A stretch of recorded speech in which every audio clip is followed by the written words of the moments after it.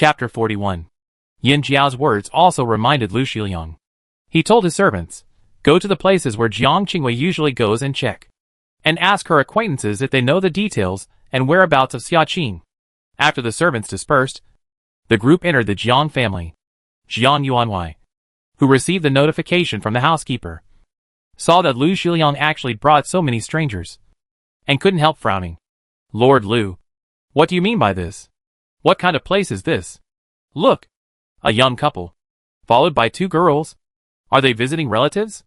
Lu Shiliang said nothing. Pang Mu laughed, looked around, and said meaningfully, "This house looks much more magnificent than the prefectural government office. If we had known earlier, we would have stayed here." When Mr. Jiang heard this, he was about to get angry, but he heard him casually say, "I am Pang Mu." Mr. Jiang was stunned for a moment, then came to his senses. "Ding? Duke Ding? Are you Duke Ding?" Pang Mu picked up a chair and sat down, slowly took out a small copper plate from his waist, and shook it in his palm a few times. "I was ordered to leave the capital to deal with the injustices in the world. Mr. Jiang, do you want to check it?" Mr. Jiang stared at the copper plate flying up and down in his hand with some obsession. And sure enough, he saw a golden-eyed unicorn on it that only the emperor could use. His heart suddenly pounded uncontrollably. And he had the courage to say anything else? "I am Jiang Huai." He knelt down in a standard posture and saluted. "Meet Duke Dingwa, Lord Yin." Since he was Duke Dingwa Pangmu, the person next to him was naturally Captain Yin. But he never thought that the couple had arrived at Linzhou City quietly, and Lu Shiliang had also called for reinforcements. This was not easy to deal with. "Don't think too much, Mr. Jiang," Pangmu said with a smile. "My husband and I love to meddle in other people's business. When we passed by your precious place, we suddenly heard a lot of noise. So we asked Lord Lu to come over to take a look." Lu Shiliang looked at him in surprise, but he understood his intention in an instant, and couldn't help but feel grateful, thinking that Duke Dingwa was indeed as rough on the outside but meticulous on the inside, as the rumor said. And he had considered every aspect. Jiang Huai is a narrow-minded person. If he knew that he had forced the reinforcements, he would have a grudge against him, no matter what the result was. Although Jiang Huai is now a commoner, he still has old friends, and his two sons have already become officials. It is unknown if they will have opportunities to rise to prominence in the future. Yin Jiao sat down next to Pang Mu and said to Su Qian, "Miao and others, you go wait outside first." Su Qian understood what he meant and was the first to leave. Not long after, Jiang Huai's wife also heard the noise and hurried over. She bowed first and then warmly invited Yin Jiao.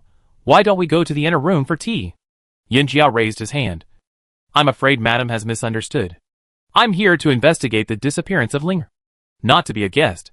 Let's forget about the tea party between the wives of officials." Madame Jiang was startled and subconsciously looked at Jiang Huai. Although the latter's face was not very good, he did not dare to refute.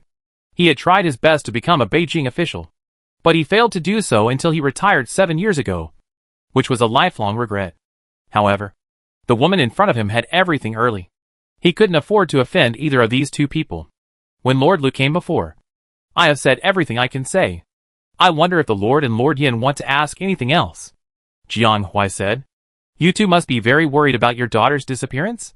Yin Jiao suddenly asked knowingly. "Of course," Jiang Huai said patiently. "She is the daughter of my wife and I, and we love her very much. Now that she is missing, she is naturally worried. But why do I feel that this is not the case?" Yin Jiao raised his eyebrows and looked over. After Xiao Si and others left, Su Qian escaped from the sight of the Jiang family servants under the cover of everyone. She hid and climbed the wall and jumped the house. But she didn't take the right path. She quietly came to the residence of the two big maids who served Jiang Qingwei before. After Jiang Qingwei got into trouble, Jiang Huai was furious and severely punished the servants who followed him that day. Now they are all recovering in the side room. Su Qian knocked on the door, and a slightly hoarse voice came from inside. "Who is it?" Su Qian waited for a while, but no one came to open the door. She guessed that the person inside was beaten and couldn't get up. So she pushed the door open and went in. There were indeed two girls in their teens lying on the Kong inside. They looked younger than her. They looked at her in shock and fear. "Who are you? Who are you looking for?" Su Qian showed them her badge and said, "I am a subordinate of Lord Yin from the Ministry of Justice." I have been ordered to come here to question you. You don't have to get up. The two girls looked at each other, both at a loss. Although they had never been to the capital, they had heard their masters describe the sacredness of the capital and the glory of humanities over and over again for many years, and had long mythified that place. Seeing Su Qian was actually an official from the capital, they were terrified. Seeing her walk in openly, they instinctively thought that it was their master who had allowed it, and they really didn't dare to avoid it at all. The one with the oval face was bolder, and asked in disbelief, Master Yin, is that the female head constable? Are you following her? Su Qian dragged a stool and sat in front of him. He nodded when she heard it, and couldn't help but straighten her chest proudly. Of course, who in the world dares to make such a joke of beheading and exterminating the family? The two girls temporarily forgot the pain, and their eyes showed yearning and longing. This is really amazing. Jiang Qingwei usually loves to listen to the news in the capital, and Yin Jiao's deeds are naturally included in it. Even the maids and women around her know everything about it, and they are all envious. Seeing that they looked haggard, their eyes were red and swollen, and their lips were dry and chapped. Su Qian thought for a moment and said, I heard that you were punished and beaten. How are your injuries? Do you want some water? It would have been fine if she hadn't said this. But when she said this, the two girls' eyes were red, and they nodded with a nasal voice. Thank you, sir. After the young lady disappeared that day, they were half heartbroken and knew that they could not escape the disaster. As expected, they were beaten more than 30 boards in the yard that night after they came back, and then thrown back to die. The weather was hot, and the broken wounds could not heal for a long time. Several sisters who were good friends with them only came secretly to give some medicine powder and were scolded, so no one dared to come again. Neither of them could move. They hadn't eaten anything for a day and were almost unable to bear it, although it was not appropriate to ask the official to serve tea and water for them. They could not care less at this moment of life and death. Su Qian sighed and was about to pour tea, but she found that the teapot on the table had grown mold due to the heat. She sighed again and turned to leave. Not long after, she returned with another teapot and a bag of snacks. You have to eat and drink enough to get better. As a 7th-rank official in front of the Prime Minister, the Jiang family did not dare to neglect Xiaoxi and others. They invited them to the flower hall next door with gentle words and treated them with good tea and water. Just now, Su Qian sneaked back and temporarily took Xiaoxi's teapot and a plate of snacks. The two girls ate a few mouthfuls of food in a hurry, and felt the burning hunger in their stomachs gradually disappear. It was as if they were alive again. Suddenly, they burst into tears and choked up, saying, Thank you, sir. I never thought that I could have such good fortune. Su Qian felt sorry for them, and took out the necessary powder and pills for wounds in the daily life of the guards. Use this medicine after you finish eating. It's been hot and stuffy these days, and it will fester and become bad. The two little girls nodded like pecking at rice, and tears fell one after another. After they finished eating, Su Qian took out the portrait of Xia Qing. Do you recognize this person? The two squinted their eyes and looked at it for a while, and nodded without hesitation. It's Mr. Xia Qing. Su Qian was delighted. Do you know where he came from? How is he related to your young lady? Another round-faced maid wiped the snack residue from her mouth. My young lady met this man at a literary meeting last month. It is said that he is a branch of the Xia family in Beijing, and has just returned from his hometown after passing the examination for a scholar. The oval-faced maid continued. He was met on the road by 2 other scholars in our Linzhou city. Since they were on the way, they returned together. Although we don't know much about those things, the people at the literary meeting all respected him very much, and he seemed to be very talented. My young lady, she is not very good at making friends. After careful consideration, she chose a more euphemistic statement. But this Mr. Xia is very humble and kind, not at all impatient, and the young lady fell in love with him at first sight. Later, the master and the lady found out.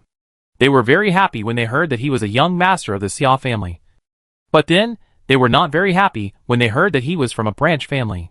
As they talked, Su Qian was desperately thinking in her mind. There is no surname Xia among the first-class famous families in the capital. But there are indeed several officials with the surname Xia who are relatives of each other. Although it is not prominent in the capital, it can also be intimidating in the local area. Could it be that Xia Qing is really a descendant of his family? If so, Why doesn't he even bring an entourage with him when he goes out? That's what she thought. So she asked, "How do you know if he lied?" The two girls were stunned. Obviously they had never thought of this possibility.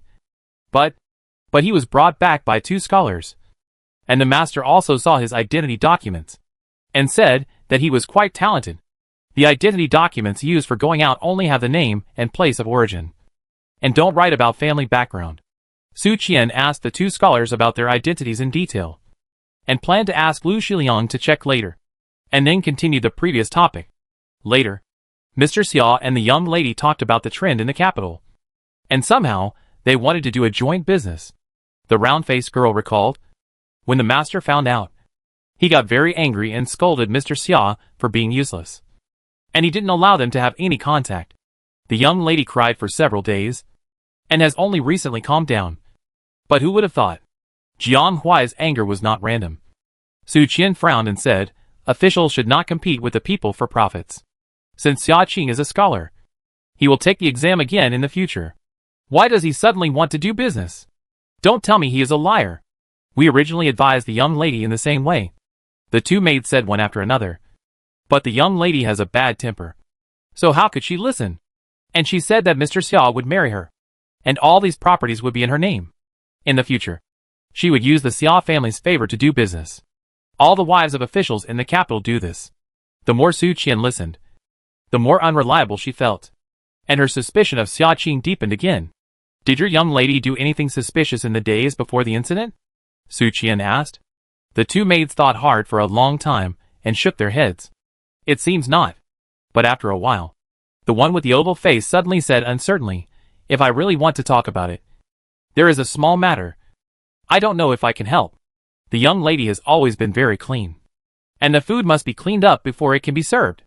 But a few days, she asked someone to directly send the food box with stir-fried shrimps to her. And she opened it and checked it herself. We all thought that her requirements were getting more and more strict. So we didn't take it to heart. Stir-fried shrimps? This was the second time Su Qian heard this dish. Her eyebrows jumped. And she asked, but is it the stir-fried shrimps from Yuhai restaurant? That's right. Stir-fried shrimp again. Su Qian's heart suddenly started beating fast. And many thoughts suddenly came to her mind. She couldn't help but get up and walk out.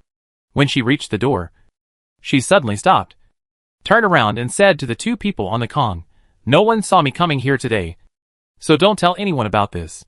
The two girls were stunned and said blankly, but didn't you say you were ordered to investigate the case? How could no one know? The words were out, and the two understood instantly, and immediately broke out in a cold sweat. But when they accidentally glanced at the tea, snacks and medicines on the edge of the Kong, they made up their minds together and gritted their teeth and said, don't worry. Sir, we will never tell anyone even if we die. Without this master, they would have starved to death or died of illness. Just consider it as repaying a favor. Su Qian opened her mouth, but still said something that crossed the line. No matter if your young lady comes back, you can't continue to serve her. Have you thought about your future? She wanted to say no matter if Jiang Qingwei comes back or not. But then she changed her mind and thought that this was really unlucky. So she hid it. The two of them really lowered their heads, wiped their tears and said, it turns out that we have a hard life. Let's take it one step at a time. If the servants who made mistakes are lucky enough to survive, the best outcome is to be exiled to a remote farm and be randomly married by the master to a widower or a man who can't get married because of some defects. It's no different from an animal that only relieves heat and gives birth to children. And their lives are over. Su Qian bit her lip. Are you willing to go out? The two looked over in shock, and a scorching light suddenly flashed in their eyes. But it disappeared immediately. We appreciate your kindness. But we were sold by human traffickers during the famine, and we are sold indentured. Even if they wanted to, it would be impossible as long as the master did not allow it. Su Qian nodded, and made a quick decision in her heart. There is always a way out. You take good care of them. I'm leaving first. After she closed the door and left, the two girls looked at each other for a long time. And it was unknown who said with a trembling voice first, could it be that we can really find a way to survive? Su Qian returned the same way, and wanted to go directly to where Yin Jiao and others were. But then she thought again. If she acted rashly, Jiang Huai would definitely be suspicious. and maybe the two girls would be exposed. She turned around and went back to the flower hall where Xiao Si and the others were. She quietly borrowed their charcoal sticks and paper, wrote a short scroll with concise words, and slipped it to Yin Jiao while delivering something. Yin Jiao didn't expect to get the results so soon, and was quite excited. He took the initiative to tell Mrs. Jiang that he wanted to change clothes, and then read it all at a glance. Sure enough, there was something wrong with Xia Qing. After sitting down again, Yin Jiao drank a cup of hot tea to adjust his state, and then suddenly attacked when everyone was silent. It's not good for Mr. Jiang to refuse to cooperate. Are you so sure that Xia Qing will not do anything to hurt Ling Qianjin? Jiang Huai and his wife looked over suddenly, and their eyes were confused for a moment. Yin Jiao struck while the iron was hot, and said aggressively, "You use the dishes of Yuhai restaurant as a cover to pass on information to each other, and regarded the government as nothing. It's really ridiculous." Jiang Huai Jiang Yuan Huai. She raised her voice suddenly, showing her sharpness. "Don't think that you will be an official for life after being an official for a day. You are no longer the prefect who is feared by the people. Your arrogance, conceit, and self-righteousness may very likely kill your own daughter." Clang. Mrs. Jiang accidentally smashed the teacup, and her expression showed panic. Xia Qing's origin is suspicious and his whereabouts are unknown. Yin Jiao pressed step by step. His words were sharp and almost cruel.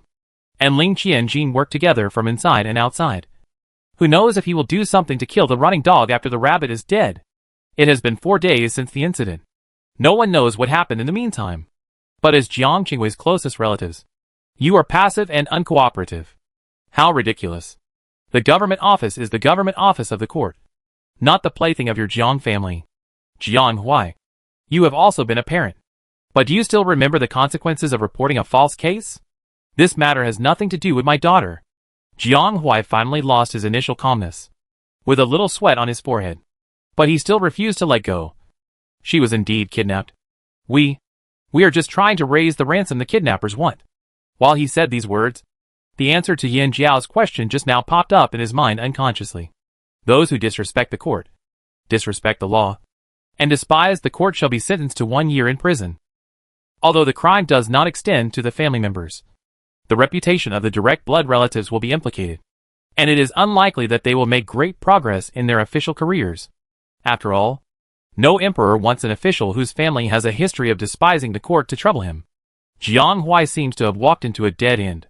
No matter how much people outside persuade him, he will not turn back until he hits the wall. Yin Jiao tried his best to make this father, who only thought it was right, speak. But there was no direct evidence to prove that he had private dealings with Xia Qing. So he had to call it a day for the time being. Damn it. Why are there always so many people in the world who are confused?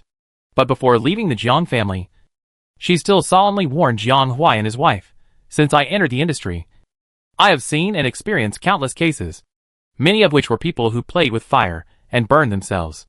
I just hope that you will not be too smart and make mistakes." After saying that, she looked at Mrs. Jiang and watched her move her eyes away as if to escape.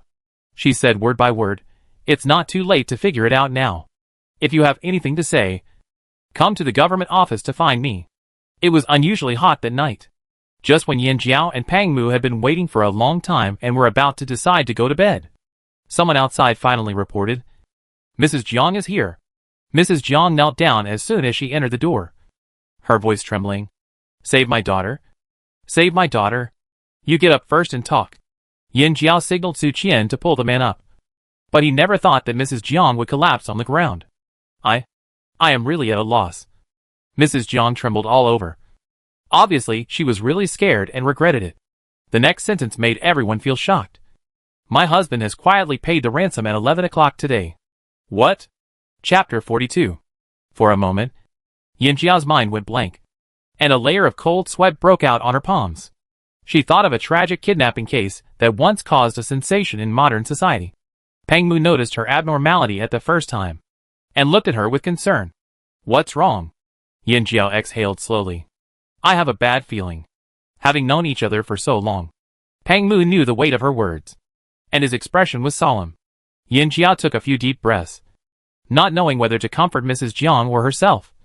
"Lord Lu has ordered people to post portraits of Xia Qing and Ling Qianjin at various city gates and traffic arteries. Maybe there will be news soon. Lu Shiliang nodded and comforted Madame Jiang. Madam, don't panic. The local elite soldiers are on duty everywhere.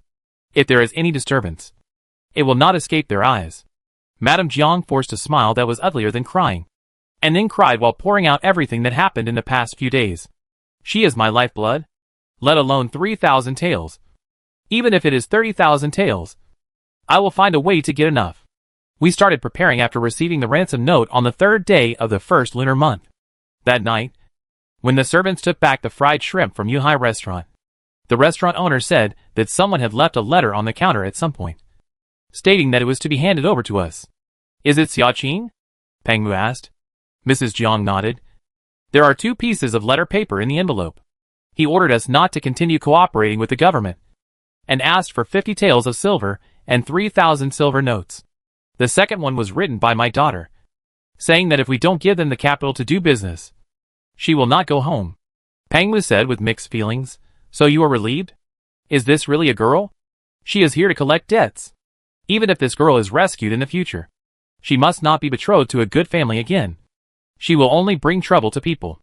Yin Jiao frowned. I am not saying that you two are too arrogant. How can you play with such things? How long has Xiaqing been here? I don't know her background. What if it's real? And how dare you believe it? Being favored makes one feel confident, but it depends on the person. The girls around her are ready-made examples. Miao and Su Qian have complicated backgrounds, and they are like precocious little adults, but Bai Ning is favored enough. Right? She is really a spoiled girl, but she has never done such an unreliable thing. Mrs. Zhang's thinking is still clear, and she shed tears and said, in fact, I have been worried, but this matter is really not decent enough. If it gets out, not to mention that my daughter can't marry a good family in the future. Even the 3 sons in the family will have no future. The parents at home have no way of teaching and raise such a reckless girl. How good can the brothers who are born of the same mother be? Who dares to entrust her with important tasks? The palms and backs of the hands are all flesh and blood. The daughter is important, but she can't watch her innocent sons being implicated and their future being taken away before they can make a name for themselves. Mrs. Zhang's hands trembled slightly, and she twisted the corners of her clothes nervously. We thought that at least the 2 children are in love, and they can be naughty, but they won't. Yin Jiao frowned, thinking that you have a beautiful idea, but things in this world are ever-changing, and people's hearts are unpredictable. Besides, who exactly is Xiaqing? Just 2 scholars met on the way, and a piece of identity document are not enough to prove anything. What if the 2 scholars are accomplices? What if the identity document is forged? Or he stole it? At this point, it was useless to blame the victim's family. Yin Jiao asked someone to change a cup of slightly hot soothing tea for Mrs. Jiang and asked her to continue. Mrs. Jiang pulled the corner of her mouth gratefully and took a sip of the tea despite the heat. The next day, which was the 4th day of the 1st lunar month, you 2 came. At this point, we couldn't lose face, and we were afraid that Xiaqing would be provoked to the point of desperation and do something bad. How could we dare to tell you? To be honest, Xiaqing is a scholar, and the master has some capable guards under his command. He sent someone to the private room of Yuhai restaurant this morning to deliver the ransom. The guards were lying in ambush outside, ready to follow Xiaqing secretly if he came to get it, and rescue my daughter by the way, and the matter would be over. Several candles were burning. 2 lines of wax tears slid down the outer wall, and slowly solidified on the top of the wax flakes piled up at the bottom of the candlestick. This is the most common cheap candle among the people. The production process is rough, and the wax often contains water. The next moment, the slightly dim candle flame burst, jumped violently in the air for a few times, and instantly became bright. Several moths that had been flying around the fire finally couldn't resist the temptation and pounced on it without hesitation. In the blink of an eye, they died with a slight crackling sound. Peng Mu understood and sighed. But something went wrong, right? When it comes to tracking, even Xiao Wu, who is the best at hiding, can't guarantee that he will succeed every time. Is Jiang Huai just a pure fool? Or is he too confident? Mrs. Jiang nodded vigorously, tears flying far away. It was agreed that the ransom should be paid before the morning. But the man didn't come until the afternoon. He was also very alert, wandering around the city, and changed his clothes several times. About half an hour ago, He actually got rid of the man. The guards in charge of keeping an eye on him were struck by lightning and hurried back to report. Jiang Huai was furious, and Mrs. Jiang almost fainted. For the first time in history, she quarreled with her husband regardless of his dignity, and then ran to ask for help at the risk of being divorced. Pang Mu felt that this woman was both pathetic and pitiful. You would rather believe the kidnappers than the government? We are not afraid to say ugly words in advance. Kidnapping is for money. What use is there to Ling Qianjin when the ransom is in hand? Even if he is weak, he is still an adult man. Mrs. Jiang burst into tears and said, I said that before. But the master has that temper. She turned her head and looked at Lu Xiliang with tears in her eyes. Lord Lu also knows that he doesn't even believe your account. It was not easy to report the case at the beginning.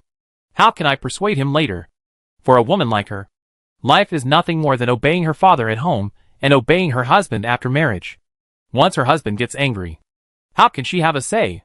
Yin Jiao hasn't wanted to beat someone like this for a long time. How can such a bastard get the position of prefect? If other serious scholars, who have been trying their best but can't find a way, knew it, wouldn't they be ashamed and angry? Mrs. Jiang didn't care about her dignity at this moment. She covered her face and sobbed. She lifted her skirt and wanted to kneel down for everyone. Everyone rushed to support her. When the house was in chaos, a yamen runner came back panting. He didn't even bother to wipe the sweat off his forehead and reported to everyone, Master. 2 adults. Just now, the guards at the south gate found a man who looked like Xia Qing in the portrait. He went straight out of the city. The animal he rode also looked like the one in the description. They were afraid of accidental injury and afraid of alerting the enemy. So they led people to follow him quietly for a while. They saw that he was going more and more remote. And later he hitched a hidden carriage in a small forest. The carriage was the one that the rental company had not returned. I felt that it was almost certain, so I hurried to report it to you all. After hearing this, Madame Zhang's emotions changed dramatically. Her throat gurgled a few times, and she fainted because she couldn't catch her breath. Lu Xiliang hurriedly asked someone to carry her to the back and asked for a doctor. Just as he was about to start the troops, he saw Pang Mu and Yin Jiao leading the way and running out with a few guards. The city gate was closed at this time. The people at the south gate had been instructed in advance, and they hurried to reopen the city gate when they saw them coming. The yamen runners who followed them left marks along the way, and everyone followed them all the way. And they actually followed them for dozens of miles in one breath. The situation is not good. Pang Mu put the torch close to the mark in front, looked around and said, he is on the civilian road in the city, and he is going to run away. They had previously deduced that since Xia Qing could frequently contact the city, her hiding place must be within a one-day round-trip range. But now, Yin Jiao raised his hand to tighten the reins, holding Jueyun's neck to calm her restlessness. Feeling uneasy, abandoning the hostages and running away with the ransom is consistent with hostage murder. Jiang Qingwei is probably in danger. Su Qian.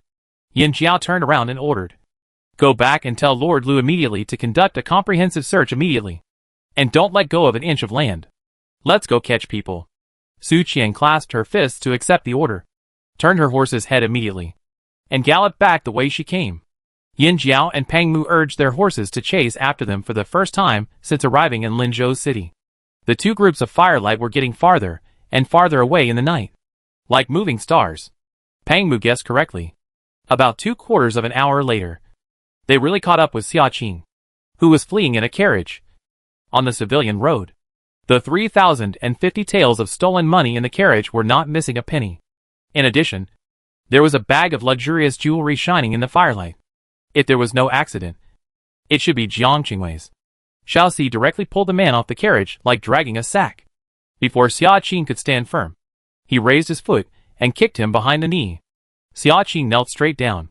The civilian road was not as flat and clean as the official road. The ground was covered with gravel. Xia Qing's pants were bleeding. Where is Jiang Qingwei? Yin Jiao asked with the last bit of luck. Xia Qing looked up at her, without saying anything, with a look of contempt and disdain for women. Pang Mu didn't have such good patience, and punched him in the abdomen. Xia Qing groaned, spit out a mouthful of yellow water, and his face turned pale. Pang Mu stretched out 2 fingers and pinched his shoulders casually. Answer her question. It was such a simple action. But Xia Qing was so painful that he didn't even have the strength to shout. Sweat was pouring down his body, And soon, his clothes were soaked. Dead? Ah, I killed her. Spare me. Spare my life. Xiaqing shouted with all his strength. And his voice broke. Everyone's heart was chilled. No matter how willful and unruly Jiang Qingwei was, she didn't deserve death. Xiaoxi pressed Xiaqing's hands, which were tied behind her back, down hard and shouted, "Where's the body? Where is the body?" Xiaqing had always lived on her words. So how could she have suffered such a crime? Her face was covered with snot and tears from the pain. And she trembled and said, "It's the nameless mountain in the south of the city. The one with a crooked tree at the foot of the mountain. And there is a dilapidated hut on top. Right. Right there." Pang Mu winked at Xiao Lu, who understood and immediately went back to report to Lu Shiliang. When they were escorting Xiaqing back to the city, they happened to meet Lu Shiliang, who had just returned from searching the mountain. At the city gate, seeing a stretcher covered with white cloth in the team, everyone knew that there was no need to ask anything. Yin Jiao couldn't explain what he felt at the moment, and told Xiao Wu, "Go inform a Miao and prepare for the autopsy." Pang Mu and Lu Shiliang went to investigate the case, while Yin Jiao took a Miao to the autopsy. The girl who was now lying quietly in the autopsy room should have had the best life. A very good family background. The treatment of being the center of attention. A beautiful appearance. But in the end, this was the result. Chapter 43. A Miao wore a mask. "Master, shall we start?" Yin Jiao looked at the open inspection box and sighed slightly. "Let's start. You come. I'll watch." She had hoped that she would not need it this time. But she had only been using it for half a month. A Miao was stunned for a moment, pursed her lips hard, and tried to control her excitement. Yes. When the body was found, it was lying on its back on the dirty ground that she despised the most during her lifetime. There was an obvious circle of strangulation marks on the neck, and there were marks of repeated beatings on the back of the head. The blood had gathered into a small puddle. The corpse spots had been completely fixed. A Miao stretched out her hand and pressed again. It takes strong pressure to make some areas fade, and the rigor mortis of the lower jaw and upper limbs has eased. The time of death should be more than 1 day. It is now the 5th hour of the first lunar month, which means that Jiang Qingwei was killed at the latest last night, and Jiang Huai sent someone to deliver the ransom this morning. Yin Jiao nodded, and worked with her to turn the body over, and saw that maggots were already wriggling in the wound behind the head. The weather is hot and humid, and it was in such a dirty place, because the chest will be opened later for autopsy. The master and apprentice looked at the back first. A Miao cleaned the wound and looked at it carefully, and pressed it again, saying uncertainly, "There are traces of repeated beatings. The wound is flat. There are obvious skull fractures and scalp tears, and some spots of hair missing from the scalp. The murder weapon and method are." At this point, she instinctively looked at Yin Jiao and opened her mouth, but no sound came out. It was obvious that this first independent autopsy made her very nervous. Yin Jiao gave her an encouraging look. "You can do it." Ah Miao swallowed and found that her gloves were already sticky, all sweat from nervousness. It was caused by someone grabbing her hair and hitting her repeatedly on the ground. Yin Jiao gave her a thumbs up with satisfaction. "Great." Ah Miao finally breathed a sigh of relief. Her eyes above the mask were full of excitement of being affirmed. And then she seemed much more confident and fluent.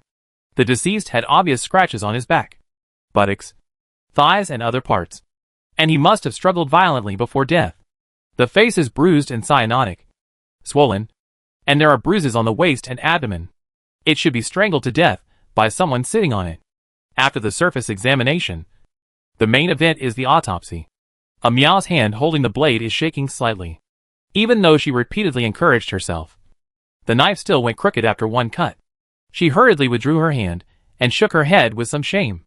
"I'm sorry, Master. I'm still not very good. You should do it." Even if she often practices with rabbits. Humans are different from ordinary animals after all.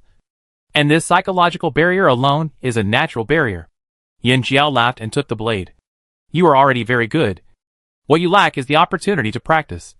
This kind of thing can only be gained through experience accumulation. A good cook cannot cook without rice. The lack of a corpse is indeed the biggest problem facing all relevant practitioners. Fortunately, this problem has been solved now, and people in the future will never be trapped in front of this ravine again." Yin Jiao skillfully cut open the corpse in the eyes of a Miao's admiration and envy, and quickly reported the conclusion. "Look carefully at the 2 ribs at the bottom. There are obvious bone fractures, which should be pressed by the murderer. She cut the ribs to expose the internal organs.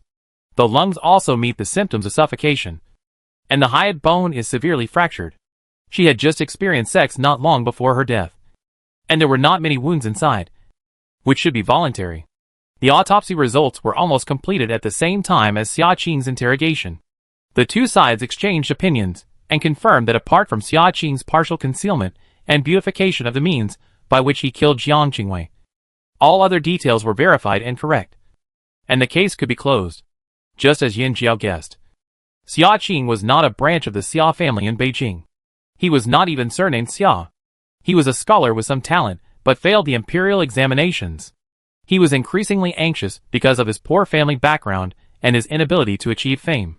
He envied others for their fine clothes and delicious food, but was unwilling to lower his face to do some real work to improve his life. As a result, he went astray. Xia Qing's identity documents were also stolen by him during a chaos. At that time, it was a whole set of luggage with some scattered silver and bright clothes. Now the silver has been spent, but the clothes are still on him. He was handsome and gentle, and he was born with a silver tongue. With the genuine identity documents and exquisite clothes, he actually deceived Jiang Huai, who was determined to go to Beijing. Not to mention Jiang Qingwei, who was not very experienced in the world. But Jiang Huai had some experience after all.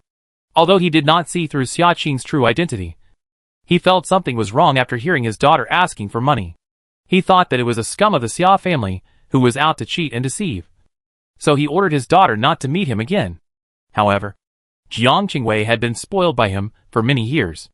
How could her willful and domineering character change overnight? Seeing that crying and making a fuss was fruitless, Jiang Qingwei secretly continued to contact Xia Qing through Yuhai restaurant and discussed a fake kidnapping. However, the growth environment, etiquette education, and the philosophy of dealing with people of these two people were completely two extremes. Although Xia Qing also coveted pleasure, he had suffered all his life, while Jiang Qingwei, who grew up in a honeypot, could not bear any hardship at all. This farce was destined to end in tragedy from the beginning. Although Jiang Qingwei proposed the plan herself, she was a little upset as soon as she entered the forest that day. She lost her temper that night, but was soothed by Xia Qing's gentle voice. In the following days, Jiang Qingwei was forced to sleep in an old, dusty house that she had never dared to think about before, eat simple meals that she would never even look at before, and even couldn't wash and dress up every day. No one served her, and she almost went crazy. It's not that she didn't think about going back, but Xia Qing knew very well that if she gave up halfway, Jiang Qingwei might be forgiven, but she would never be. The Jiang family had already reported the case to the authorities, and it was a serious case. Once he went back, he would at least be exiled, and his life would be over. So he patiently coaxed Jiang Qingwei with kind words, and finally succeeded in making love in that filthy place. However, it worked for a while, but not for 3 days. After secretly sending the letter to the Jiang family, the two of them had an unprecedentedly fierce quarrel again. Jiang Qingwei felt that she was willing to fall to such a point for him, suffered so much pain, and finally gave him her body. The other party should have whatever she wanted. So she complained more unscrupulously, insulted, and even kicked Xia Qing. She raised her hand and slapped Xia Qing, pointing at his nose and scolding. "I will tell Dad that you must suffer a lot. I will throw you into prison for a few days, and see if you dare to talk back." This sentence directly caused the string in Xia Qing's mind that had been tense for a long time to snap. And he lost his mind. He frantically pushed Jiang Qingwei to the ground, grabbed her hair, and hit her countless times in one breath. When he came to his senses, he found that his hands were tightly pinching her neck, and that beautiful but abusive mouth had long been unable to utter any words. He was flustered for a moment, but immediately felt relieved. He really had served this young lady enough. Moreover, Jiang Qingwei's letter had just been sent out for a while, and both the Jiang family and the government must have thought that she was still alive.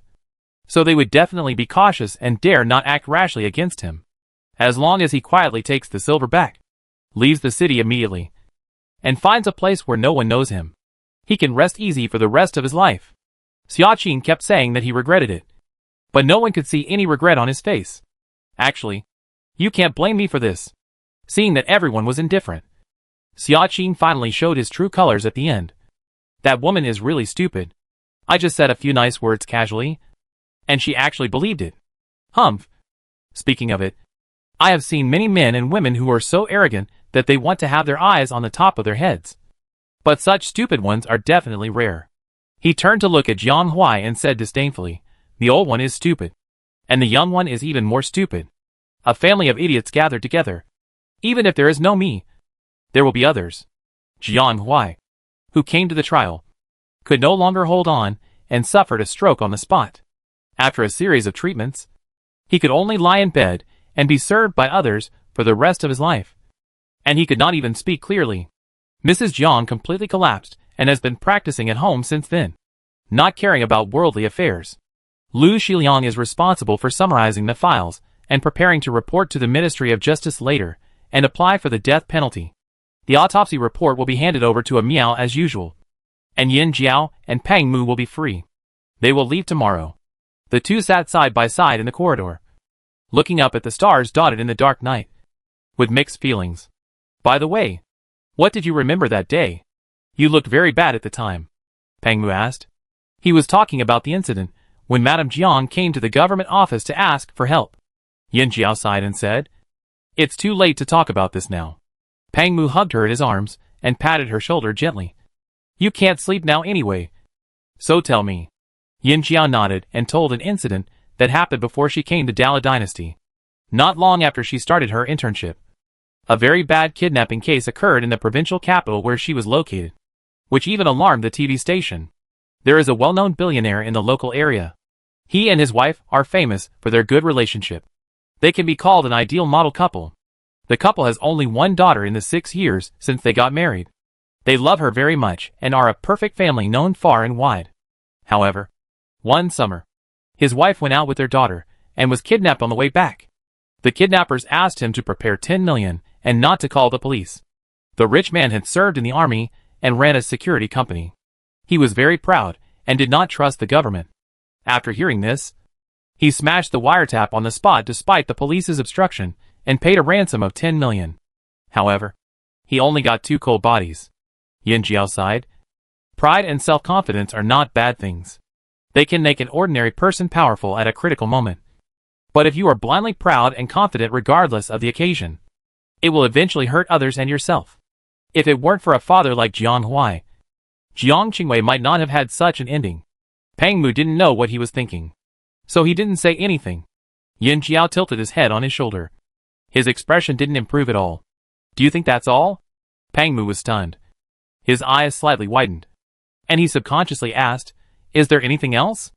Yin Jiao slowly exhaled, raised his head and looked at the stars that kept twinkling in the sky, and said with mixed feelings, after knowing that his wife and daughter were indirectly killed by him. The rich man was in great pain and fainted several times on the spot. Later, he held a shocking funeral, and then received countless interviews and reports. Ah, interviews are a kind of activity over there. Just publicity. Anyway, in the end, more people knew his beautiful love story, knew that there was such a passionate man in the world, and then knew about his business. And his net worth quickly doubled. Speaking of this, Yin Jiao's eyes suddenly became cold and sarcastic, and the topic suddenly changed. Then only a year later, strictly speaking, 367 days, he married another younger and more beautiful woman. Before I came here, the two had already given birth to a healthy and lovely son, and once again became a perfect family praised by everyone. Humans are the most affectionate animals, but also the most unfeeling beings. Peng Mu was speechless for a long time. He pondered for a moment, and said seriously, I always feel that the case you mentioned is a bit strange. Yin Jiao raised his eyebrows and finally smiled a little. This was a kind of joy of discovering that his lover and himself had a tacit understanding. At that time, we also suspected that the family was not as perfect as the rumors outside, and everything was planned by the rich. The upper level even set up a special task force. But in the end, all the evidence showed that it had nothing to do with the rich. Perhaps he just went with the flow. Peng Mu sighed silently. After a while, he smiled and said, you told me a story, and I will tell you one I just heard. Yin Jiao rolled his eyes. It's Jiang Huai's, right? Peng Mu rubbed his forehead against hers. Their noses touched. Their breath blended. Smart. Someone once said that a person's luck in life is limited. The only difference is when it comes, and whether it can be grasped. And Jiang Huai's fortune was concentrated in the 10 years, when he was in his 40s. He has always been not very capable, and has a high ambition. The teachers and classmates in the academy have never had expectations of him. However, no one expected that Jiang Huai would pass the exam with the lowest score at the age of 37. Then the examiner he met in the joint examination took a different approach and appreciated his essay. He went against all odds and promoted him to the 19th place in the second class. Later, the two of them became master and apprentice. Jiang Huai was very good at flattering his superiors. He always asked about his teachers and superiors' well-being and gave them expensive gifts every year. He was even more attentive than serving his own father. So in the next few years, he ushered in the most glorious moment of his life. He was successfully transferred from the Hanlin Academy to the magistrate of the county, the prefecture, and finally the prefect.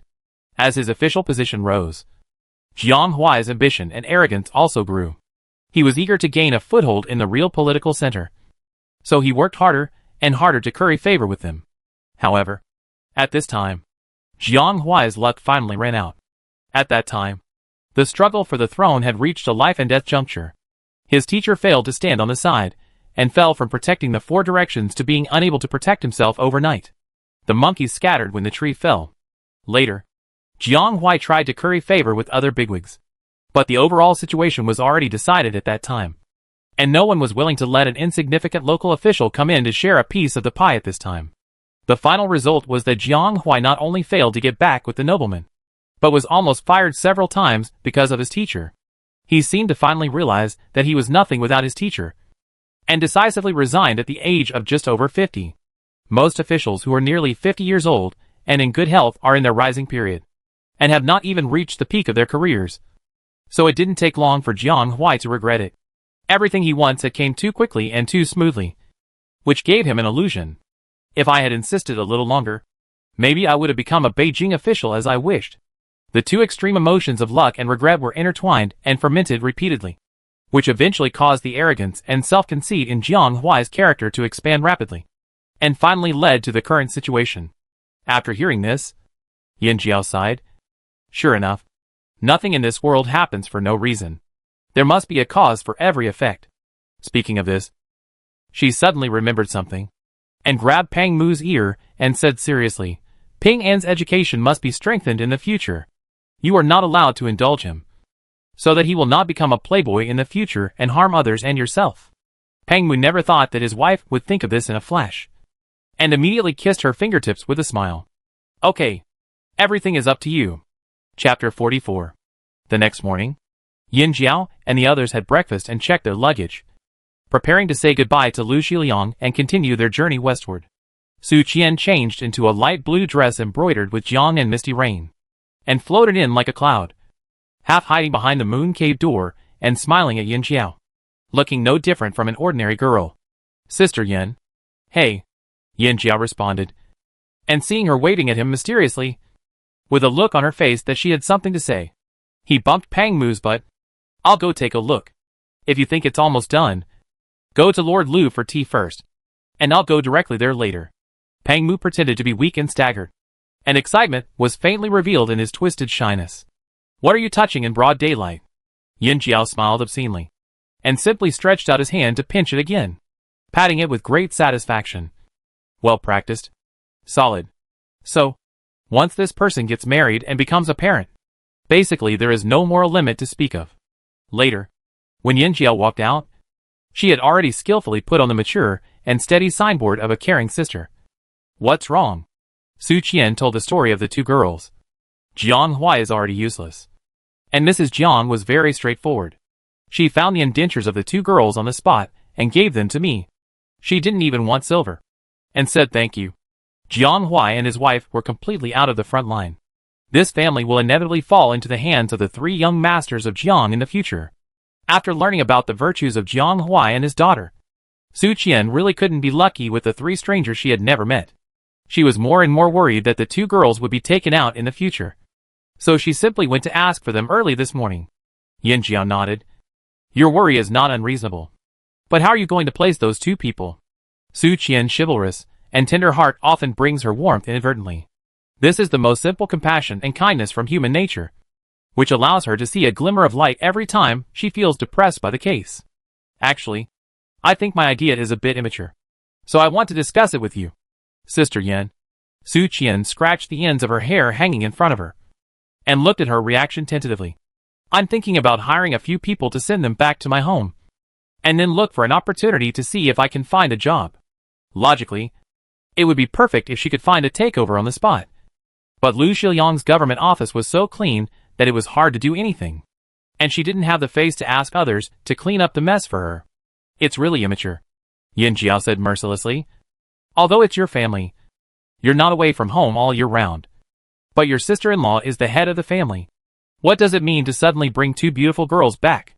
Su Qian blushed. She really didn't expect this step, but she felt that she was really unfamiliar with that family now, and she was afraid that after sending them back, the two sides would have a rift. Yin Jiao smiled and pinched her face. Even if you don't mean that, your family has few people and not much work. Suddenly there are two more people. Where to arrange them? Su Qian was a little anxious and annoyed. Sister Yin, am I meddling in other people's business? Yin Jiao chuckled. Silly girl. If there were no nosy people in this world, how indifferent it would be. She thought for a moment. This is not difficult. I own 2 farms in the suburbs of Beijing. The fruit trees I planted before have gradually begun to bear fruit in the past 2 years. I am very busy taking care of the fruit trees and collecting the fruits. Earlier, I was thinking about whether I should hire a few more people, but unfortunately I was too busy and forgot about it. Let them go there. First, it is safer. Second, there is a source of livelihood. And third, I don't have to look for it outside. Su Qian happily pulled her arm to thank her, and then skipped away, and even her back showed some joy. Seeing her joyful look, Yin Jiao suddenly felt that his previous depression was swept away. Look, there are still many good people in this world. It was a rare cloudy day, which was a good weather for traveling. Yin Jiao and others did not delay for long. After saying goodbye to Lu Xiaoyang, they got on the official road. For a while, they could only hear the sound of horse hooves. A group of riders gradually went farther and farther with the breeze in the morning, and finally disappeared at the end of their sight. After parting at this time, I don't know where we will meet in the future. Fortunately, everyone is free and easy by nature. Besides being slightly sad, they are more happy to have new friends with similar interests. Lu Xiaoyang and his men stood there and watched them go, and then walked back with emotion. His confidant turned his head and looked a few more times. He also felt that he had lived a very fulfilling life in the past few days. He couldn't help but sighed. I have heard that Duke Dinghua and his wife are free and easy, generous and approachable. Now I see that they are indeed as they say. Small people like them originally had no chance to interact with others. The experiences of the past few days can be used as a lifelong topic of conversation. Lu Xiaoyang stroked his beard with a smile and bowed to the east of the imperial city. You treat him with the courtesy of a national hero, and I repay him with a national hero. Your Majesty has a keen eye for talent, and Duke Dinghua has lived up to your heart. This is indeed a good story of a monarch and his subjects knowing and staying together. How lucky the world is. How lucky the people are. Yin Jiao and others are all skilled in horsemanship. At this time, they let go and galloped on their horses, and their speed was many times faster than when they were traveling with the carriage before. Everyone dismounted and asked at the post station, and headed west along the official road. In the evening of the second day after leaving Linzhou, they caught up with Qi Yuan and others who had gone ahead. The old lady who got the news brought Ping'an out to greet him, and said with a smile, "You are very quick. We were just talking about this when we were having dinner. It will probably take a few more days." Dad? Mom? Ping'an rushed over and hugged Pang Mu's thighs, and rubbed them a few times, squeezing his chubby cheeks out of shape. Ouch! Pang Mu bent down and picked him up. He unexpectedly found that the little guy's eyes were red, as if he had cried. So he looked at his mother to ask. The old lady pursed her lips, and made the shape of sheer, and smiled and said, "An official who came to Beijing to report on his work came to the post station at noon today. He heard that I was here, so he came to visit me. Coincidentally, his family also has a little boy, who is 3 years old this year. It's a coincidence that although you have never met, you are old acquaintances." Pang Mu and Yin Jiao were interested when they heard this. "This is fate. Who is it?" I didn't expect to encounter one of the greatest joys of life. Meeting an old friend in a foreign land. Which is really a good omen. Qi Yuan caught up from behind. And he didn't know what he just said. Su Qian followed behind and jumped and hit him. He smiled while distracting himself to block. Yi Qing, the former Guangyuan prefect, was the one who handled Wang Mei's case. The Gao family, to which her husband Gao Chan belonged, colluded with the enemy during the war. The two suddenly realized. And the long-buried memory fragments suddenly rose from the ground, occupying their minds one after another. And the image of Yi Qing became clear again. It was indeed an old acquaintance. It's true that we meet everywhere in life. Pang Mu smiled and shook Ping'an in his arms. It's fate. I must go and see him later. Yin Jiao also nodded and turned to Qi Yuan and said, Didn't we bring a car of Zuishishingchen when we came? Bring out a jar. And we'll drink that tonight. This time it was also considered a return trip to visit relatives. And most of the convoy was Beijing scenery, including a car of Zuishishingchen's homemade high-proof liquor. This can be given as a specialty to relatives and friends, and can also be used for disinfection at critical moments, which is very practical. Qi Yuan agreed, walked a few steps, and then used his toes to hook a stone, and hit Su Qian's arm with a snap, leaving a gray mark instantly. Su Qian was so angry that she screamed and chased after him. Xiao Si and others followed behind to watch the fun and started to make a fuss. The fire clouds in the evening were extremely blazing, and the red and purple clouds covered the sky and the earth, winding and flowing. And the beauty was not like the mortal world. On the ground, everyone was playing and laughing, and the laughter startled the tired birds in the forest to fly up. Seeing this, Yin Jiao turned his head and looked at Pang Mu. Did you see it? Pang Mu raised his eyebrows and nodded. Look, they are flirting. But speaking of this, Yin Jiao pointed at Ping'an, who was hugging his father's neck and acting coquettishly, and asked the old lady, What does it have to do with Sheer if he plays with the young master of the Yi family? The old lady whispered, I did. Originally, the two children were playing well together. But somehow Ping and Jiang Longing was touched. Suddenly, he held his mouth and asked to find Shi, which frightened young Master Yi and almost made him cry.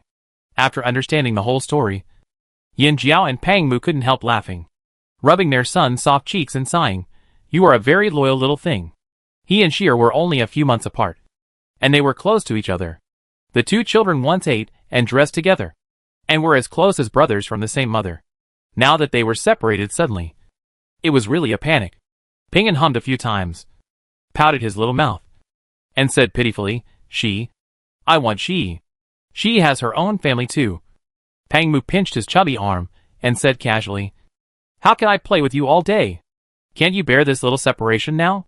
Dad tells you there will be many more days like this in the future. Yin Jiao, old lady. I don't know if he really understood or sensed the cruelty in his words. Ping'an blinked his eyes with his little face blank, and suddenly burst into tears. Where is she? The child's tears came faster and faster than the rain in June. In the blink of an eye, his face was wet with tears. The big tears rolled down his eyes, and formed a discontinuous line at his chin, which had no lines at all. Everyone came up to make fun of him. The old lady hit Pang Mu hard several times, and said in a hateful voice, You have a broken mouth. If you don't speak, no one will think you are dumb. Pang Mu didn't dare to hide. He hunched his shoulders and let the old lady hit him. Xiao Lu and others laughed beside him, and put their hands on their mouths from left to right. This is what they learned from Yin Jiao back then. It means shut up. Duke Dinghua, who was so powerful outside, was pushed out of the circle by everyone and stood outside scratching his head. He wanted to make up for the loss. But the fat guy was still vindictive and only faced him with his buttocks, refusing to even give him a straight face. At this moment, Yi Qing also heard the noise and came out. He recognized Pang Mu in the crowd at a glance. He couldn't help but quicken his pace, looked at her excitedly for a few times, and then bowed to the ground. Although I can't come, my heart is longing for you. Today I finally see you, and I have no regrets in this life. Pang Mu smiled and helped him up, and returned the greeting. Yi Qing quickly avoided half of his body, saying that he didn't dare. This is Yin Jiao, the head of the yellow character A-class constable. Pang Mu introduced him solemnly, and there was no simple introduction. This is his wife. Yi Qing's face was even more happy when he heard it. I have heard of you for a long time. After that, he exclaimed, It is indeed a pair of immortal lovers. Yin Jiao returned the greeting and sighed. This world is not small. But it is not big. Who would have thought that we would meet here one day? As she spoke, she also looked at the legendary prefect with great joy.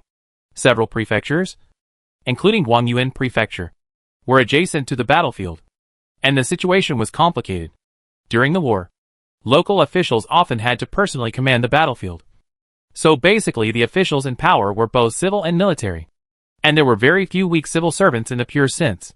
Although Yi Qing was a genshur from the imperial examination, he was also familiar with the art of war, and his riding and shooting skills were far superior to those of ordinary soldiers.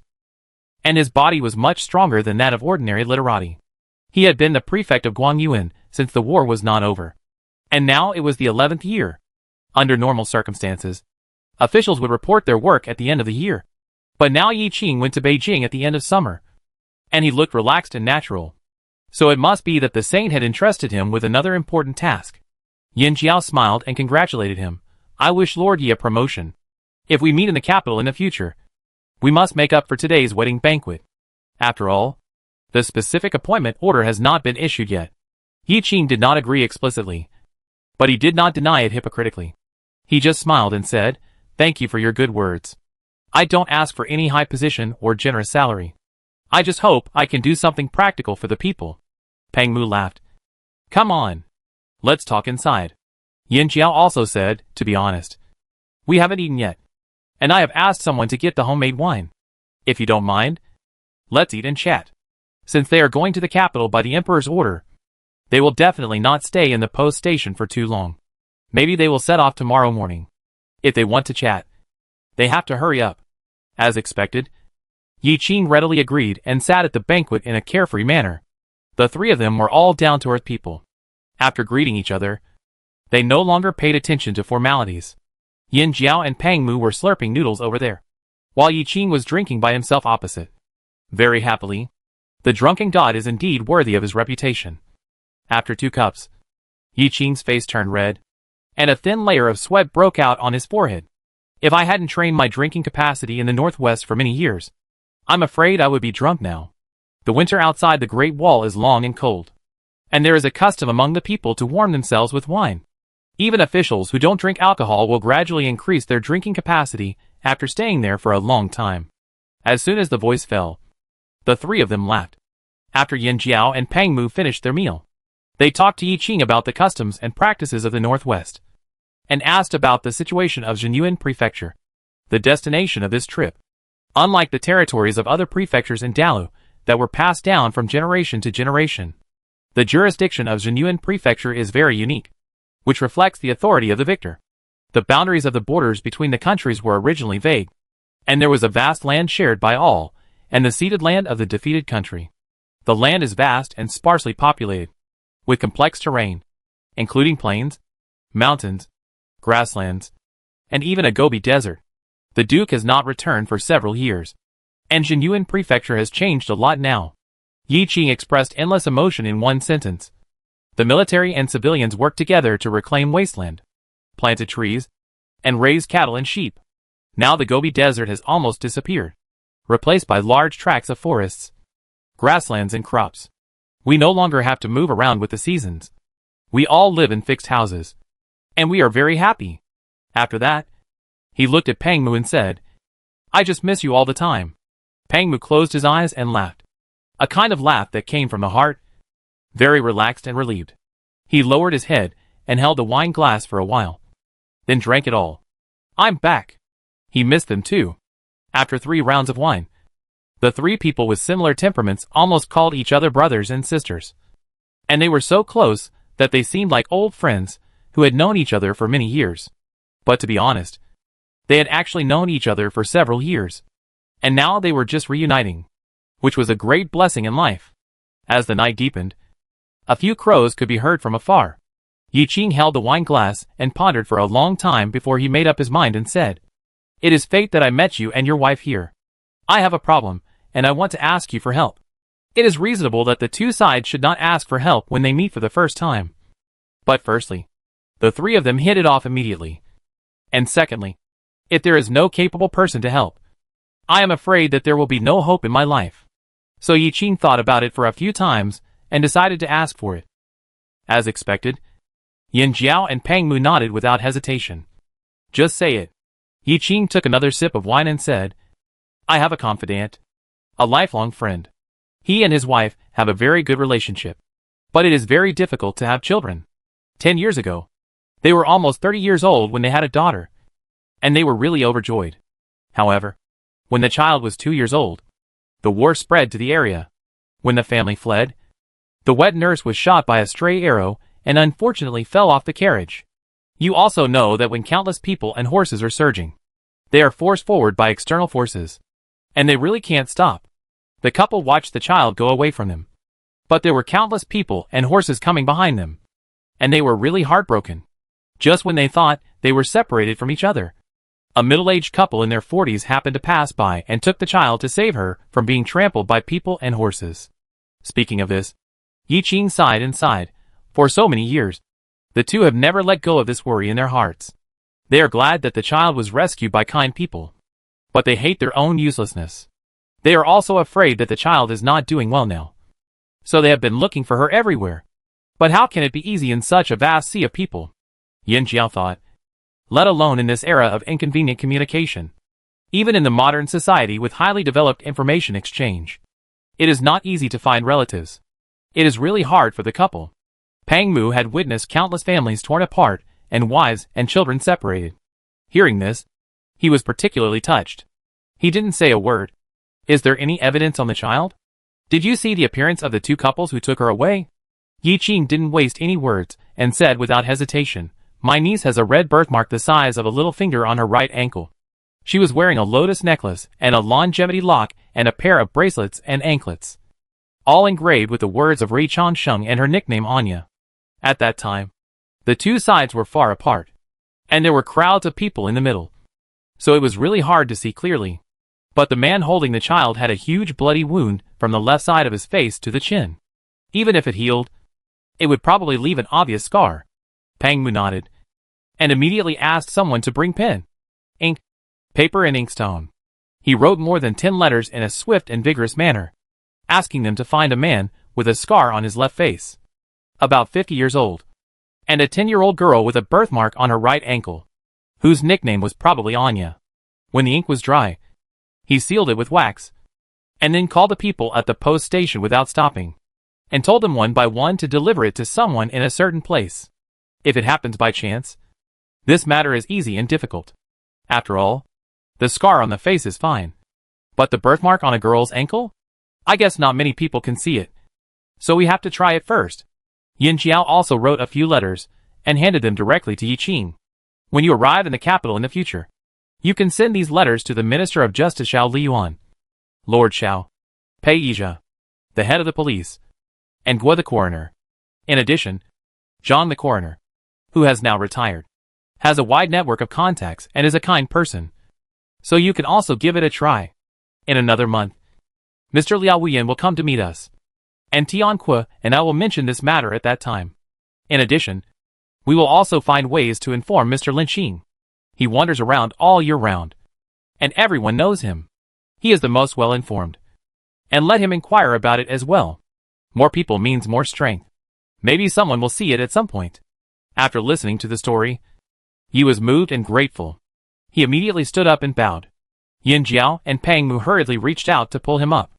It is heartbreaking to be separated from one's family. It is just a small favor for us. There is really no need to do this. The three of them talked again. When they were thirsty, they were shocked to find that the sky in the east was bright. They didn't need to sleep anymore. The three of them looked at each other, and suddenly laughed out loud. They called for water to wash up. The two families had breakfast together, gave each other gifts for their children, and left the post station together at noon. They said goodbye to each other on the roadside and went east and west. Chapter 45. About half a month later, the saint received a memorial from Pang Mu on the way, stating that Lu Xiliang, the governor of Linzhou, was honest and simple, diligent and simple, and could be of great use. The saint patted the memorial on his palm a few times, and smiled with satisfaction. This kid. He didn't forget the important things when he went out. He also asked someone to retrieve Lu Xiliang's file. Eunuch Wang personally brought hot tea and smiled when he heard it. Duke Dingwa looks casual, but he is actually very careful. He has never forgotten anything that your majesty ordered. The saint hummed and flipped through it again. This is the truth. After reading it for a while, he felt sour and hummed, "Why eat watermelon? He is so flattering." Eunuch Wang was speechless. After a while, he said, "A batch of jade melons have been brought in. They look quite juicy. Your majesty, would you like to have a taste?" The saint looked at him sideways. "I just want this melon." Eunuch Wang lowered his head quickly, thinking that you just want this one. The saint snorted again, stood up, put his hands behind his back, and walked to the window, looking at the still lush pine trees outside. He suddenly felt a little lonely and asked, "His wife is so cunning. Didn't she bring some special products to the Queen Mother?" Eunuch Wang smiled and said, "After all, nothing can be hidden from you. I heard that Lord Yin made a travel diary with pictures and paintings, which is very vivid. In the middle, there are also many dried flowers and leaves picked along the way. The Queen Mother is fascinated by it. People in medical-related professions generally have some basic skills in realistic painting." Yin Jiao also drew many illustrations of flowers, birds, people and animals. Even she, who is used to reading magazines, couldn't put them down. Not to mention the Queen Mother. When the saint heard this, he was really interested. He waved his hand and said, "Let's go to the Queen Mother to have a look." Eunuch Wang hurriedly called the eunuchs to follow, and asked, "What about the jade melon?" The saint said without turning his head, "Let's go to the Queen Mother to eat." "Hey!" Eunuch Wang hurriedly ordered people to pick a few good ones, and laughed in his heart. "Aren't you just after a bite of melon?" In a blink of an eye, it was the 4th day of September. Yin Jiao and Pang Mu and his party went straight all the way and stopped at the last post station leading to Jinyuan Prefecture, in order to prevent delays in military intelligence. The closer to Jinyuan Prefecture, the more dense the post stations are, so that it is convenient to change horses when urgent documents are delivered. It takes only 1 day from this post station to the main east gate of Jinyuan Prefecture. There is an obvious time difference between this area and Wanjiantai. It is already the hour of Su, but the big orange sun is still hanging obliquely above the western horizon. The sky is full of clouds and magnificent, with a unique atmosphere of the border. Pang Mu stood quietly at the door of the post station, looking at the invisible border town in the west, his heart fluctuating like the sea surface hit by a strong wind. From the moment he set foot on this land, the memories deep in his memory that he thought had been sealed for a long time suddenly roared, like a mountain collapse, like an avalanche, rushing wildly with the momentum of swallowing the sky and the sun, easily burying him. The clanging of armor, fighting on the battlefield, the reunion and separation of relatives, the tragic fall of soldiers, the heart-wrenching joy after annihilating the enemy. The air was filled with the smell of blood, sweat, and burn, which made people's hair stand on end. The tragic and strange excitement were all like substance at this time, instantly bringing him back to the battlefield that he had been away from. Everything good, bad, wanted to remember, and didn't want to remember, had already penetrated into his bones, integrated into his breathing, and became an inseparable part of his body, rising and falling with every heartbeat, and swimming in his limbs. And now, he is back. "You feel very complicated, right?" Yin Jiao said, looking at his back. Pang Mu exhaled slowly and nodded. "A little embarrassed? Don't mention it. I haven't been home for a few years. I'm a little homesick. It's human nature." Yin Jiao smiled and walked up, stretched her limbs comfortably, and turned around a few times. The air here is completely different from that in the Central Plains. When she saw a puff of green smoke from the chimney of the post station kitchen quietly rising to the sky, she couldn't help but blurt out, "The desert smoke is straight. The long river is setting, and the sun is round. Only now do I know that this poem is really wonderful. Such momentum and loneliness can never be experienced in a bustling capital with surging crowds." Pang Mu recited it again and smiled. "It's really good. The words are simple, but the momentum is magnificent. Was it also written by the great writer in your area?"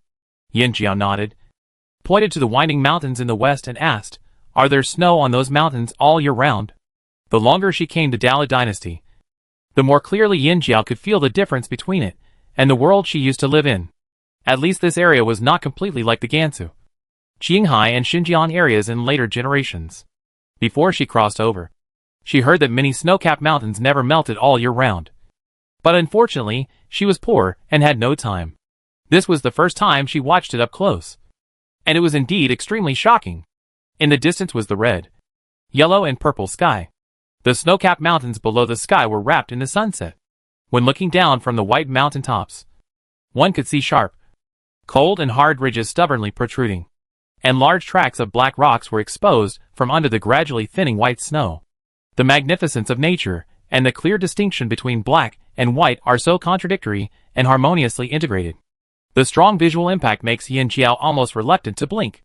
He only feels as if there is some magical breath impacting his soul. But he can't say a word when the words come to his mouth. Under the endless snow-capped mountains, large groups of lush green are born from the black foot of the mountain, which makes people's heart beat faster. Winter here is not fun, Pang Mu said with some memories. The wind blows and howls, just like a goblin coming down the mountain. And the snowflakes are all lumped down, the size of a palm. If there is a little water vapor, it can turn into fist-sized hail in the blink of an eye. People in the summer are so greasy that if you don't apply ointment, you will get sunburned in a day, and a large piece of skin will peel off. Look at the snow line now. It's so high. Those mountaintops seem to be wearing only a small white hat. But when winter comes, Pang Mu's eyes flashed with brilliance, and he recalled with Yin Jiao with great interest. You can reach the mountainside overnight. The mountain must be closed before the second snow arrives.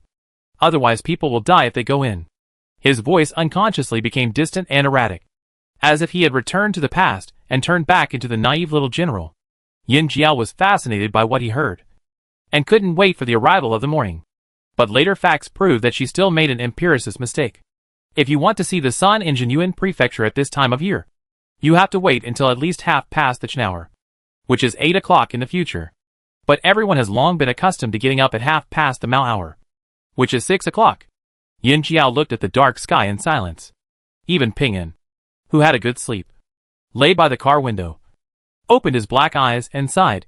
It's dark. The old lady kissed his little face and took a small woolen shawl to cover him. It's not dawn yet. It's the beginning of autumn, and it's quite cool in the morning and evening. If you catch a cold, it won't be beautiful. It's not dawn yet. Ping'an learned to speak as usual, and raised his head to let his grandmother tie the rope for him. Just then, he saw the morning star twinkling in the sky, and happily pointed at it and shouted, Stars! Yes, stars. The old lady hugged him lovingly, and pointed at one of them and said, That's the morning star. In the east, morning star. Ping'an followed along in a daze, and his raised face showed desire. I want it. Everyone laughed. Qi Yuan came over on horseback and stuck a rabbit lantern by the window. I really don't want that thing. Just play with this star. Ping'an looked up at him and said in a baby voice, Thank you, Uncle Qi. Qi Yuan leaned forward and pinched his soft chin, feeling that it was another energetic day, and left with satisfaction. Yin Jiao looked at it with amusement, thinking how could it be like charging. The journey of the day was solid, and it was almost Mao time when everyone saw the towering tower in the distance. Pang Mu couldn't help but pull the reins, nailed to the spot, and stared for a long time, clearly feeling the blood in his body boiling little by little. Every inch of land under his feet was once stained with the blood of his comrades, and every stone and every blade of grass here were taken back by the soldiers with their lives. Woo! The sound of a horn suddenly came from the tall arrow tower, low and distant, condensed and not dispersed, and thick as if it came from the depths of the earth, slowly spreading in the air, and then seeping into the bones all the way. Yin Jiao shuddered suddenly, and when she looked down, she saw goosebumps on the back of her hand. She couldn't tell what it felt like, but her soul couldn't help trembling. Rhinoceros horn, Pang Mu said with a complicated expression, and suddenly laughed softly. These guys are not bad at martial arts. Is it a signal? Yin Jiao asked. Yes. Pang Mu pointed at the arrow tower that was not very clear with his whip. Jinyuan City has 8 arrow towers on all sides, monitoring day and night, and expressing different information according to the height and urgency of the horn. In an emergency, the post station we just left can hear it, and with the help of the signal smoke, we can send it directly to Beijing in an expedited manner, saving the trouble and risk of information transmission in the middle. What did that mean? Yin Jiao asked with interest. Pang Mu laughed, kicked his horse's belly, and ran forward. An old friend is here. Qi Yuan and others laughed loudly. Calling the driver, Hurry up. We're home. Everyone was infected by the atmosphere. And they all laughed and galloped away, with smoke and dust rolling and horses and carriages rumbling. When he got closer, Yin Jiao was more and more shocked by the tall and majestic city. At a glance, he knew the majesty of the border city, unlike other prefectures with two sets of structures in the inner and outer cities.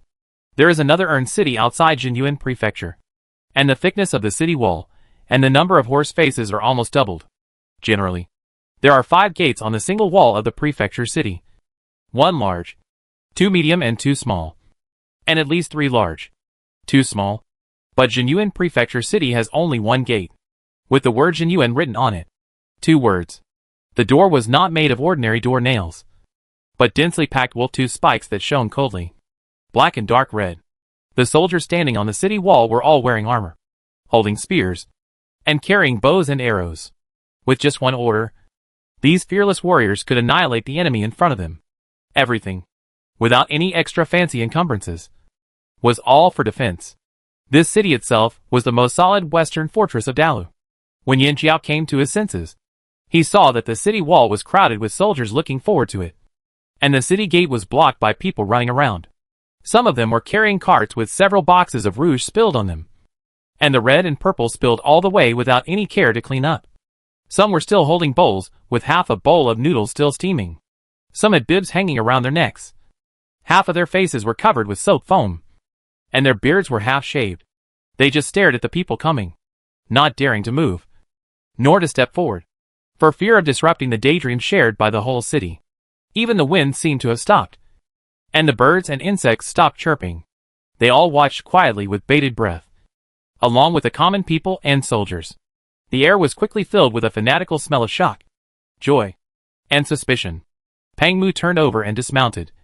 His eyes slowly swept over those people, then squatted down, grabbed a handful of dirt on the roadside, watched it flow out from his fingers, suddenly laughed loudly, opened his arms and said, "I'm back." After a moment of silence, cheers came like a tsunami, echoing even the mountains, washing over this new yet solemn city again and again. Pang Mu walked back, stretched out his hand to Yin Jiao on horseback, and smiled. "Come, we're home." Yin Jiao realized that he had been crying without knowing when, and hurriedly wiped his face, grabbed his hand, and turned over to get off the horse. She keenly felt that this man was different. It seemed that the heavy shackles that had been imprisoned on him for a long time began to loosen since the day he left Beijing. At this moment, it finally broke under the bright sunlight of early autumn at the border, and in the waves of cheers from all the people, mixed with rust foam fell from his body. He was free, no longer having to bear heavy responsibilities, walking freely on this land where he had poured endless efforts and received endless rewards. He stretched out from body to soul, and uttered ecstasy from the bottom of his heart. He was free. Chapter 46.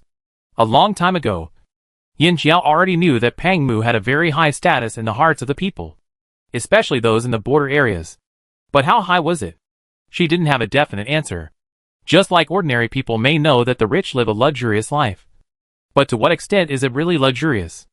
They are often limited by their experience and vision, so that they can't imagine it at all. At this moment, Yin Jiao had this feeling. What is the moon surrounded by stars? It's right in front of you. What is the people's will? It's right in front of you. Countless people crowded around them and moved forward. Everyone was trying their best to squeeze forward, but they tacitly stopped one step away, for fear of being abrupt. The look they gave Pang Mu was not only of respect and admiration for a strong man and a savior, but also of intimacy and love as if they were their own children and nephews. Just like an ordinary elder who finally waited for his long-lost son to return. It had nothing to do with power and status. Only a sincere heart. Pang Mu showed unprecedented patience and enthusiasm, trying to talk to everyone he could see. And when he called out the name of an old man after a brief hesitation, the other party burst into tears of joy. "The Lord still remembers me." The old man, who was already over 70 years old, burst into tears, his face flushed with excitement. He opened his dry mouth with several missing teeth, and tremblingly shouted to the people around him, both known and unknown, "The Lord still remembers me. He hasn't forgotten us." Loud sobbing quickly spread from him, forming a huge trend that swept everyone present. The younger ones were fine. But the middle-aged and elderly people who had experienced the war in person almost burst into tears. A grandmother with a cane couldn't help but step forward and grab Pang Mu's arm, slapping him with love and hate. Why did you come back just now? That year, we agreed to come to my house for noodles. If you're any later, I really can't do it. The middle-aged man who supported her wiped his face with his sleeves and choked up to Pang Mu. My mother kept asking why you didn't come. And she went to the city gate every day to looking forward to it. Now, I finally hope you will come back. Yin Jia cried the first time she saw Pang Mu. It was absurd. But she suddenly understood why some conspiracy-theorizing ministers in the court were wary of this man. And she felt more and more that it was so precious for a saint to be willing to trust him boldly under such circumstances. Now that times have changed, he still has such influence. It is conceivable that if he really had a rebellious heart in his heyday, who in the world could stop him? A minister who has the hearts of the people and has unparalleled appeal in a vast land is a force in itself. If used well, he will be invincible, and the sea and the river will be peaceful. If used poorly, he will hurt others and himself. And the sky will collapse, and the earth will collapse. The invincible man's eyes were red, and his voice was hoarse. Look, you've made me come back after waiting for me. Hey! The old lady nodded repeatedly, grabbing her son's hand and urging. Hurry up. Go home. Need the dough. Need the dough now. She shouted to Qi Yuan and others. Go. Her son hesitated and looked at Pang Mu subconsciously. What? Now that the marshal is a duke, many people will come to see him when he comes back. Can they really eat a bowl of noodles at our house? Pang Mu smiled at him and nodded. Go. We'll go to your house to eat noodles in the evening. The man was so excited that he almost tripped himself when he turned around. Come on. Mother. Let's go home now. Did you hear? The master wants to go to our house to eat noodles. Someone outside shouted. The prefect is here. Please make way. A narrow path slowly emerged from the crowd, and a team of local officials headed by a fourth-rank civil servant thanked the people and walked forward impatiently. When they arrived in the middle of the crowd, they all lifted their official robes and knelt down when they saw Pang Mu. Shenyuan Prefect Gu Qinzhou and his people welcomed Duke Dinghua. Old lady, please stand up quickly. Pang Mu hurriedly stepped forward to help. This trip is for a private visit to my hometown. There is really no need to mobilize so many people. Gu Qinzhou stood up and said frankly, a few hours ago, someone came to report that they suspected that they had seen Duke Dinghua and his entourage. I didn't believe it at first. Later, he wanted to lead the people out of the city to welcome them. But since the Lord had not been publicized along the way, he would not be happy to see them. So he gave up the idea. Speaking of this, he said with some embarrassment, I just didn't expect the people to be so quick and agile. Just now, I and my people were blocked behind and had difficulty moving.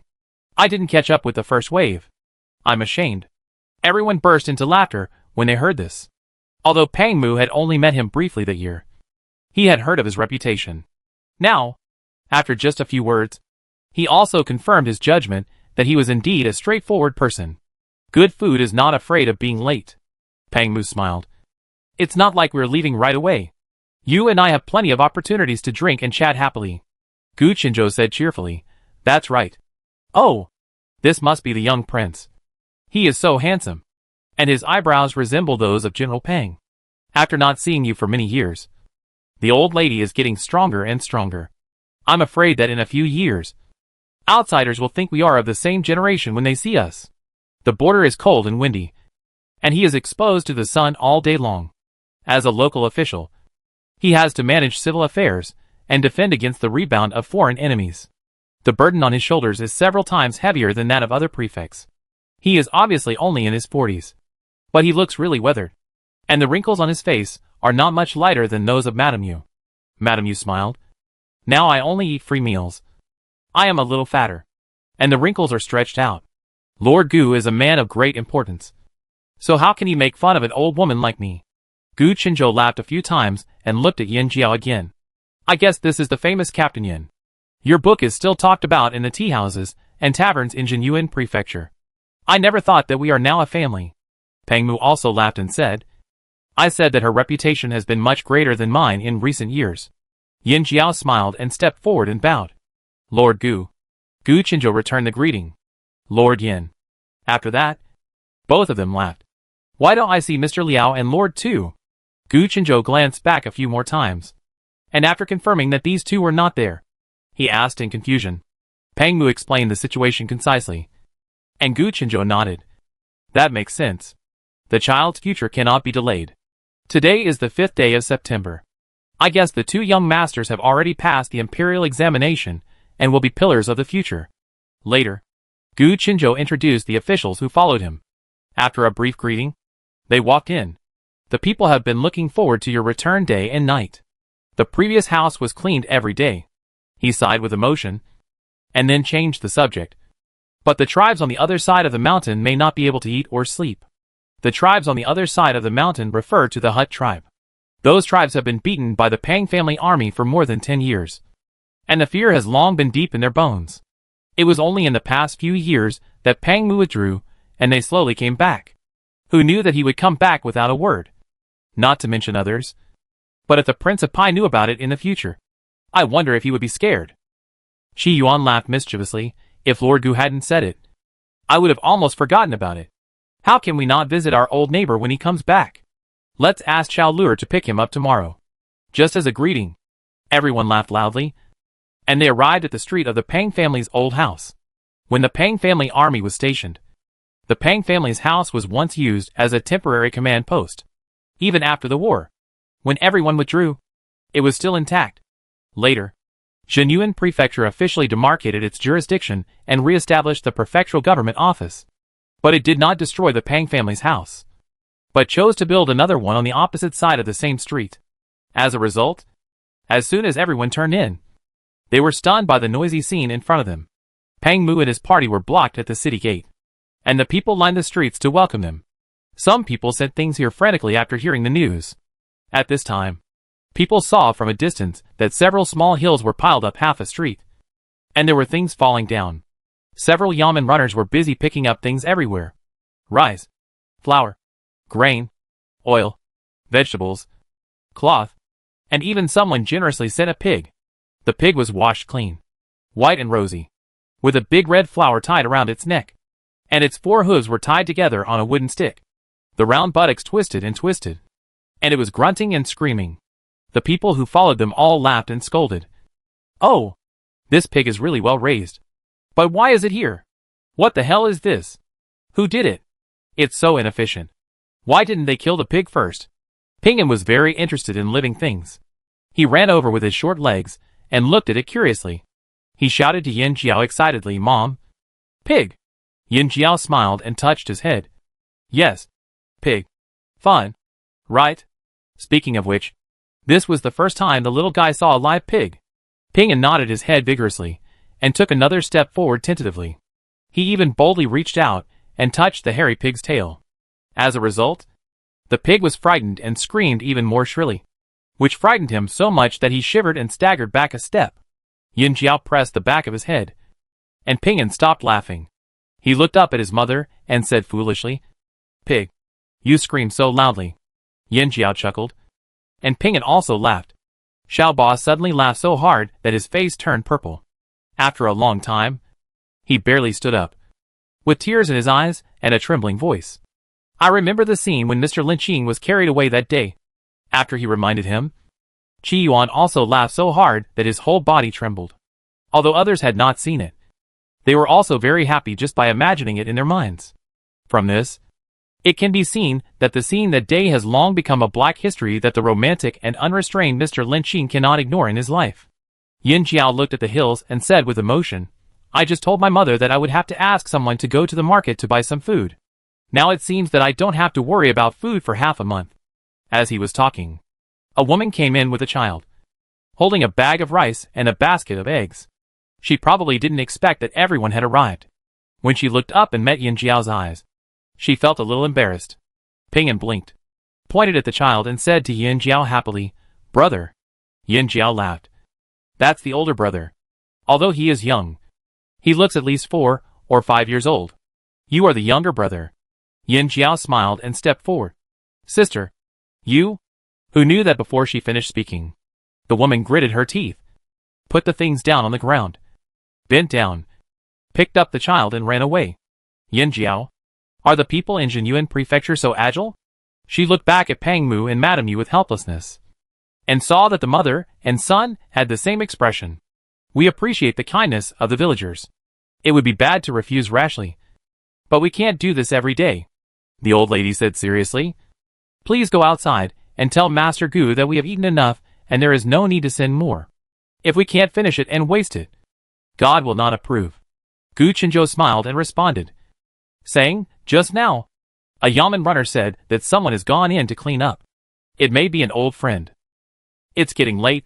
I won't bother you now. Everyone, have a good rest. We'll talk another day. Everyone bowed and said goodbye, then turned around and went into the government offices and houses on both sides of the street. The Pang residence is far less magnificent than the Dingla mansion in Beijing, but because Jinyuan Mansion is vast and sparsely populated, and it was used for military purposes in the past, it occupies a considerable area and has a majestic atmosphere. The plaque on the door was written by my father when he was alive. Pang Mu said. Oh, why didn't you say it earlier? Yin Jiao stamped his feet and said, I didn't even look at it carefully just now. Look tomorrow. Where are you going? Pang Mu didn't finish his words, and saw his wife had already run out, followed by Su Qian, who was joining in the fun. Soon, the two came back with excitement on their faces, discussing as they walked. The calligraphy is so magnificent. Iron-like and silver-like. Yes, the momentum is really amazing. Pang Mu looked at her with a mixture of laughter and tears. Are you satisfied? Yin Jian nodded vigorously, his eyes sparkling. It's satisfying. By the way, were the two characters Jinyuan on the city gate also written by him? I think the strokes and turns are quite similar. Good eyesight, Pang Mu praised. Didn't it write it by Dad? Originally, the three of us, father and son, had served as Jinyuan generals one after another. Later, His Majesty showed mercy and named the local area Jinyuan Prefecture. I specially took my father's calligraphy and engraved it as a commemoration. Therefore, since the day this city was built, it was destined to have an inseparable connection with the word Pang. As he was speaking, a tall old man with frosty hair suddenly ran out from the hanging flower gate and shouted emotionally, Major General! Major General! The older generation is still used to rank the three fathers and sons of the Pang family as marshals, generals, and major generals. He was about 60 years old, with white hair and beard, thin body, and wrinkles on his face. He ran towards this side tremblingly and called out in a trembling voice, Major General! Pang Mu also shouted emotionally, Uncle Lin. Qi Yuan, who was standing behind Yin Jiao, said with deep emotion, this Uncle Lin originally followed the old man to carry the general flag, and the master held him in his arms when he was born. Later, when the war subsided, he volunteered to stay here to guard the mausoleum of the old general and the soldiers. Yin Jiao also felt his eyes swell and his nose sore, and was very moved. Then the next moment, he saw the seemingly frail old man picked up the tall and strong Pang Mu and swung him a few times in the air. Yin Jiao, with tears in his eyes, where is the old and weak? As soon as Lin Bo appeared, Pang Mu showed a rare closeness and willfulness belonging to the younger generation. After landing, he couldn't hide his excitement and grabbed the other's arm and asked, Why are you here? Let's move here in the future. When they left, they wanted to arrange for all the old generals to live here, but they insisted on not doing so. The owner is gone. How can we old guys come to occupy the magpie's nest? Then he stubbornly went to guard the cemetery and manage the horse farm, never willing to let himself be idle. I will move back when you are here, Lin Bo said straightforwardly. If you leave at any time, I will move back again. He was happy that these children came back, but at the same time, he also knew very clearly that he was afraid that it would not last long. Anyway, life is short, and we should enjoy it while we can, and reunite every day. I can see the young general's family again before I die, so I have no regrets. Pang Mu happily pulled him to introduce his family. Lin Bo had already seen the little fat man on the ground, and at this moment he excitedly stepped forward, picked him up, and held him in the air to look at him carefully. Yin Jiao looked at him coldly, just like holding a watermelon. Good, good, good. Lin Bo said 3 good words in a row. His old face flushed. The young prince has a unique skeleton, a good material for martial arts, and this eyebrow must be a blessing, and the future must be promising. and the student will be better than the master. Yin Jiao looked at the old man with great admiration, and looked at Ping An with great suspicion, and was extremely puzzled as to how the other party could tell the unique skeleton from the little flesh on his body. Lin Bo carefully put Ping An on the ground, and decisively said to Pang Mu, "Better than when the young general was born." Pang Mu laughed. "Jiao Jiao is good-looking. I brought him up." Then he patted Ping An's head gently. "Call me Grandpa Lin," Ping An said, and tried to look up, and said crisply, "Grandpa Lin?" Grandpa Lin is so tall that his neck is sore. This made Lin Bo cry, and he wiped his face in a hurry, and said self-deprecatingly, "I am so old, and I still pee cat urine. The little prince is so good. If he knows it in the afterlife, he can rest in peace." After that, he hurriedly looked at Yin Jiao and smiled. "Indeed, she looks more like a lady." Yin Jiao stepped forward to greet her, and hurriedly said, "How can I be worthy of your name, madam? We are all family. Just call me Jia Jiao." The more Lin Bo looked at her, the more he liked her, and turned to Madame Yu and said, "It's great." Speaking of this, the old lady was deeply touched, and immediately pulled Yin Jiao inside. "This child is a savior. I thought Tianque was already a big man, and he would definitely not be able to push him away. But I didn't expect this honest child to not despise him." Pang Mu. Chapter 47. The 7th day of the first lunar month is the anniversary of General Pang's death. Everyone got up in the dark according to their previous routine, changed into plain clothes, and set off at dawn. The cemetery is on the West Mountain, about half an hour away, facing the city from afar. It braves the wind and snow to welcome the cold and send off the heat, which makes the people respect it and the enemies fear it. It is almost equivalent to the second border of Dalu. About 60% of the residents of Zhenyuan Prefecture are disabled, retired soldiers and their families. 30% are local people who fled from various places and were recruited later, and the remaining 10% are refugees from other countries. Only after experiencing the devastation of war can we truly understand that today's peace is hard won. Needless to say, those whose relatives have been on the battlefield, even ordinary people, come to help clean up whenever they have time, and burn some paper money and incense for the deceased they know and don't know during festivals. They are all good men who sacrificed their lives for the country. We cannot let them freeze and starve down there. Along the way, people from all directions converged on the main road out of the city. They all wore plain clothes, carried baskets full of incense, candles, paper money and offerings, and walked out in silence. No one asked them to do this. But every year on the anniversary of the death of the two generals Pang, the people would spontaneously bring the elderly and children out to pay homage. Ping An was a little uncomfortable with such a quiet atmosphere, and whispered, "Dad, Mom, where are you going?" Pang Mu hugged him in his arms and kissed him.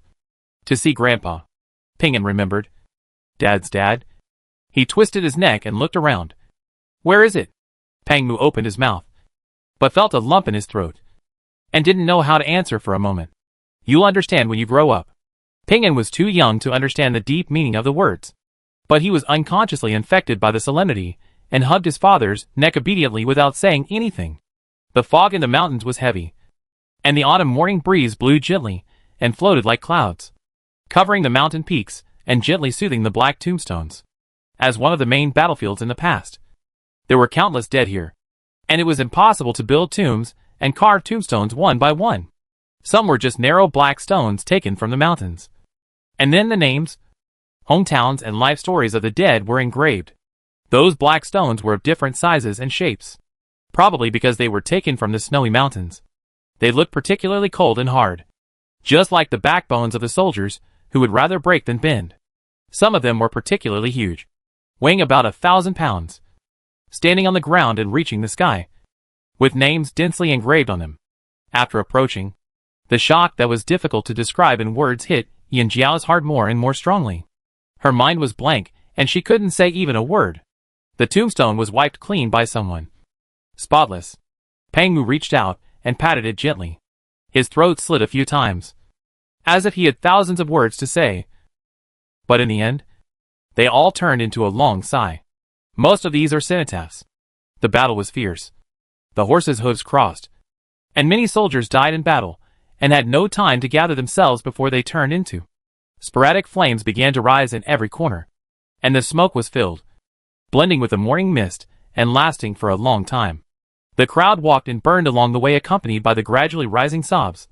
And when they reached the two slightly larger black stone tablets in the center surrounded by stars like the moon, they belonged to the father and son of the Pang family. Pang Mu put Ping'an on the ground and took the lead in kneeling down. The rocks were frozen hard, and kneeling down was cold and sharp, causing his heart to ache. "Dad, big brother, we are back." Lin Bo and his friends came to clean and wipe every day, and talk to old friends. The edges and corners of the two stone tablets were polished with a warm light, like the gentle and kind eyes of relatives in the past. Mrs. Yu, who was always cheerful, had red eyes at this moment. She opened the basket and took out some wine and food, among which were 2 large plates of steaming dumplings. She opened her mouth and said in a slightly hoarse voice, "You too. Hey, I don't know what you like to eat, so I made some dumplings." Jiao Jiao made them by hand. Life was hard back then, and we were hungry and full, so as long as we could have a hot meal, we had no spare energy to care about what we liked or didn't like. She took Yin Jiao's hand and sighed. "Your daughter-in-law is here, and there is also a grandson. Are you happy now, old man? It's a pity that she can't hug him in person." The old lady was talking about some family matters, and Yin Jiao suddenly didn't know what to say, so he just kowtowed in silence. She took out a cotton pad and spread it on the ground, waving to her son. "Come on, Ping'an." Kowtowed to grandpa and uncle. Ping'an did as he was told, curling up his little body on the cotton pad, then looking up at his mother in confusion. "Where is grandpa?" Yin Jiao pointed to the sky and said softly, "They have become stars, and they are quietly watching over Ping'an every day." Ping'an nodded as if he understood, and suddenly asked, "Will Ping'an become a star in the future?" Yin Jiao smiled with tears in his eyes. "Only heroes can become stars." Ping'an smiled and said, "Ping'an will be a hero and look for grandpa." Shi Yuan and Xiao Lu, who always loved to play, also stopped smiling, and took their wine jugs to drink from the tombstones lined up in a row behind them. De Yuan, Xiao Er, Xiao San, Xiao Qi, Xiao Jiu, Xiao Shi. After a while, Gu Qinzhou and others also came to pay their respects. Everyone knew that he was busy with government affairs, so they didn't dare to stay for long. They exchanged a few pleasantries, and urged him to leave after expressing their gratitude. The sun slowly rose from the horizon, and the sunlight gently and firmly penetrated the heavy white fog, evenly sprinkled on the earth, dispelling the cold and warming people's hearts little by little. When walking back, Pang Mu pointed to the cattle, horses and sheep in the distance that were grazing leisurely with their tails swaying and said, "Earlier, this place was all Gobi Desert. Where were there so many flowers, plants and trees? Not to mention crops and vegetables. I'm afraid that the strong wind starting in August will blow out even the grass roots. Like the river we saw when we came here. It is available all year round now. But when we were fighting, it only appeared for 3 or 2 months a year, and the rest of the time it was a dry riverbed." Yin Jiao nodded. "This is the truth. With water and trees, we can rely on it." Pang Mu exhaled slowly, looked down at Ping'an, who was beginning to doze off in his arms, and laughed. "This kid is finally enjoying his life. Predecessors plant trees, and descendants enjoy the shade," Yin Jiao said with a smile. "Each generation is better than the previous one." When everyone returned to the city, they saw that Gu Qinzhou had taken off his official robes and changed into a slightly faded padded robe, directing everyone to repair the houses. As Pang Mu said just now, after years of governance, the effect has become increasingly significant in the past 3 or 2 years, and one of the most obvious manifestations is that the water source is more abundant. The abundant water source greatly facilitated the lives of the people, but it also brought some problems. When the first batch of houses in Jinyuan Prefecture were built, the conditions were difficult, and the means and materials could not be compared with those later. In recent years, the rainfall has increased significantly, and the water level has also risen greatly. Since last year, dozens of houses near the river have experienced foundation sinking and wall tilting. The walls of the 2 most serious ones have cracked. It's okay in summer, but Jinyuan Prefecture is located in the northwest, and snow in winter can be fatal.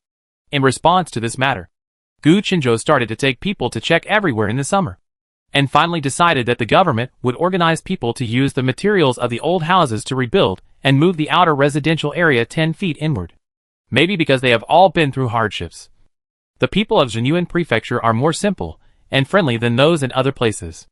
After everyone finished worshipping on the mountain, they all came to help spontaneously.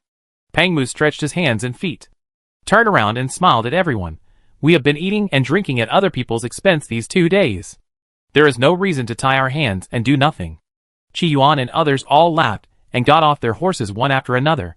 Yin Jiao, Su Qian, and Miao also followed them down habitually. But they were stopped by Pangmu. This is a job for men who work hard. Women and children should go home. Su Qian was the first to be dissatisfied. You can't say that. My strength is not less than anyone else.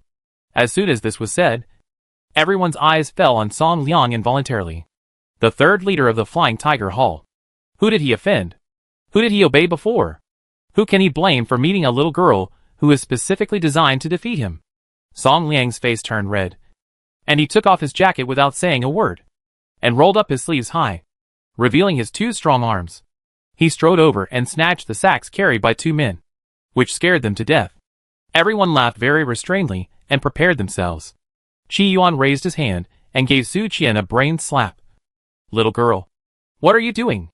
The men are not dead yet. Why do you need you to charge into battle? After saying that, he didn't care that Su Qian was jumping up and down behind him. And he rolled up his sleeves and went up with Pangmu. Okay. Yin Jiao held down the angry Su Qian and said with a mixture of laughter and tears, there's no need to argue about who's better here. A horse can't grow fat without night grass. Let's go and see what to eat at noon. Miao also laughed. Are you stupid? Even if you carry 10 or 8 sacks, what can you do? Su Qian blushed and started to quarrel with her. Suddenly, several men in front of them shouted in unison, and directly used their honey-tanned shoulders to hit the crooked wall, which was quite like the momentum of attacking a city in wartime. The climate in this area is extreme. It's hot when it's hot and cold when it's cold. So the walls are basically more than 1 foot thick. Even if they are crooked and cracked, they can't be easily pushed down. 6 or 7 strong men hit the wall for more than 10 times. And finally a burly Song Liang suddenly hit it, with the sound of creaking and crackling. The 2 walls collapsed to the ground, splashing dust more than 1 person high, choking everyone and making them retreat. Those who were watching the excitement from a distance couldn't help but cheer. Bricks, soil, and straw fell to the ground and rolled far away. It took a long time for the dust to settle in the true sense. The men who hit the wall covered their mouths and noses and moved forward. Suddenly, one of them hissed and bent down to dig in the dirt for a while. It's round and bulging. What is that? Before he finished speaking, everyone saw him holding a skull and slowly standing up. Chapter 48. There was a moment of dead silence at the scene. And then screams and exclamations mixed with accents from all over the world burst out from all corners. My mother! Oh my God! It's so scary! What the hell? It's really killing me! There were even 2 foreign words. For the first time, Yin Jiao felt so clearly that Jinyuan Prefecture was really a city where people from all over the country lived together. The man holding the skull screamed. His face turned pale, and he threw it far away, then wiped it on his pants desperately. It can be said that the people on the front line of the war are brave. After all, who hasn't seen a dead person? After the initial panic and confusion, they all came forward at the same time and talked about it. It looks like it's been there for quite some time. Did someone bury it in the wrong place? I think so. Aren't you talking nonsense? It clearly fell out of the wall. No matter how wrong it was, it wouldn't be that serious. Right? Scatter. Scatter. Gu Chenzhou came over to ask questions, and dispersed the crowd like a duck, and asked a few of his men to protect the scene first. Call that person. Xiaolu? Xiaolu. He raised his voice and shouted a few times. And finally a young man with a dusty face came in from the outside. The man was about 30 years old, wearing a gray robe stained with dust, and half of his face was covered with oil and sweat mixed with black and gray. He couldn't tell what he looked like at all, but his eyes were gentle and bright. Sir, what happened?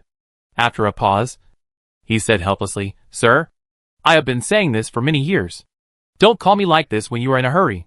My surname is Zhu, and my courtesy name is Shio. Isn't your full name Zhu Xiaolu? Gu Chenzhou didn't listen at all. He waved at him and tapped the skull on the ground with his toes. There may be a case. You are the prosecutor of our mansion. Find a few people to investigate. It's Zhu Xiaolu.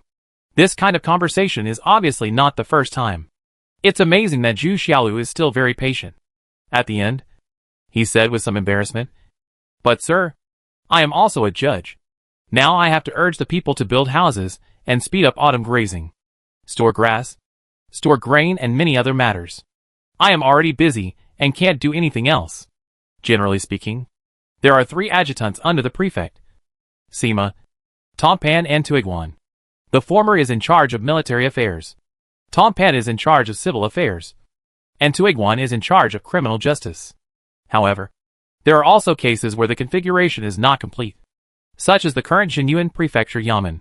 It is not that the court does not attach importance to it. It is really that the Jinyuan Prefecture Yamen has been established for 8 years. During this period, there are only 19 cases recorded, which can be counted with 2 pairs of hands. The reason is nothing more than that the people of Jinyuan, who have just been freed from the war, are busy rebuilding their homes and living. 1 or 2 are poor, and no one picks up things on the road and does not lock the door at night. They have never had the idea of committing crimes. The most common thing those Yamen runners do is to help the East family find cattle and catch pigs for the West family. At worst, someone's sheep flock is bitten by wolves, and Mr. Lee's house at the East Street corner is blown down by the strong wind, and they need someone to help. In this case, setting up a separate magistrate would not only cause bloated institutions, but also waste state salaries. Gu Qinzhou directly asked Zhu Xiaolu, who was a Tompan, to take on the position concurrently. The facts of the past 8 years have also proved that there is no problem with this arrangement, until today when it hit a steel plate. Gu Qinzhou's first-rank official Zhu Xiaolu's implication is that if he goes to investigate the case, all this mess will probably fall on his head. And he immediately felt overwhelmed. No, you can't leave. Zhu Xiaolu said sincerely, "Actually, I am not good at this. But why should you make it difficult for me now?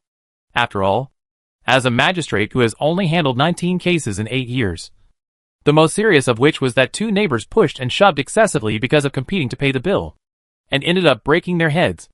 It is really embarrassing to mention experience and achievements, now that such a difficult old case has suddenly popped up." Lord Zhu felt that even if he wanted to achieve a functional transformation, he must have a senior to lead the way. As he said that, he looked towards where Pang Mu was, and was surprised to find that the other party was actually leading people this way. He was stunned for a moment, and suddenly asked Gu Qinzhou, "Sir, what banner did Duke Ding say they were going to leave the capital under?" Gu Qinzhou was slightly stunned, and suddenly felt enlightened, and then hurried out to greet him. Lord Yan, this way." Yin Jiao looked at the dusty prefect and laughed directly. "You have saved the handover process." Gu Qinzhou patted his old cotton jacket covered with dust and mud, and said frankly, "The surprise troops sent from heaven are nothing more than this. The 2 of you must not refuse." After a pause, he said honestly, "It's embarrassing to say that things are so complicated, and it's time for this." He sighed and counted on his fingers.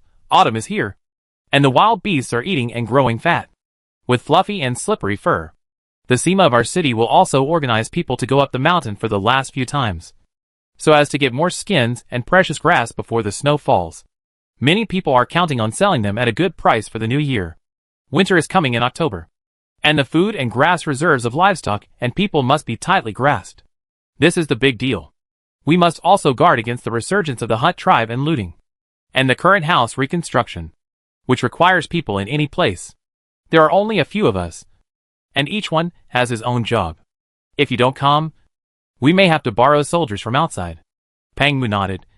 "You officials are really taking 1 salary and doing 3 jobs. The saint knows that it is not easy for you. The decree of tax exemption will be issued by the end of the year. The 3 newly built prefectures, including Jinyuan Prefecture, have not paid taxes so far.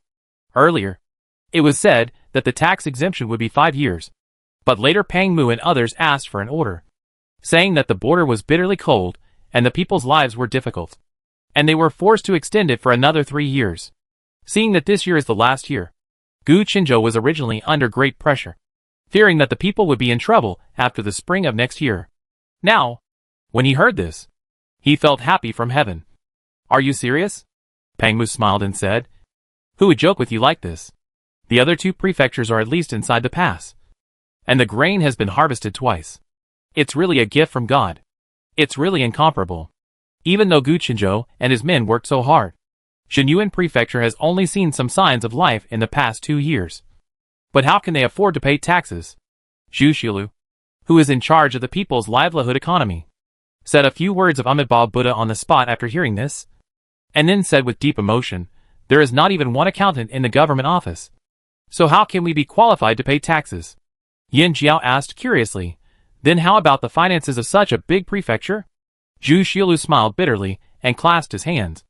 "I am just an incompetent person, and I am doing this part-time. Yin Jiao, you have worked hard. This is really a person being split into 8 parts." Zhu Xiaolu shook his head and said seriously, "After all, I can't compare to Mr. Liao. I still learned many things from him back then." "Lord Yin, do you know Mr. Liao's nickname?" Yin Jiao shook his head. "Thousand-handed Guanyin." Zhu Xiaolu smiled. Yin Jiao subconsciously looked at Pang Mu, Qi Yuan and others, and a group of men scratched their heads and noses, feeling guilty. Guanyin, that's clearly a Vajra, a Rakshasa. When scolding people, it's like stabbing a knife. Every word is bloody. But who told them that they are not civil servants? Otherwise, why did the young general risk being scolded by Xiao Liyuan for more than 10 years, and still beg for mercy to lure Mr. Liao to the border? Su Qian and a Miao whispered in the back, "Mr. Liao is too difficult." Pang Mu coughed dryly and said quickly, Okay, leave this case to us. But you have to leave someone for easy questioning." Gu Qinzhou nodded readily and pushed Zhu Xiaolu forward. "He will lend it to you. But let me say this first. He can only provide local support. The actual running errands will be left to you and your subordinates. There is a lot of work outside, and he will not stay for long. Zhu Xiaolu basically has to keep an eye on it." Yin Jiao nodded. "Okay. I brought a lot of guards outside this time, and they are all good. It's a pity that Lin Ping officially joined the Ministry of Justice, and it is not convenient to bring him out. Otherwise it would be better." Pang Mu clapped his hands and assigned them skillfully. "Lord Yin, take people to check the body. I will gather the owner and the people who first discovered it here to ask questions to see if the identity of the deceased can be determined as soon as possible. Go to the government office for a meeting later. As for the old lady and Ping'an, they should go home and rest first."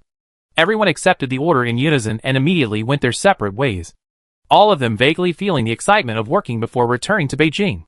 Yin Jiao first sent someone back to get the box, and took a Miao to see the body. She picked up the skull that had been thrown away, and found that because the water and fat had basically disappeared, the skin of the deceased was dark brown and leathery, tightly attached to the skull, and the contours of the facial features were very clear, which was a typical appearance of a resident in the central and western part of Dalu. She tried to pry open the mouth to check the teeth, but gave up temporarily because they were firmly locked by the skin. It seemed that she had to wait until later to use the blade. "Master, it's this wall."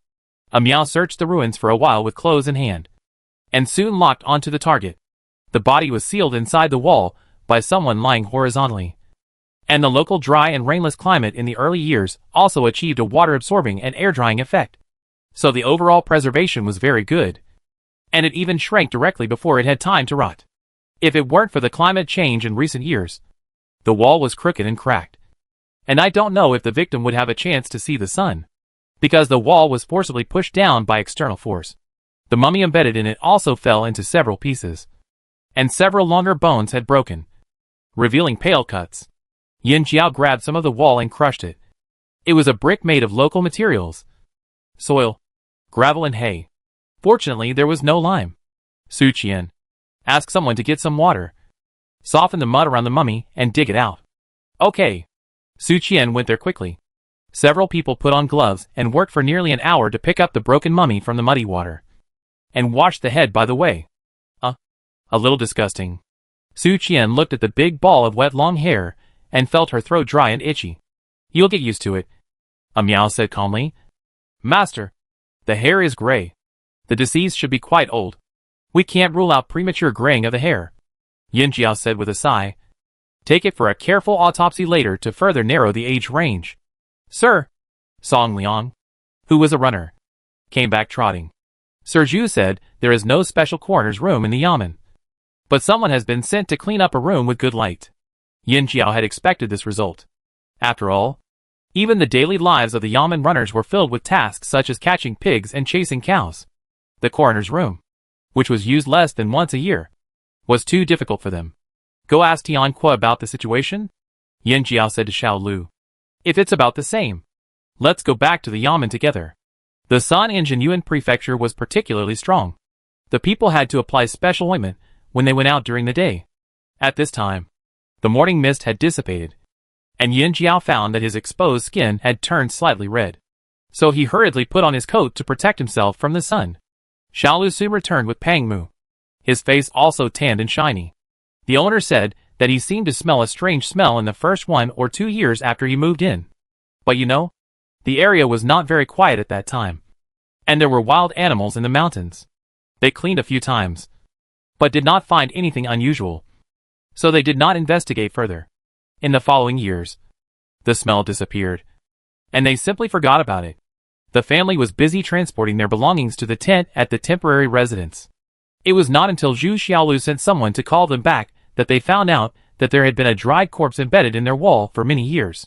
They were so shocked that their faces turned pale, and they almost popped their eyes out on the spot. Yin Jia recalled the location of the wall, if I am not mistaken. It should be the kitchen? Anyone who knew that they had to eat in front of a dried corpse for 8 years would probably feel sick. It was so miserable. In every sense of the word. The house was built 8 years ago, and has not been moved since then. In this case, it is more likely that the family did it, Yin Jiao said while washing her hands. Has anyone in their family disappeared for no reason before? I asked. And they are all alive. Pang Mu handed her a towel. No relatives or friends came in the meantime. Yin Jiao thought for a while and asked again, what about the people who were responsible for building the house at that time? The 2 types of people who have the best chance of doing it without being noticed are the ones who have the best chance of doing it without being noticed. This is where the difficulty lies. You see? Pang Mu pointed around helplessly. One family is busy here, and hundreds of families are busy, not to mention building houses. And at that time, dozens of houses in this area were built at the same time. It is estimated that there were at least 80 people involved. If not 100, there is a lot to check. I have asked Shiyu to find the files to see who disappeared or moved away in those years. Yin Jiao nodded. Indeed, not only the missing, but also those who moved away or went out for a long time are likely to be missing. The first few years after the establishment of the mansion were when the economy in various places was recovering. Many people also found out where their relatives were, and ran to seek refuge after the world was peaceful.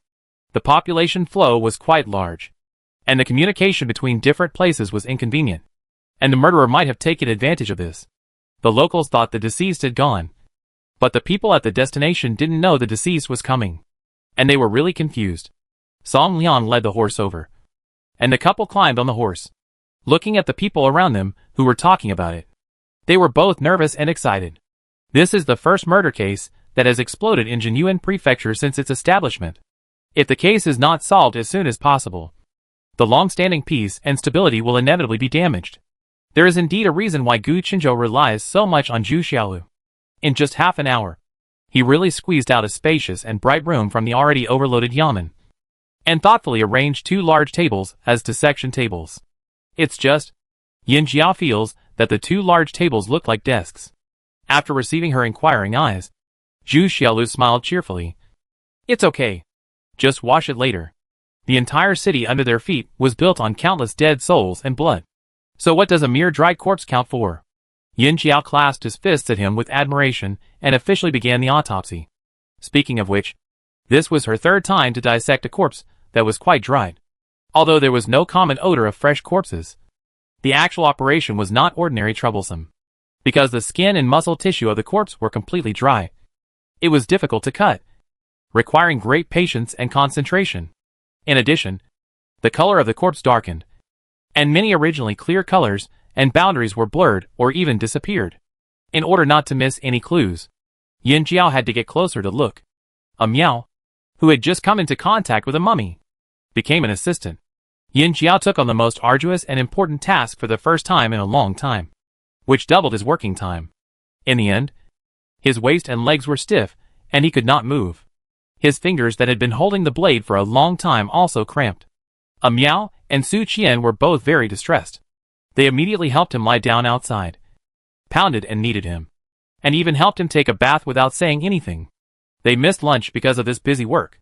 Later, everyone simply held a meeting in the small courtyard of the kitchen to exchange information in a hurry. People who have fought in wars have a special obsession with food. And Gu Qinzhou is no exception. When doing serious work, you have to serve hard dishes. He didn't worry at all that someone would not be able to eat because of the case. So he directly asked people to kill a fat sheep and roast it on the fire. The chef in the kitchen was originally a cook in the army. His cooking methods are still simple and rough. But it is precisely because of this that the most simple aroma of mutton is preserved. At this time, the roasted lamb is golden all over, and a lot of salt and spices are sprinkled on it. Crystalline fat keeps dripping into the firewood pile, making a popping sound. The aroma drifts away for several miles with green smoke, which greatly comforts the people who have worked hard for half a day. Zhu Xiaolu fulfilled his obligation to accompany the inspection. Eat and chat. He cut off large pieces of meat with a knife and greeted them warmly. There is not much food and vegetables, but fortunately, there is no shortage of cattle and sheep since last year. You can eat as much as you want. Yin Jiao burped with a primal mutton smell, stuffed the remaining half of the lamb leg to Pang Mu, and waved his hand to indicate that he really couldn't eat any more. Let me tell you what I found. Everyone nodded. The deceased is a female, a Dalu, right-handed, and judging by the degree of wear of the pubic symphysis and teeth, her age should be between 45 and 50 years old. The two lower teeth at the back of the left side are in very bad condition, and the deceased may have often felt toothache before death. She gave birth to children, perhaps even more than once. Blunt impact marks were found behind the head, and the skull was severely fractured. Because of excessive weathering, all her organs were severely atrophied and unable to extend. It is impossible to judge whether she had any diseases before death, whether she had internal injuries, or whether there were other puncture wounds that directly acted on the muscles and internal organs. Taking into account the shrinkage, I personally tend to believe that her height is around 5 feet 2 inches, with a margin of error of no more than 2 inches. Her hair is not completely white. We found a severely weathered and corroded wooden stick in her hair, which should have been used as a hairpin by the deceased. Unfortunately, the original appearance of her clothes can no longer be seen, and there are no other accessories, so we can't give more clues from this aspect. And the most crucial point, Yin Jiao clapped his hands and pointed to the palm of his right hand. I found that the two metacarpal bones in the middle of the deceased had signs of healing after being broken, and the cross-section was very neat, which should have been stabbed before death. As she spoke, she picked up the knife next to her for cutting mutton and made a piercing motion. If the fracture was caused by external force, the cross-section would not be so neat, and if it was a cut, the wound would definitely be from the inside out, and it would not be likely to appear directly in the center. Everyone nodded in unison, obviously agreeing with her judgment. One more thing, Yin Jiao continued. The location of the scar is very special. The outermost metacarpal bone is not broken, but there is an obvious scratch on one side. It should be a weapon with a barb. Otherwise a straight up and down blade would not be able to form such an effect. The thin, sharp and barb-like device. The answer is obvious. The scimitars of several small countries in the north. Pang Mu grabbed a cloth and wiped his greasy hands, with obvious disgust on his face. After entering the body, it will cause secondary damage, which is very insidious. But the actual lethality is not great. So the deceased may have been chased by the enemy during the escape. He turned to ask Zhu Xiaolu, who was also looking happy. How many women of this age are there? Zhu Xiaolu thought for a moment. 5. Pang Mu nodded.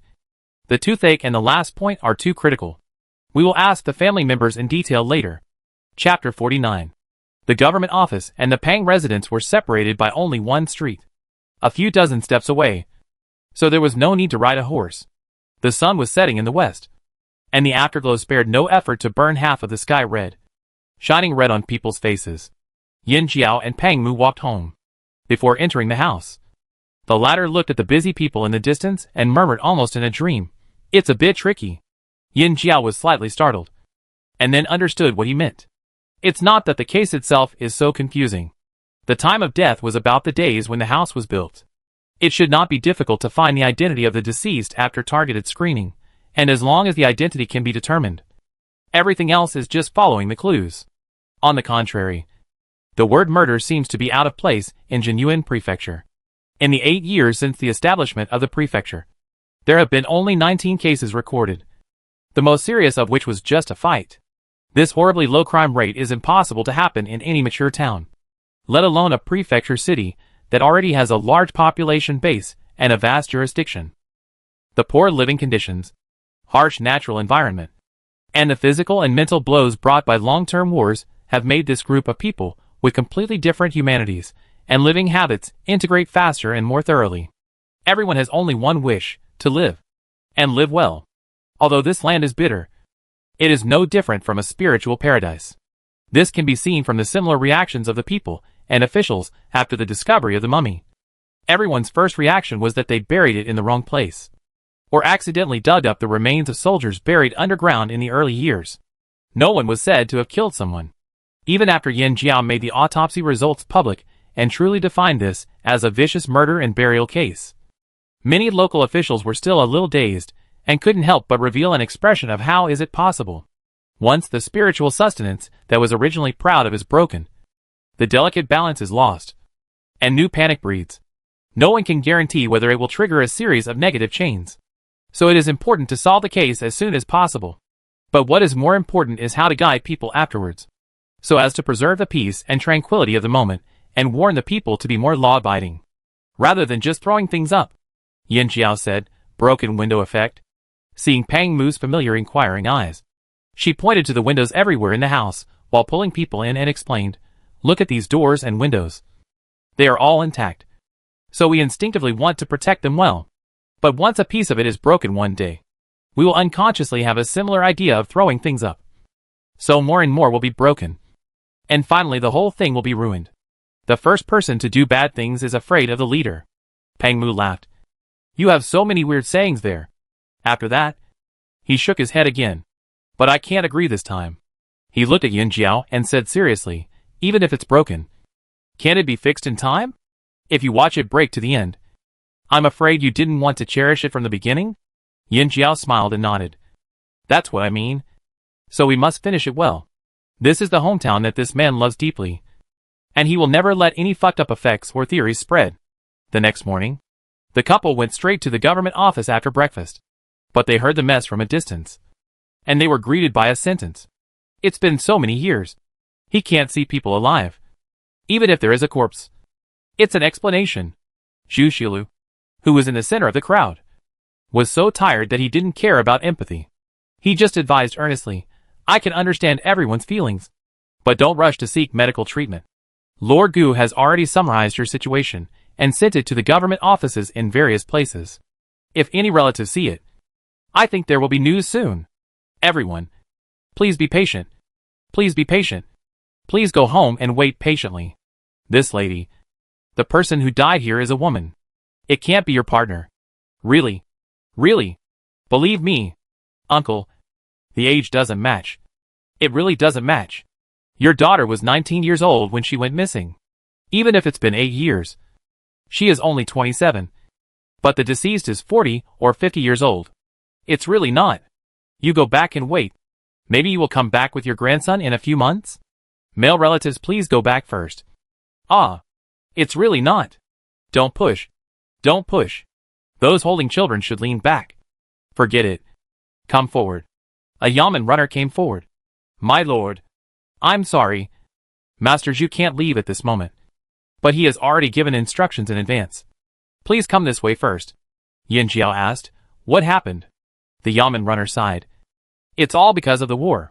There have been so many years of chaos and war, and people have fled. And I don't know how many families have been separated.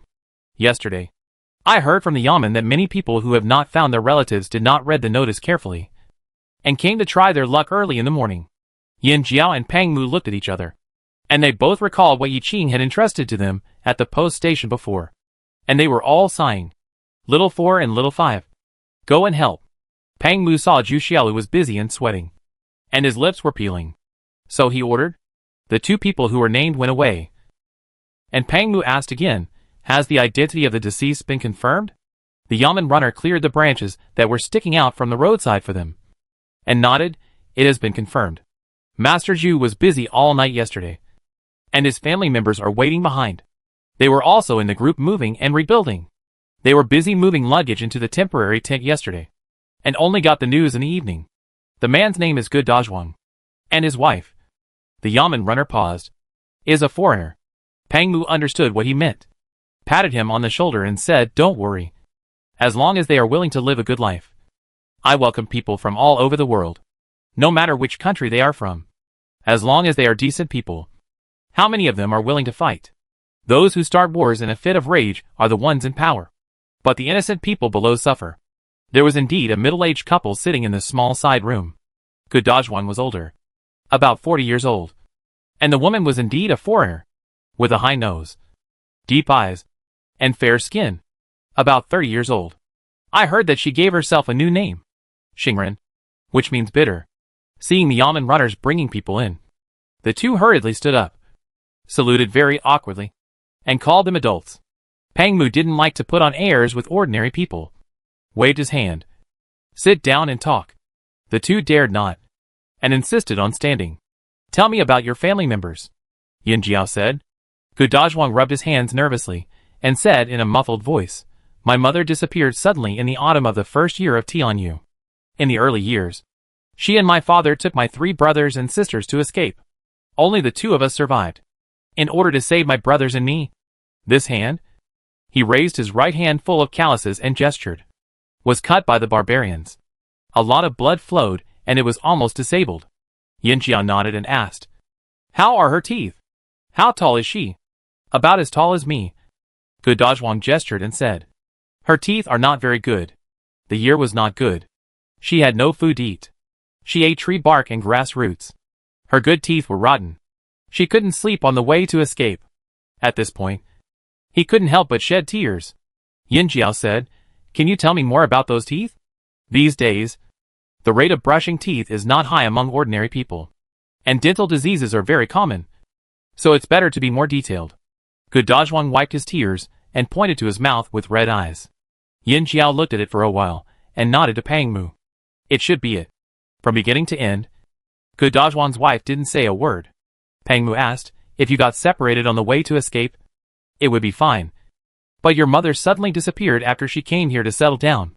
Did you report it to the authorities?" Gu Dazhuang nodded repeatedly. "Why not? The prefect also mobilized many people to look for her, even in the mountains, but couldn't find her." "Did your mother have any abnormal behavior before she disappeared? Or did she have a conflict with anyone?" Pang Mu asked.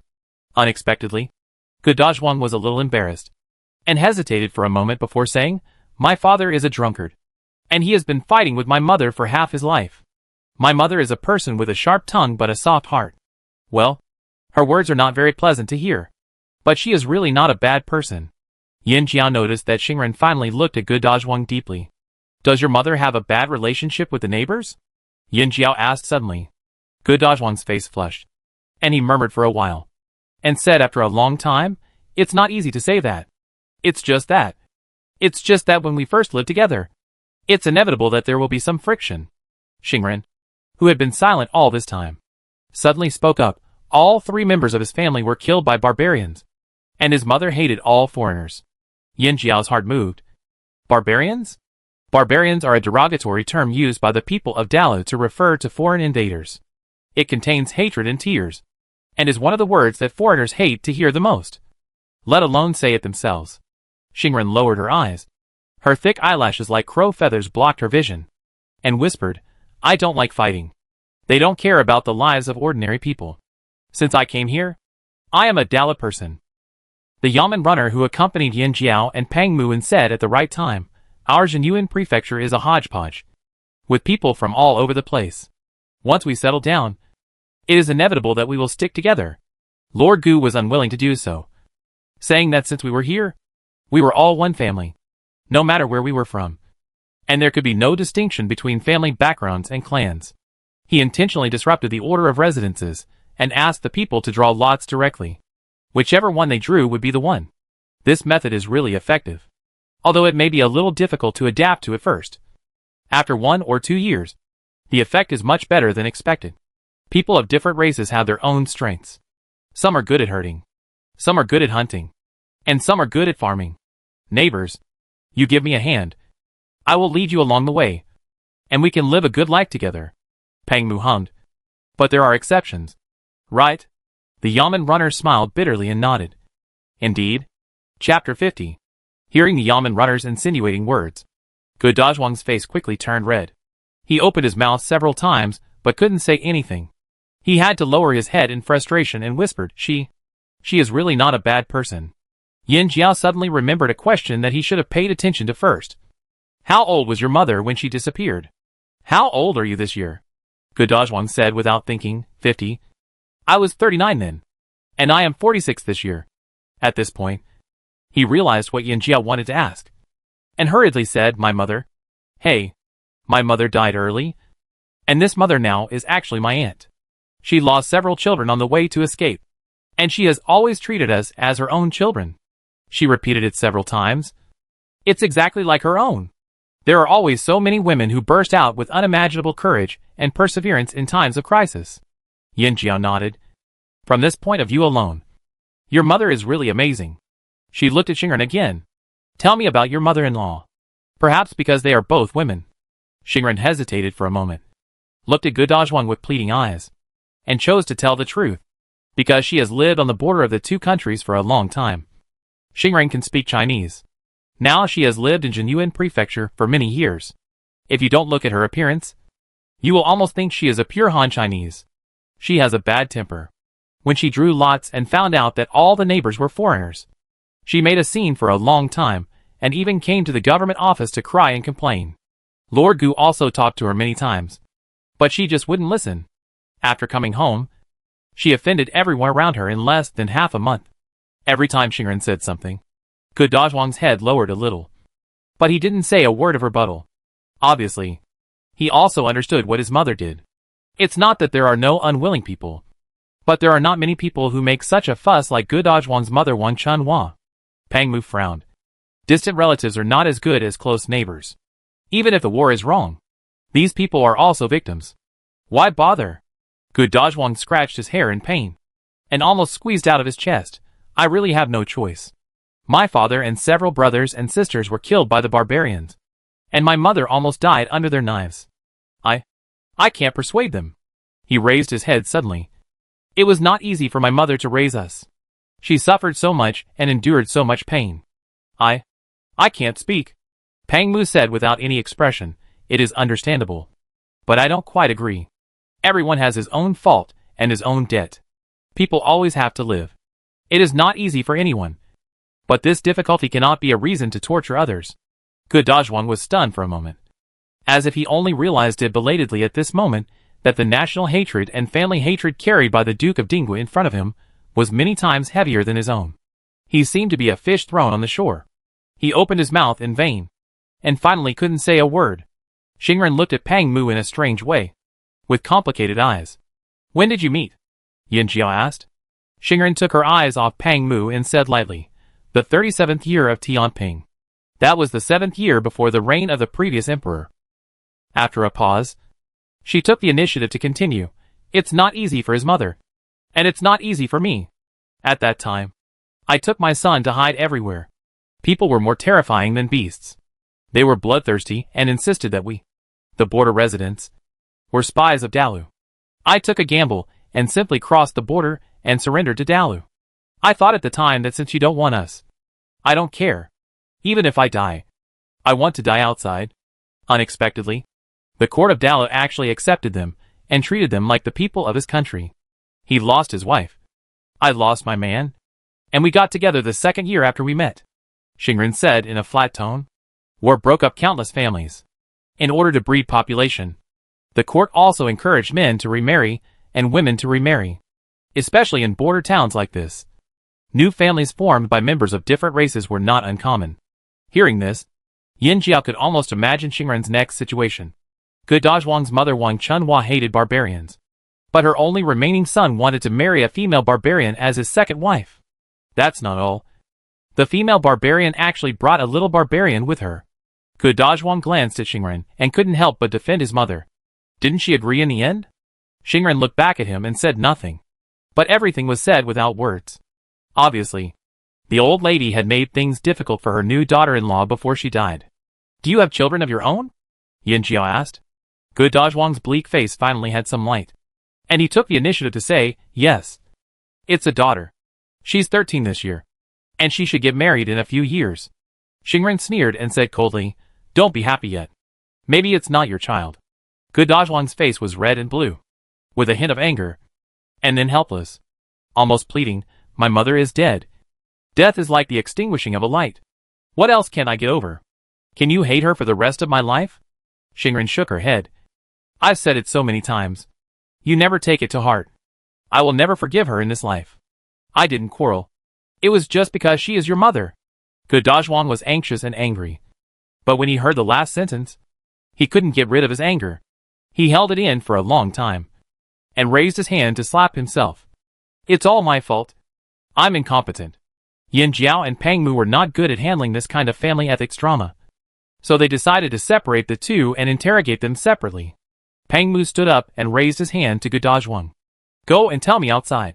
Your wife is not easy. It's a rare opportunity. Let her get rid of it. Although Good Dajwang was reluctant, his instinct of awe in his bones made him stand up at the first time, looking back at Xingren every 3 steps, as if he wanted to say something but stopped. The Yamen runner Li Yun took the initiative to pull him forward. Don't worry. Lord Yin has always been fair. Has there ever been an unjust case of partiality? Even female prisoners have been arrested several times. What are you afraid of? Good Dajwang nodded awkwardly, and finally followed out.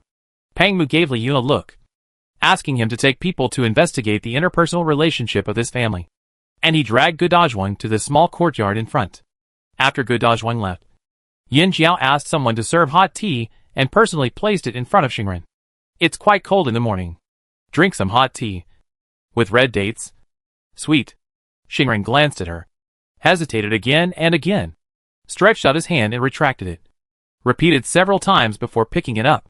She whispered thank you, took a sip tentatively, and her vicissitudes of life showed unfamiliar happiness and joy. It's delicious. Yin Jiao also took another sip, and said casually, in fact, I think your man is quite sincere to you. Xingren's hands unconsciously rubbed the slightly hot wall of the cup. Without saying yes or no. Just make do with life. It's like this.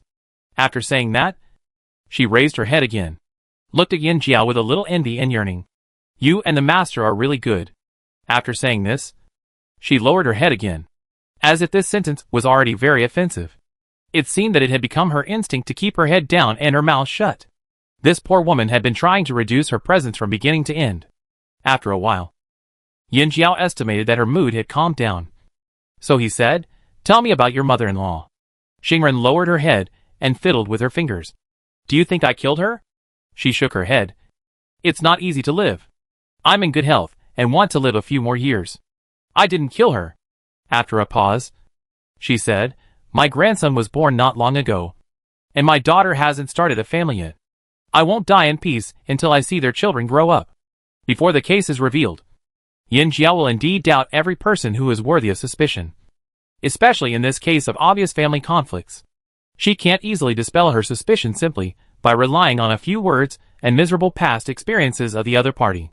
Yin Jiao did not give an answer, but changed the point of entry.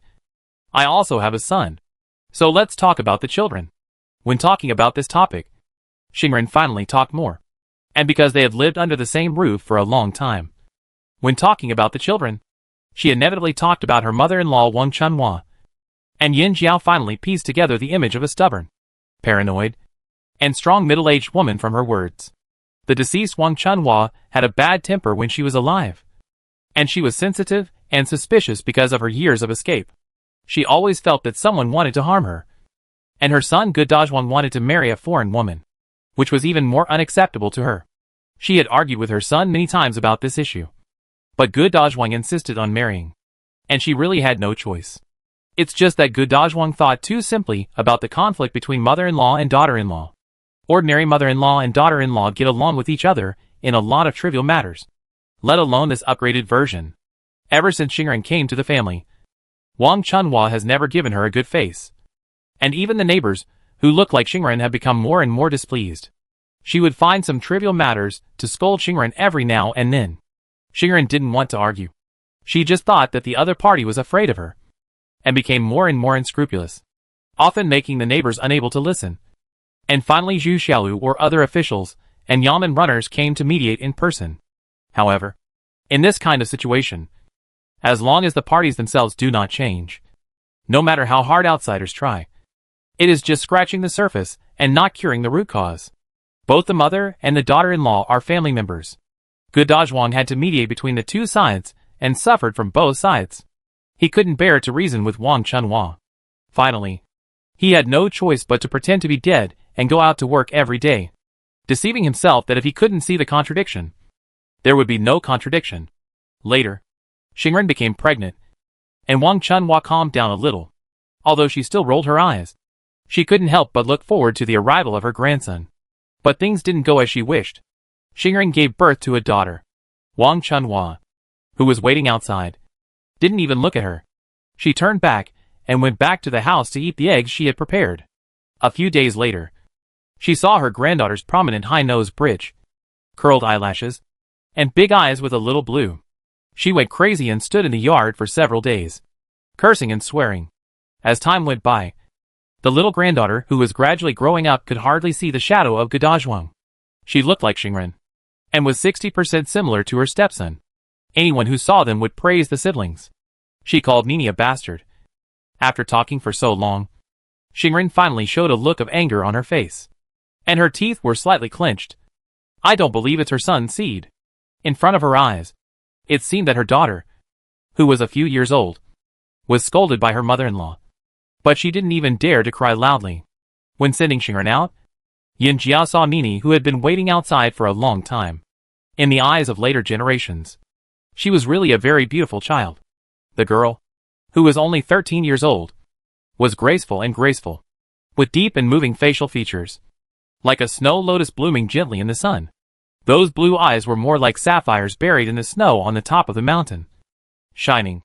Chapter 51. Probably no matter what era it was, ordinary people were not particularly willing to come to the government office on their own initiative. Nini, who had been waiting for a long time, saw her mother coming out and instinctively went forward. But she braked suddenly when she saw Yin Jiao, and saluted a little awkwardly and nervously.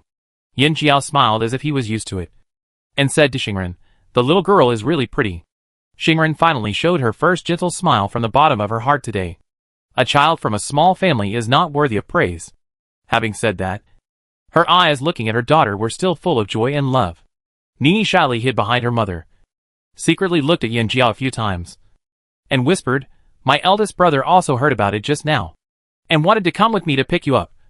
But my sister-in-law was sick and Bauer kept crying, so I didn't ask him to come." In the agricultural era, population was the greatest resource. Dallas strongly encouraged the division of families and the reproduction of population. Xingren's son moved out of his home after getting married the year before last. He now lives in the east of the city, about 2/4 of an hour away from his mother's home. Xingren bowed to Yin Jiao and Pang Mu, and took her out, saying as she walked, "I'm going home now. Don't let them worry in vain." Has Bauer's fever subsided? Raising a child these days is not easy, especially when encountering a disease like fever that can be serious or minor. It is very difficult. The mother and son talked as they walked, obviously very worried about the sick baby, and their pace unconsciously quickened. On the contrary, Gu Dazhuang, who was clearly a member of the family, walked away from them. It was unclear whether he wanted to interrupt or the mother and daughter did not want to give him a chance to speak. Out of professional habit, Yin Jia took the initiative to follow the gate of the government and looked for a while. He saw the intersection, and the family of three had obviously split into two teams. Xingren and Nini, the mother and daughter, did not greet the man behind them at all, and turned quickly to East Street, while Gu Dazhuang walked slower and slower, and finally stood at the intersection, looking at the mother and daughter's backs as they walked away. Feeling lost? Seeing this scene, Su Qian said, "Just now," when the master had not finished asking Gu Dazhuang. Nini came. The little girl was very worried, but she was asking about her mother in her words, and did not mention Gu Dazhuang at all. After that, she said angrily, "If it were me, I would not hesitate to deal with him." She was standing guard outside the door for Yin Jiao before, and vaguely heard Xingren's memories. She was immediately furious and felt that Gu Dazhuang was not a competent father. Your mother is important. But your wife and children are not important. The little girl is so innocent. She was scolded as a bastard and a little beast by her grandmother when she was born. You don't mediate. But you pretend to be ignorant for the sake of saving the accident. It's really shameful. Yin Jiao shook his head. It's just his own fault. Don't think that it's easy to fool the child when he is young. When his wife and children needed support the most. Gu Dazhuang was a hands-off boss. Now his family can't get close to him. Who can he blame? After they finished talking, they turned around and saw Pang Mu following them. And they laughed for some reason. Pang Mu was confused by their laughter. What's wrong? Yin Jiao pursed his lips and shook his head. Nothing. I feel good when I see you. By the way, did I find out anything just now? Single dog Su Qian suddenly felt chest tightness and shortness of breath. And stepped aside awkwardly. Humph. Getting married is a big deal? The couple walked back side by side. And heard Pang Mu say, if you say it's special, it's nothing. But he regrets that he didn't take good care of his mother back then. And feels sorry for his wife and daughter. The most useless thing in the world is regret. Yin Jiao said. In fact, I don't want to hear this word the most. Because once someone regrets, it means that he has made a mistake. Instead of regretting after you miss something, it is better not to make a mistake in the first place. It's difficult. There are so many people in the world who know how to cherish after they lose something. How can you feel pain if you don't miss it once? Pang Mu shook his head and sighed. And then got back to the point. Gu Dazhuang's family of 5. In addition to the 3 people we just saw and the deceased Wang Chunhua, there is Xingren and her ex-husband son Bujiang, who is 20 years old this year. He married a girl who fled from the Hut tribe 2 years ago. And now his son is almost 1 year old. Yin Jiao asked, from what you said just now, the relationship between the 2 half-siblings is good? That's right. Pang Mu said. Nini has a cold relationship with her father Gu Dazhuang, and often lives with her brother and sister-in-law. The neighbor who reported the news just now also went there to inform them. Gu Dazhuang seemed to want to get close to his daughter. But he missed the opportunity in his early years, and it is difficult to make up for it now. When the 2 returned to the yard, the people who had come to verify early had dispersed. And only Zhu Xiaolu was left squatting by the grape trellis under the corridor, fanning himself and wiping his sweat. Master Gu just came back, and is waiting in the second room at the back now. Seeing them coming, Zhu Xiaolu hurriedly patted his clothes a few times, stood up and led them. Please come this way. Gu Qinzhou wore another old indigo jacket today, with his trouser legs loose. His face was black and red from the heat, and he grabbed a large cattail leaf fan in his hand and waved it desperately, making a creaking sound. Please take a seat. Everyone. He apologized. I just came back from outside, so I lost my composure. Please forgive me. It was hot and dry in Jinyuan Prefecture near noon. People could get sunburned if they ran around outside. He was not a young man in his teens or 20s anymore, so it was really unbearable. Yin Jiao and Pang Mu said they didn't mind and asked him to do as he pleased. Gu Qinzhou didn't bother to be polite with them, and actually went to wash his hands and face in the copper basin. And his complexion slowly returned to normal. When the house was built, we divided it into several groups, each with at least 70 people.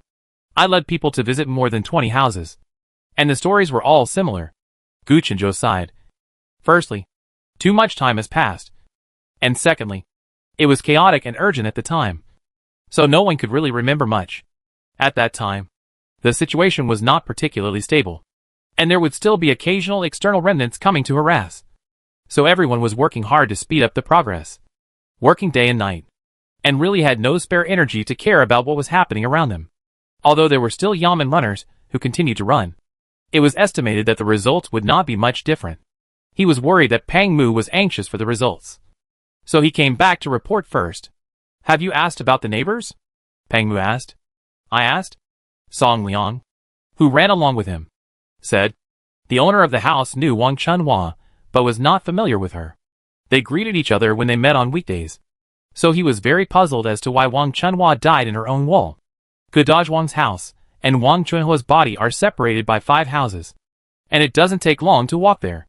But it's not easy to kill someone without anyone noticing, and then hide them in the wall. I think the murderer should be the one who participated in building the house that year, said Gu Qinzhou. First, he has strength. And second, He has plenty of time and opportunities. So I also asked people to be more careful. Even though Wang Chunhua is short, she is an adult after all. To complete the process of sealing her in the wall, it undoubtedly requires a lot of strength for the murderer. Song Liang continued. We have asked more than a dozen families on the street where Wang Chunhua lived. Basically, everyone has had friction. Even those Dalit people hinted that she was too mean to her daughter-in-law and granddaughter. But that's all. If you kill someone just because of this little friction, it's really not worth it. Zhu Xiaolu said at the right time. It seems that it was not premeditated. First of all, the suspicion of family members committing the crime cannot be ruled out. If not, Yin Jiao and Pang Mu also tend to this one. Then the possibility of impulse or manslaughter is indeed greater. One of the more prominent characteristics of the people in Jinyuan Prefecture is that they cherish their lives. If they kill someone just because of this degree of conflict, it really doesn't make sense. And Wang Chunhua has a paranoid personality. It is very likely that she had a dispute with someone over a trivial matter that day, and the other party killed and buried the person in a moment of excitement. I don't know what Gu Qinzhou was thinking about. He was silent for a long time before saying, this makes it even harder to investigate. If it was a case of love killing, revenge killing, or other regular cases, it would be better. At least there would be traces to follow. But it was this kind of accidental killing. Anyone could have done it. He suddenly patted his thigh, sighed deeply, and blamed himself. It's my fault. If I hadn't insisted on asking them to live together, perhaps the conflict would not have been so intensified. I only thought about how to teach everyone to live together as soon as possible. But I forgot that not everyone can accept it calmly. He smiled bitterly. This matter is not something that can be done overnight. I was impatient and careless. Why do you say that? Sir, Zhu Xiaolu said anxiously. If the people had really lived together in clans according to their nature, I'm afraid that Jinyuan Prefecture would still be divided into several distinct tribes. And the conflicts would still be sharp. I'm afraid that they couldn't even coexist peacefully. And how could they be so prosperous today? Gu Qinzhou didn't say anything. Obviously, he was getting stuck in a dead end. He loved the people like his own children, and thought about the people wholeheartedly. But now, he suddenly realized that the death of a commoner was indirectly caused by his policies. How could he not feel uncomfortable? Sir Gu, Pang Mu suddenly said, Jinyuan Prefecture is located in Dalu. But to this day, there are still a steady stream of people from various tribes and countries coming to surrender. May I ask why? Gu Qinzhou was stunned. Of course, my dynasty is broad-minded. Before he finished speaking, he had already understood what Pang Mu meant, and couldn't help but feel a little moved. Pang Mu smiled and nodded. That's right. No matter which country the people are from, they just want to live a good life. Whoever can give them a way out is their heaven. If Lord Gu had only followed the wishes of the people, as Lord Zhu said, the current Jinyuan Prefecture would be nothing more than a small court. How can it be a steel plate? If you don't show your sincerity as a family and let the foreign people see a way out, they will have no hope of advancing or retreating. And they will be uneasy all day long. They will always be a hidden danger. And Jinyuan Prefecture will never have peace. Yin Jiao also said, Master Gu, nothing is perfect. You are a great man. Don't let a small failure blind you. Zhu Xiaolu also agreed. After a long time, Gu Qinzhou slowly exhaled. He stood up and bowed to Pang Mu several times. He seemed to be relieved, but he still said firmly, since this happened, it means that there are still problems.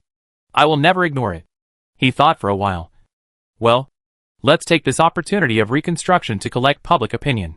If there are people who can't adapt to the current residents, like Wang Chunhua did back then, report it, and the government will make appropriate adjustments to avoid disasters. Today's Jinyuan Prefecture is no longer the simple city of yesterday. Who lives with whom can no longer affect the overall situation. Pang Mu smiled. Master Gu is the local prefect. So naturally we will follow Master Gu's wishes. Later, Gu Qinzhou really drafted a notice. And Yin Jiao and Pang Mu also asked people to continue to secretly visit along the lines of family revenge and neighbor passion killing. As a result, when there was no progress in the visit to Wang Chunhua's case, the people responded to the notice that they could apply for a change of residence. Except for an old man and an old lady who wanted to move nearby to take care of their daughter's family. No one wanted to change. Gu Qinzhou was stunned. The people's ideas are very simple. Many people have lived like this for nearly 10 years. And how many decades do people have in their lifetime? Now they are used to everything. So why bother?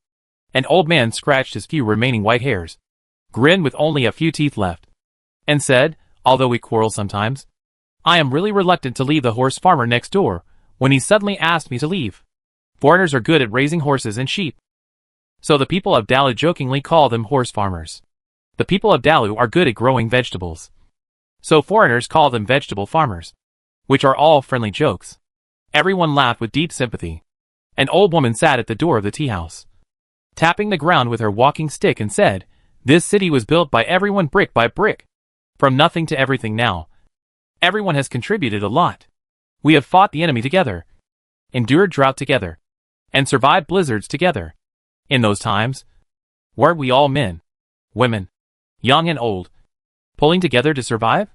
When human lives are at stake, has anyone ever thought about whether they are outsiders or family members? No matter what country or ethnicity.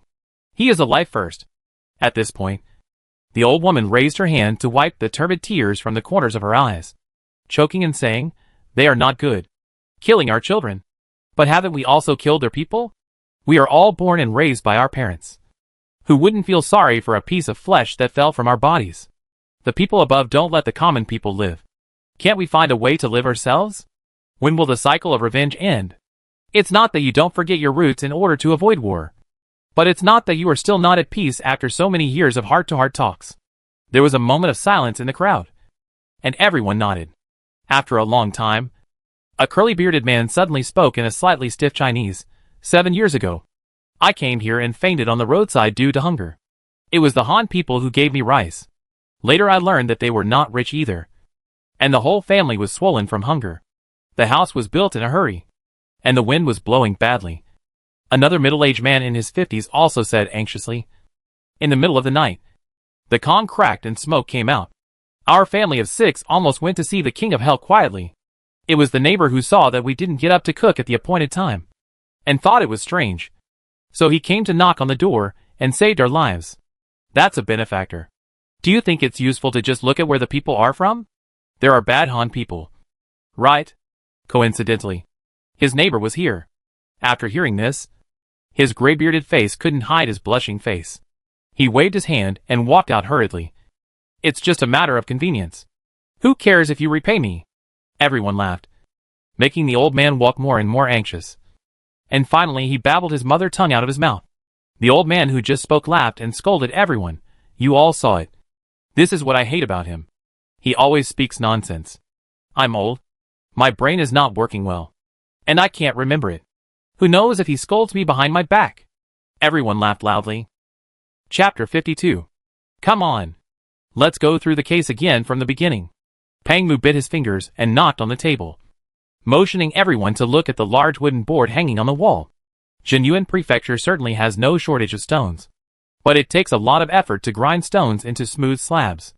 Moreover, stonemasons are now being used as new forces to build houses, and some are waiting, so they have to use wooden boards as a substitute temporarily. Everyone raised their heads when they heard this, revealing a row of red eyes and dry lips. A few days passed, but there was almost no progress in the case. The early autumn was hot and dry, and it was easy to get angry. In addition, the diet in Jinyuan Prefecture was more sheep than pork, so everyone suffered. Yin Jiao and Pang Mu sat in the first row. Seeing this scene, they felt both distressed and funny. They immediately said with a smile, cheer up. I have asked someone to prepare duck blood. After the end, we will eat duck blood and duck meat vermicelli soup. Duck meat is cold in nature, and it is not suitable to eat too much at ordinary times. However, in recent days, Dr. Feng saw that everyone was angry, so he took the initiative to suggest using duck meat to suppress it. When everyone heard this, they really became interested. Xiaoxi raised his hand and asked, Sir, can we have cold skin? Cold noodles are also fine. You are still ordering dishes? You should be asked to change shifts with Xiaowu. Pang Mu said, cold skin and cold noodles. Cucumbers are delicate and have not been grown here yet. Bo Jiang, who has not yet appeared, is still the main suspect, so several guards have been watching him in turn. Xiaowu is on duty now. A Miao sighed immediately. Master Gu is too enthusiastic. He slaughtered a sheep the other day without leaving any hair and sent it all to us. Now I am herding sheep in my dreams. It's terrible. A group of people laughed. And they all looked like they felt the same. It's just that I usually spoil you to eat too well. Pang Mu scolded with a smile. And got back to the point. Wang Chuanhua's case is very contradictory. It seems simple. But in fact there are almost no clues. Let's go through it from the beginning to see if there is anything we missed. In the 37th year of Tianping, Gu Dazhuang and Xingren met. At that time, the latter had a 6-year-old son, Bujiang. The following year, the two proposed to get married, which was strongly opposed by Gu Dazhuang's mother Wang Chenhua, the deceased in this case, but failed. At the beginning of the 39th year of Tianping, Xingren gave birth to her daughter Nini, and the conflict with her mother-in-law Wang Chenhua further intensified, almost to the point of being incompatible. During this period, Wang Chenhua also frequently quarreled with neighbors, and the local government mediated many times, but to no avail. In the late summer and early autumn of the first year of Tianyu, Jinyuan Prefecture carried out the first planned reconstruction after the establishment of the prefecture. During this period, Wang Chenhua suddenly disappeared. Lord Guwan sent more people to search, and even went into the mountains for a time, but to no avail. Until 2 days ago, on the 7th day of September, the body of Wang Chenhua, who had been missing for many years, was found in the wall of the house of Zhao Dali, a local citizen. Yin Jiao continued, the body was in poor condition and the autopsy was not thorough. At present, we can only draw one conclusion. Wang Chenhua died from a blunt force trauma to the back of the head. As for whether there were other injuries, it is unknown. The wound area is relatively large, and the fracture marks are uneven. She continued, afterwards. Meow, and I conducted repeated experiments and felt that the murder weapon should be the stones that can be found everywhere in Jinyuan Prefecture. The room was very quiet, and there was no other sound except her unhurried statement. When she finished speaking, everyone nodded in unison. Pang Mu added, the crime scene back then was right next to the crime scene today, which is near Zhao Dali's house. Is there any objection to this? Firstly, the whole city was undergoing construction at that time, and people were coming and going. It was too risky to dump the body from somewhere else, and it was unnecessary. Secondly, building a house and laying the foundation just required large stones, which was in line with the rule of using local materials for the crime. The most critical point, at that time, manpower was urgently needed, and all males over 10 years old were mobilized, and 13-year-old Bo Jiang happened to be in this group. Since following Yin Jiao, Song Liang's edges and corners have been gradually smoothed out. He usually doesn't dare to show off, but at this moment he asked a key question in a muffled voice. Since Gu Dazhuang is working in another group, why did Wang Chenhua come here? She has already called her granddaughter a bastard. So is she treating Bo Jiang, a pure-blooded Hutt, differently? She wouldn't chase after him and scold him, right? Good question. Yin Jiao clapped his hands. We have confirmed this as well. Wang Chenhua is very mean to everyone except Gu Dazhuang. She is also very stingy with her own food and clothing. Not to mention Xingren and her 2 children. She doesn't do housework, but she never asks anyone to do the cooking. She is afraid that Xingren will steal or hide the food. Even if she doesn't do it herself, she will keep an eye on it. Song Liang frowned and thought for a long time, and said in disbelief, you mean? She went to check the food on purpose? Yin Jiao nodded. This is the only explanation at the moment. This answer made Song Liang, a bold and rough man, feel uncomfortable all over. He shook his head and sighed. Why? Why? Qi Yuan took the initiative to speak. Did Bujiang kill in a fit of rage? When it comes to killing, he is still very good at it. Either he has extraordinary skills, or he must have prepared a handy tool in advance. For the time being, I can only say that I highly suspect it. Yin Jiao said, Wang Chuanhua's family, specifically Xingren and her son, are indeed the most suspicious. The two sides have long-term and irreconcilable conflicts, and they live together day and night. They are extremely familiar with each other's daily routines and movements. It can be said that there is both motive and opportunity. But after investigation, it was learned that during the construction of the house, Xingren was at home doing laundry, cooking and housework like other women. Even the work of delivering meals was left to her 6-year-old daughter Nini. She did not go out at all. That is, she did not have time to commit the crime. Nini is too young to commit a crime, so she is ruled out for now. Speaking of this, Yin Jiao's tone unconsciously became complicated. And he subconsciously tapped the table with his fingers like Pang Mu and said, "It's that Bo Jiang," who was 13 years old at the time. Pang Mu sighed. It's hard to say at this age. He should still be considered a child. But he swiped his hand forward, including Qi Yuan, Xiao Si and the others. When everyone went to the battlefield, they were all about this age. He is different from us. Xiao Lu said, I have inquired about it. When Xingren was pregnant with Bo Jiang, she followed men to flee everywhere. In the words of Lord Yin, she was malnourished before she was born.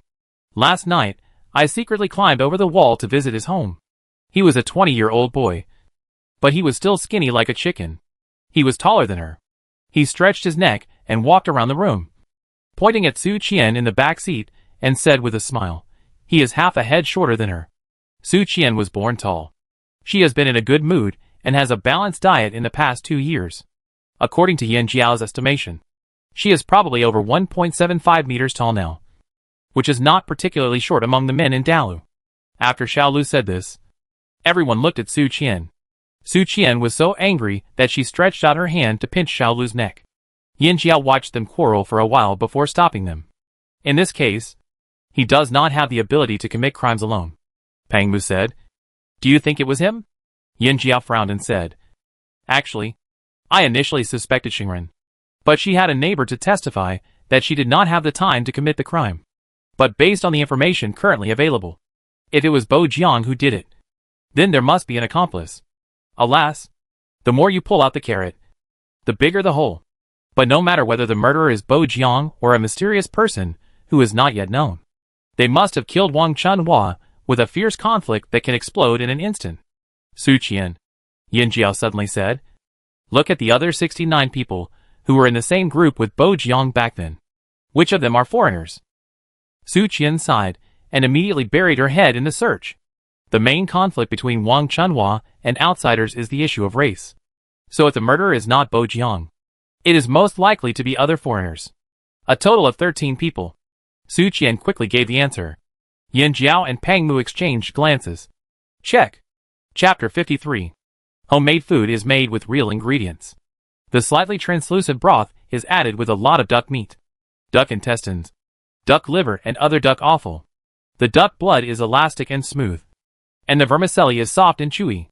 The whole taste is mellow and neutral, which is a delicacy suitable for all ages. Lin Bo and his friends ate with a smile. Duck is common, but I never thought there is such a way to eat it. Yes, this duck doesn't have much meat, and vermicelli is also common. Eating them alone is not very tasty, but it is very interesting to put them together. In addition to Lin Bo, there are many old soldiers with disabled limbs in Jinyuan Prefecture. Although Pang Mu helped to arrange them before leaving, most of them were still stubborn and embarrassed to drag others down. Afterwards, they resigned and turned to do some physical work within their ability. But firstly, he was getting older, and secondly, his old injuries made his physical condition worse. So he lived a very poor life. It didn't make sense that the lives of the people were getting better, while the heroes who created history were getting worse. They should not be forgotten, let alone eliminated. Yan Jiao's heart moved, and he turned to discuss with Pang Mu, hey, what do you think? How about we help everyone open a snack bar? Food is the first necessity of the people. As long as there are people, they will always have to eat.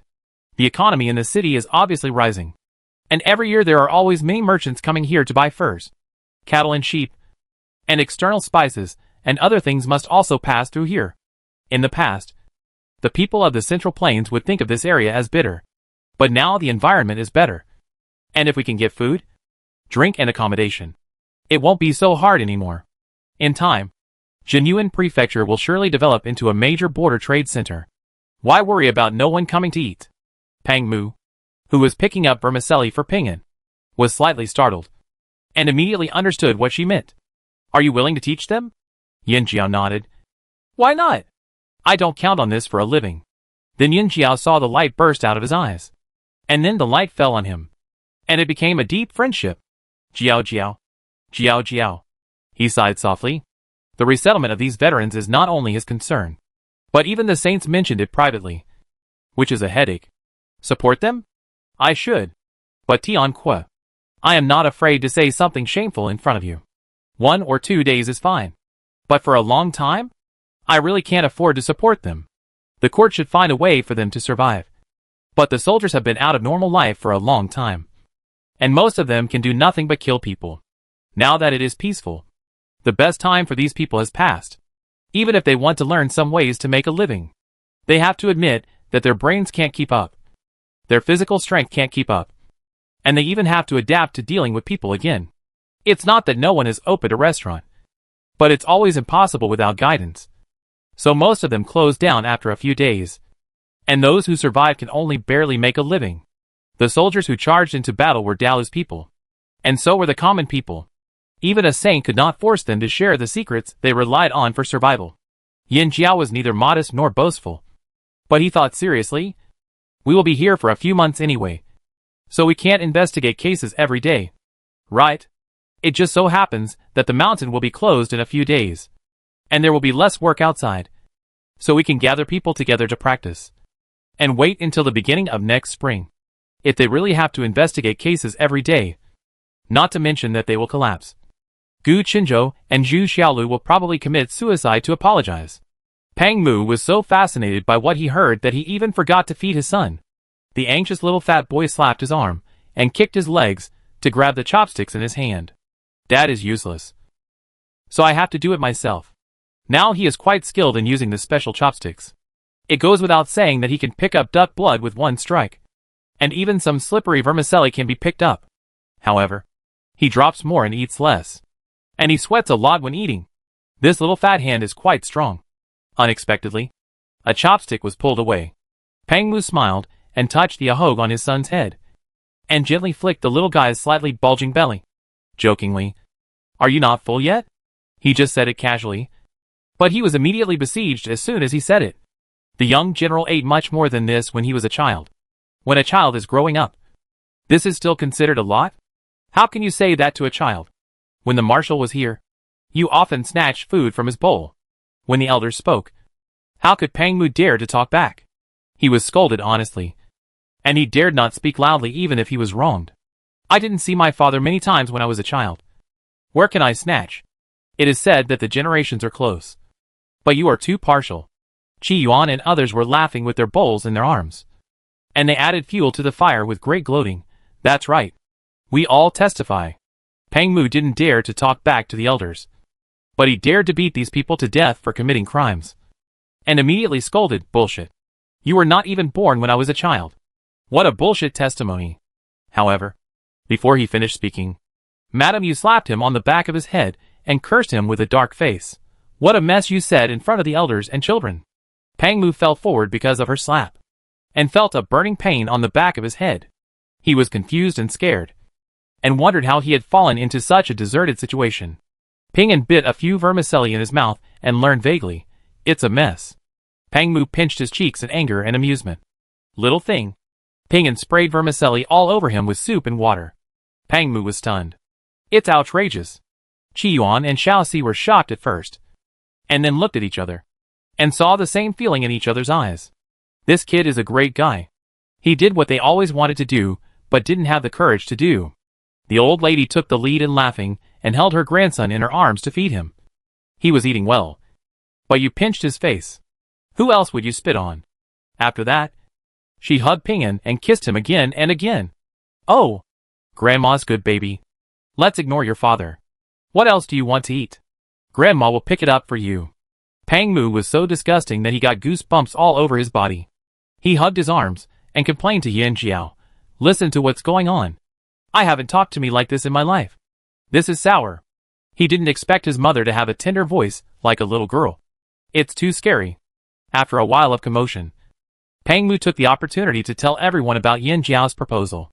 Lin Bo and the others looked at each other, feeling very embarrassed, rubbing their hands and saying, "Oh, this is so bad." Although they said so, they could not control their desires. They were all true heroes who came down from the battlefield. If they could support themselves, who would want to be sloppy in the second half of their lives? But when they thought about having to trouble the young lady, they could not help but feel ashamed. A man nicknamed Zhang Laqiang sighed. "After all, we are useless. And the young general and his wife still worry about us at the last minute."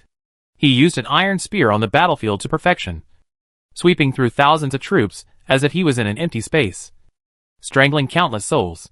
Now that she is lucky enough to have survived, she is unexpectedly miserable in her later years. Yin Jiao laughed. I am just being lazy. When everyone learns how to do it, I don't have to worry about it anymore. Just order whatever you want. Everyone knew she was joking, so they appreciated it and agreed to it. After preparing the meal, they carefully calculated who to call for the first wave and how to do it. Pang Mu, who had accidentally solved the difficult problem, looked particularly energetic. He swallowed a few bowls of vermicelli soup in 2 or 3 mouthfuls, and ordered a dish of duck offal to eat separately. After thinking for a while, he said, Xiaoxi, go to the government office later and ask Lord Gu for an official document. Ask Bo Jiang to come and ask a question. Xiaoxi responded with a dimple, wiped his mouth quickly, put down the bowl and left. Seeing Yin Jiao looking over, Pang Mu grinned. Standing here and waiting is not my thing. It's too frustrating. Anyway, he is related to this case, so I might as well ask him directly whether there is a date or not. Let's try it out first. If the murderer wanted to surrender, he would have surrendered long ago, and waiting would never work. Dazhuang's family was panting, and they had met 4 people. But the most suspected Bo Jiang never showed up. Xiaoxi's movements were very quick, from leaving the house to returning with a skinny young man. It took only 2/4 of an hour. Really carrying. As Xiaolu said before, Bo Jiang was a very short and thin man, with clothes on his body that were empty. When a gust of wind blew, you could almost see the traces of his ribs from the surface. If he was 13 years old when he killed Wang Chunhua alone and hid her in the wall, unless he was possessed by a ghost. He knelt down and saluted, then looked up and saw a stern face, and shuddered with fear. This man was Duke Dinghua, whom he had seen before. Duke Dinghua at that time was not Duke Dinghua yet. Everyone called him Marshal Peng. On the day he entered the capital, the people of Zhenyuan Prefecture spontaneously sent him out for dozens of miles, crying and shouting, begging him to come back and see him soon. Bo Jiang was also dragged away by his mother that day. 7 or 8 years have passed, but the picture in his memory is still as bright as new. He rode on a tall horse, and behind him were his tribesmen who had followed him through life and death. There were not many people, but they could not stop the murderous aura.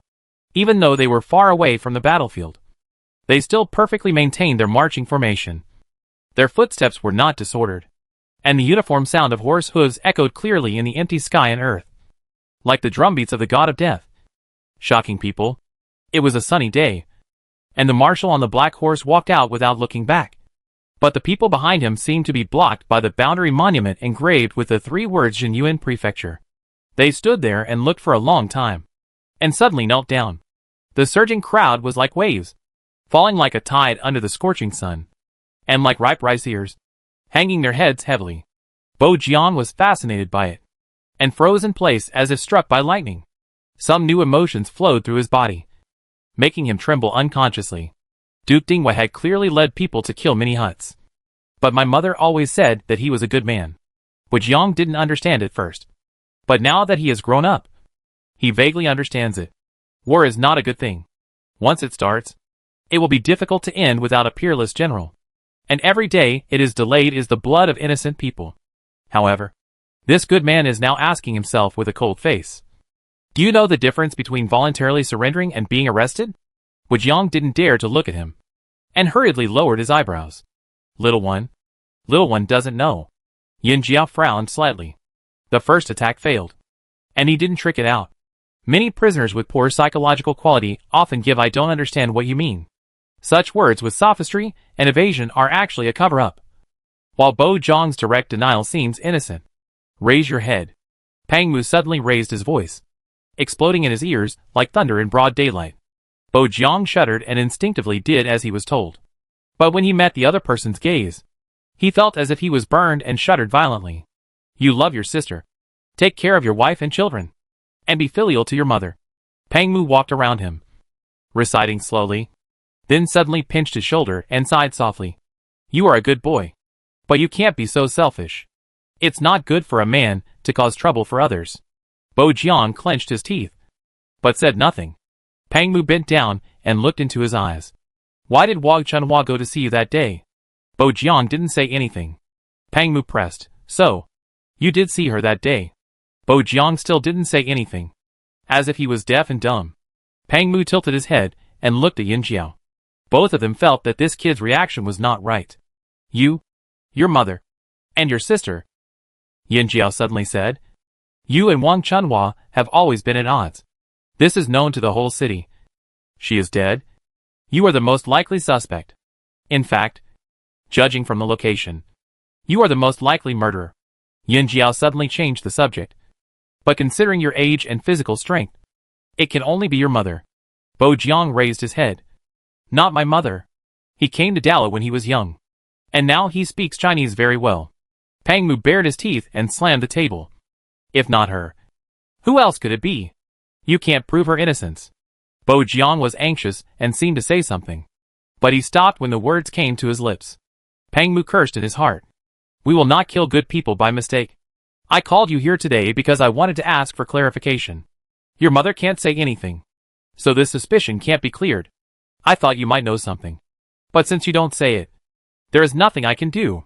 It's nothing. But it's a pity for your mother. She worked hard all her life. First, she killed your mother-in-law for you. Now, she is going to lose her life for you. At this point, he sighed deeply and pinched Wu Jiang's shoulders heavily. I also have a mother. But I am different from you. I will be filial to her. Your mother. TSK. Your mother is miserable. But there is no way. It's a bad fate. He just bullied Wu Jiang for not knowing the law. Deliberately said some specious nonsense. And pressed step by step. From the current point of view, even if Wu Jiang is not the murderer in this case, he is definitely involved. But he never spoke. Who is he protecting? Bo Jiang's eyes were red with anxiety. It's not her. It's really not her. Who is it? Bo Jiang opened his mouth again. His 2 rows of teeth knocked against each other. In a hurry, he looked up and shouted, It's me. It's me. I killed her. I hate her. She looked down on my mother. Looked down on me. And scolded my sister. I couldn't help it. So I killed her. However, Pang Mu shook his head without hesitation. It's not you.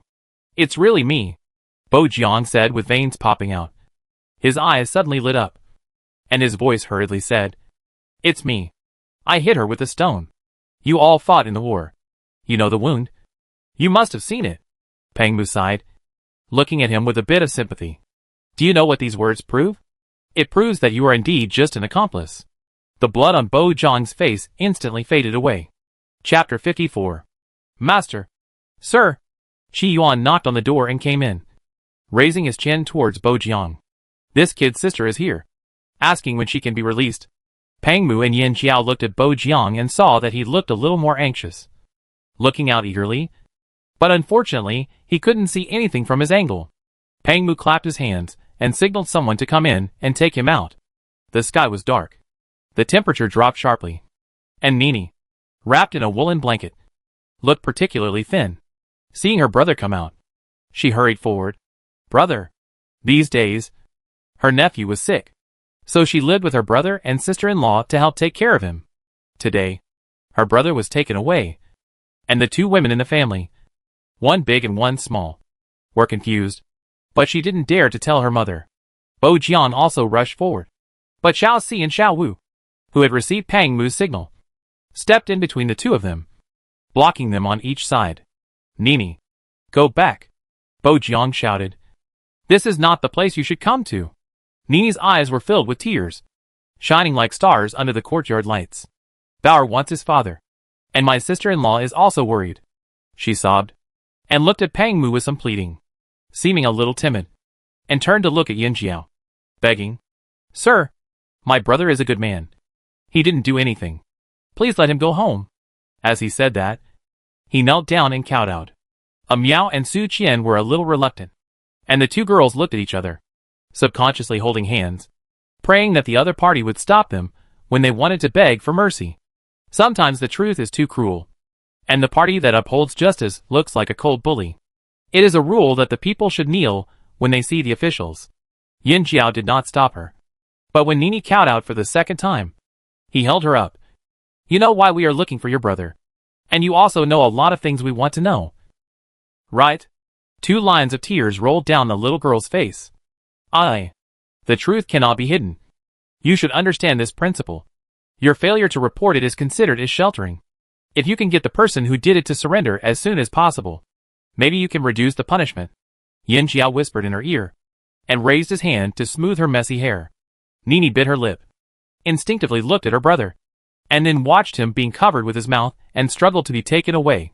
Even though he couldn't make a sound, Nini could see the resistance from his whole body. Don't say anything. Don't say anything. Nini whimpered in pain, her struggling face full of tears. She didn't want her brother to die. But, Yin Jiao sighed, took out a handkerchief and wiped her face. Your brother can't go back tonight, and may not even go back for the next few days. Seeing the fear in Nini's slowly widening eyes, Yin Jiao couldn't help but slow down his voice, stuffed the handkerchief into her hand, and gently patted her thin back. It's getting late. Go home and rest. If you want to see your brother, you can see him tomorrow when I send your mother here. Nini's body suddenly froze, and she repeated subconsciously, My mother? Yin Jiao nodded, slowly stood up, looked down at her and said, Your mother should be summoned for questioning tomorrow. Nini looked up, and felt that the female official with a half-moon above her head seemed like the embodiment of despair. Looking at the back of the little girl staggering away, Yin Jiao didn't speak for a long time, feeling very uncomfortable. Pang Mu put his arm around her shoulders and patted her, comforting her. This is the fact. You and I always want the truth. Yin Jiao sighed and suddenly said, In fact, I really admire Peizhi. He has never wavered in all these years. His heart is really rare in the world. All living beings suffer, and many things are forced. They have been dealing with these for many years, which is a kind of torment in itself. Pang Mu nodded. I don't know how his eyes have recovered, with Lord Xiao watching. I think it's okay, Yin Jiao said. Mr. Liao and others should be here at the end of the month, and there will definitely be news about Peizhi. At worst, there is a post station outside, and it is not difficult to write a letter back to ask. Sir, Song Liang, who was on duty outside, came in and reported, the person Lord Zhu sent out has returned, and he wants to ask if it is convenient for Fang to come in and talk now. Pang Mu laughed. This is the Zhenyuan government office, on someone else's land. We'd better not occupy the magpie's nest. No need to reply. We'll go there now. The two walked out side by side, and Yin Jiao suddenly asked on the way, What do you think Xingren will do tomorrow when she knows that Bujiang confessed his guilt? Pang Mu said without hesitation, She will take all the blame on herself. Gu Qinzhou and Zhu Xiulu were both inside. Seeing them coming, he did not delay, and asked the Yamen runners, who were asking questions from house to tell the results of today. I led the people to divide into several groups, and visited all the 13 families. Others were fine, but there was a man named Zhuo Shi who didn't hesitate to say where he ate, what he did, and who testified that day. His answer was too smooth, which made it suspicious. It has been more than 7 years since the incident. It is not easy for normal people to remember a few special things in those years, let alone specific to a certain day. If Zhuo Shi had nothing to do with this case, then the time when he built the house was just ordinary labor, and there would be no deep impression at all. Pang Mu asked, What is Zhuo Shi's background? Zhu Xiaolu flipped through the household registration file and scanned it in front of the candle. He is a refugee from Zhaorong. At that time, there was a grandfather and a grandson, but the grandfather passed away 3 years ago. He is 23 this year and lives alone. Not married? Yin Jiao was a little surprised. 23 is not considered young at that time. So far, she knew that no one who was not married at this age, except for the heretic group she belonged to. However, Pang Mu and his men were delayed by the war, but there was no reason for an ordinary citizen like Zhuo Shi. The Yamen officer nodded. He is quite independent. He has 2 big wolfhounds at home. He often goes into the mountains to hunt alone. He has no shortage of meat, and he can make a lot of money by selling skins. He is a very capable young man, and there are often enthusiastic people in the neighborhood who help him matchmake. But he always refuses. He doesn't save the money he earns, but buys hunting equipment or helps others. He doesn't ask for repayment. Qi Yuan crossed his arms and sighed. He is quite righteous. He is indeed righteous. He often fights for the weak. He is not only righteous in small matters, but also decisive in big matters. Gu Qinzhou also said, Last year, He did a business with a leather material dealer who had done business with him before. He asked someone to transport several carts of seeds and grain from the Central Plains, and sold them to the people in the city at a loss. Pang Mu rubbed his face. It's not easy. The Yamen runner said again, by the way, he never goes to collective hunting organized by the government. He said that he was afraid that if he went, others would not get a share. He also didn't think much of ordinary prey. I heard that he had to go into the mountains before the hunting in the next 2 days. Pang Mu nodded and called Xiao Ba forward. Starting tonight, you will keep an eye on him. If he goes into the mountains, you should go in too. Don't let him run away. Xiao Ba's archery is extremely accurate, and he is especially good at ambushing and stealth. This job is perfect for him. Xiao Ba immediately took the order and left, taking advantage of the night. He jumped a few times and disappeared in the darkness in the blink of an eye. Gu Qinzhou and Zhu Xiaolu said in unison, "Are you worried that he will escape?" "It's hard to say." Pang Mu frowned slightly. "He is alone, has no ties, and has the ability to sneak in the mountains. If it is indeed him, and he hears the noise, he will disappear in the blink of an eye." The next morning, Zhu Xiaolu really sent a sign to summon Xingren to the Yamen for questioning for the second time. And Nini also came with him. Xingren seemed very calm. She only told Nini to go home in a very serious manner. Nini cried and refused to leave. Her eyes were red and swollen like peaches. As the mother and son were arguing, Bujiang was also brought over with his mouth gagged. Both mother and son were shocked when they met. Yin Jiao signaled Su Qian to separate Xingren and Nini. "Your son has confessed, but I always feel that there is something wrong. So please come and ask a question." As soon as she opened her mouth, the veins on Bujiang's forehead bulged, and he rushed forward. Unfortunately, he was held down by Song Liang, who was well prepared. Xingren really said, "Sir, he lied. I killed him." Bujiang, who was gagged, almost roared from his chest. And then he struggled to the ground, knocking his forehead against the ground, and it was swollen in a few hits. Yin Jiao waved his hand at Song Liang. "Take the person inside." He then pointed in the opposite direction and ordered another Yamen runner. "Come on. Take the suspect Xingren to that room." Emotional breakdown is the best opportunity to make a breakthrough in a case. Today, these women must be questioned separately. Nini burst into tears, standing there looking at this one, then looking at that one, chasing 2 steps to the east, and then a few steps to the west. But in the end, she couldn't save any of them. She stood in the middle of the yard with a blank and helpless look on her face. Her 2 arms stretched out, trembling slightly. Obviously, she had completely lost her mind. What's wrong? What's going on again? At this moment, Gu Dazhuang also rushed over, looking at his panicked daughter, and said incoherently, "Didn't you finish the questioning? Why? Why are you here again?" He was going to herd cattle, but halfway through, a neighbor caught up with him and said that his wife and daughter were taken to the government office, and it seemed that something big had happened. He was so scared that he didn't even care about the cattle and rushed over with a breath. Hearing the noise, Nini finally found an outlet to vent her anger. She rushed over in 2 steps, crying and kicking and hitting him. "It's all your fault. It's all your fault. It's all your fault. I hate you so much. If it weren't for you, if it weren't for your mother." Gu Dazhuang let her beat him, and he was completely confused. In the end, Su Qian stepped forward and held down the crazy Nini with her little grappling hand.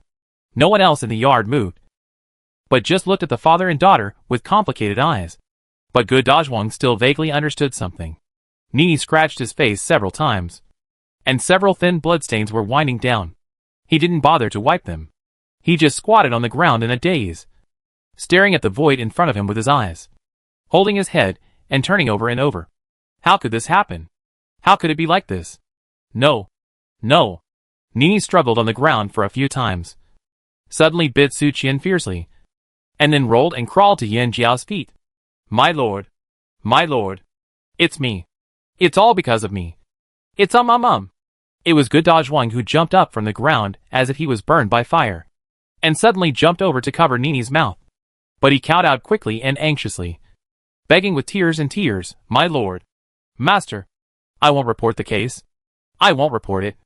I won't report it. Okay? Please don't investigate. Don't investigate. I won't report it to the police. Don't investigate it anymore." At the end, he actually fell to the ground and cried loudly. He already lost his mother, and he couldn't live without this family anymore. He regretted it. Really regretted it. If he didn't go to identify the body before. It's a pity that human life is at stake. There is no if. Xingren, Bujiang, and Nini. The three insiders were obviously protecting someone or several people. And everyone determined who was being protected in the evening of the next day. Zhuoxi. After the Yamen runners came to his door, he quickly went to the grain store in the city to replenish rice, and then led 2 wolfhounds into the mountains. Xiao Ba followed quietly, and saw that he neither made a mark nor cared about the prey that appeared in the middle of the way, and kept going deeper. He made a quick decision, and was about to go forward to catch the person who knew she was such a good hunter. As soon as Xiao Ba moved, he heard the noise, and shot an arrow without even turning his head. Fortunately, Xiao Ba was skilled and brave. He twisted his waist in midair, used his feet to borrow strength from the tree trunk next to him, and shot an arrow in midair.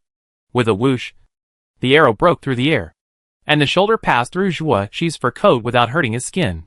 The arrow went straight into the tree trunk and nailed him to the tree trunk on the spot. When the master was attacked, the 2 wolfhounds raised by Zhuoxi went crazy, whining and swooping toward Xiao Ba. He admired these 2 strong and alert wolfhounds very much. But no beast was more important than his own life. And once this kind of wolf-like dog recognized its master, it would never be tamed by others. Xiao Ba sighed and said it was a pity, and shot him to death with 2 arrows. Zhuoxi was tied to the second hall and knelt down. Yan Jiao, Pang Mu and others saw him, and sighed that he was indeed in good shape. 7 years ago, he was 16 years old. With this physique and skills, it was indeed possible to kill and bury the body, since the case was handed over to others at the beginning. Gu Qinzhou did not fight for the credit at this moment. He went straight to the jury and watched the couple try the case. Pang Mu said shockingly, "Why didn't you surrender back then?" Zhuoxi was a good man, and he didn't argue. He just said coldly, "I owe money and I pay for my life. I am a refugee from Jiarong. But the person who died was a Han Chinese. Could it be that the Han officials want to protect me? This is a direct admission of murder." Pang Mu shook his head, pointed at Gu Qinzhou below and asked, "You have lived in the city for 7 or 8 years. Have you ever seen him favor anyone?"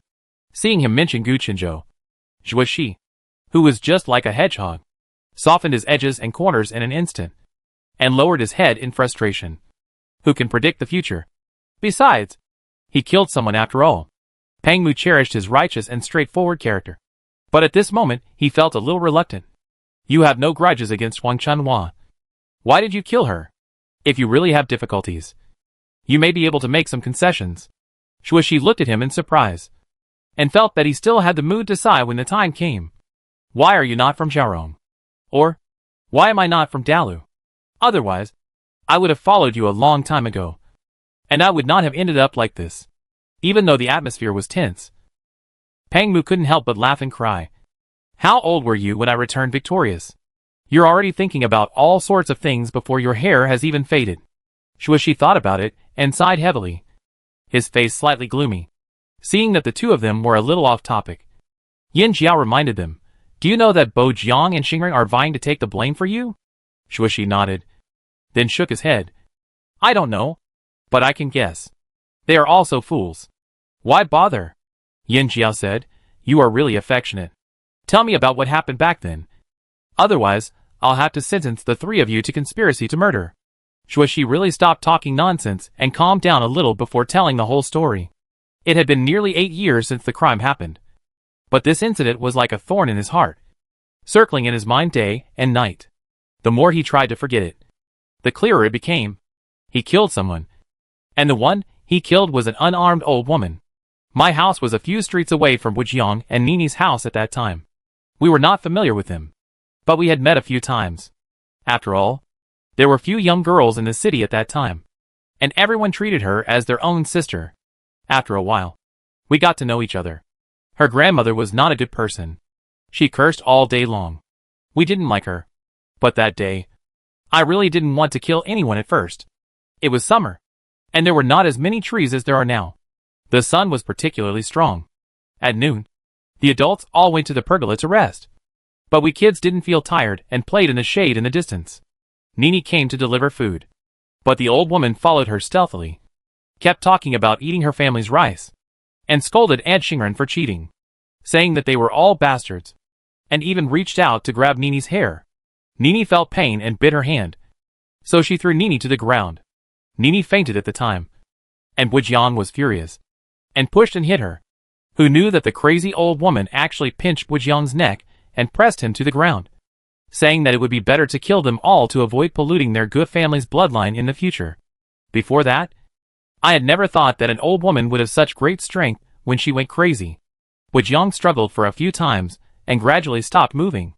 I couldn't pull her away and was almost dying of anxiety. In a hurry, I glanced at the scattered stones on the ground. When I came to my senses, she was lying on the ground motionless.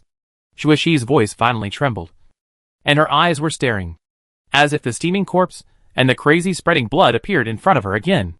Isn't it Xingren and Bujiang who helped? Pang Mu asked deliberately. Shuixi covered his face with force and shook his head. The voice came out from between his fingers. In addition to being tired, he actually had a sense of relief that the dust had settled. They really didn't do it. But, however, Xingren waited for her daughter for a long time and was very worried. So she came to check, and she just witnessed this scene.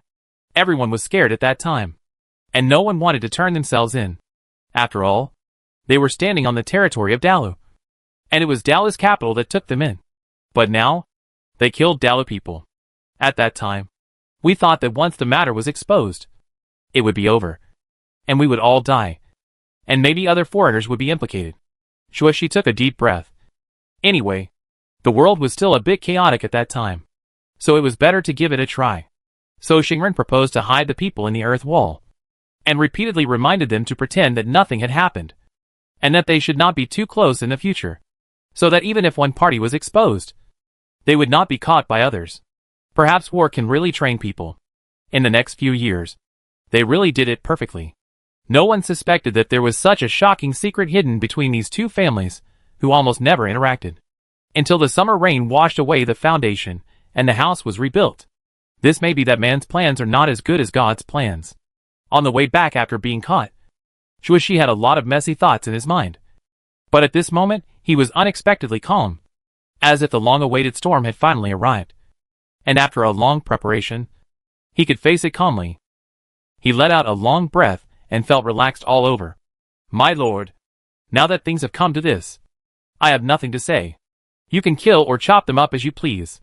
But Aunt Xingren and the others are really innocent. If I don't kill others, someone will kill them sooner or later. I beg the lords to show mercy and forgive them. After that, he cowed out heavily.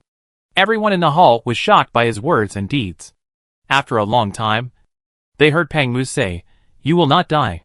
Chapter 55. Originally, Shuixi killed someone and hit him. And later, he even tried to kill Xiao Ba and resisted arrest. Although he did not succeed, it was indeed quite bad and aggravated his crime. However, considering that his original intention was to save people, and he had done a lot of good things over the years, he should be sentenced lightly.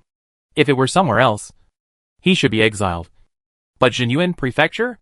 There is probably no prefecture farther and more difficult than it. So Gu Qinzhou simply sentenced him to 5 years of hard labor.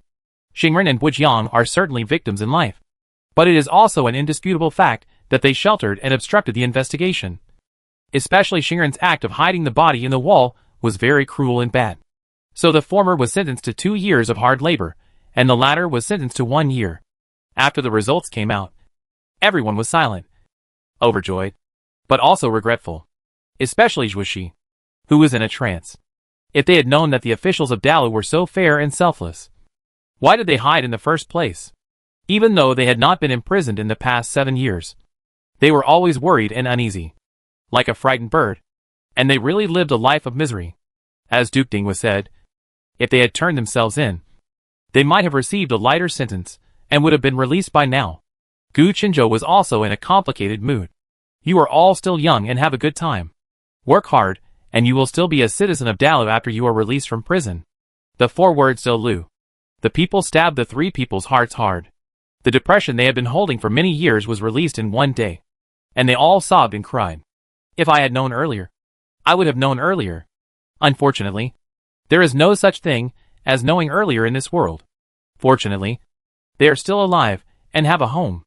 After the notice of the verdict was posted, the people also sighed, but they had no objection to the result. In fact, most foreigners empathized with the experience and actions of Zhuo Shi and others. Abandoned by their own country, they fled to the enemy's territory like a stray dog. Although they have their feet firmly on the ground, they are always uneasy in their hearts. After all, it is not their own home. They are uneasy and tread on thin ice. They even instinctively fear and avoid the Han people when they see them. Deep down, they always feel inferior. Once a conflict occurs, their first reaction is not to ask the government to make the decision, but to feel that the sky has fallen. We relied on others' protection to survive, but now we are hurting them. We will definitely be kicked out. Before this case, no one dared to gamble. But now, they don't have to gamble. From the moment the notice came out, everyone was surprised to find that although people with the same status as themselves were convicted and imprisoned, they suddenly felt at ease. Because the officials and people here really didn't treat them as outsiders. They have a home. Seeing that the hard-won goods situation not only did not fall apart with the truth of the case, but the cohesion became stronger. Pang Mu and others followed with a sigh of relief. Speaking of which, the person who regretted the most in this case might be Gu Dazhuang. He was already very upset when his mother passed away, but he never thought that now his mother was found. His wife and son were in prison, and his daughter had completely broken up with him and officially moved to live with his brother and sister-in-law. Although Nini was only 13 years old, she was very strong-willed. On the day of the verdict, she said in front of all the officials, "After all, I gave birth to him. If he gets sick or old in the future, I will not ignore him. But if you ask for more, I can't do it." After that, she kowtowed 3 times to Gu Dazhuang and left without looking back. Every day, she helped her sister-in-law with housework and took care of her nephew, and regularly visited the 3 people who were doing labor service. As expected, she never gave Gu Dazhuang even a glance. The people in the city also sighed when they learned about it, especially when they saw Gu Dazhuang's hair turn white overnight, and he walked on the road like a ghost. But no one persuaded Nini to move back, because the root of this matter was mostly attributed to Gu Dazhuang. If it weren't for Jingwang Chunhua being his mother, Xingren and her son wouldn't have endured for so many years. And if it weren't for Gu Dazhuang's cowardly escape, Wang Chunhua wouldn't be so arrogant. Whoever planted the bitter fruit will have to eat it in the end. The reconstruction of the house is still in full swing. Later, Gu Qinzhou also selected a group of strong hunters to go into the mountains to hunt. Yin Jiao and Su Qian were both curious and followed. After riding for half a day, they came to a small village built by the government. There were soldiers stationed there all year round to prevent wild animals from coming down the mountain to hurt people, and to prevent foreign forces from invading. After a short rest, they changed into clothes suitable for climbing and hiding, and set off again on foot. After experiencing it themselves, Yin Jiao and Su Qian realized that many fantasies were meant to be shattered. Hunting in the mountains in the true sense is far from being as beautiful as imagined. And going out during the day and returning at night is even more nonsense. This is not an enclosure exclusively for the nobles of the capital. The beasts that galloped inside are real beasts that used to feed on humans. The ground is not a large flat land specially repaired for horse racing, so it is difficult to move. The ground was full of dead trees and broken stones. The cold wind cut into the face like a knife. The midday sun was not very warm, but it was so hot that people could not open their eyes. The beasts were much more alert than people. No one could put any ointment or makeup on their bodies. They would lie in ambush in the ditches and ridges at any time. There was a dead silence between heaven and earth, with only the northwest wind whistling past their ears. Everyone was freezing, but no one dared to move, let alone make a fire to keep warm. Yin Jiao regretted it so much that her intestines turned green. But all she could do now was to stay in Pang Mu's arms obediently, praying that the beasts this year would be fat and strong and collectively reduce their intelligence, so that they could complete the mission and return as soon as possible. The couple looked at each other, and Pang Mu raised his eyebrows at her. "Will you come again in the future?" Yin Jiao shook her head frantically, silently expressing her sincerity from the bottom of her heart. No. I will experience it once, and it will be a lifelong experience." Pang Mu laughed silently, and then rubbed her nose like ice with heartache, and stuffed her into his arms again. Who else did Ping An take after her stubborn temper? Isn't it her? They all have a temper that will not give up until they reach the Yellow River. How can they listen to advice if they don't experience this? Yin Jiao is very good at finding joy in adversity. Considering herself and Su Qian, well, she is a rookie in this team. More than enough to protect herself, but no hope of helping others. So she just started to record with peace of mind and prepared to compile a booklet or something. The mountains outside Jinyuan Prefecture quickly reshaped the inherent impression she had only formed in movies and paper materials in just a few days. The terrain and environment here are more complex and changeable, and the species are naturally richer. During the more than 30 days of hunting in the mountains, she followed the large group over the snow-capped mountains, through the dense forests, and welcomed the first snow.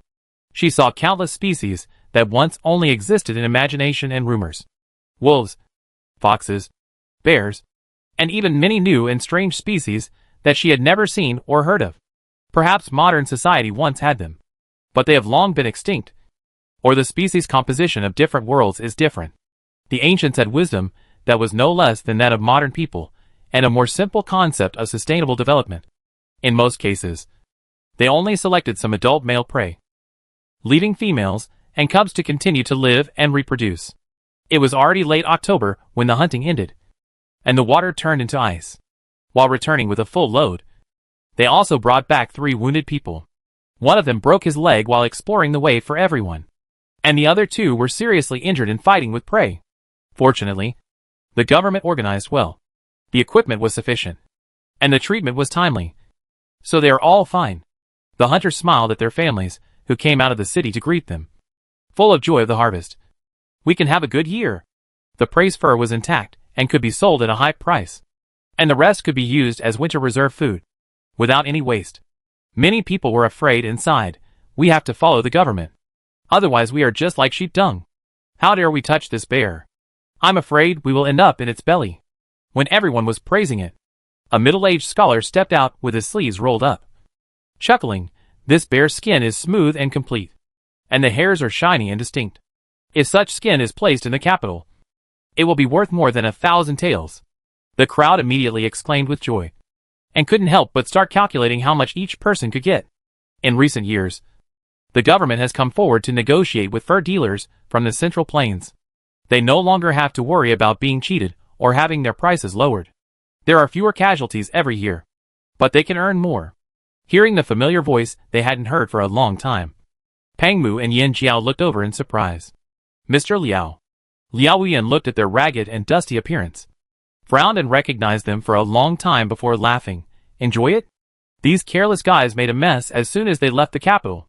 Yin Jiao laughed and nodded continuously, and several strands of lumpy hair rose and fell like javelins. Enjoy it. Enjoy it. It's a pity that we are late. Bai Ning pulled Tu Qing out of the crowd at the back, touched the smooth bare skin a few times with curiosity, and said with a smile, you have been on the mountain for only 4 days, and we are here. You are finally here. Yin Jiao, Pang Mu, and Su Qian all stepped forward to talk, and then looked back. Where is Sheer? These 2 boys have no restraint these days, and they are almost going crazy. Tu Qing shook his head and laughed. As he said that, he couldn't help but cover his nose and step back a few steps, with undisguised disgust on his face. You should go home and take a shower first. This time, they have been gone for more than a month, and it was cold and windy, and it was a luxury to take a shower. Now this group of people are basically savages. Brothers are real brothers, but they are really smelly. Yin Jiao and Pang Mu looked at each other, and their smiles quickly became obscene, and the next moment they opened their arms warmly to the couple. Get lost? Ugh. A group of people went back to Pang's house, took a bath with plenty of hot water, and slept soundly. When they woke up, it was already past 7 o'clock. Yin Jiao and Pang Mu lay on the bed and stared at each other for about half a quarter of an hour before they remembered that they were home and called someone to serve them. Where are Ping'an and the old lady? Xiao Jin said. They are playing with Master Tu in front. Stinky boy. Pang Mu scolded with a smile. He forgot his parents when he had a playmate. I'll spank him later. That's not good to say, Xiao Yin said. When you 2 first went up the mountain, the young prince missed you very much. He would ask you when you would be back every day. The old lady was very distressed and scolded you. Pang Mu, just scolding me. The 2 girls covered their mouths and laughed, nodding. Pang Mu was so angry that he laughed, And he wiped his face with a hot towel. And said coldly, "You just thought about the first few days in the mountains. Right? I just heard what Yelling and the others said. And they came just a few days after their group left." Xiaoyan suppressed her laughter and forced to change the subject. "The pot has been prepared in front. I wanted to come in and call people in 2/4 of an hour. So why not go now?" The couple dressed up, touched the warm and comfortable clothes on their bodies, and let out a sigh of relief. "Let's go!" From a distance, he heard Ping An's representative Shi. And Yin Jiao's heart was so soft that he couldn't help but raise his voice and shouted, "Son, mother is back." The two little guys who were laughing and playing in front really stopped. Ping An's eyes sparkled and he said crisply, "Hey, mother!" Yin Jiao's heart was surging. He bent down excitedly and stretched out his arms. "Son!" Ping An called mother again, and then turned back without hesitation, happily calling Shi, and continued to play wooden birds with his little brother. "Yin Jiao, this is independence?" Everyone burst into laughter, and the old lady patted the seat next to her. "Come on, let's talk mother and son." Yin Jiao went over embarrassedly, and glanced at Ping An and Sheer who were playing so much, and murmured, "Why is it like this?" Bai Ning came over and said with a smile, "My son has grown up. He will eventually fly away. Why don't you be more relaxed?" Yin Jiao pursed his lips and hummed softly, "It's not bad. But this is too fast." Her heart, as an old mother, was broken. Everyone laughed again. Mrs. Dong chose to continue to stay in the capital with her daughter. After all, Zhener was gradually growing up, and it was time to take care of her lifelong affairs. Liao Zhen and Bai Shi. One passed the civil examination and the other the military examination, and they became more mature and stable. After discussing with the elders on both sides, the two decided to go out to study first and take the exam next time. Bai Ning pointed at Liao Wuyan and said, "It was Mr. Liao's idea." Liao Wuyan picked up a chopstick of the mutton that was curled up by the hot water. "Now that the world is peaceful, when will I go out to study? If I stay in the capital all the time, I will be useless." The two children were born in a wealthy family and had never experienced any turmoil. They were too young to withstand the torture of the court. At least it was just a loss now. But if they suffered again when they entered the court as officials in the future, they would most likely lose their lives. Perhaps because he thought it tasted good. Liao Wuyan almost used up the sesame sauce in front of him with his mutton rolls. Lu Xiliang, the former governor of Linzhou, was promoted to the prefect of Pingcheng. He has already gone to take over, and is expected to arrive before the new year. Although the saint had never said it clearly in the court, Lu Xiliang was not well known before. Considering the time and route of Pang Mu's group leaving the city, many people guessed that it was their work. Pang Mu said with relief, "It is a blessing for the court and the people to make the best use of people and things." "Oh, right." Yin Jiao remembered something.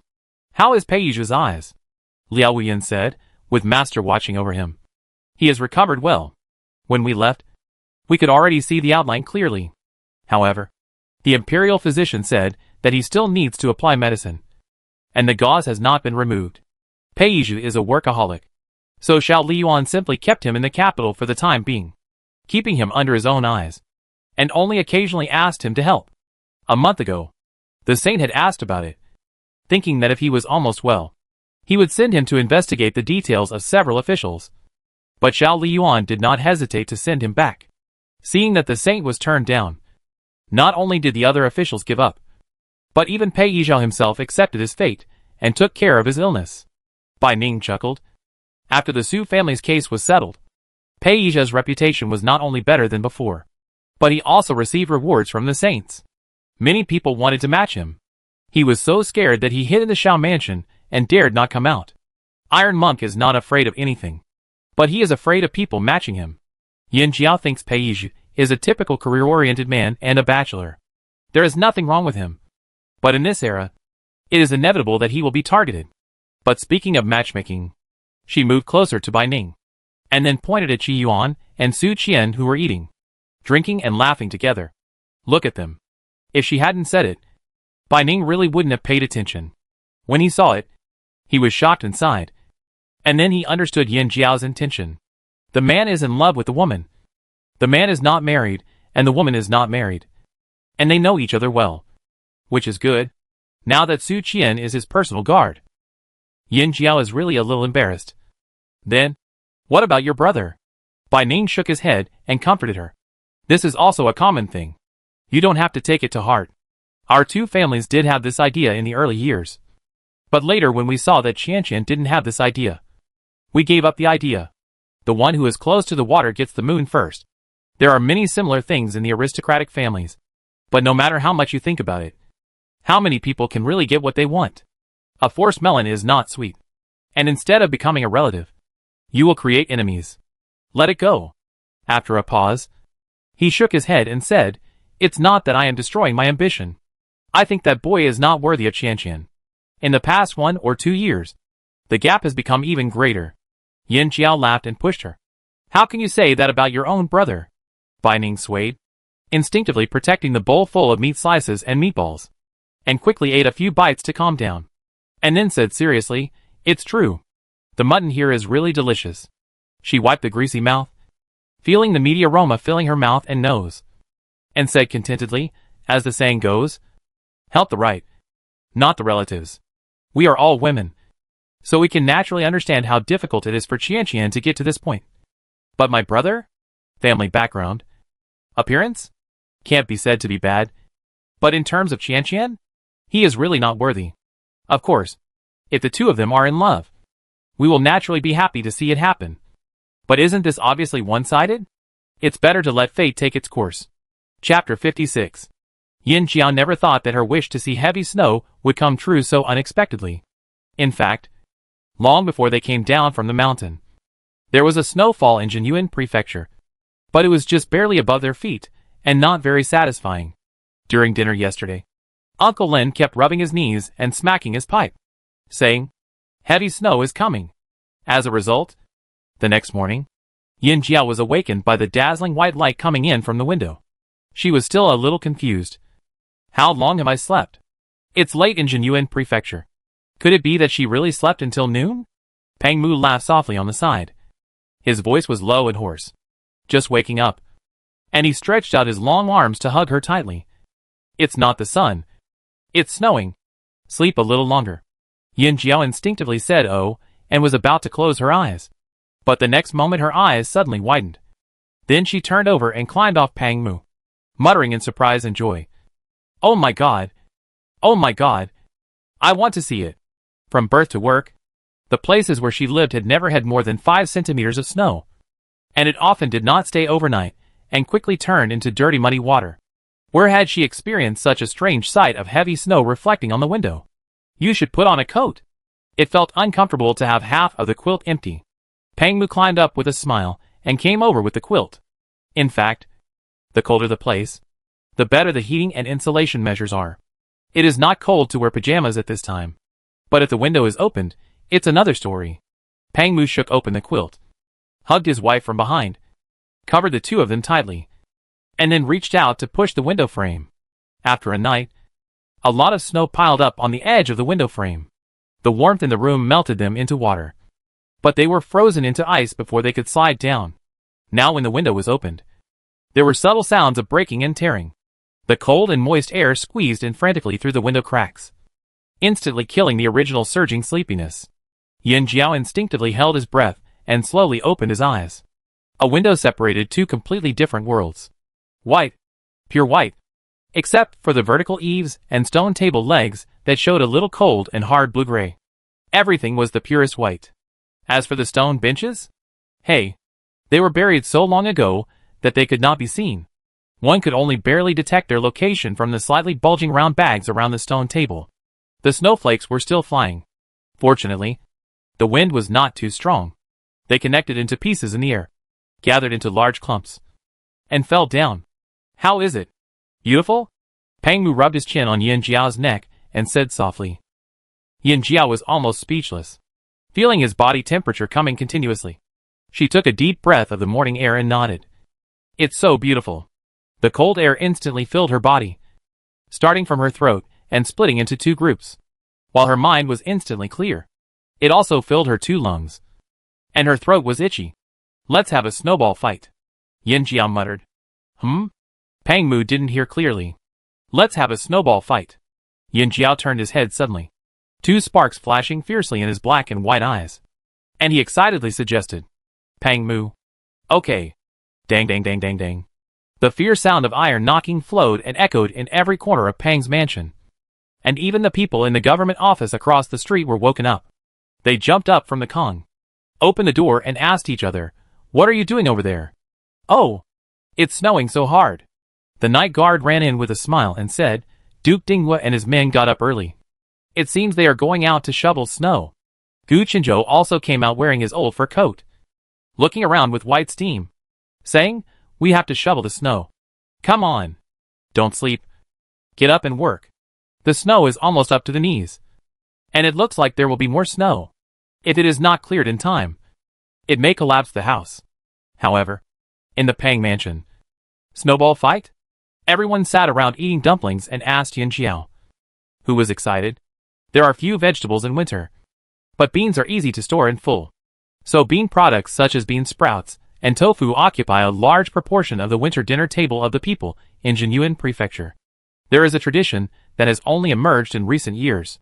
Dumplings should be eaten on the day of the first heavy snow. Although Yin Jiao strongly suspects that this is just a cover that the people rack their brains to satisfy their cravings. After all, in this country where food is the most important thing for the people, anything that happens in life can be related to eating without any obstacles. But the dumplings stuffed with egg, tofu, fungus and vermicelli are really delicious. Yin Jiao nodded frantically, and spared no effort to encourage and entice. "Come on! Come on!" Bai Ning slowly chewed the sweet and spicy pickles, and was the first to be moved. She grew up in the capital. Where had she ever seen such a crazy snow? Now that it has come, it has happened. Who would be right if she didn't fight? Liao Wuyan laughed and shook his head. "You are so old, but you are still so noisy like a child." "Brother." Yin Jiao smiled and came over, looking eagerly. Liao Wuyan paused, and pinched his eyebrows helplessly in the expectant eyes of everyone.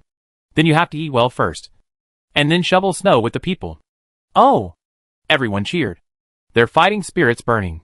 After dinner, everyone worked hard to shovel snow. Sheer and Ping'an, the two little ones, also wrapped themselves in thick fur coats and followed closely. However, due to their short stature, they walked like rolling balls, which made everyone laugh. The two had never seen a strange sight of a night covered in snow. Their mouths were wide open, and they looked up at the scene in fascination. What a heavy snow! Sheer was stunned. What a heavy snow! Ping'an repeated soullessly. It's so cold.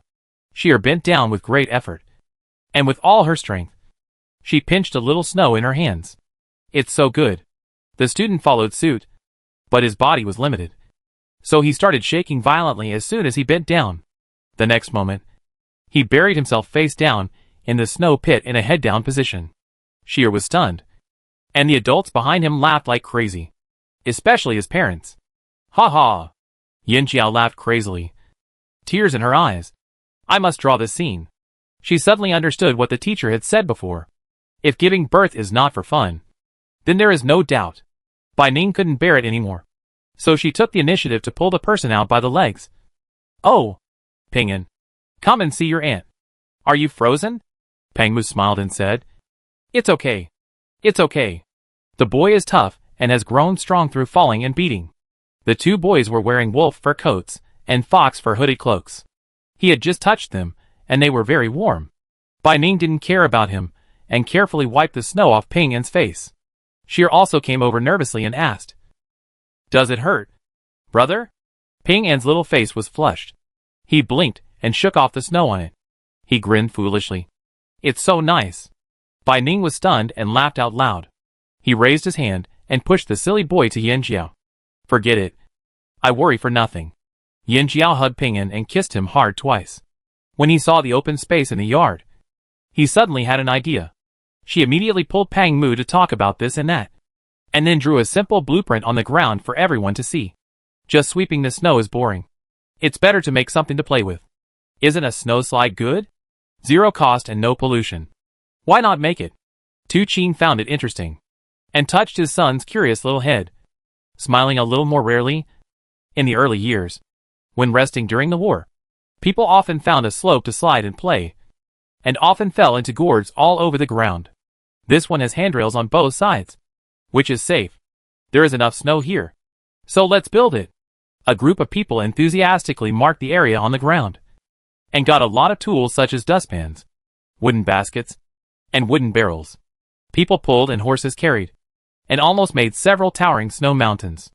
Even Sheer and Ping'an took the initiative to ask for 2 small brooms, mixed in with the crowd, pretending to sweep snow. While building the slide, everyone discussed how to play snowball fights later. Originally, Yin Jiao's intention was to find an open space to make snowballs and fight each other. But she overlooked an important issue.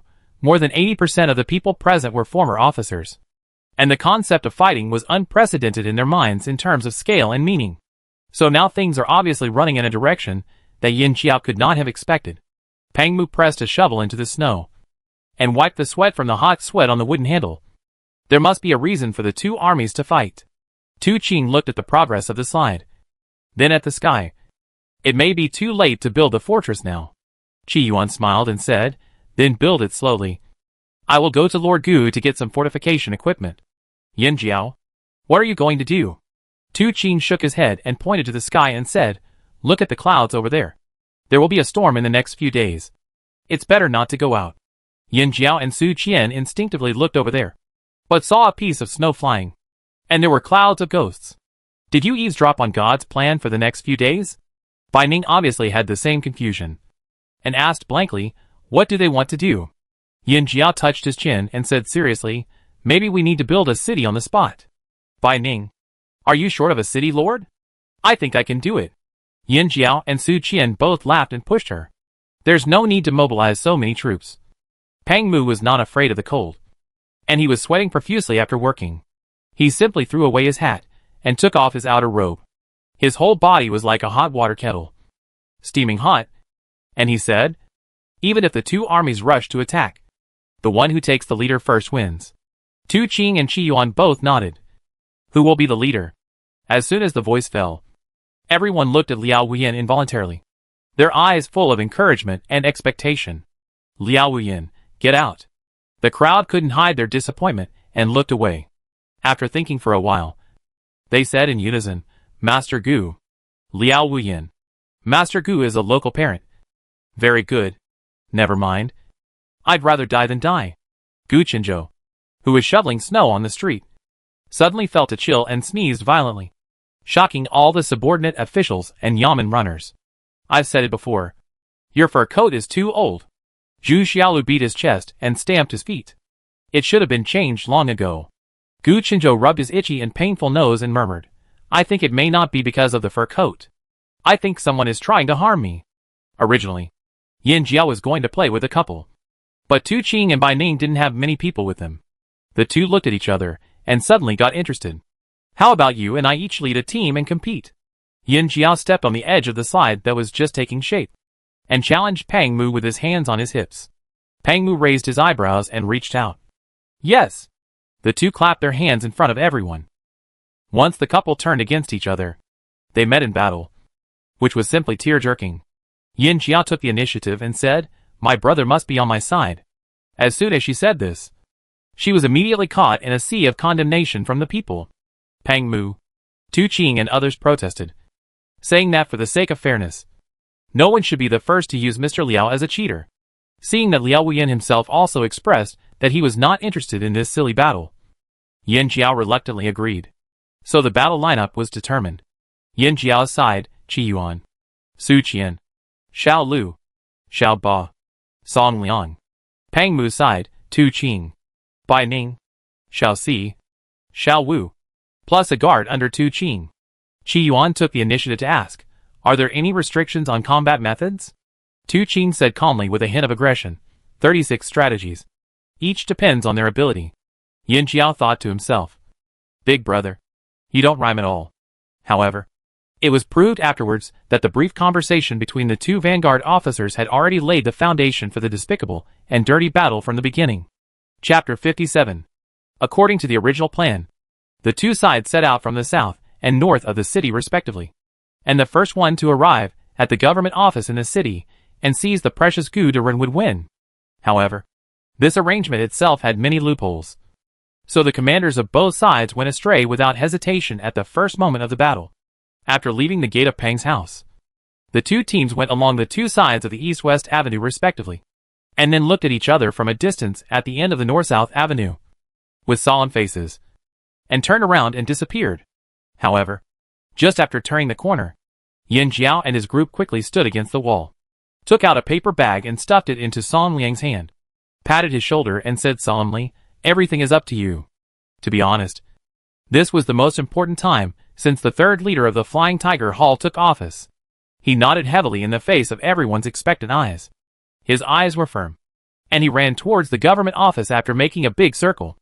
As a result, he ran into Tu Ping, a guard of the Tu family, who was supposed to go north with Peng Mu's camp. At the gate of the government office, the two saw each other from a distance, and they sped up their pace at the same time, then braked suddenly at the gate, leaving two long snow marks behind them, and looked at each other with vigilance. This was really embarrassing. Song Liang did not move his upper body, but tentatively took a step towards the threshold. Tu Ping's eyes flashed, and he not only followed his step, but even took 2 steps. Song Liang glared, remembering the earnest instructions of his comrades before the trip, and shouted, and took another step. The two guards looked at each other, thinking, "Are these two guys bored?" Practicing lateral walking in front of the Yamen gate in the snow in broad daylight. Inside the Yamen, Gu Qinzhou, who had just finished his work, had a rare leisure time. He lit up the small red clay stove comfortably, took out the high-quality tea leaves that he usually didn't want to drink from the bottom of the cabinet, carefully put a few leaves into the purple clay pot, and then held a book, quietly waiting for the flames at the bottom of the pot to lick the tea water hot. It was quiet outside. If you listened carefully, you would hear the falling of fine snowflakes, and the sound of knocking was heard in your ears. If you closed your eyes, those crystal-clear snowflakes seemed to explode in front of you. Gu Qinzhou read a good poem, and suddenly felt his mouth fragrant and endless aftertaste. He looked at the snow outside the window and the teapot with steam in front of him, and felt happy from the bottom of his heart. What else can one ask for in life? But soon, a burst of hurried footsteps mercilessly broke the tranquility. Lord Gu, who had been guarding the border town for many years, jumped up from his chair reflexively and looked outside vigilantly. He saw 2 people who came out of nowhere fighting in the yard. Gu Qinzhou. The person seems familiar. Several Yamen runners followed in breathlessly, and they were also confused. "Sir, these 2 guards just asked to see you, saying that they have something to ask you to meet." But before I could even get a single word out of him, they had already started fighting. While he was speaking, Song Liang shouted, punching out with his fists with a sound of breaking through the air, and took the time to shout over here, "Master Gu, Master Yen invites you." If he couldn't beat the guards, how could he beat this guy? Tu Ping didn't dare to resist, so he turned around to release the force, and then turned back to throw a leg whip. "Master Gu, the Lord invites you." Sure enough, there are no weak soldiers under a strong general, and I didn't expect this Jianghu rough man to have some skills. But I would never let the Tu family down. Gu Qinzhou stood at the door and stared at them moving around in the yard, like a donkey in a flock of sheep, with a very complicated look in his eyes. "The 2 people you mentioned, aren't they a couple? It doesn't matter who invites you. Is there a need to fight to the death?" Thinking of this, his heart moved, and a thought that was enough to shake the court exploded in his mind. Could it be that the 2 of them want to divorce? What should I do? What should I do? Just thinking about this, Gu Qinzhou was very nervous. He rubbed his hands and walked around the door dozens of times. He felt that they knew each other after all, and he couldn't just watch a good family fall apart. I have to go and persuade them. Thinking of this, Gu Qinzhou hurried back to the house to get his old fur coat, and hurried out. Song Liang was stunned, forced Tu Ping to retreat, and chased after him a few steps. "Sir, where are you going? I haven't used my secret weapon yet." Gu Qinzhou shouted without turning his head, "Go talk to your master." Song Liang was delighted, thinking that he had finally lived up to his trust. He turned around to protest against Tu Ping, but he saw that his eyes went dark and the other party was going to flip over his head. How could this be? The third boss shouted, stretched out his big hand like a palm leaf fan, and grabbed Tu Ping's ankle. "Get down." On the other side, Gu Qinzhou had already left the government office, crossed the street, and hurriedly knocked on the door of the Peng family. "Where are your Master Yin and the Master?" At the other ends of the street, 2 groups of people were hiding in the corners with wretched figures. And they had the same thought in their minds at the same time. Why hasn't he come back yet? I don't know how long it took. But suddenly there was a whoosh of an arrow piercing the clouds. When everyone looked up, they saw a small yellow smoke exploded in the misty snow sky. Pang Mu and others were stunned. Tu Ping was killed? Sure enough. They were not idle over there either. Yin Jiao and others condemned him righteously. How despicable. Fortunately, we also sent people there. But before they could celebrate secretly, they saw another blue one exploded next to the yellow smoke. Song Liang, did they die together? In the government office. Exhausted, Song Liang lay on the snow. Breathing but not breathing. A thin layer of white soon covered his body. But he had no strength to move. I'm dead too. Hoo. Can you let me go this time? Tu Ping, who was also dying, watched the whistle explode with his own eyes. And then he let go of the leg that was stuck on his neck, rolled to the side as if relieved, and collapsed like noodles. What the hell is this? He died at the beginning. Not to mention, the death signal actually had to be sent by these dead people themselves. What's the difference between this and asking a corpse to crawl up and dig a pit to bury it? When his breathing calmed down a little, Tu Ping felt someone poking his waist and abdomen. And then, there was a piece of fragrant braised chicken feet in front of him. He cast an inquiring look at Song Liang, who also bit one in his mouth and said vaguely, "Eat it." Originally, Lord Yen wanted to lure Lord Gu to come with chicken feet. But he didn't expect that he had no chance to use it at all. The signal over there was sent a step late. Pang Mu said seriously, "It is very likely that Lord Gu has been picked up by them." At the same time, Yin Jiao rubbed his hands and calmly analyzed the current situation. Our people died a step late. Even if we said that we didn't pick up anyone, they would definitely not believe it. Moreover, I believe Lord Gu will definitely not be able to resist the secret weapon. Braised chicken feet. It is possible that it has already moved towards our base. So we still plan to go south. If everything goes well, when we arrive, we will meet up with Lord Gu. And it will be the time for you and me to win the victory. Everyone remembered Song Zhuangshi without a soul, and then marched south with full energy. During this time, they imagined Pang Mujun's soulless defeat, and suddenly felt that strength was surging up continuously. Zhenyuan Prefecture also continued the square layout of the northern provincial capitals in the central plains, facing south and north. So basically there would be a crossroads after walking a distance. The snow in the middle of the road had been shoveled away by the people, and a snow wall more than 1 meter high was piled up on both sides of the road, reflecting fine light in the weak sunlight, giving a feeling of a winter maze. Qi Yuan pointed to the front and said, "Go straight and then turn left. Or turn left first and then go straight. You can reach the destination. Please tell me, Lord Yen, which way should we go?" Yin Jiao rubbed his hands excitedly and nervously, thought for a long time, and suddenly took off an earring and threw it on the left. Everyone. Su Qian coughed dryly and whispered, "Sir, this trick may not fool the Lord." "Of course." Yin Jiao put his hands on his waist and said proudly, "We should do the opposite and go straight." Xiao Lu interrupted from behind. "I think it's bad. They will definitely guess that we are cheating." Yin Jiao nodded. "So we have to turn it over again." Xiao Ba continued calmly, "But I think that with the Lord's understanding of you, he will definitely guess that we guessed that they guessed that we were cheating, and decided to turn it over." Yin Jiao, what the hell is wrong with you guys? Are you showing off your memory like a repeater? As the representative of the time traveler, she must not lose. So she cleared her throat and said with a stiff upper lip, "Since we guessed that they could guess that we guessed that they guessed that we guessed that they saw through our trick." Speaking of this, she paused a little uncertainly, counted on her fingers a few times, but still felt uneasy. So she turned to ask the people behind her, "Did I miss anything?"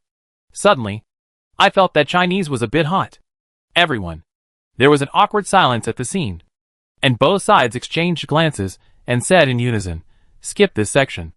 Yin Jiao pretended that nothing had happened, picked up the earrings and put them back on, and simply took out a jade pendant from his bosom, and said seriously, "It depends on God's will.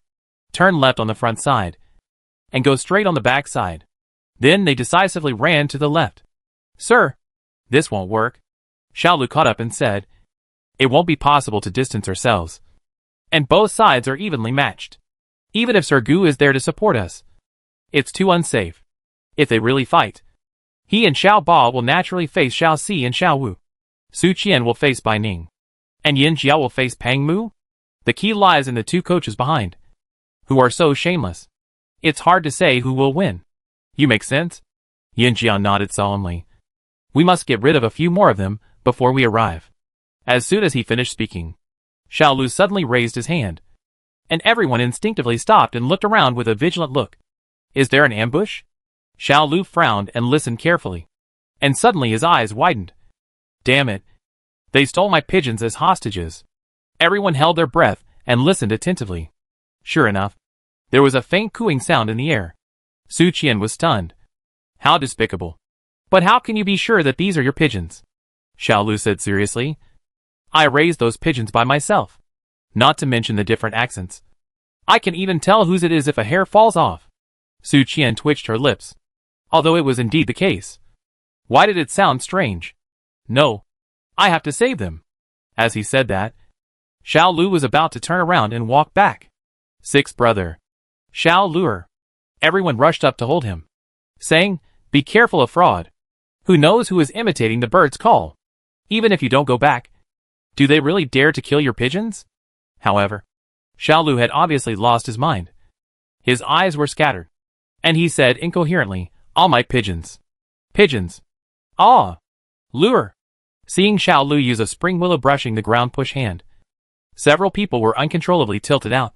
He exerted force on his feet, and jumped several times in succession, and disappeared in the vast snow fog in the blink of an eye. Qi Yuan was the best at fighting, and he stood firm after taking a small step back. He sighed in surprise and joy. This kid. His fighting skills are really good. The others were about to speak, but they heard Xiao Lu's shrill scream from behind. And then a blue flower appeared in the sky. Yin Jiao said in grief, we have lost another good brother. The mobile warehouse and the communicator are gone. The loss is too heavy. Xiao Ba said coldly, it's a shame to die. Yin Jiao said, now we are one person short. And the initial advantage is gone. Even if the progress to the south is a little slower, we must kill one of them first. Another member of the Jiaoqi group agreed with him and took the initiative to suggest, most of the people are staying in the house to keep warm and hibernate. It's too quiet outside. Ye Yin's ears are as sharp as a ghost. As long as he is there, our whereabouts will be as clear as black spots on white paper. But what is the boy's weakness? Loves cleanliness? Su Qian suddenly whispered. The eyes of several people lit up. Later, Yin Jiao took the initiative to knock on a door, and said with a kind smile, fellow villager, I want to buy some garlic from you. Tu Qing half lay on the snow, with one ear pressed against the ground to listen. Someone is coming in front. Xiao Si and Xiao Wu behind him rubbed their ears subconsciously. It's really cold to look at. Pang Mu hurriedly asked, how many people? Are they here to avenge Xiao Lu? Tu Qing's face became very strange, and he slowly stood up and looked forward. It's a child. As if to confirm what he said, under the gaze of everyone, a little boy about 7 or 8 years old came out holding a small pottery jar, wiping his eyes, and crying. Tu Qing listened behind him cautiously, and after making sure that no one was ambushing him, he bent down slightly and asked softly, lost? Fathers always think of their own sons. In a few years, Xi'er should grow up to this height. The little boy nodded with sobs. My brother has a runny nose. Mom asked me to come out to make vinegar, but the snow was too heavy, and I couldn't find the way. There was indeed a trace of acetic acid smell coming out from the gap of the jar lid. It was almost indistinguishable in this cold winter day, and it was particularly long. It's a pity that it was probably impure, and the taste was a bit strange. Tu Qing raised his hand and rubbed his head. Where is your home? The little boy turned around and pointed backwards. Tu Qing instinctively looked up, but the next moment he knew something was wrong, and Pang Mu and others behind him also shouted, Danger! But it was too late. The crying little boy suddenly raised his hand and poured the whole jar at him, even though Tu Qing tried to avoid it. His arm and the corner of his clothes were stained with a lot of liquid. The strong smell hit him in the face, and he froze instantly. The little boy easily poked his waist and shouted happily. They said they win if they touch you here. Pang Mu and others trotted over, and as soon as they got close, they covered their noses together. Fuck. Ugh. What is this? Old vinegar? Garlic juice? And water soaked with star anise and ginger? Bai Ning patted his man's shoulder sympathetically, took out a whistle from his waist, and threw it into the sky. Yain. You're dead. Tu Qing looked at the obvious yellow-brown marks on his body with bulging veins. And his throat rolled a few times. Ugh. In the next hour, both teams tacitly stopped looking for Lord Gu and turned to a big melee in the city. After a fire led Xiao Si out, Xiao Ba, who was 100 steps away, easily shot the old bird's nest on the big tree. The fallen bird's nest hit the dead branches placed in advance. And the dead branches hit the small snowballs. The small snowballs hit the big snowballs. And the big snowballs triggered an avalanche on the roadside. And Xiao Si, who firmly believed that no one is better at setting fires than me, was buried alive on the spot. However, about a quarter of an hour later, Xiao Ba strangely found a peerless bow on a wall. Everyone knows that it is strange to see a good bow at this time and in this place. Not to mention that there is a line of big ink-stained characters next to it. If you have the ability to get it, it will be yours. You can recognize that this is the handwriting of the Lord with your toes. And the ink is not dry yet. Are you bullying him blind? But for a sharpshooter of his level, such a divine bow is no less attractive than a peerless beauty to a pervert. It is not easy to give up. Xiao Ba hugged his head in pain, squatted on the spot and wailed silently, wishing he could roll on the ground. Take it. Or not. It is really difficult for him. About an incense stick later, Xiao Ba fell into the pit holding the bow and arrow, and then set off fireworks for himself, with a face full of sweetness and sorrow. He did it. The magic bow is his. Master Gu didn't come. Yin Jiao hurried to the designated location with Qi Yuan and Su Qian, and was surprised to find that it was empty, without even a ghost. Qi Yuan and Su Qian looked at each other. Could it be that Song Liang really just wanted to give his head away? Then, what about the braised chicken feet? Zhenyuan Prefecture Yamen. Song Liang and Tu Ping squatted side by side in the corridor, holding the small stove provided by the Yamen runners, and silently chewing chicken feet. It's broken. Yin Jiao frowned and ran back without stopping. We shouldn't have come here with all three of us. But later, when she saw her opponent, who also had 3 people, she was relieved. So everyone's intelligence has dropped today. Isn't it wonderful? Qian. Bai Ning stepped forward and knocked his spear heavily on the ground, splashing a puff of snow. It's been 2 years since we last competed. Right? I heard that you have improved a lot. Su Qian slowly drew out the family heirloom sword. And with the other hand, she gestured wildly behind her back, and said in a low voice, I just don't know if my progress can catch up with Sister Bai's decline. Bai Ning, listen. Is this human language? As soon as she said it, Su Qian suddenly swung the sword close to the ground, and the snow mist rays blocked her sight. Qi Yuan and Yin Jiao quickly ran towards the direction of the government office. My lord, hurry up and leave me alone. Su Qian excitedly faced Bai Ning's spear. The moment the 2 weapons touched, fierce sparks burst out, melting the nearby snowflakes. Yin Jiao, I didn't mean to care about you. You really should read less of those messy books. Qi Yuan kept walking, and said with a sense of tragedy, I didn't expect that in the end. Only you and I would be left. Yin Jiao reached out his hand, shook it with him, and said in a sonorous voice, thinking back to the past, we went to Yang to steal horses together. Time flies. Now I am a mother. And you are still secretly eating the tender grass by the nest. Qi Yuan almost stumbled. That's called borrowing. He was about to continue, but his face changed, and he pulled back without looking back. And the whip swung by Xiao Wu immediately formed a straight line between the 2 of them. Xiao Wu said calmly, You can't run away. Qi Yuan said without hesitation, You can't beat me. The expressionless Xiao Wu did not deny it, and glanced at Yin Jiao, who continued to run without looking back. But the Lord can beat 10 Lord Yans alone and still have more. Qi Yuan smiled cunningly. A gamble? Xiao Wu's face showed a little doubt. Qi Yuan clicked his tongue a few times, and said meaningfully, Xiao Wu, you don't understand love.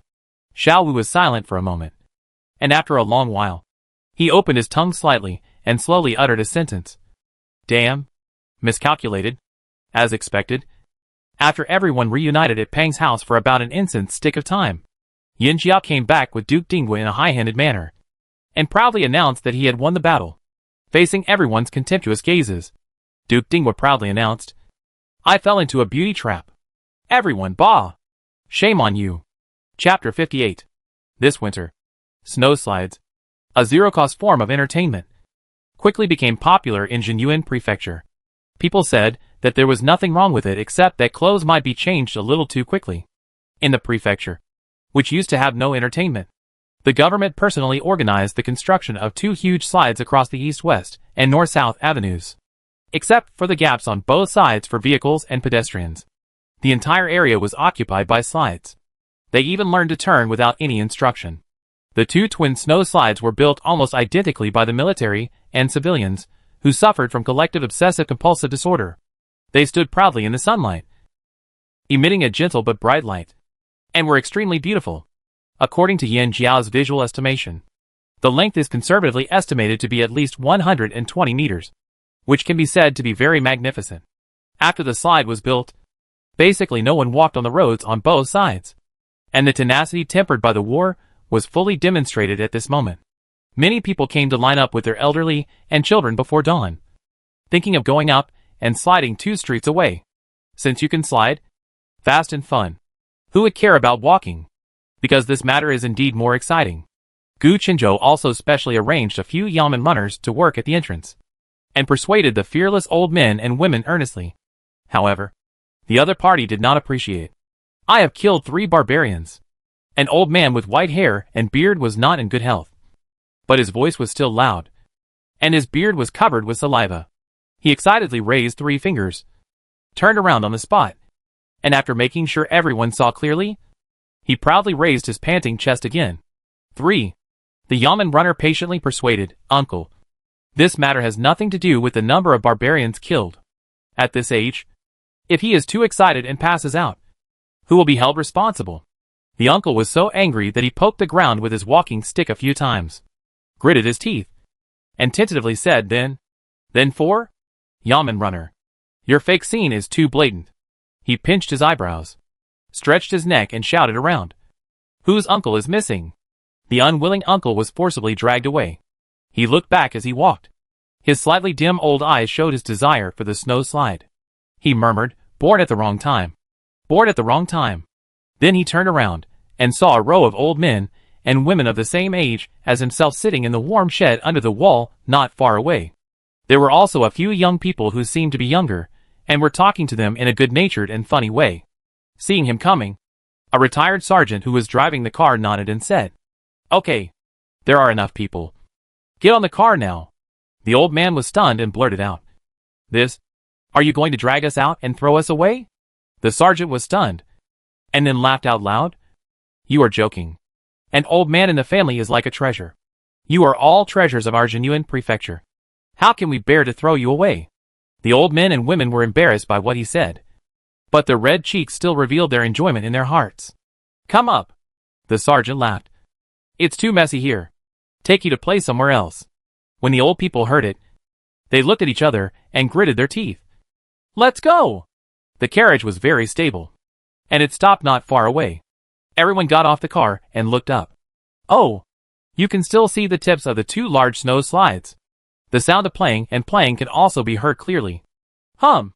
As for the front, there are 2 about 10 feet long. Very impressive. But the slope is very gentle. Immediately, several old men were angry, thinking that they looked down on people. And then, it smells so good. According to a well-known person, many elderly people refused to go home after dinner that day, and the younger generation at home were forced to wait by the side, with frost on their eyebrows. It's almost the new year. A pig was slaughtered in the kitchen this morning. Yin Xiao personally directed people to clean up the offal, cook pig blood, and stew a large pot of offal blood stew. A thick layer of bean sprouts was laid at the bottom. Everyone was sweating profusely while eating. Qi Yuan also took people to the grassland to dig out 2 nests of 10 rabbits. The skins were peeled in nitrate, and they could be made into a thigh-length jacket. Meat, spicy rabbit head, 5 spiced rabbit cubes, braised rabbit legs. Aren't they delicious? Originally, Su Qian and Bai Ning thought it was rare and took the initiative to apply to raise one. As a result, when they woke up the next morning, they found that it was not only on a hunger strike, but also hit its head against the wall and died. The 2 were very depressed. Qi Yuan laughed. "You can't raise this thing at home. It's stubborn.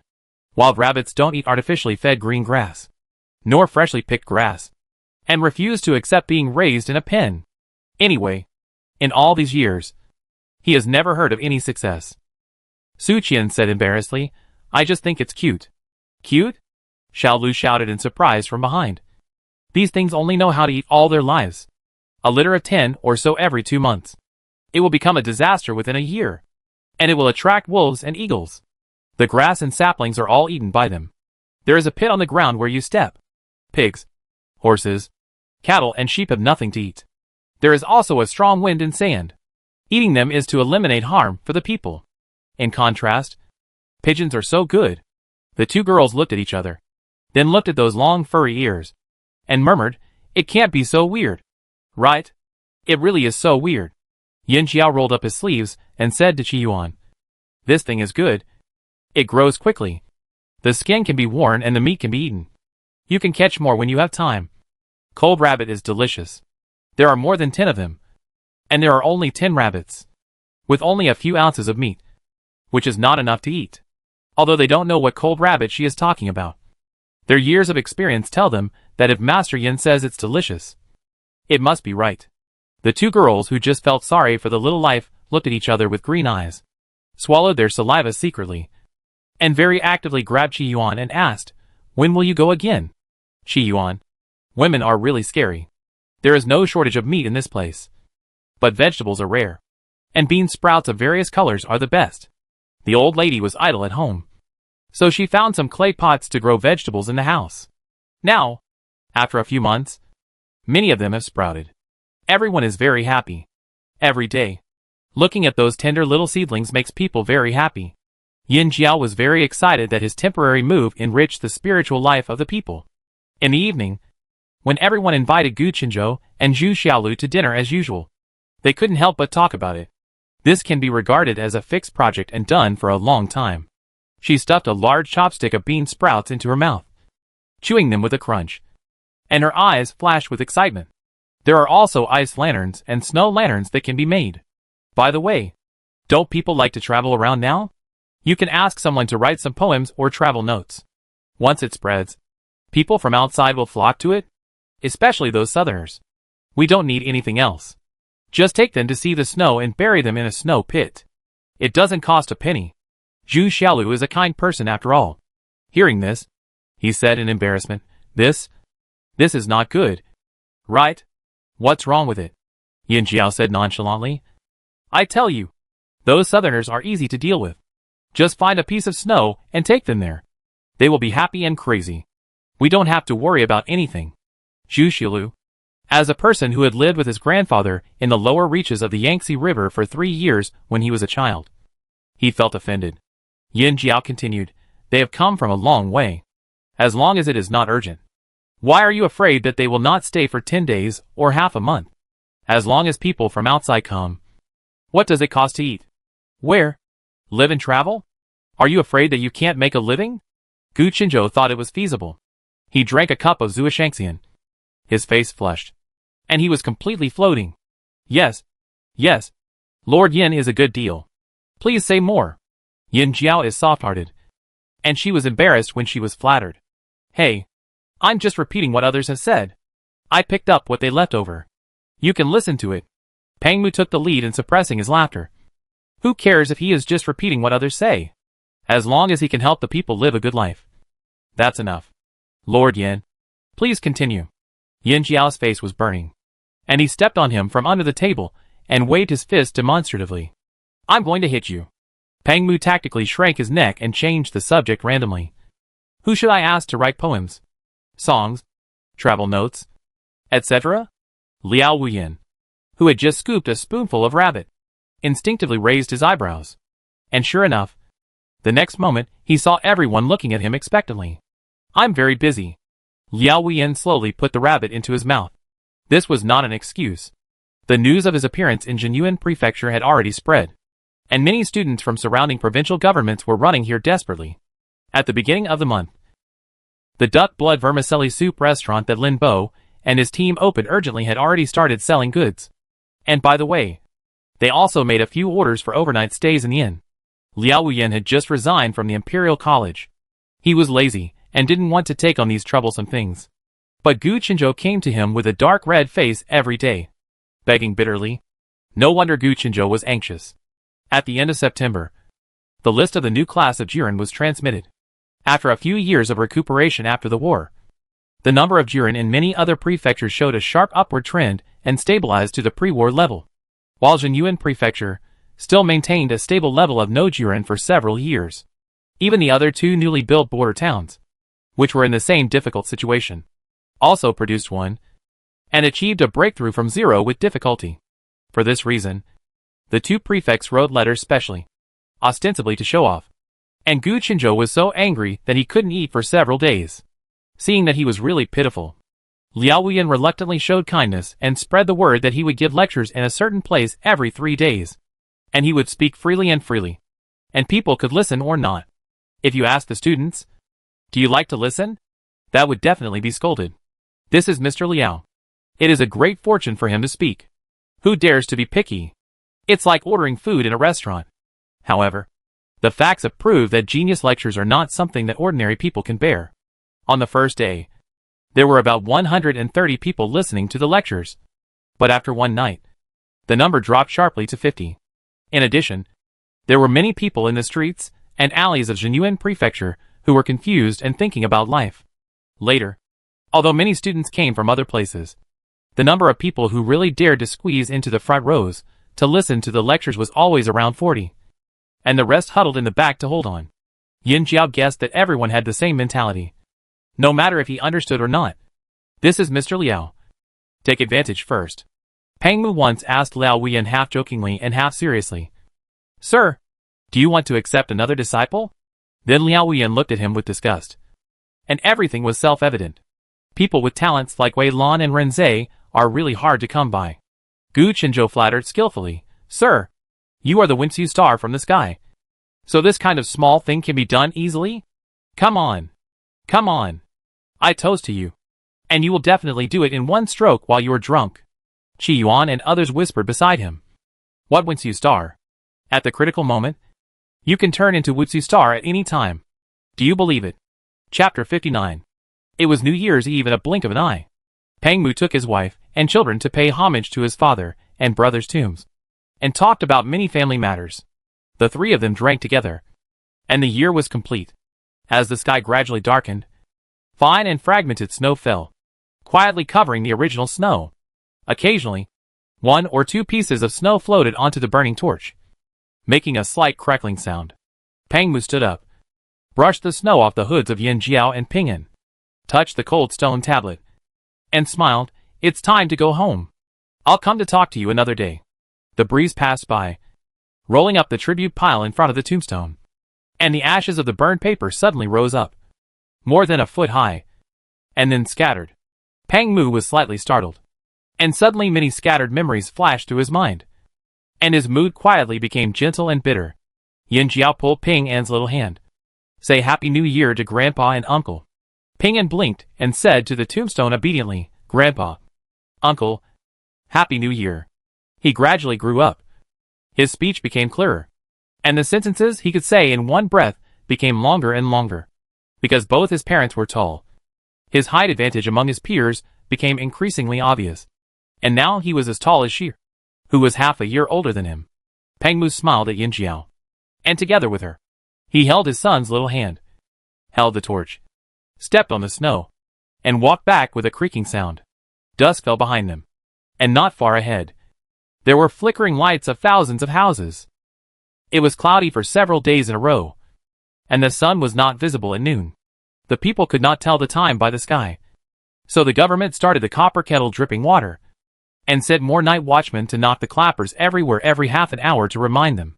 When the family of 3 stepped into the city gate, they just heard the sound of the clappers, and the person knocking the clappers shouted at the top of his voice, "It's past half past the hour of you. It's time to get ready to go home for dinner."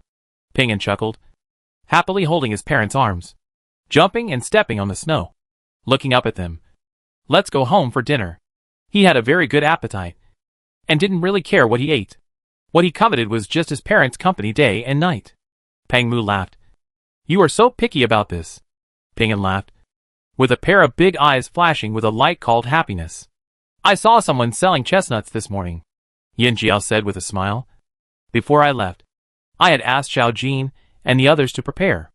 In addition to dumplings, we also had chestnut stewed chicken, braised dried vegetables, and bone soup in the evening. She usually decided the main dishes for the 3 meals, and the other side dishes were left to the kitchen. Very good. After returning to the city, there were torches on the street and the hazy halo of people's homes, so there was no need to order separately. Pang Mu put the torch out in the snow on the roadside and gave it to Yin Jiao to carry. He carried his fat son on his shoulders. Go home. After saying that, he started running around Yin Jiao. Ping hugged his neck skillfully, smiling until his face turned red. The people who came out to light ice lanterns saw it, and they all came over to greet him, looking at him with respect and envy. There were even children who were jealous and shouted for their fathers to carry them. The originally cold streets quickly became more warm and lively. After Yin Jiao told him about the ice lanterns the day before, Gu Qinzhou went back and discussed it with Zhu Xiaolu for a long time, and they felt it was feasible. It was just that lighting the lanterns was expensive, and now there were few tourists, so ordinary people were reluctant to use them. So they used a kind of wood that was resistant to burning, which was quite wild. But in the distance, the shadows were all dark mountains, rolling and undulating, like wild beasts lurking in the twilight. Ambitious, but afraid of the twinkling lights in the city, shrinking and not daring to enter the city. This city itself is a hot fire on the dark earth. Qi Yuan and others were not willing to give up because they failed to build a city during the snowball fight. A few days ago, they worked hard to make ice sculptures without any instruction. They built a crystal-clear miniature fortress on the avenue between Pang's house and the government office. It was equipped with a city wall, a horse face, an arrow tower, and dozens of vivid little snowmen. After nightfall, everyone placed torches inside, which lit up the place brightly. From a distance, it looked like a glazed ice city. So beautiful, even though they had seen it many times. Yin Jiao couldn't help but admire it from the bottom of his heart every time he saw it. He felt that the artistic soul hidden deep in the hearts of these people was fully revealed. Perhaps it was because he was born at the wrong time. If he were in the future, he might have produced some world-famous artists. Today was a New Year's Eve celebration. Pang Mu greeted Gu Qinzhou and the others early in the morning and asked them to finish their official business and come to Pang's house to have fun. The two of them were also straightforward. As expected, they handled the official documents quickly and brought some messy dried fruits and wild vegetables to make fun. However, Liao Wuyan didn't like them very much recently. He was forced to do so. Now Gu Qinzhou's heart and eyes were full of finding a respected and talented person to make Jinyuan Prefecture famous. So he chased after Liao Wuyan every day and asked him to write something. Liao Wuyan was annoyed, but he couldn't do anything about him. He mentioned it casually during the last lecture before the new year, saying that he wanted to test everyone's knowledge and ordered them to write poems, lyrics, and essays on the local scenery. Afterwards, he personally reviewed it. And after the new year, the local government compiled a set of books and sent them to bookstores in various places for printing. Well, after this was said, Liao Wuyan's side was quiet, and the nearby states became lively. Scholars seek to be officials. How many of them are not keen on becoming famous? If they can really get Mr. Liao's favor and be included in the poetry book compiled by the government, why worry that the world will not know their names? So a group of people didn't care about anything else, and they all stayed at home and in the end to hold back. Yin Jiao greeted everyone and took Ping'an and Sheer to the kitchen to check. Is the millet flour ready? The cook said hurriedly. It's been prepared a long time ago. The red dates have been washed and the cores have been taken out. They are all here. Yin Jiao grabbed a handful and saw that the red dates were indeed plump.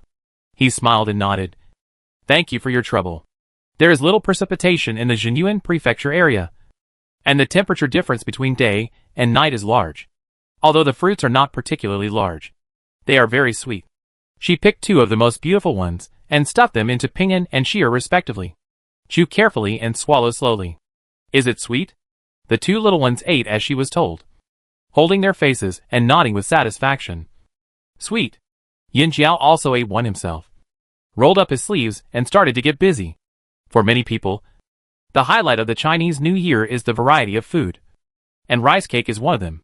Fine rice is expensive and hard to come by these days, so Yin Jiao prepared to make millet flour yellow rice cakes that northerners love to eat, and then press some dates on them, which is both beautiful and delicious.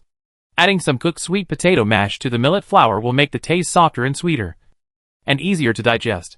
This is easy to make, and the two little ones are learning to press dates on it.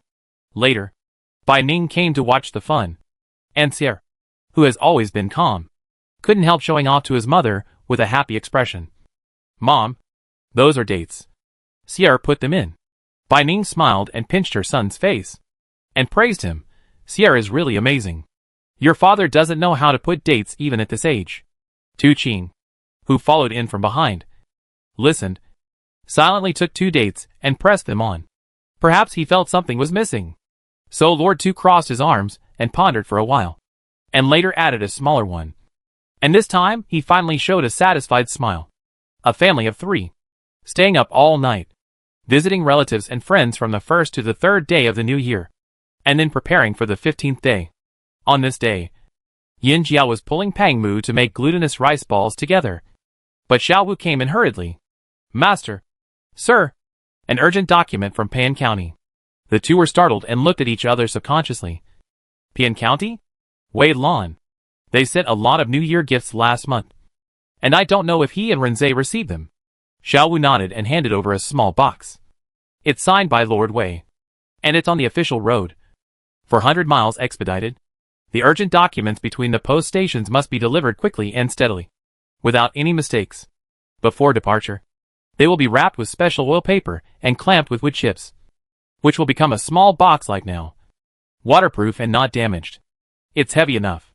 Pang Mu shook it with his hand, frowned slightly, and said while opening it, "Qi Kong has always been a person who hides his arms in his sleeves and won't talk to us easily." After opening the plywood and oil paper, there was a file about 2 inches thick inside. All handwritten copies. Yin Jiao asked Xiao Jin and the others to take the unfinished glutinous rice balls away. He read the letter in the interlayer at a glance, and his expression gradually became serious. On November 17th and December 12th, a woman disappeared in Pan County. No one was alive or dead.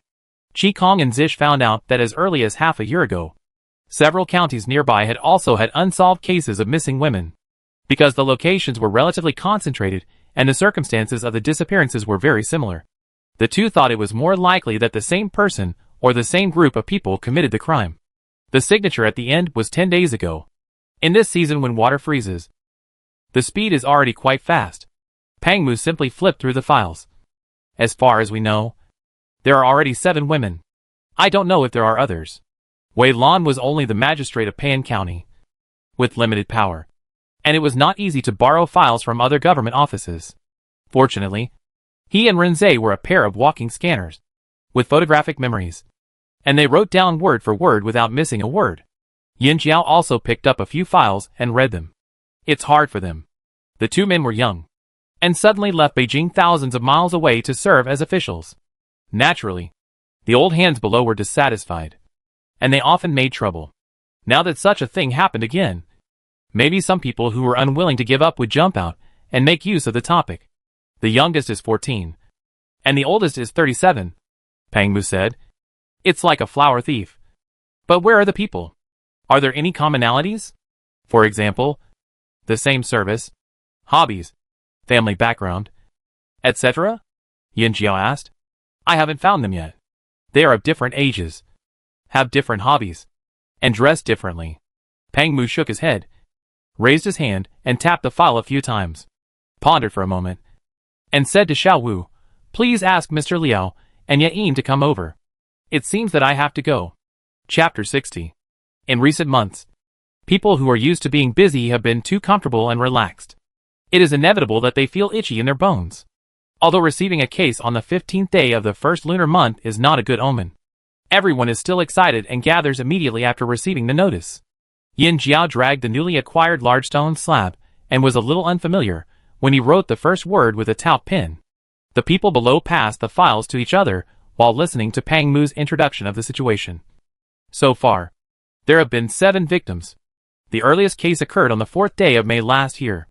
A 16-year-old girl named Shanshan from Maoyuan Prefecture got up early and went out and has not returned since then.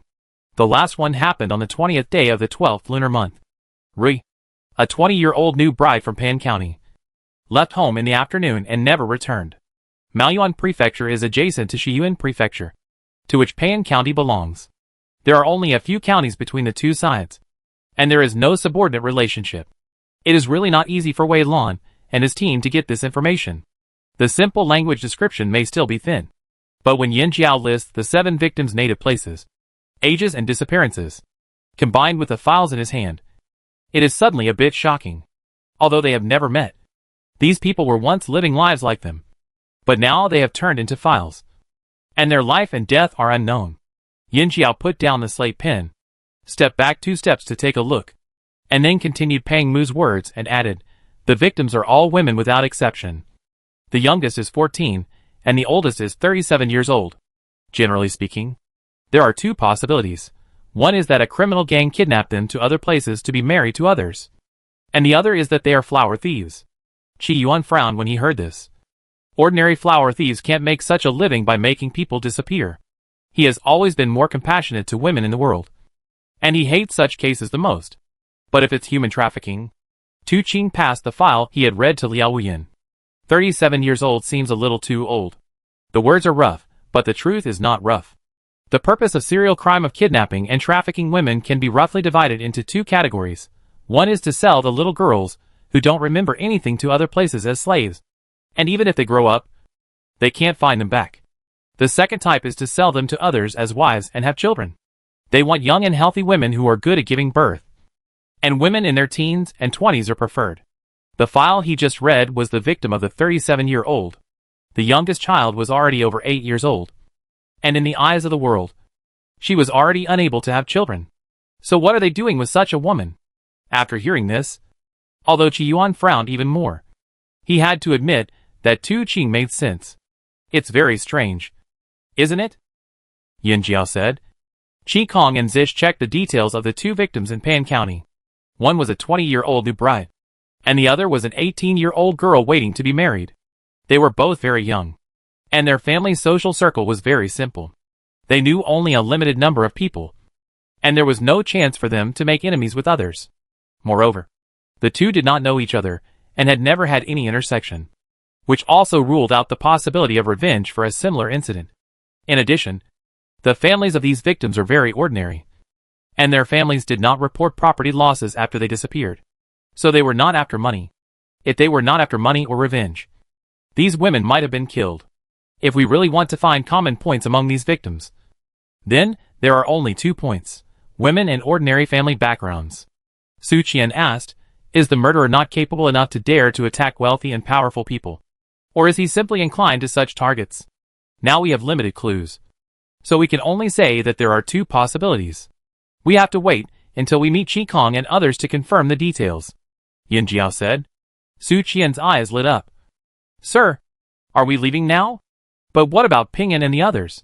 Traveling in the first month of the year is not fun. The road is frozen, not to mention whether it is comfortable or not. You may even risk your life if you are not careful. Moreover, although Peian County is south of Zhenyuan Prefecture, it is also on the bank of the Yellow River, and it is freezing cold now. The 2 children hurriedly followed in the cold weather, and they were not used to the local climate and water, so they were bound to get sick. After a short silence, Bai Ning looked around and volunteered. In this case, I will stay. Seeing that everyone looked at her with more or less apology, she smiled brightly. I can't help much in solving the case anyway, and the environment here is peaceful and harmonious. I want to spend more time with Sheer and Pingyan to play in the snow. When spring comes, I will go with everyone to meet you. Yin Jiao held her hand and said, Thank you for your hard work. Bai Ning smiled and pushed her. When did you say such hypocritical words? Yin Jiao hugged her and turned to look at Pang Mu. Pang Mu nodded and pressed his hands down. Okay, it's settled. Go back to pack up tonight and leave tomorrow morning. In the evening, the couple told the old lady about the matter and apologized. It's too cold and the matter is urgent. It's really impossible to walk leisurely like before. I have to trouble you to stay at the rear. The old lady laughed. Look at what you are saying. Aren't you a family? You are going to do business. Don't worry. I'm at home. After a pause, she pointed outside and said, To be honest, this is full of old people and places I'm familiar with. I'd be happy to live here for the rest of my life. Even Pingyan and Sheer. Didn't you see them? The two boys were having fun. Maybe they'll cry for a few days, but they won't care about playing anymore. Although it was clear that the old lady said this to comfort them. It sounded. Yin Jiao twitched his mouth. Okay. Everyone went their separate ways, and gathered at the door at dawn the next day. Even Liao Wuyan changed into a more convenient outfit, with a dagger hanging around his waist. And his scholarly temperament was gone. Yin Jiao couldn't help but glance at the closed gate of the yamen, worried that Gu Qinzhou would cry when he found out later. Qi Yuan took the lead in checking the horses. After confirming that the horses had replaced the special horseshoes for winter travel, he nodded to Pang Mu. It's done. Pang Mu pulled up his mask, waved his hand, and jumped on the horse. Let's go! A group of more than 10 people galloped towards the rising sun to the southeast. After experiencing the winter gallop, Yin Jiao realized more deeply how wise Bai Ning's decision was. In winter, the days are short and the nights are long. Everyone seizes every moment to gallop. Except for 3 meals a day. They don't get off the horse. After a day, the whole person is stiff. It's okay to have heavy snow all over the ground in the north, but it doesn't slip. The further south you go, the less snow and the more ice. Even horses have to slow down when stepping on horseshoes with spikes. Not to mention carriages. It's really no different from a horse-drawn sleigh. They even saw 2 overturned carriages in front of a post station. They were happily taking their family to another place for promotion. But they overturned not far from the capital, leaving 1 dead and many injured. The snow was splashed with dazzling red, which was particularly shocking. From Payang County to Jinyuan Prefecture, the post station took 10 days to travel 400 miles day and night. And Pang Mu and his party could only run 4 hours a day. Even if everything went well, they still arrived at Maoyuan Prefecture, northwest of Payang County, on the 2nd day of February. 16 days later, everyone lost a lot of weight, and their cheeks were frozen with the effect of high-altitude redness. I don't know how long it will take to disappear. Before going to Payang County, they plan to ask about the situation of the first case. Maoyuan Prefecture and Shiyuan Prefecture, where Payang County is located, belong to Zhongcheng Prefecture. The terrain is flat and open, and it is rich in a kind of smokeless charcoal called Qingchuang. It was once sent to the palace as a tribute, and the people also benefited from it. However, in the past few years, another kind of red pine charcoal with its own fragrance has emerged, and the smokeless charcoal of Zhongcheng Prefecture has been squeezed out. Since then, the market for Qingchuang charcoal has shrunk sharply, except for the people in the big city of the prefecture who can still rely on selling Qingchuang charcoal to the surrounding areas. The small workshops in the counties and towns below have lost their living space in an instant, and their lives are not good. If not for this, Wei Lan would not have been able to get the position of Payang County Magistrate so easily. Yin Jiao rubbed his frozen face and exhaled white steam and said, if the murderer is a novice, it is very likely that the previous case or even multiple cases are not mature, and there may be more obvious evidence left. Pang Mu nodded and ordered Xiao Si to find out where the state government office was. Thank you for your hard work. Yin Jiao smiled. Her expression was a little strange because of her stiff muscles. It's nothing. She rubbed her face again and said slyly, can you imagine that I once went down to the river full of broken ice to salvage a body at this time of year? Many places have insufficient police force, and the pressure from the top is urgent. Many people who were originally doing clerical work have been called out to work overtime.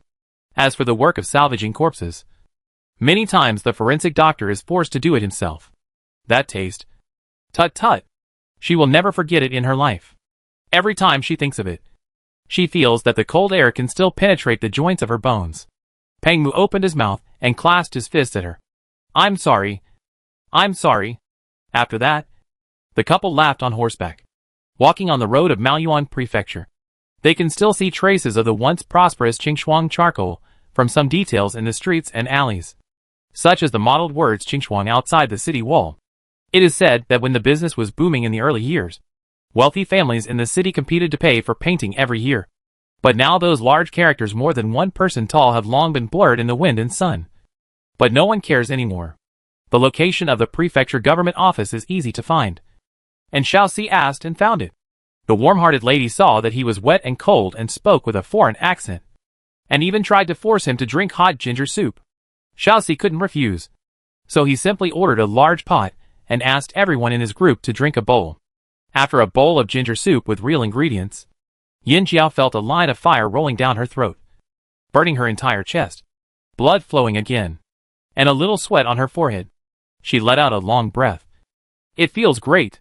The Yamen runners guarding the state government office were alert. After hearing the sound of horse hooves, they jumped down the steps and asked loudly about the purpose of the visit. Xiaoxi rode forward and showed the token. Duke Dingwa Pangmu. The yellow character A number Yin constable passed by here and was ordered to investigate the case. The two Yamen runners were startled when they heard the words, and hurriedly stepped forward to salute. Another one rushed in to report. Not long after, a middle-aged civil servant in his 40s ran out with a robe in his hand, and knelt down to salute without saying a word. Zhuang Sei, the governor of Maoyuan, greets Duke Dingwa. Pangmu got off his horse and raised his hand to him. Get up. Zhuang Sei thanked him, stood up and bowed to Yin Jiao. Lord Yin. Yin Jiao returned the greeting. Lord Zhuang. Zhuang Sei hurriedly said, this is not a place to talk. Please go in and rest first. After running for half a month, everyone was exhausted and immediately followed the advice and entered the government office. Zhuang Sei asked for hot water and hot towels, and then served hot tea. I think I am quite conscientious. I wonder what case you two are here to investigate. Zhuang Sei has an ordinary appearance, and looks no different from the middle-aged people you can see everywhere on the street. But the temptation in his words can hardly hide the shrewdness of officials. Having just had ginger tea on the street, he didn't feel too bad at the moment. Pangmu threw away his handkerchief and got straight to the point.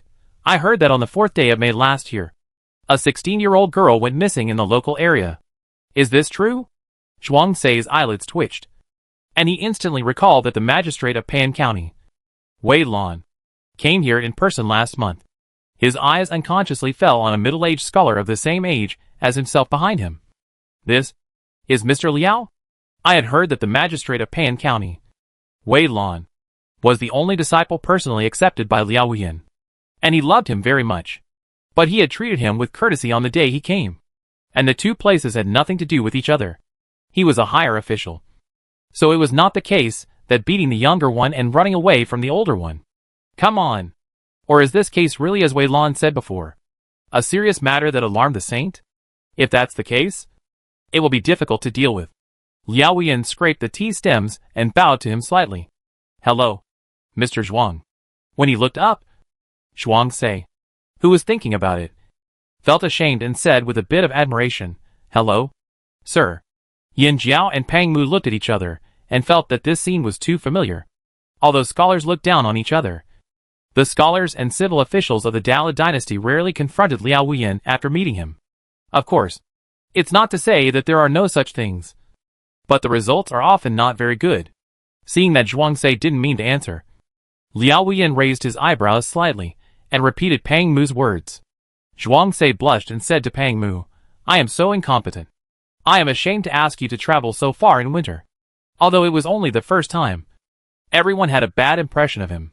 Human life is at stake. But he kept talking nonsense again and again, which was really unpleasant. Pangmu hated to talk nonsense with others, so he simply said, Xiao Wu, follow Master Zhuang to get the relevant files immediately.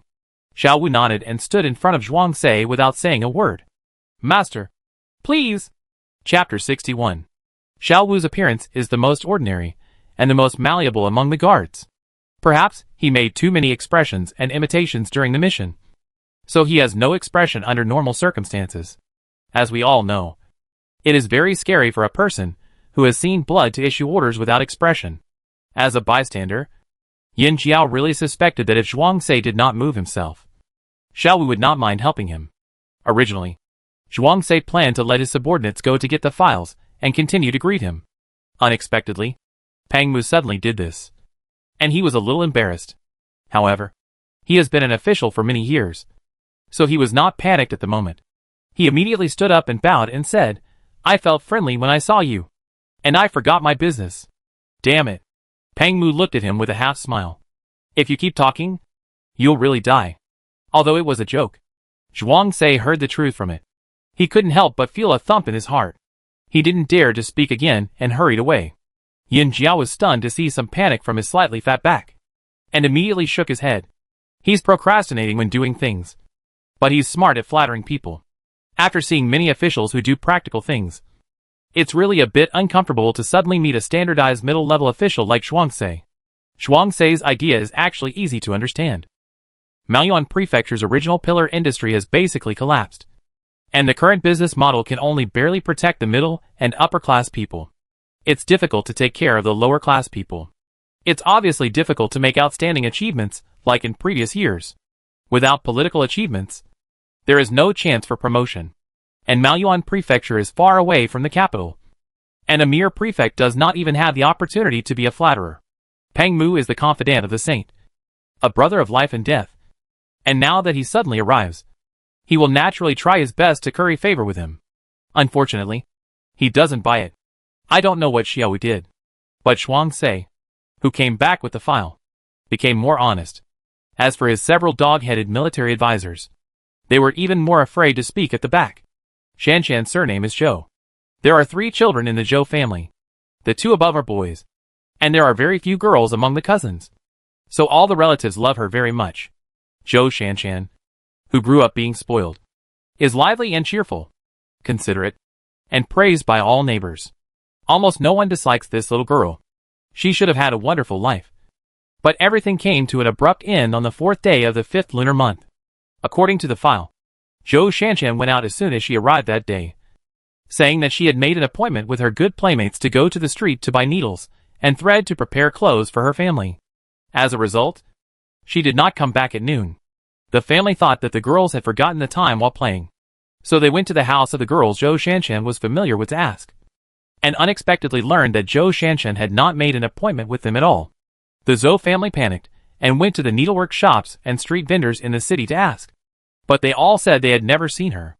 After reporting to the authorities, the government also searched everywhere, and finally got a clue from a woman who was carrying a load to sell tea at the city gate, saying that on the day of the incident, it seemed that they had indeed seen a little girl in a goose yellow shirt leaving the city alone, and her appearance and dress were very similar to Zhou Shanshan.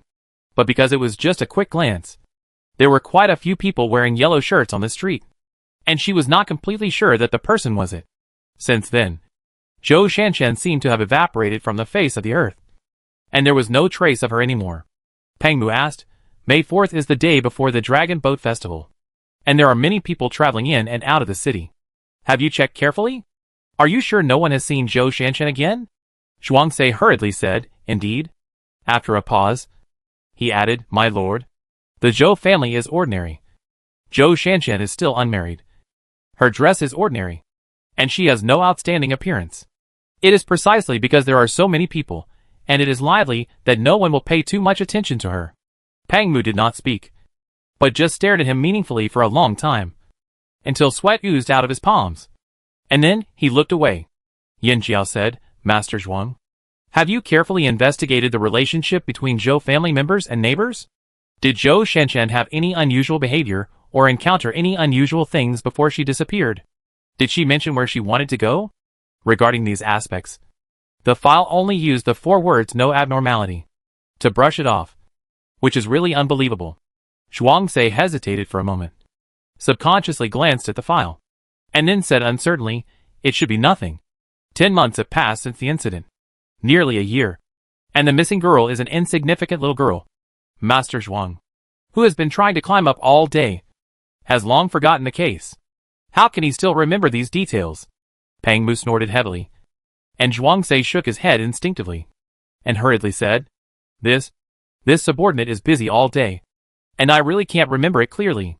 Please allow me to call the head of the police, who was in charge of the case at that time. Peng Mu waved his hand unhappily. Go. Zhuangse bowed repeatedly, took a few steps back, and then left in a hurry. After leaving the main hall, the master wiped his sweat and came forward, and asked with a pale face, Sir, who are you going to call? Zhuangse paused, and was angry and embarrassed.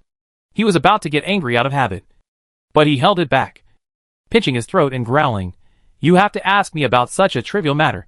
What's the use of you? The master sprayed saliva all over his face, and he didn't dare to wipe it off. He just bent his waist again, and said skillfully, Yes, sir, you are right. I will go now. After saying that, he trotted back. There are 3 constables on both sides, so let's ask them one by one. After Zhuangse left, Liao Wuyan threw the teacup on the table and frowned, saying, "You dare to call yourself a scholar? It's really a disgrace to the culture." How could they not see Zhuang's little calculation? They were just too lazy to expose it. If Zhuang had paid more attention, he would not have been so ignorant of the questions, which clearly showed that he had given up long ago. Tu Qing was also unhappy. The soldiers are all incompetent, and the generals are all incompetent. With such a chief officer, the subordinates can be imagined. Pang Mu thought for a while. I will write a letter later and ask His Majesty to send someone to sort out the situation in Maoyuan Prefecture. There are 13 counties under the jurisdiction of Maoyuan Prefecture. The prefect is like this, which makes the people suffer. After about an instant's stick of time, Zhuang finally returned with a man with a stubble on his face. "Sir," Zhuang said with joy, "this is the captain in charge of Zhou Shanshan's case at that time, Jiyichou." After saying that, he said to Jiyichou with a serious face, "Captain Ji, why don't you meet Duke Dingwen, Lord Yan, Mr. Liao?" She, seeing that he was about to flatter everyone present, Pang Mu interrupted directly, "Captain Ji, you come forward and talk. Don't stand next to your boss. It's giving me a headache." Jiyichou is a man in his 30s.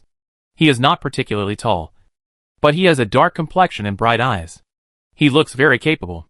He greeted everyone first, and when Pang Mu asked about Zhou Shanshan's case, he spoke immediately. "My lord, I am indeed responsible for it. But unfortunately, there are not many clues, and I still have no clues." Pang Mu nodded, and pointed to the file. "Did you go to her house to ask in detail at that time? Did relatives, friends, neighbors mention anything?" Jiyichou said, "The Zhou family loved Zhou Shanshan very much. They were not like other people in the community who always urged her to do work. Instead, they gave her money every now and then and drove her out to play with friends." After Zhou Shanshan disappeared, the whole family was deeply shocked. To this day, they still cry when they see other girls of the same age, and often ask people to inquire about the news. Zhou Shanshan has two good friends. The three of them often go out for a walk, enjoy flowers, read books, and discuss needlework. I have asked the two people and visited the bookstores and other places Zhou Shanshan often goes to. There is nothing suspicious. In addition, several families wanted to propose marriage to the Zhou family in the past few years. Although they did not succeed in the end, they parted ways amicably and did not retaliate because of this. In other words, no matter from which aspect, the possibility of acquaintances committing crimes is very low. And those days happened to be the Dragon Boat Festival, and the city was very lively, not to mention the locals. I am afraid that countless people from other places came to the city. Pang Mu was about to continue asking, but his eyes accidentally swept over Zhuang, who was eager to try, and he felt a sense of disgust. The words on his lips fell. "In this case, you take us to ask again." Jiyichou was fine, but Zhuang was a little anxious when he saw that they were leaving right after they arrived, and they were probably not going to come back. So he hurriedly advised, "My lord, it's freezing outside, and it's cloudy, and it's going to snow soon. You've been traveling all the way. Why don't you take a break here? Although there's no good wine or food, at least you can have a hot meal. If they leave, what's the point of him currying favor with them?" Seeing that everyone got up without any reluctance, Zhuang gritted his teeth and shouted, "My lord, why don't you ask me to lead the way?" Qi Yuan sneered when he heard this. "Master Zhuang is busy all day. I think he has no time. Besides, you know very little about this case. It doesn't matter whether you go or not, so don't bother with the trip." Zhuang finally knew what it meant to shoot oneself in the foot. He instinctively chased after them for 2 steps, and as he watched the crowd gradually go further away, he suddenly had a bad premonition. This prefect, he has reached the end of his career. Everyone ignored Zhuang and went straight out. Pang Mu quickly arranged, "Little 4 and Little 5. You accompany Mr. Liao and Yain to the largest restaurant in the city, and say that you are preparing to go to Beijing for the imperial examination. There are complicated exchanges of people there, and it is unknown whether you will gain anything. We will meet up later." Among the group, Liao Wuyan and Tu Qing are recognized as the most scholarly and noble. Anyway, no one would think that they are investigating a case at first sight. And Little 4 has a baby face, and Little 5 is particularly good at disguise, so it is most appropriate to send them to do this. Jicho led them through the streets and alleys for about 3/4 of an hour, and stood at the intersection and said, "This row is Zhou Shanshan's house. And the two families are a few dozen feet ahead. The three families are only 2 streets apart. Which is cheap? Captain Ji, accompany me and Lao Qi to ask the Zhou family." Pang Mu said to Yin Jiao, "You take Su Qian, a Miao and Song Liang to ask the 2 girls. They are all girls. Don't scare them." Everyone agreed and acted separately. The little constable under Jicho led Yin Jiao and others to walk forward for a while, pointed to the 2 small courtyards in front, and said, "The one in the middle with the gossip hanging and the one on the left are them. The 2 families are next to each other. Do you think you should call them together?" Yin Jiao looked at the sky and saw that it was not looking good. So he nodded and asked someone to knock on the door of the gossip-mongering family. "Okay. Su Qian, you go to the next door and be gentle. The family surname is Zhang. There is only one daughter in the family. She is 18 years old this year. They are looking for a marriage proposal, and suddenly saw the official coming to the door, and were shocked. After listening to Yin Jiao's explanation, the couple readily let them in. Shanshan is such a good girl," the couple said regretfully. "It would be great if we could find her back." As they said that, one went to call their daughter, and the other went to boil water and prepare hot tea. Not long after, Su Qian also came back with another girl, Lu. Miss Lu and Miss Zhang are only 3 months apart. They grew up together. They met Zhou Shanshan when they were about 5 or 6 years old. Since then, they have been inseparable. Now when they mention Zhou Shanshan, their eyes gradually turn red. Miss Lu is shy and speaks softly. She sighed and said, "I always feel like I'm dreaming. How can a good person disappear just like that? It's because of that official. Miss Zhang's temper is obviously more impulsive. You don't care at all." Miss Lu hurriedly reached out to pull her arm, and then smiled timidly to Yin Jiao and others. "I'm really sorry. She's talking nonsense." Miss Zhang then remembered that the women in front of her were also officials. Her little face turned pale with fear, but she still managed to mutter, I'm not wrong. If you don't believe me, try changing to those wealthy families in the city. Not to mention that a person is missing. Even if it's a cat, the official will definitely rush to it like a pug." Miss Lu's face was gloomy. She pulled her companion's hand again, but did not say anything to defend herself. Obviously, she thought the same. Yin Jiao understood. It seemed that Zhuang Sei was not a good official. Otherwise, the 2 girls would not complain like this. "I know it's hard for you to recall again," Yin Jiao said softly, "but maybe Shanshan is still alive and waiting for us to save her. So can you try to recall where she went and what she said in the days before the accident? No matter if it is abnormal or not. As long as you still remember it, you can tell me." The 2 girls were still a little hesitant at first, but when they saw her encouraging and comforting eyes, they nodded involuntarily. Although 10 months have passed, they still miss their friends. They have also thought about it countless times in the dead of night, wondering if there were any signs before the accident. But no one noticed it. Facts have proved that women are more likely to resonate with each other, under the proper guidance and encouragement of Yin Jiao and others. Lu and Zhang recalled almost all the trivial details such as eating and dressing. The content they gave was several times more than when Jicho came to investigate. The little detectives who followed them were stunned. During that time, Shanshan's favorite was a goose yellow long double-breasted dress with a light green skirt inside. The hem of the skirt was embroidered with willow leaf patterns by her own hands. The shoes were made by Aunt Zhou, with duck egg green satin uppers and dragonflies embroidered on them. As she spoke, Yin Jiao quickly wrote and drew on the small notebook. She should have worn the same outfit that day. "Right?" The 2 nodded and said, "We went to her house to visit her afterwards, and Aunt Zhou said it was right." "Yes."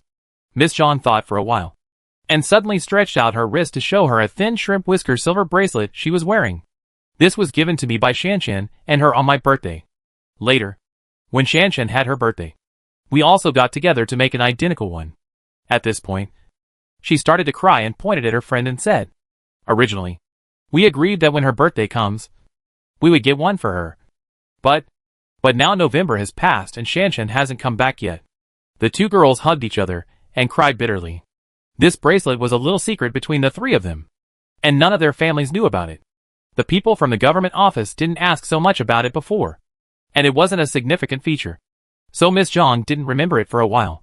Yin Jiao asked her to take it off and take a closer look, and estimated the weight, thinking it was about 1 penny of silver. After all, they were just ordinary families.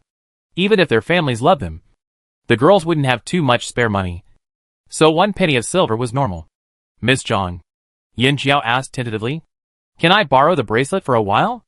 I'll ask someone outside to inquire about it. And I'll definitely return it within 2 days. Regardless of whether Zhou Shanchen is alive or dead now.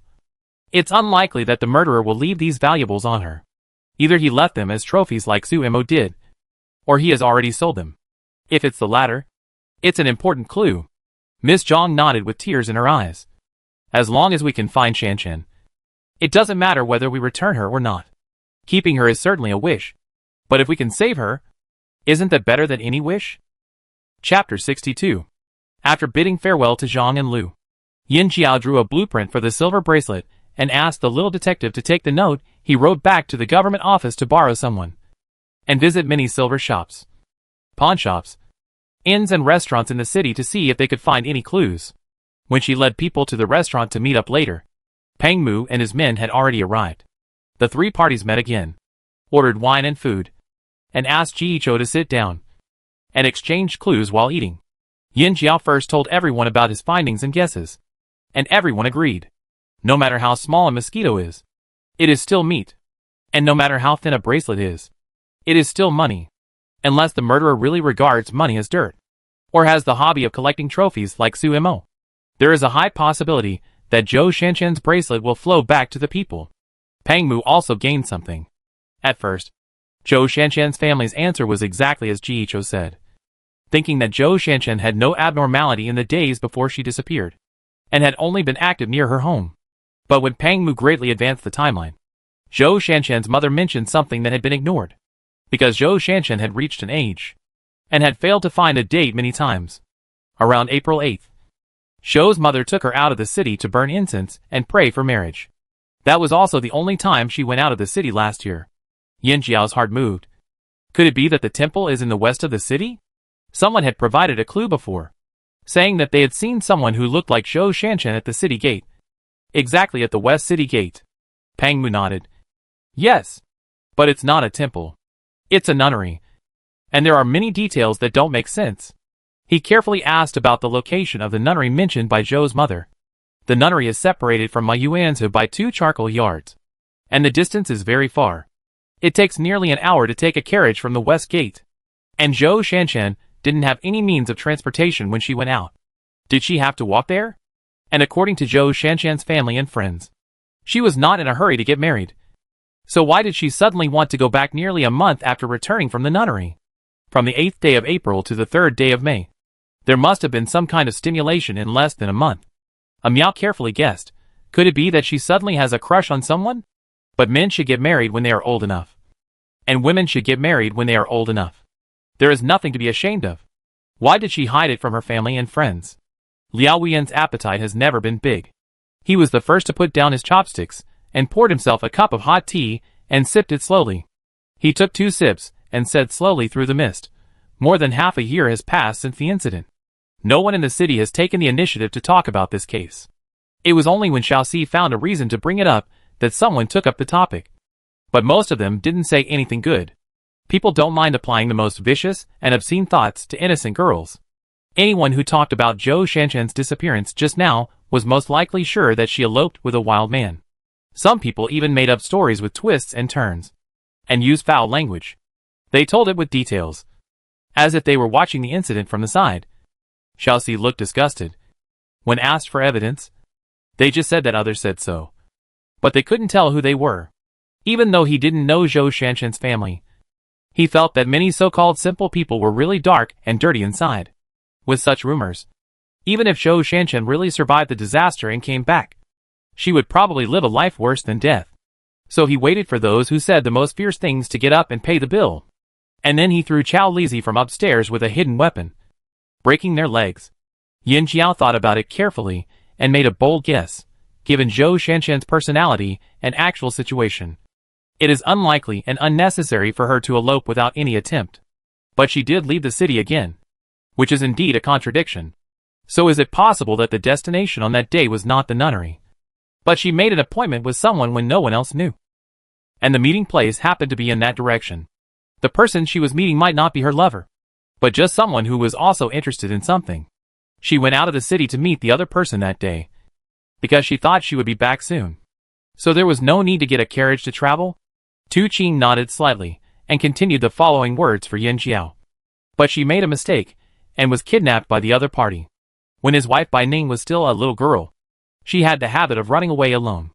The reason why the two families did not interfere was because they had full confidence in her martial arts and vigilance. But Zhou Shanshan was obviously too naive. Or? Yin Jiao nodded and continued. She gave the other party a false trust and rashly followed the other party, and ended up never coming back. Qi Yuan frowned. These two possibilities are indeed more likely. But I still can't figure out what is so attractive, and why she kept it a secret from her family, and even from her closest friends? Su Qian and Miao were particularly puzzled by this. Although they had not known each other as long as Zhang and Lu, they had experienced things together that many people would never experience in their lifetime. And they talked about almost everything. They really couldn't imagine who could make Zhou Shanshan keep her mouth shut. Snowflakes were floating tirelessly in the sky again, when a gust of wind blew. The tiny snowflakes intertwined into a net in the air, and no one knew where they would fall. This situation is just like the current situation, although there seemed to be a few more clues. Not only did they fail to clear the clouds, but they made the situation more complicated. Zhou Shanshan, who is still missing, is like a snowflake in the sky, and no one knows where she will end up. In February, the snow is getting smaller and smaller. And later, it might just be rain. Thinking of this, I was a little reluctant to leave. In any case, I should go to the nunnery. However, reality seemed to be quite keen on hitting me, because Yin Jiao couldn't find a better description than getting nothing. Along with the economic recession of Maoyuan Prefecture itself, the influence of several large and small temples and Taoist temples in the surrounding area also declined. After all, after living in poverty, pilgrims would certainly not be as generous as before, because the nunnery named Hongxia Temple was more open-minded. Marriage, future, family harmony and other things could be prayed for, and they also gave away rough amulets. So many people would still go there to burn incense and worship Buddha during festivals. And the decline of incense was not particularly obvious. Although the sparrow is small, it has everything. This is the Hongxia Temple. The walls there are clean and tidy. The ground is flat, and there is no moss or dust even in the corners and cracks. The Buddha statues and temples are often repaired and renovated. But precisely because of the popularity of incense, countless people go there every new year. And those monks have no impression of Zhou Shanshan at all. Faced with this result, everyone can't help but feel a little frustrated. And there is a sense of frustration that a punch is empty. Pang Mu rubbed his face hard. We can't delay any further. Let's rest here for one night, and set off early tomorrow morning. The older the case, the more difficult it is to solve. If you can't get effective clues and breakthroughs in a short time, it is better to transfer the manpower to the most recent case first. It only takes 2 or 3 days to get from Maoyuan Prefecture to Peian County where Weilan and Renzai are located. Seeing that there is another heavy snow, it is best to leave as soon as possible. My lord, what about me? Jicho asked. You continue to investigate. If there is any movement, just send a message to Peian County, Pang Mu said. By the way, I remember that there is also a missing case in another county under the jurisdiction of Maoyuan Prefecture. You take my warrant and go to check it together to see if there is any overlap in the clues. The group slept for a night and continued to move eastward in the gray sun the next morning. Although Peian County, where Wei Lan worked, did not belong to Maoyuan Prefecture, it had historically relied on the prosperity brought by the charcoal burning industry to a certain extent. Now that Maoyuan Prefecture has declined, it can be said that the lips and teeth are cold, and Peian County, which was not very good, has become more depressed. However, in previous correspondence, Wei Lan once mentioned that, not to mention the previous generation, the young people nowadays probably know that they have no other way out. So they are more motivated to study than other places. So to sum it up with Yin Jiao's words, he and Renzai want to take the path of cultural revitalization. There was heavy fog on the day of arrival, and the visibility was less than 3 meters. There was water vapor in every breath, and water droplets could be shaken off the eyelashes, which made the heart tremble. Everyone was forced to slow down, and Tu Qing made full use of the role of human radar to explore the way ahead. And Qi Yuan took the lead. The journey that was originally 1 hour was shortened to 1.5 hours. By the time they could see the boundary monument of Payang County clearly, it was already past noon. Until this moment, the fog finally showed signs of dispersing, and a great old city slowly appeared in front of everyone. Gray walls, gray ground, gray houses. Even the clothes of the pedestrians on the street were not colorful. Xiaolu grinned. It's really depressed. The first impression of this city is that it is old and stuffy, without any vitality. Just like an old man who has been buried in the earth up to his neck and is too lazy to struggle. To put it nicely, it is called contentment. To put it bluntly, it is a broken jar.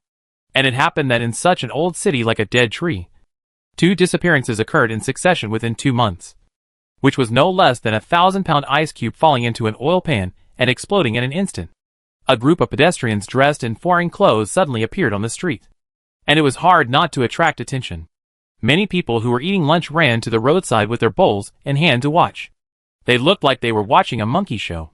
When the hungry and cold people were being watched and felt uncomfortable, they suddenly heard a long-lost voice. Master! Lord Yin? This voice was like a heavenly sound. Everyone couldn't help but turn around and shouted emotionally, Qi Kong. Renzei also appeared with Wei Lan. After not seeing each other for a long time, the two were obviously much thinner, but their eyes became brighter and more energetic, and it was obvious that they were doing well. You came so fast. Wei Lan walked up and said in surprise and joy. Ziche and I thought it would take at least another half a month. Ordinary people can't compare with the day and night work of the post station. It's normal to come half a month later. Renzei followed Wei Lan and greeted everyone one by one. Yin Jiao felt that he seemed to be different. Renzei used to be like a dead tree in the cold winter. Sharp, strong and fragile, and going forward often accompanied by death. But now Renzei's edges are obviously much gentler. Yin Jiao was sincerely happy for him, and immediately turned over and got off the horse, smiling and punching him and Wei Lan on the shoulder. 2 adults. Not bad. Chapter 63. Renzei admitted that he was not used to such an intimate way of greeting, but he found in an instant that from the moment this group of people appeared, the burden on his shoulders for the past few months seemed to suddenly become much lighter.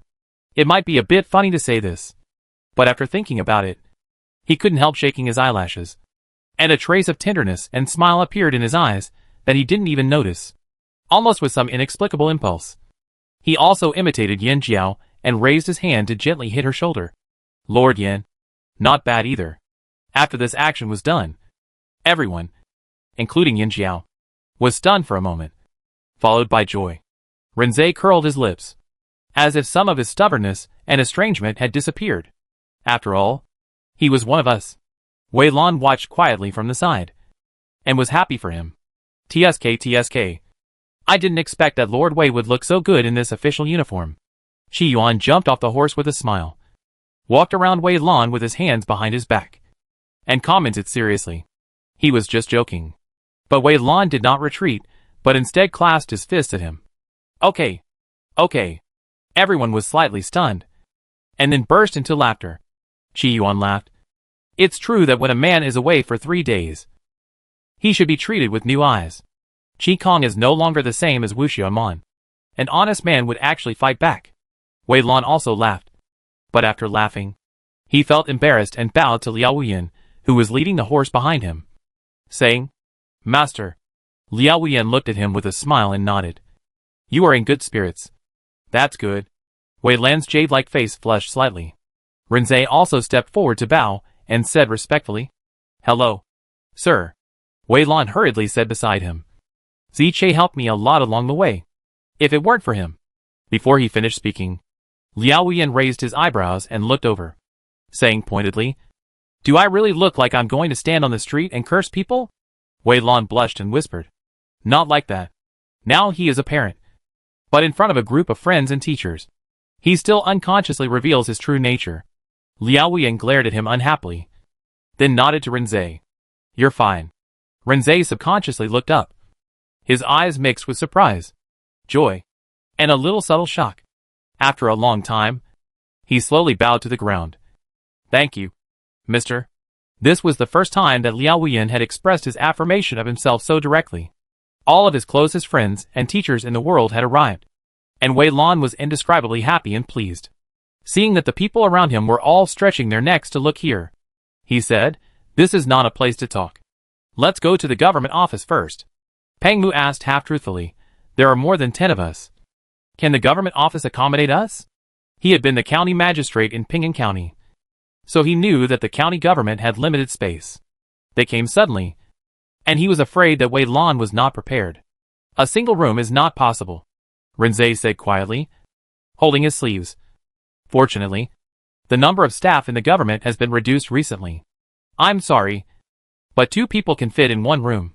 Everyone heard the story from his simple words, but seeing that he was still relaxed at this time, they thought that the problem had been solved long ago. So they all tacitly did not ask questions. The digital guards always live in pairs. Liao Wuyan and Tu Qing have extremely similar living habits, and are used to sleeping in the same room during special periods. Couples are naturally, needless to say. Su Qian and a Miao, 2 little girls, just happened to be in the same room. Shi Yuan quickly counted the number of people, rubbed his hands and laughed at Song Liang, then hooked his neck and said, "Old Song, it seems that we are in the same room now. That's good. It will be more convenient to spar later." Song Liang's body was stiff and struggled to get out twice. But he couldn't get out. A trace of despair suddenly appeared on his originally honest face. "Sparring? I couldn't even last 20 rounds in his hands. It would be more appropriate to say that I was just delivering food." Pang Mu ignored the commotion behind him and asked in confusion, "Today is the 7th day of the 2nd month. Shouldn't the county exam be held these days? It's so cold. Why are you 2 running around the streets?" "The first match on the 10th day," Wei Lan said as he walked. "Ziche and I did a few things before the new year, and we need to confirm them again in the next few days. The most fatal thing about Ping'an County is that there is no representative industry. Simply farming can only ensure that they will not starve to death. Since they plan to make a fortune in the cultural industry, they naturally cannot rely on their malice alone. Last year, they sorted out all the well-known scholars in and outside the county. Those who are willing to continue studying for the imperial examination are naturally good. But those who feel hopeless and don't want to study are not forced. All of them are re-registered in the government office, or go to the county school to teach, or open a private school. As for the rest, that's what they are running now. Renzei is more afraid of cold than ordinary people. Everyone is only wearing a coat, but he still has to wear a rabbit fur scarf around his neck, and his pointed chin is hidden in the rabbit fur. He put his hands into his sleeves again and said coldly, "Although there is no discrimination in education, reading is more about talent. Some people fail in the imperial examinations, but they are quite good at writing storybooks, composing lyrics and music. To be honest, it is rare for poor students to become successful through the imperial examinations. Most people will not only be poor until death, but also drag down their families. But writing storybooks is different. Making money is immediate, especially now that the world is peaceful. The people's demand for this is increasing day by day. As long as it is interesting, there is no worry about lack of sales." Wei Lan continued, "We found an old printing house and acted as a matchmaker. We have printed 2 sets of storybooks and sold them to several surrounding counties. Some bookstores from other places have taken the initiative to inquire. It goes without saying that the 2 scholars tasted the sweetness, and others were also tempted. He and Ranzei had both suffered a lot, and they were willing to do anything to continue their studies. But others might not think so. When this proposal was first proposed, it was met with resistance as insulting to civility. No one responded, but many people were waiting to watch the fun. Originally, Wei Lan wanted to lobby door to door, but was persuaded by Renzei. People in the world are so stupid. They want 8 times the happiness with 1 point of talent, which makes people laugh. Renzei sneered mercilessly, and he had already picked up the pen and dipped it in ink while speaking. In one day, he wrote a book about talented scholars and beautiful women and sent it to the bookstore for printing. As a result, nearly 1,000 copies were sold in a month, making a lot of money. At that time, Wei Lan looked at the pile of silver ingots and sighed, Ziche, you have earned my salary for 10 years. Renzei chuckled, threw a few ingots at random, and said lazily, spend it. The poor Wei Zhixian really spent it, but he wrote an IOU. And Renzei turned around and burned the IOU.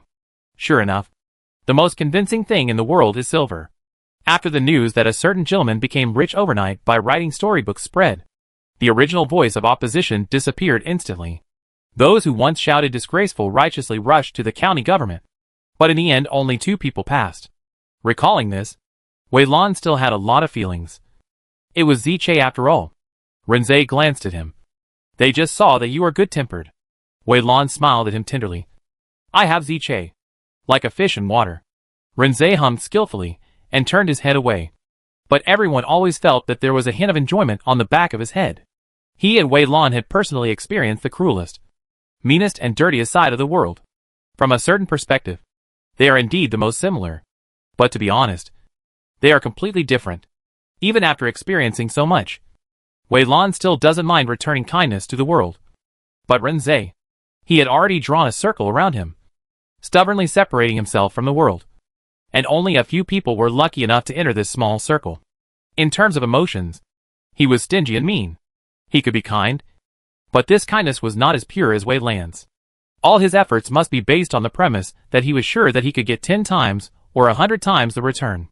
When Wei Lan and his party returned to the county government office, the people inside had already received the news that the young county magistrate had welcomed a group of friends with a great background. Those people had different thoughts, and their little abacuses were crackling in their heads. But at this moment, they all crowded into the front yard to watch the excitement. Some people wanted to come up to feel the wind direction, but Pang Mu and others were too imposing, and they frightened everyone as soon as they showed up. Dozens of eyes stared at them and watched them go away, and no one dared to come forward to talk to them. Wei Lan did not explain to them, but took Pang Mu and others to the second hall, and asked an old man named Du to put away the luggage. Du Bo is one of us, he explained to everyone. If you need anything, just go to him. Everyone agreed and sat down. The greetings had been completed on the way, and now they got straight to the point. Wei Lan had sent someone to get the files, and took the time to introduce. Ziche and I have been running around these days, but unfortunately, the clues we got are limited, and the progress is very slow. Next is the county exam. You came at the right time. The first victim was an 18-year-old girl named Jiang, who was about to get engaged at the time, but disappeared on the temple fair on November 17th last year. The second victim was Rui, a 20-year-old new bride, who disappeared on the 20th day of the 12th lunar month. Both of them have simple family lives and interpersonal relationships. They are very nice people. It is unlikely that they were acquaintances who committed the crime. Wei Lan had watched Pang Mu and his team solve cases, and she knew a little about these things. Unfortunately, she lacked experience, had few clues, and did not cooperate well. So the progress was worrying. Yin Jiao simply flipped through the files. Before coming here, we went to Maoyuan Prefecture. After cross-comparing the 2 cases, we can't say that there is nothing in common between the victims. They are all girls raised in good families, Pang Mu concluded, loved by their families, close to their friends, and basically have not encountered any difficulties in life. As a result, once they met, it was a fatal blow. This was the first time that Renze publicly participated in the investigation of other people's cases as an equal. But he felt that this scene and this feeling were extremely familiar, and people instinctively chose to trust each other. Does anyone specifically choose this kind of people for revenge? He whispered, and his mind quickly sketched out many fragments of love, hate, and hatred. The most abundant thing in the brothel is love, hate, hatred, sorrow, joy, separation, and reunion. He grew up there, and was already familiar with these. I can only say that I highly suspect it, Yin Jiao said. The key is that this suspicion is too broad. Do you find other common points between these 2 victims? For example, where have they been? What do they like to eat? Etc.? Yes. And there is more than one place. Wei Lan nodded. They all live in the city, and are about the same age.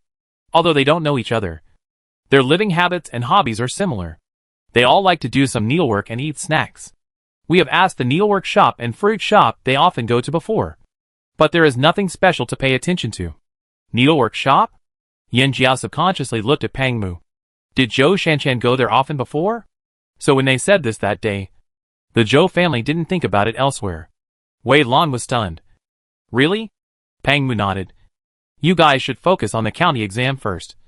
We will wait a while. He couldn't help yawning. I'll go to the needlework shop to ask later.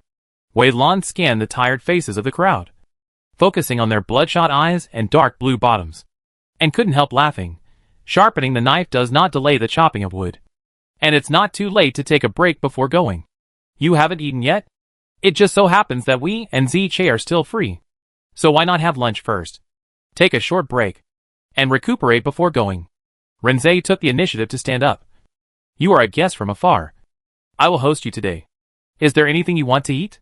Now that everyone knows that he made money by writing storybooks. He is not polite. Yin Xiao thought for a while and smiled. On rainy and cold days, it is naturally more enjoyable for everyone to get together and eat hot pot. Chapter 64. Renze shook his head. The chefs here don't have such good skills. It doesn't matter. Yin Xiao took out a square oil paper bag like a magic trick. Blinked. I'll take care of the soup base. You take care of the hot pot. Hot pot base is definitely a must-have for traveling and at home. As long as you have it. Even the most ordinary dried vegetable leaves can be eaten with 2 steamed buns. Renze was slightly stunned and laughed. That's fine. Speaking of which, since leaving Beijing, he has never eaten such a delicious hot pot again. As the two were talking, they heard someone mumbling outside approaching. If you listen carefully, it's repeating no one is allowed to bully Lan Lan. Those who don't listen to Lan Lan are bad people. No one is allowed. The sound came from far away, and a tall man appeared at the door, blocking most of the already dim light, and the room suddenly became dark. He didn't seem to expect so many people, and instinctively froze for a moment. Dave. Yin Xiao smiled. Long time no see. Where are you from? The man was Dave. The weather was not warm, but he was only wearing a wet single garment. His head, face and neck were all red, and his forehead was covered with sweat and was faintly steaming. He stared at Yin Xiao again and again, as if he was struggling to dig out from the depths of his memory.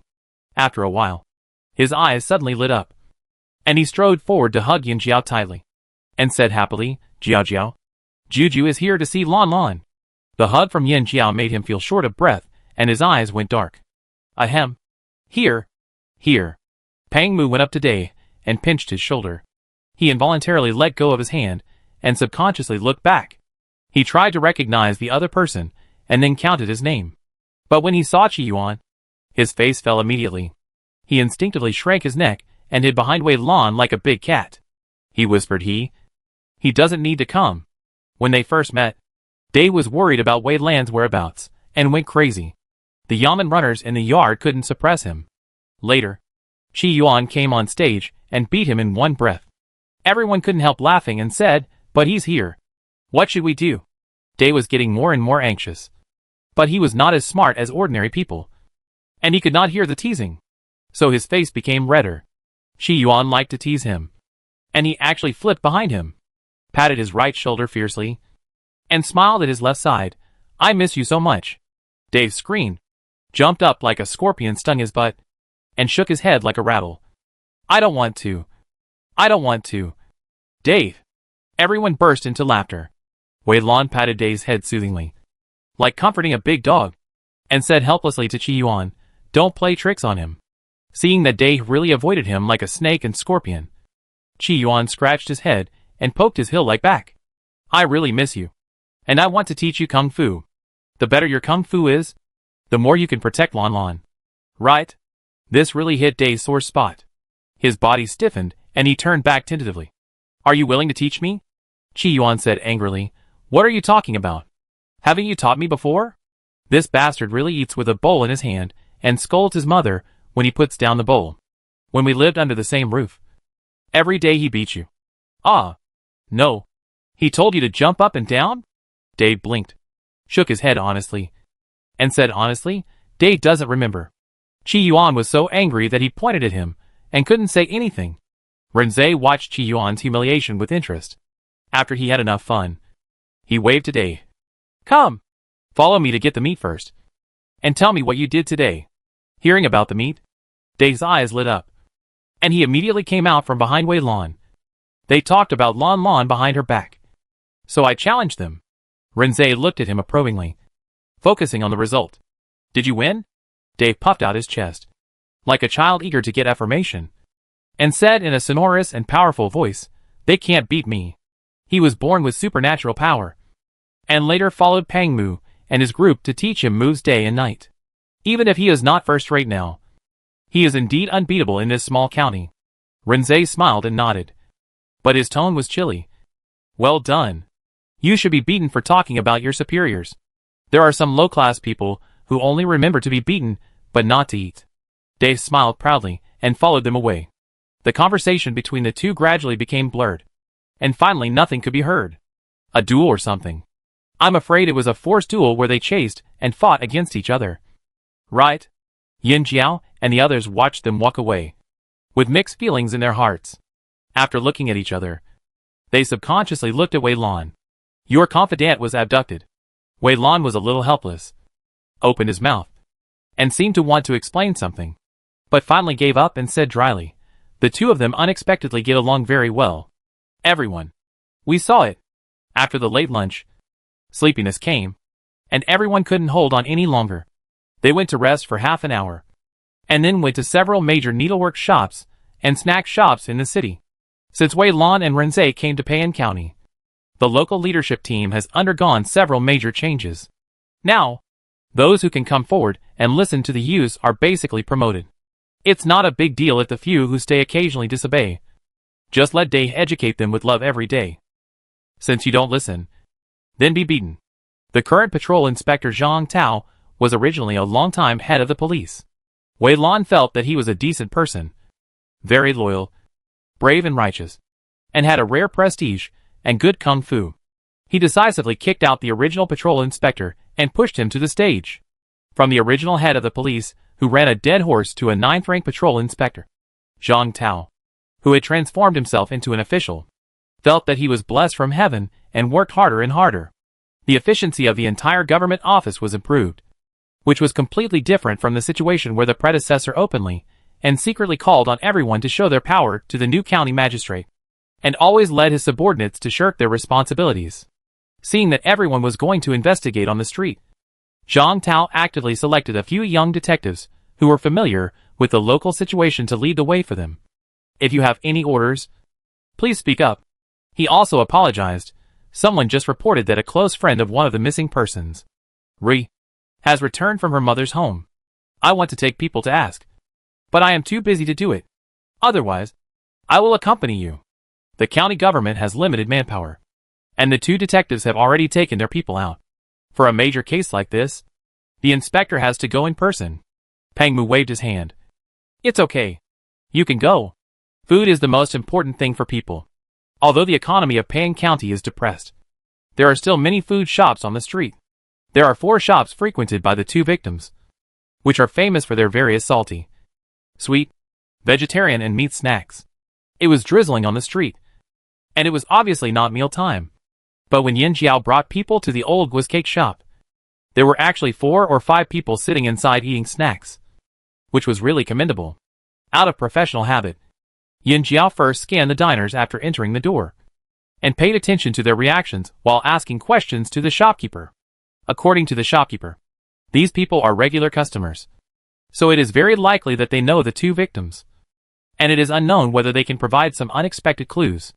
The shopkeeper had been questioned twice, so he had nothing to say. On the contrary, a man in his 20s near the door suddenly became restless since Yin Jiao and his group entered the store to ask questions. Yin Jiao glanced at Su Qian, who nodded and took a step over. The man jumped up and rushed out the door, stepping on the tables, chairs and benches. Su Qian was reluctant to let him get away. She stepped forward, picked up a bench with her toes, and threw it out. There were 2 bangs and ouch sounds, and the man who had rushed out 3 meters away was knocked to the ground by the bench. 2 lines of blood slowly flowed from his nose, dyeing the stagnant water red. You run again! Su Qian caught up from behind, stepped on his back with 1 foot, and shouted, Tell me, what did you do to them? Lady, spare me. Sir, spare me, the man pleaded. I'm not a villain. I'm really not. If it's not you, why are you running? Yin Jiao, who was chasing after him, shouted. The man choked and glanced at Su Qian cautiously, but was stepped back into the water by the other party. He was so scared that he cried out, Villain! Villain! Just touch them. Yin Jiao frowned when he heard it, and saw the people in the shops looking around.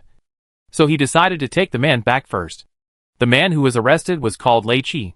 He originally relied on burning charcoal, and his family had a lot of property. But later, charcoal was not easy to sell, and they, the retail investors, were the first to suffer, and their lives became difficult. But Father Lei didn't believe in evil, and wanted to get rich overnight through gambling. And he even got his son addicted to gambling. The two of them were invincible together, and within a year, they had squandered all their family fortune. Father Lei knew he couldn't face his ancestors, so he hanged himself a few years ago, leaving Lei Qi alone without anyone to supervise him. And gradually he became a dissolute scoundrel. Lei Qi's reputation was ruined, so naturally he couldn't get a wife. When he grew up, he loved to get close to older girls and young wives, and shamelessly took advantage of them, including Rui and Jiang. Later, Rui's man brought his brothers to beat him up. He felt ashamed and was afraid of revenge from the other party. So he went to hang out in the casino outside a few months ago. When he came back in December, he heard that the two women were missing, and he was shocked. Lei Qi was so grief-stricken that he cried. I didn't take it to heart at first, but I don't know which bastard was gossiping and talking behind their backs. I'm sure I was holding a grudge and deliberately taking revenge. So I kidnapped them and raped and killed them. I know I have a bad reputation. If the county magistrate really wants to take the blame for me, wouldn't I be unable to defend myself? Yin Jiao was so angry that she couldn't speak for a long time. Nonsense. Lord Wei is fair and strict, and he is very meticulous in his work. He would never wrongly accuse anyone. She wanted to say that he was a good man, but when she saw Lei Qi's tearful face and thought about what he did in private, although he didn't do anything evil, how could he be considered a good man? Lei Qi was scolded by her and shrank his neck. He dared not to argue. He just nodded and asked carefully, Then, sir, can I leave? Leave a fart. Yin Jiao scolded angrily. Dalu issued a clear order to ban gambling. But you openly did this and molested women. You will have to spend several months in prison. Lei Qi cried even harder. In his opinion, the government is a den of tigers and wolves. Once you go in, who knows how many months or years you will be in prison? What if someone takes advantage of the situation and kills you directly? Wouldn't his Lei family be extinct? A grown man crying in broad daylight is really not a pleasing sight. Su Qian was disgusted by him and slapped him in the face. Try to cry again? She despised this kind of people the most. Not only was he incompetent, but he was also dishonest and didn't have the courage to commit a big crime. And he only targeted women who were born weak. This was just what he said. And there was no telling how much he didn't say behind his back. Lei Qi had lived for more than 20 years, and had never seen such a murderous woman. He was so choked up that his face turned the color of liver. But he didn't know what he was thinking, and suddenly asked timidly, My villain, if I say something useful, can it be considered as making meritorious service for my crime? Su Qian subconsciously looked at Yin Jiao. Yin Jiao waved his hand to signal her to step back, and stood on the left and right with Song Liang like two King Kongs. Tell me. Lei Qi wanted to bargain, but he heard Su Qian's thin lips touching each other, and said quickly and sharply, It's the current situation. If you don't tell me, you'll just go to jail. If you tell me, you might. Lei Qi heard that it was true, and he didn't hesitate. In fact, on the 20th day of the 12th lunar month, I saw the wife named Rui. He lost all his pants outside before the new year, and he had to steal another gambler's luggage to avoid being homeless. He was very depressed. The 22nd day of the 12th lunar month was the anniversary of Lei's father's death. Lei Qi randomly prepared 2 offerings and wanted to go outside the city to worship him. As a result, he unexpectedly found a plump woman walking alone, and his lustful heart immediately became restless. Even if I can't get it, there's no one around here, so it's still exciting to just touch her a few times. Thinking this way, Lei Qi immediately forgot about the matter of worship and followed her on tiptoe. After walking for a while, he soon found that the other party was Rui, who had asked her family to beat him. He made up his mind and decided to pinch her towering breasts a few times later. Who knew that Rui walked farther and farther? And Lei Qi also had some doubts. What is this woman doing in the wilderness alone instead of working at home early in the morning? Could it be, to me a wild man? It should be known that Rui and her man are famous for being good. But who knew? Lei Qi suddenly felt that he had discovered big news, and was very excited. He thought that if he caught this handle, wouldn't this little woman let him do whatever he wanted in the future? Soon, a small mule cart with blue cloth came across the road, and Lei Chi was sure that there was a man whispering something inside. Then, Rui seemed to hesitate for a moment, but finally got on the cart. How could Lei Chi catch up with 4 legs? Looking at the dust rolling out behind the mule cart, he beat his chest and stamped his feet, feeling very annoyed.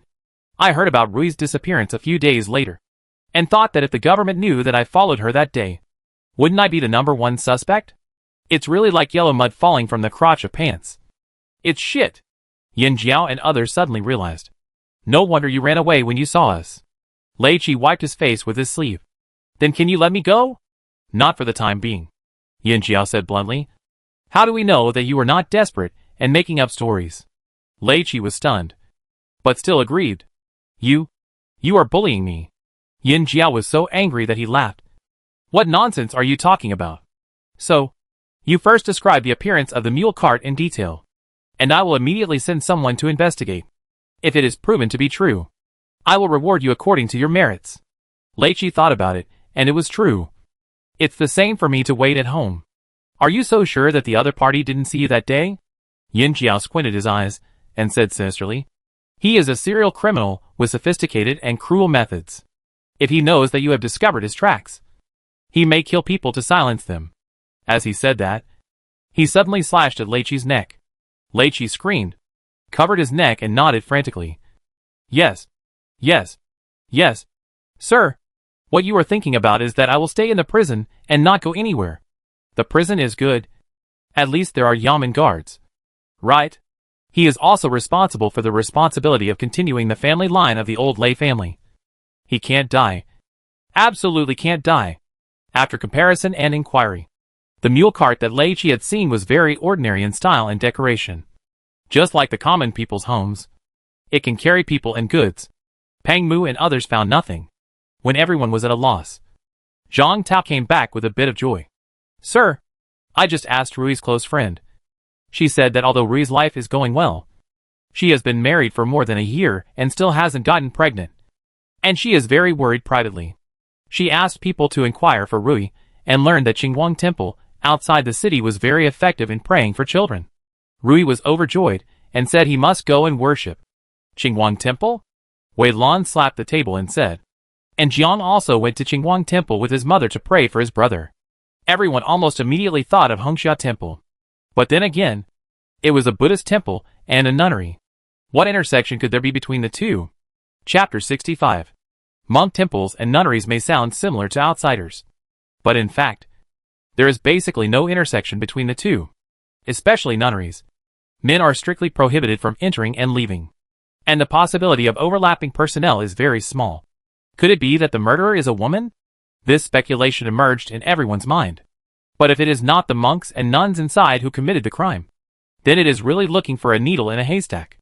Su Qian was worried. Those places can be entered by anyone. After half a year, who can still remember who went there that day? This is exactly what everyone is worried about. The era without surveillance is really devastating. Yin Jiao felt that his heart was in a mess. He instinctively stood up and paced on the spot. After a while, he said, I think it should not be a pilgrim. At least not an ordinary pilgrim. Women are naturally insecure and wary of the outside world. If it is an ordinary pilgrim, it is unlikely to have a deep enough communication to make several victims follow him obediently. Su Qian and Miao nodded first, and it was obviously difficult for the men to truly put themselves in the shoes of others. I think the identity of the murderer should be quite special. Yin Jiao tried to calm his chaotic thoughts and said his guesses bit by bit. Whether it is a man or a woman, his appearance in the nunnery and the temple will not arouse suspicion. And he has some characteristics that can arouse the interest of several victims. Could it be someone who is delivering rice, grains and vegetables? Pang Mu hummed, and said to Xiao Lu, please ask Jiichou to go to Hongxia Temple to ask in detail if there were any special people who came to the temple before and after Zhou Shenchen disappeared. There may be more than 2 people. At least 1 man and 1 woman. With a blue cloth mule cart. Please ask. Everyone learned this saying from Yin Xiao. At first, they thought it was funny, but later they thought it was both playful and vivid. So they all said it. Qi Kong, I need to borrow a few more people from you, Pang Mu said again, The murderer doesn't wait for anyone. I think we should also go to several other crime scenes to ask if the victim had been to a temple before she disappeared. If they have, then it's almost certain. Wei Lan nodded, and immediately asked Zhang Tao to select a few trustworthy and capable Yamen runners, signed his commission, and asked Pang Mu and Yin Jiao to stamp the seal. 400 miles for expedited delivery. After doing all this, he bowed to Pang Mu and others. The county exam is coming soon, and I'll leave it to you for the next month. The next morning, Yin Jiao and Pang Mu went to An Zhang's house again. An Hong, the son of the An family, also wanted to take the exam this year. At this time, he was packing his luggage for the exam at home, when he heard them ask about what happened on the day of the incense burning. He couldn't help but say, "Could it be those monks who did it?" Pang Mu said, "Could it be that there are only monks in the temple? Besides, there are not many clues at the moment, and we can only explore bit by bit, and nothing can be done for sure. After all, it is just speculation now. If the news is spread rashly, it will inevitably cause panic. Isn't it suspected of deliberately inducing the people to seriously harm Buddhism? You should know that many women, including the Queen Mother, are devout Buddhists." And Hong wanted to say more, but his mother had already pushed him to the study, and said in a trembling voice, "What are you talking about? Just do your best to pass the exam and become a scholar, so that your sister will not be in vain for her love for you." And Hong looked at them hesitantly, and finally stamped his feet, lifted the curtain and returned to the study. After sending her son away, Anne's mother said to Yin Jiao and Pang Mu, "My son is so unruly. Please don't be offended." The two adults, seeing her haggard appearance, Yin Jiao sighed. They have a deep affection for each other. This is inevitable. Think carefully. Did you meet anyone that day? Not really. Seeing that Anne's mother was just at a loss, she prompted, "Did Miss Anne ever leave your sight?" Anne's mother thought about what she said, and suddenly her body stiffened, and said in a trembling voice, "If you really say so, she seems to have gone to relieve herself." Anne's mother originally came to ask for divination for her son that day to see if he could pass the imperial examination next year. It can be seen that the Bodhisattva had just been decorated, and the writing was gorgeous and very moving. With some compassion in the opera, she couldn't help but be moved, and added another incense money, wanting to ask about her daughter's marriage. The beloved An Jiang was lively and childish, but she was not in a hurry to get married. Seeing her mother's behavior, she didn't care, and kept shouting that she wanted to relieve herself. Anne's mother's hands trembled. "I was afraid that the child didn't know the depth of the family and might anger the Bodhisattva. So I asked her to go. When she came back, she seemed very happy. When I asked her about it, she said it was nothing. So I didn't care much." Yin Jiao and Pang Mu looked at each other, and suddenly noticed a detail in Anne's mother's oral description. "You said that the Bodhisattva had just been decorated?" February 15th. The spring equinox. The weather has warmed up in the past few days, and many tender wild vegetables have emerged in some sunny places. For ordinary people, it is a rare delicacy, and many young girls and wives will go out to pick them. There is a mountain outside Huanglu County, and there is a Tainan temple on the mountain. I heard that it has been there for many years, although I can't say that it is very popular. There are always a few pilgrims every day, so it is not closed. Yun Xiang is from Huanglu County. She is 22 years old this year. She got married a few years ago. Who knew that the man was a ghost in human skin, and he would beat people when he was drunk? She was so angry that she ran back to her parents' home to cry. When her brothers and sisters-in-law heard about it, they were furious. They immediately picked up sticks and beat people, and forced the man to write a divorce letter. Yun Xiang, can't say that I am a princess, but I was raised like a treasure. I was sent to someone else's house as an animal instead of being raised to this age. It's not that I need a bite of food. I took her home to raise her myself." The brothers were kind, and the sisters-in-law were also righteous. They didn't care about the rumors outside, and only kept the younger sister-in-law. Yun Xian was not an ungrateful person. She helped with housework when she had time, and made needlework to sell. Today, she went up the mountain to dig wild vegetables. She was nimble, and unknowingly reached the top of the mountain. When she looked up, she saw the plaque of Iron Gate Temple. "My family treats me so well. Now that I'm here, why don't I go in and ask for a peace amulet?" She pinched her small purse, which contained dozens of copper coins she had saved from selling shoes a few days ago. It was almost noon, and the temple was quiet. Only the sound of monks chanting scriptures could be heard from the back. A mountain breeze blew, and Yunxiang shivered suddenly, feeling inexplicably sinister. And a layer of goosebumps began to appear on the back of her hands. The mountain was quiet, full of strange rocks and huge trees. Even at noon, the sun couldn't shine through. She suddenly felt a little scared. Ouch!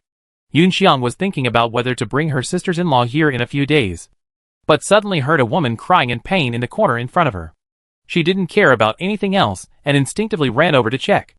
It was a woman in her 30s, dressed simply and wearing a headscarf. Seeing her coming, she couldn't help but said with joy, "Good girl. Please help me.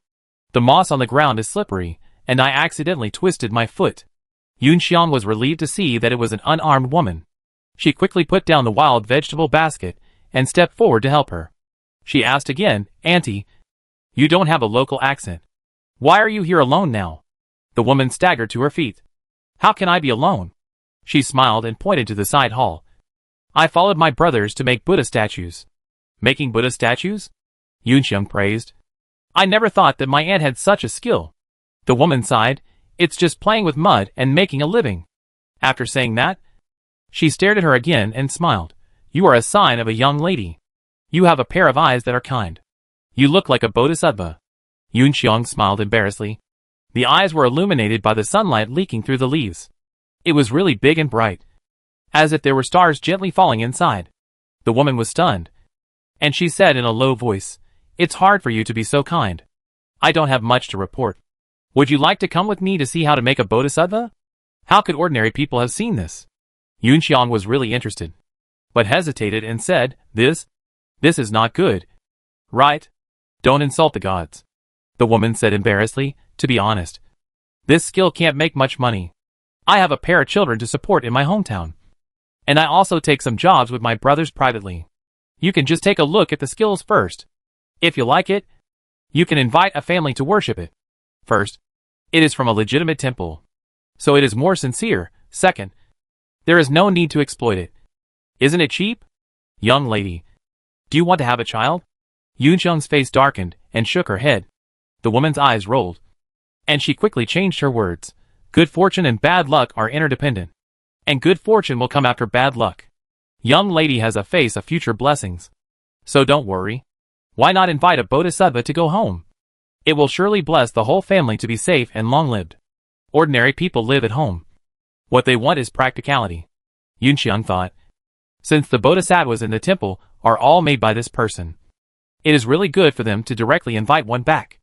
Especially the following few words of this person really touched Yunxiang's itch. Now she doesn't ask for any marriage, but only hopes that her family will be safe and long-lived. Just at this time, the bronze bell in the northeast corner of Time and Temple knocked a few times, and Yunxiang cried out, "Oh no! It's so late. I still have to go home to cook." The woman was stunned and said hurriedly, "Good girl. You take a look first. Just one look. It won't delay anything. I won't ask you to pay right away." "Good sister-in-law," Yunxiang said with a smile. "I really have something to do. Let's do this. I'll come back tomorrow and definitely come to see you." "Really? Really?" The woman smiled and said mysteriously, "Why don't we set a time and go down to pick you up in person and come up quietly? Otherwise these monks will see us and say we are doing double business." "You want to leave?" Renzei said in surprise. "I just got the news," Pangmu said. "Several victims have indeed been to temples or nunneries, and those places have hired people to reshape the bodhisattva. A woman, her husband, and her brother-in-law drove a mule cart around, sculpting Buddha statues for temples and other places, because it was not open to the public before it was completed. Apart from the monks and nuns, basically no one knew they had been here, and even fewer people had encountered them. The group was still heading east. If they were not stopped in time, there might be another case in a few days. Pangmu felt uneasy as long as he thought that somewhere at this moment, the group might be killing another innocent woman. Renzei frowned and nodded. "That's it. Since it is a Buddha statue, whether it is a nunnery or a monk's temple, it must be unobstructed and will not arouse suspicion no matter how long it stays. And it is not bound by rules, so it is convenient to enter and exit." Yin Xiao came in and said, "The luggage has been packed. Xiaolu left a pigeon for Mr. Liao and Yayin to pick us up. Let's go now." Chapter 66. For most people, only cases that are close at hand can deter them, make them feel afraid, and then alert. And those that happen far away, no matter how tragic, are at best just topics for people to talk about after dinner, and at most earn a few more sighs. Obviously, the murderers of this series of cases are also very clear about this. The crime scenes are not adjacent to each other, perhaps in order to better conceal their tracks. They obviously prefer to choose relatively desolate temples and counties with low economic levels. Yin Jiao and his men moved eastward at the speed of almost one county a day. Two of the county magistrates personally reported that they were sure that the local temples and nunneries had not hired anyone to make statues recently. The next one was Huanglu County, which was also the easternmost county in the state. Huanglu County is surrounded by mountains and has a population of only about 5,000. Most of the people make a living by selling mountain products. There is nothing special about it. The group rode along the official road for 2 days. Their eyes were red from staying up late. And on the third day at noon, they went straight to the county government office, which shocked the county magistrate. Your subordinate welcomes Duke Dinghua. Lord Yin. Huanglu County Magistrate Guobin was a skinny old man in his 50s, with a sparse beard hanging on his chin. After verifying his identity, he hurried down to pay his respects. He was about to write a letter to send the results of the investigation, but he never thought that the other party would come in person. No need. Pang Mu turned over and got off the horse, waved his hand, and asked him to get up. What is the result? Is there anyone who has a statue? Is anyone missing? Guobin hurriedly said, I have followed your instructions and strictly guarded the surrounding area. I have also sent people to inquire about several temples and nunneries one by one. However, there are many mountains and vast land in this area, and there is not enough manpower. The yamen runners from several distant houses have not returned yet. He received the urgent document the evening before yesterday. He set all the people in the yamen out early the next morning. Now there are still several yamen runners who have not returned. Guobin said, I have already.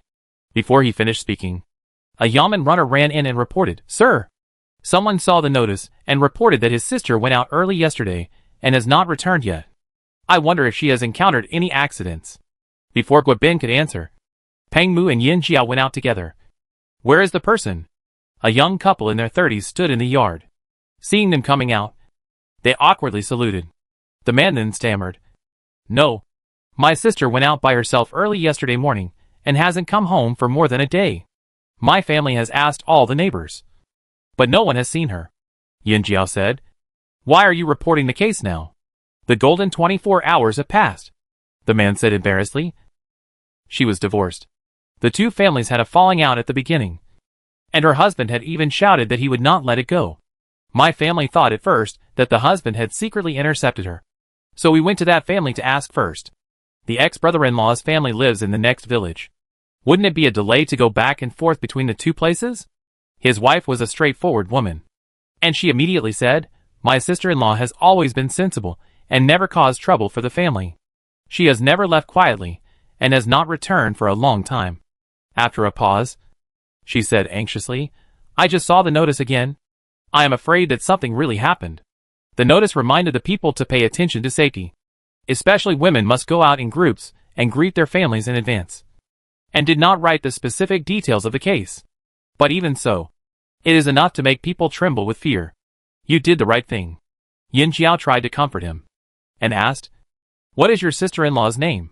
How old is she? What clothes did she wear when she went out? Did she go to any temples or nunneries a few days ago? Her name is Yunxiang. She's 22 years old. Yunxiang's sister-in-law said hurriedly. When she said the last sentence, her face turned pale, and her voice trembled. I vaguely heard her mention something about a temple a few days ago, but I was busy and forgot about it. Are there any temples near your home? Yin Jiao said anxiously. Yes, Yunxiang's sister-in-law cried directly. There is an Iron Gate temple on the mountain north of the village. That's where the Buddha lives. Could something else happen? She panicked and grabbed her man's clothes. At a loss. What should I do? What should I do? We shouldn't have asked her to dig wild vegetables. In the past few months, they have heard about women disappearing outside. But because they are far away, they don't pay much attention. Who knows that one day this will happen to them? It's no use crying. Qi Yuan repeatedly asked people to bring back the horse that had just been taken away. or take us there quickly. The person died yesterday, and it is very likely that the murderer is still here. If it's any later, he might run away again. There were not many police officers and yamen runners in this county, and now most of them have been sent out for patrol or guarding, and the yamen cannot really leave no one behind. In the end, Gwabin barely selected 10 yamen runners and rode his old horse to follow. On the way, he really met the police officer who came back to report the news. According to the police officer, someone did take the initiative to come to the Iron Gate Temple to build a statue a few days ago. But, what? Already gone? Gwabin subconsciously looked at Pang Mu, and seeing that he was as calm as water, he couldn't help but feel a little nervous, and asked with a heavier tone, when and in which direction did he leave? It seems to be heading east. Not long after they left, the others have already started chasing them. The constable said hurriedly, "Don't worry, sir. Our people are already guarding everywhere. With the portraits set by Pan County, they will definitely not run away."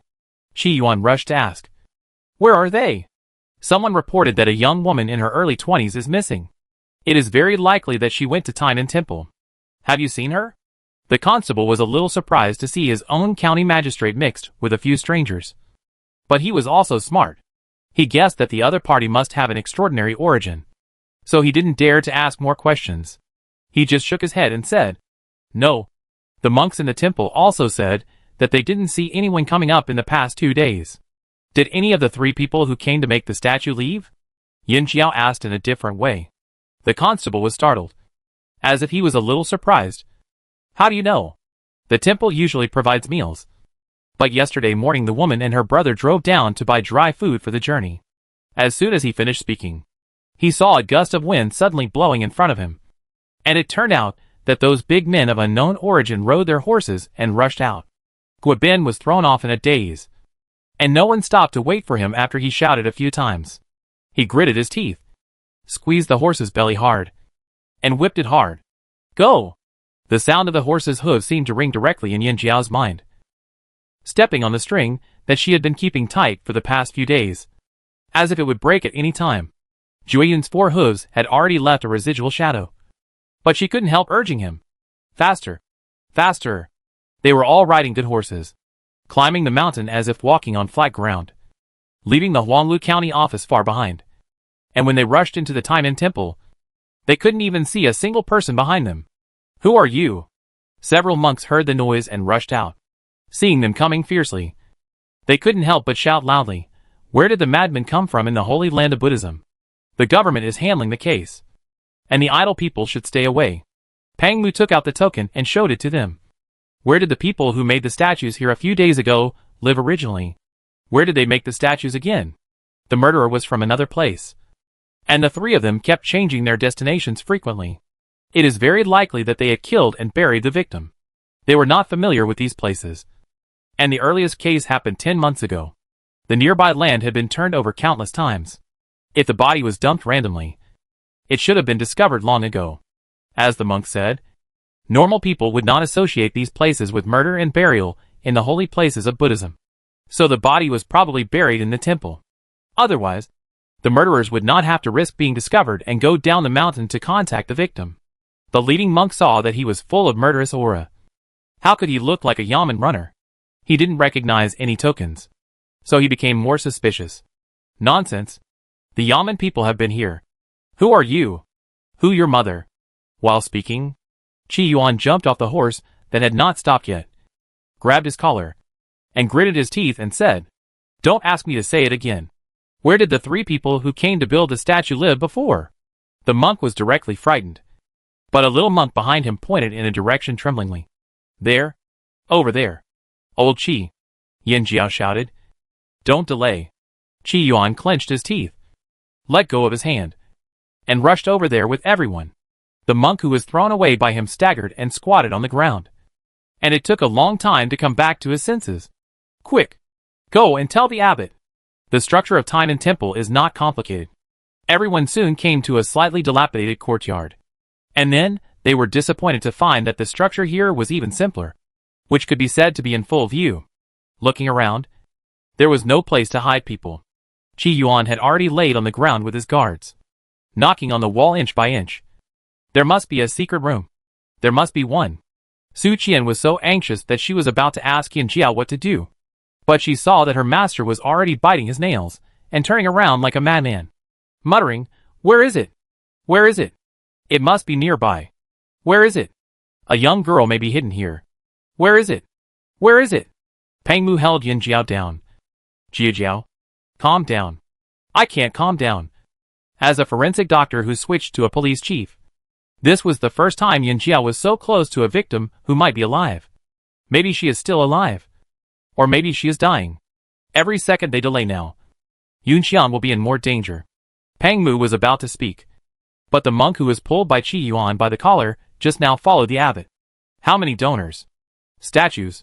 Yin Jiao's head suddenly buzzed, and he rushed over in 2 steps. Where did those people make the statues? I am the Duke of Dinghua, and this is the yellow character A-level constable Yin. Peng Mu followed with big strides and explained quickly. The details will be discussed later. May I ask where the people who came to your temple a few days ago made the statues? And where are those Buddha statues now?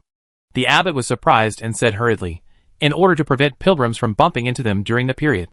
They were made here, and then moved to the back hall. As soon as the words fell, Yin Jiao rushed out. She suddenly had a bad guess. Her kung fu was very ordinary. Not to mention the light kung fu of being as light as a swallow. Usually, everyone in the team could easily run past her. But today, she left everyone behind. When everyone rushed into the back hall a few steps behind, they saw that Yin Jiao seemed to have lost his mind. He climbed up the high Buddha platform with his hands and feet, and poured the water in the water bag towards the Buddha statue. Ah! The monks who came later also went crazy and wanted to stop him, but were stopped by Peng Mu and others. At this time, Yin Jiao had no time to pay attention to what was happening below. She stared at the Buddha statue. The clear water quickly moistened the clay Buddha statue, mixed with the bright and dazzling colors on it, and flowed down, taking away the surface soil. Yin Jiao's hands trembled unconsciously. She raised her arms and hit hard, and those bright and dazzling soil pieces peeled off layer by layer, revealing the pale female corpse inside. She died with her eyes open. Chapter 67. The eyes in the clay sculpture were dehydrated, shriveled, and sunken. But Yin Jiao felt that they were being seen straight into her heart. She and the girl stared at each other in the yin and yang realms. Her blood was cold, and her mind was blank. I don't know how long it took, but her 5 senses slowly returned, and her head was buzzing. It seemed that someone was vomiting in the distance, and it seemed that someone was gently and eagerly calling Jiao Jiao. But she couldn't hear anything. She seemed to have been split into 2 people. Half of herself numbly looked at the other half of herself as if she was crazy, breaking the clay sculpture wrapped in Yunxiang with her hands, and then struggling to break free from Peng Mu's obstruction, carrying Yunxiang to the ground and laying her flat. I want to save her, Yin Jiao murmured, pressing Yunxiang's cold chest again and again, hoping to use this kind of emergency measures from later generations to get her breathing back. Jiao. Peng Mu sighed and whispered beside him. She's dead? We're late. Yin Jiao ignored him and mechanically counted the number of times. When she was about to give Yunxiang artificial respiration, Peng Mu finally forced her to stop and said word by word. She's dead. There's no hope. These 6 words seemed to have pressed a switch, and Yin Jiao's tears came down all at once. She covered her face and cried, and her hands seemed to still carry the coolness of Yunxiang's body. I'm late. I'm late. Just 1 day. Maybe just a few hours ago, Yunxiang was still alive. Why couldn't she come faster? 22 years old. This girl is only 22 years old. Qi Yuan was cursing with a dark face behind him. The monks, big and small, vomited their lunch and bile all over the floor. Their faces were sallow. After they came to their senses, they trembled and shouted hoarsely, We really don't know anything. Who would have thought that there would be a corpse on the holy altar? How ironic and terrifying. Su Qian's eyes were red, and her hand pointing at them was shaking slightly. You dare to ask people to make statues without knowing anything? You will die without knowing how you died. The abbot seemed to be hit on the head by a stick. He was completely stunned and sat on the ground, saying, Poor monk. We are not like those big temples, which are supported by rich people and taken care of by the government. We have more fields and manors, and we have no worries about food and clothing. It is not easy for us to have enough food and clothing on weekdays. We don't have money to repair the collapsed wall. Where can we get the money to rebuild the Buddha statues? The three people came a few days ago, saying that they were believers and specialized in rebuilding Buddha statues and bodhisattvas for a number of temples. The price was only 30% of the market price. They also have seals and documents of many temples. So it can't be fake. Poor monk thought. Since there are so many temples doing it, it doesn't seem to be a fraud. Anyway, there is nothing to gain in this temple. Who knows? Who knows? Oh! What a sin! What a sin!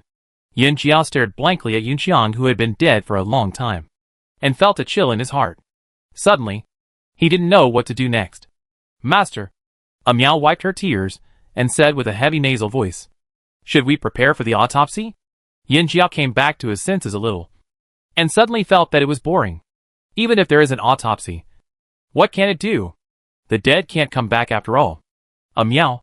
She sighed deeply, as if all the strength in her body disappeared with a sigh, and her eyes, which were always energetic, suddenly lost their light. I'm so tired. She thought she had done everything she could, but in the end, nothing could be saved. Why do they always have to play a role after the case happens? Miao was frightened by her appearance and subconsciously looked at Pang Mu. Pang Mu signaled Miao to take people to collect the bodies first, and he took Yin Jiao to sit outside in the sun, patting her back again and again. It's not your fault. You tried your best. Yin Jiao rubbed her face hard. Her hands were wet. Her temples were throbbing. And what lingered in front of her were the eyes that were trying to open wide under the soil. She closed her eyes, but tears still couldn't stop seeping out from the corners of her eyes. She lay in Pang Mu's arms, crying without making any sound. Why couldn't it be faster? This feeling of powerlessness was too painful. She was too uncomfortable and too tired. The string that had been tense for days broke at this moment, cutting her world into bloody lines. I don't know how long it took. It seemed that many people came down the mountain again. She seemed to have fallen asleep, but it seemed that she was not asleep. Many chaotic sounds echoed in her ears, sounding close at hand and far away in the sky. It should have been pitch black in front of her eyes, but in the haze, there seemed to be a few figures swaying. When she was about to look forward, she was shocked to find that they were a few brightly colored bodhisattvas and Buddha statues. The gods were high above, looking down at her with loving eyes. But the next moment, blood oozed from their 7 orifices. The gods' facial features twisted under her gaze, from kind to hideous, and they surrounded her one by one, with tearing sounds echoing in the air. Why did you come just now? Yin Jiao opened her eyes suddenly. Are you feeling uncomfortable? A familiar voice sounded from her ears, like a hot beam of light in the dark night, instantly dispelling the haze and darkness.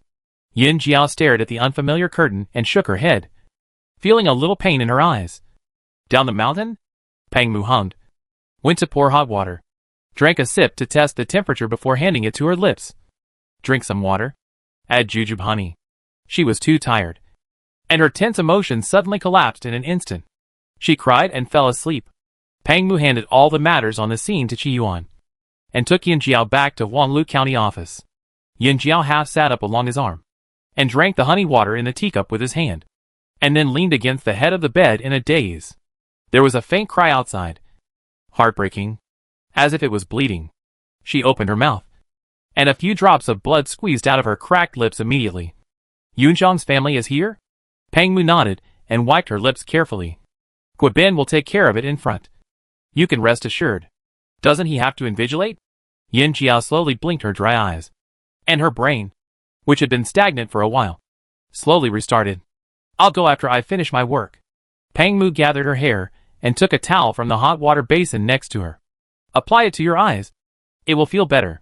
Guobin was already invigilating in the examination room. He just came out last night and had to go back before tomorrow morning. He was also very busy. Fortunately, the county exam was easier. Yin Jiao looked at Pang Mu and saw that his eyes were also bloodshot, and he felt distressed. I'm fine. You should go to sleep too. In total, everyone only slept for 3 or 4 hours in 3 days. Even an Iron Man should be tired. Pang Mu chuckled and kissed her fingertips. What's this? There were many times when we didn't sleep for days and nights during the war. Yin Jiao's eyes were so soft that they seemed to turn into water. Suddenly, she asked, how did you survive? At first glance, this question seemed to be asking why someone could stay awake for so long. But when Pang Mu looked into her eyes, he understood. How did you survive after fighting for so many years? That's a good question. Pang Mu also climbed onto the bed and leaned against her shoulder. He slowly exhaled, his eyes a little empty, as if he was answering, or as if he was talking to himself. How did you survive? He had killed many people, saved many people, and watched countless innocent people die in front of him without being able to do anything. There were corpses everywhere. Blood was flowing, and it was hard for people who had not experienced it personally to imagine the insignificance and powerlessness of the self. He was afraid, confused, and doubted whether he could hold on. But the result was, reality would not allow him to doubt himself. Either hold on or die. There is no third way. So he survived. Jiao. Pang Mu stretched out his left hand and grabbed the light, watching the light leak out without any obstacles, and sighed. The world is so big. You and I are just a drop in the ocean. So small. I can't take care of it. Even if they can really save Yunxiang today. Perhaps at the same time, another tragedy is happening in some other corner of Dalu. Yunxiang's matter is not the end. As long as they are still alive and insist on taking this path in the future, similar things will definitely happen again. When human power is limited, all they can do is to try their best and have a clear conscience. Yin Jiao looked at his profile and felt that at some moment, there seemed to be a flash of vicissitudes and helplessness. But it was immediately replaced by perseverance. She sighed silently, closed her eyes and rested her head on Pang Mu's shoulder, and tightened her arms around his waist. Master, Xiaoxi whispered outside. Yunxiang's family wants to take the body back for burial. The government detained the body, but could not dissect it for a long time. And the family of the deceased kept begging. This is not a solution. Pang Mu instinctively looked down at Yin Jiao, and met her eyes that had just opened. How many times have you knocked on the door? Yin Jiao suddenly asked a seemingly irrelevant question. Pang Mu held up 3 fingers. Yin Jiao got up in silence, swayed slightly on the ground, and kept tying his ponytail again with both hands. Pang Mu hesitated and said, You can wait a little longer. No need. Yin Jiao slapped her face hard in front of the bronze mirror, watching the 2 slightly swollen red patches slowly climb up her cheeks. Her eyes became firm again. I'll go to the autopsy now. She won't let Yunxiang die in vain. After saying that, Yin Jiao suddenly opened the door. Xiaoxi, who was about to raise his hand to knock again, was startled and opened his eyes wide for the first time.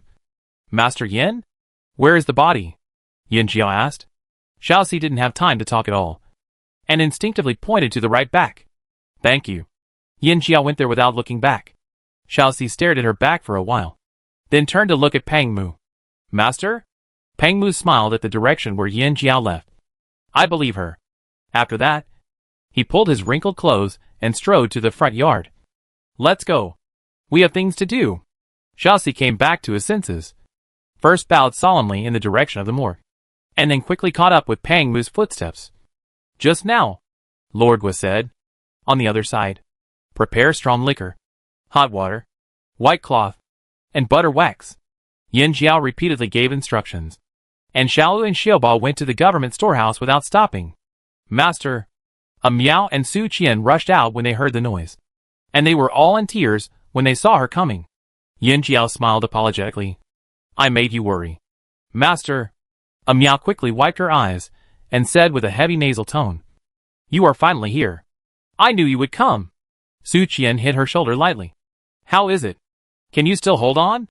I should ask you this question. Yin Jiao replied. I just took a nap. The 3 of them smiled at each other. Su Qian had already helped Miao clean up the body, and now Yin Jiao only needed to check and dissect it. Su Qian yawned, wiped away the tears from her eyes and said, They are not human.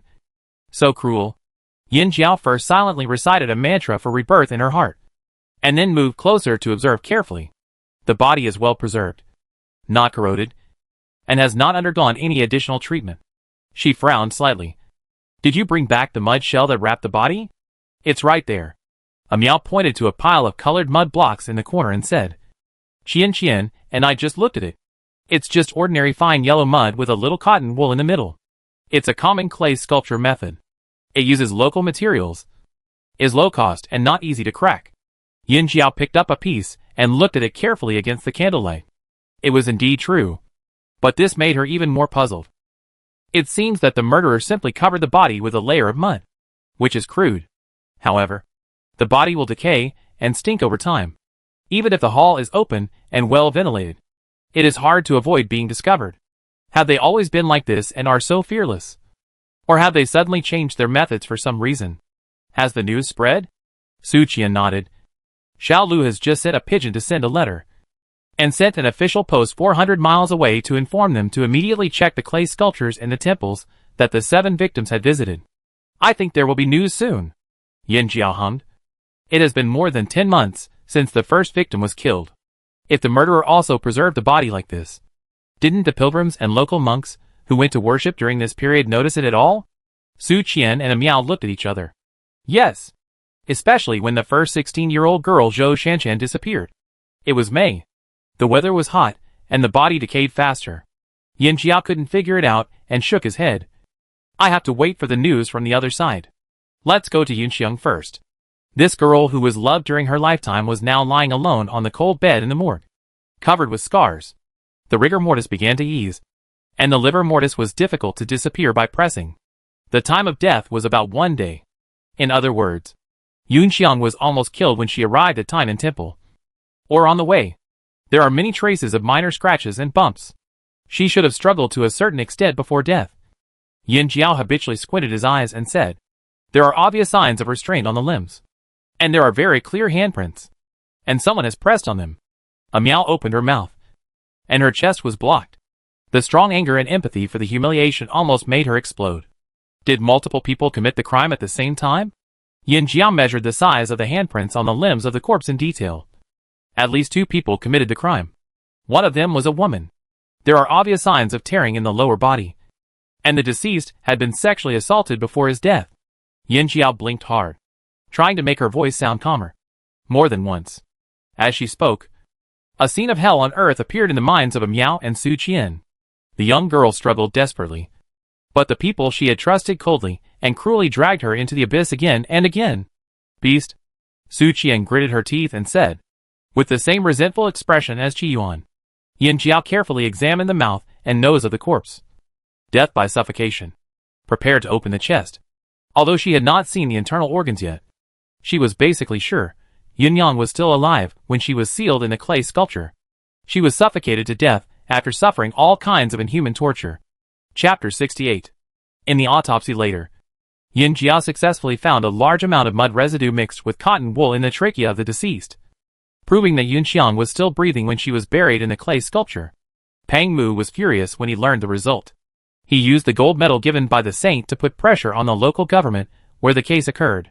In just half a month, he got the autopsy reports of all 8 victims in this case. It is worth mentioning that at least 5 of the 8 victims, including Yunxiang, had stopped breathing before being made into clay sculptures. Her case should be just an exception. The murderer thought they were dead.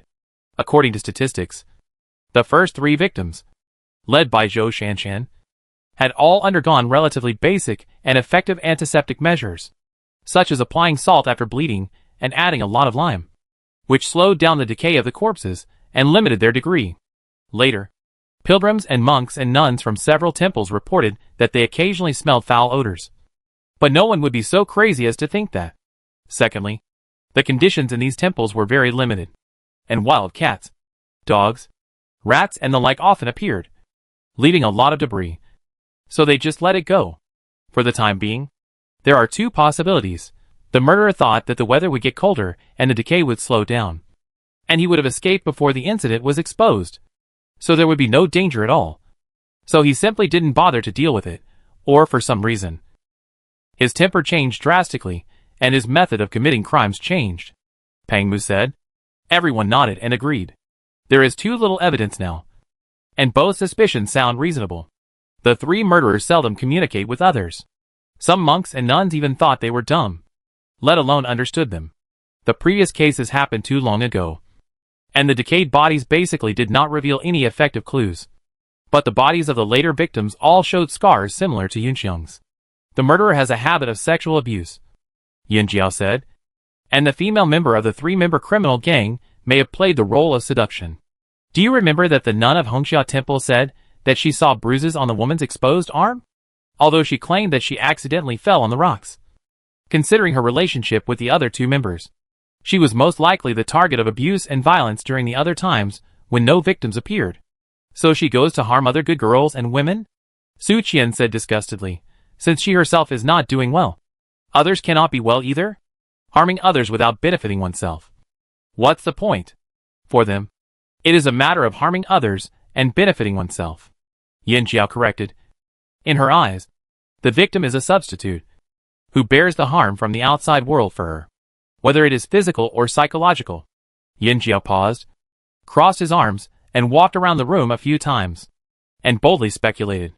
Perhaps after her first assistance, she was unexpectedly praised, materially, verbally, or for the rare peace and tranquility. No matter which one it is, it gave her a wrong signal and formed a stimulus similar to reward. Considering the number of cases, and the frequency of increasingly shorter intervals, I think that woman also enjoyed the process of committing the crime, and may even actively promote the case. She once minored in criminal psychology, but most of the time after work, she faced corpses, and there were not many opportunities for practical application. Unexpectedly, she was able to use it after accidentally traveling through time. In a few years, maybe after retirement, she can try to write a book about psychology. Qi Yuan frowned and said with disgust, I remember you said before. What is called role reversal? He really sympathized with women in the world. But he had nothing to say about such a woman. Yin Jiao nodded. Yes, the proportion is quite high. Some victims of abuse tend to become active abusers later in the process of transferring the harm or seeking revenge. I have submitted a petition and sent the portraits of the 3 people to local government offices over a 600-mile express route. We must strictly guard against outsiders and make sure to check them one by one. They can't escape, Pang Mu said. In addition, Xiao Si and Xiao Wu have taken people to the hometown of the 3 people to prevent them from retreating after being alerted. They will also ask the neighbors to see if they can find any additional clues. Zhou Shanshan was the first person to die after they went out. At that time, the abbot of Hongxia Temple was still a little cautious and personally checked the pass. The place of origin written on it did match the accents of the 3 people, so it should not be fake. In the next 3 months, Yin Jiao once again fully experienced the inconveniences brought by backward communication and transportation conditions. Hand-drawn portraits are inherently inaccurate, and for ordinary people who have not received professional training, even if they really face the criminals, it is difficult to connect the real person and the portrait at the moment of meeting. It was not until mid-March that an innkeeper went to the local government to report that he suspected that he had seen a man who was slightly younger than the 3 wanted criminals. The situation that Pang Mu and others least wanted to see happened. In order to reduce the risk of being caught, the 3 criminals acted separately and disguised themselves to a considerable extent. At this time, the saint had lost his temper twice at the Grand Court meeting, and temples across the country had reached their lowest point since their establishment. Many places that were once crowded with people became deserted overnight. Women were forced to put away their warm hearts and avoid any outsiders. No one dared to go out alone. The worst were the believers who had visited the crime scene. After learning the truth, countless people had nightmares, and the tranquilizers in major pharmacies were in short supply. Before this, no one thought that such a cruel case would happen to them. In the sacred place they believed in, they couldn't help but start to wonder if other temples they had visited had similar things happen. But no one noticed. Wherever the news reached, the wealthy people who used to spend money like water stopped donating money for incense. They all retreated and even wanted to take back what they had donated before. All the monks and nuns ushered in the first wave of hard times after the war. Those who happened to need to repair the Buddha statues also sent people to watch them, and they dared not blink their eyes, for fear of further complications. In early April, Bai Ning sent news that he would set off in early May to bring Mrs. Yu and the 2 children to meet up in Peian County. At the end of April, the 4th and 5th children arrived at the hometown of the 3 murderers. At the end of May, the first batch of inquiries returned. That woman has no proper name. Her maiden name is Chen. She has been called Chen Xia since she was a child. Pang Mu distributed the portrait sent back to everyone. She is only 21 this year, although the person in the portrait is younger. The facial features are exactly the same as the portrait made based on the monks' and nuns' oral descriptions. It is indeed the same person. Yin Jiao was surprised. So young? Pang Mu nodded. The other 2 men. One is her brother Chen Qing, who is 20 this year, and the other is her man, Li Fan, who is 36. Everyone was surprised. The two were 15 years apart, and they always felt that there was something wrong. And Pang Mu's next words just confirmed this point. Chen Xiya's family has 7 children. Only 2 boys. Chen Qing is the second son, and Chen Xiya's mother was pregnant again when she was less than 1 year old. A meow bit her lip and said in a muffled voice, "It's just to give birth to a son." Her family is the same. Father Chen is an alcoholic, gambler, and lustful person. He beats his wife and daughters when he is not satisfied. Pang Mu looked at the letter sent back by Xiao Si and Xiao Wu, his face getting darker and darker. Neighbors reported that Father Chen had forced his wife to sell herself for gambling money more than once. Chen Xiya's sister reported the case, but Chen's mother was ashamed to see people and denied it. Afterwards, Chen Dia was sold. At that time, this matter made a big fuss, but everyone thought it was a family affair and just laughed at it. Later, Chen Arya got pregnant before marriage. Pang Mu suddenly couldn't read anymore. His eyes were almost spitting fire, and he gritted his teeth after holding it in for a long time. Some people say that the child is Chen's father's. The scene was dead silent. Ah Meow suddenly felt very lucky and couldn't help muttering, "They are so pitiful." She was suffering, but a master came down from the sky when she was suffering the most. Chen's mother and daughter were also suffering, but unfortunately no one saved them. Pang Mu pinched his eyebrows hard, exhaled fiercely, and simply threw the letter down. "You can read it yourself." He really couldn't read it anymore. Later, Chen's mother was infected with a dirty disease and died. Chen's father lost all the money his wife got from selling her body overnight, and scolded her for being filthy and forbade her to enter the Chen family's ancestral tomb. Chen's father was not upright, so it was easy to imagine what kind of morals his 2 sons had. Chen Qing had been idle since he was a child. When he was 12 years old, he heard that a clay figurine maker on the street had beaten his wife to death. He wanted to find a second wife, so he dragged his sister Chen Xia, who was born of the same mother, over and locked them in the same room. Since then, 13-year-old Chen Xia followed 28-year-old Li Fan. If Li Fan had a conscience, Chen Xia would have jumped out of the fire pit.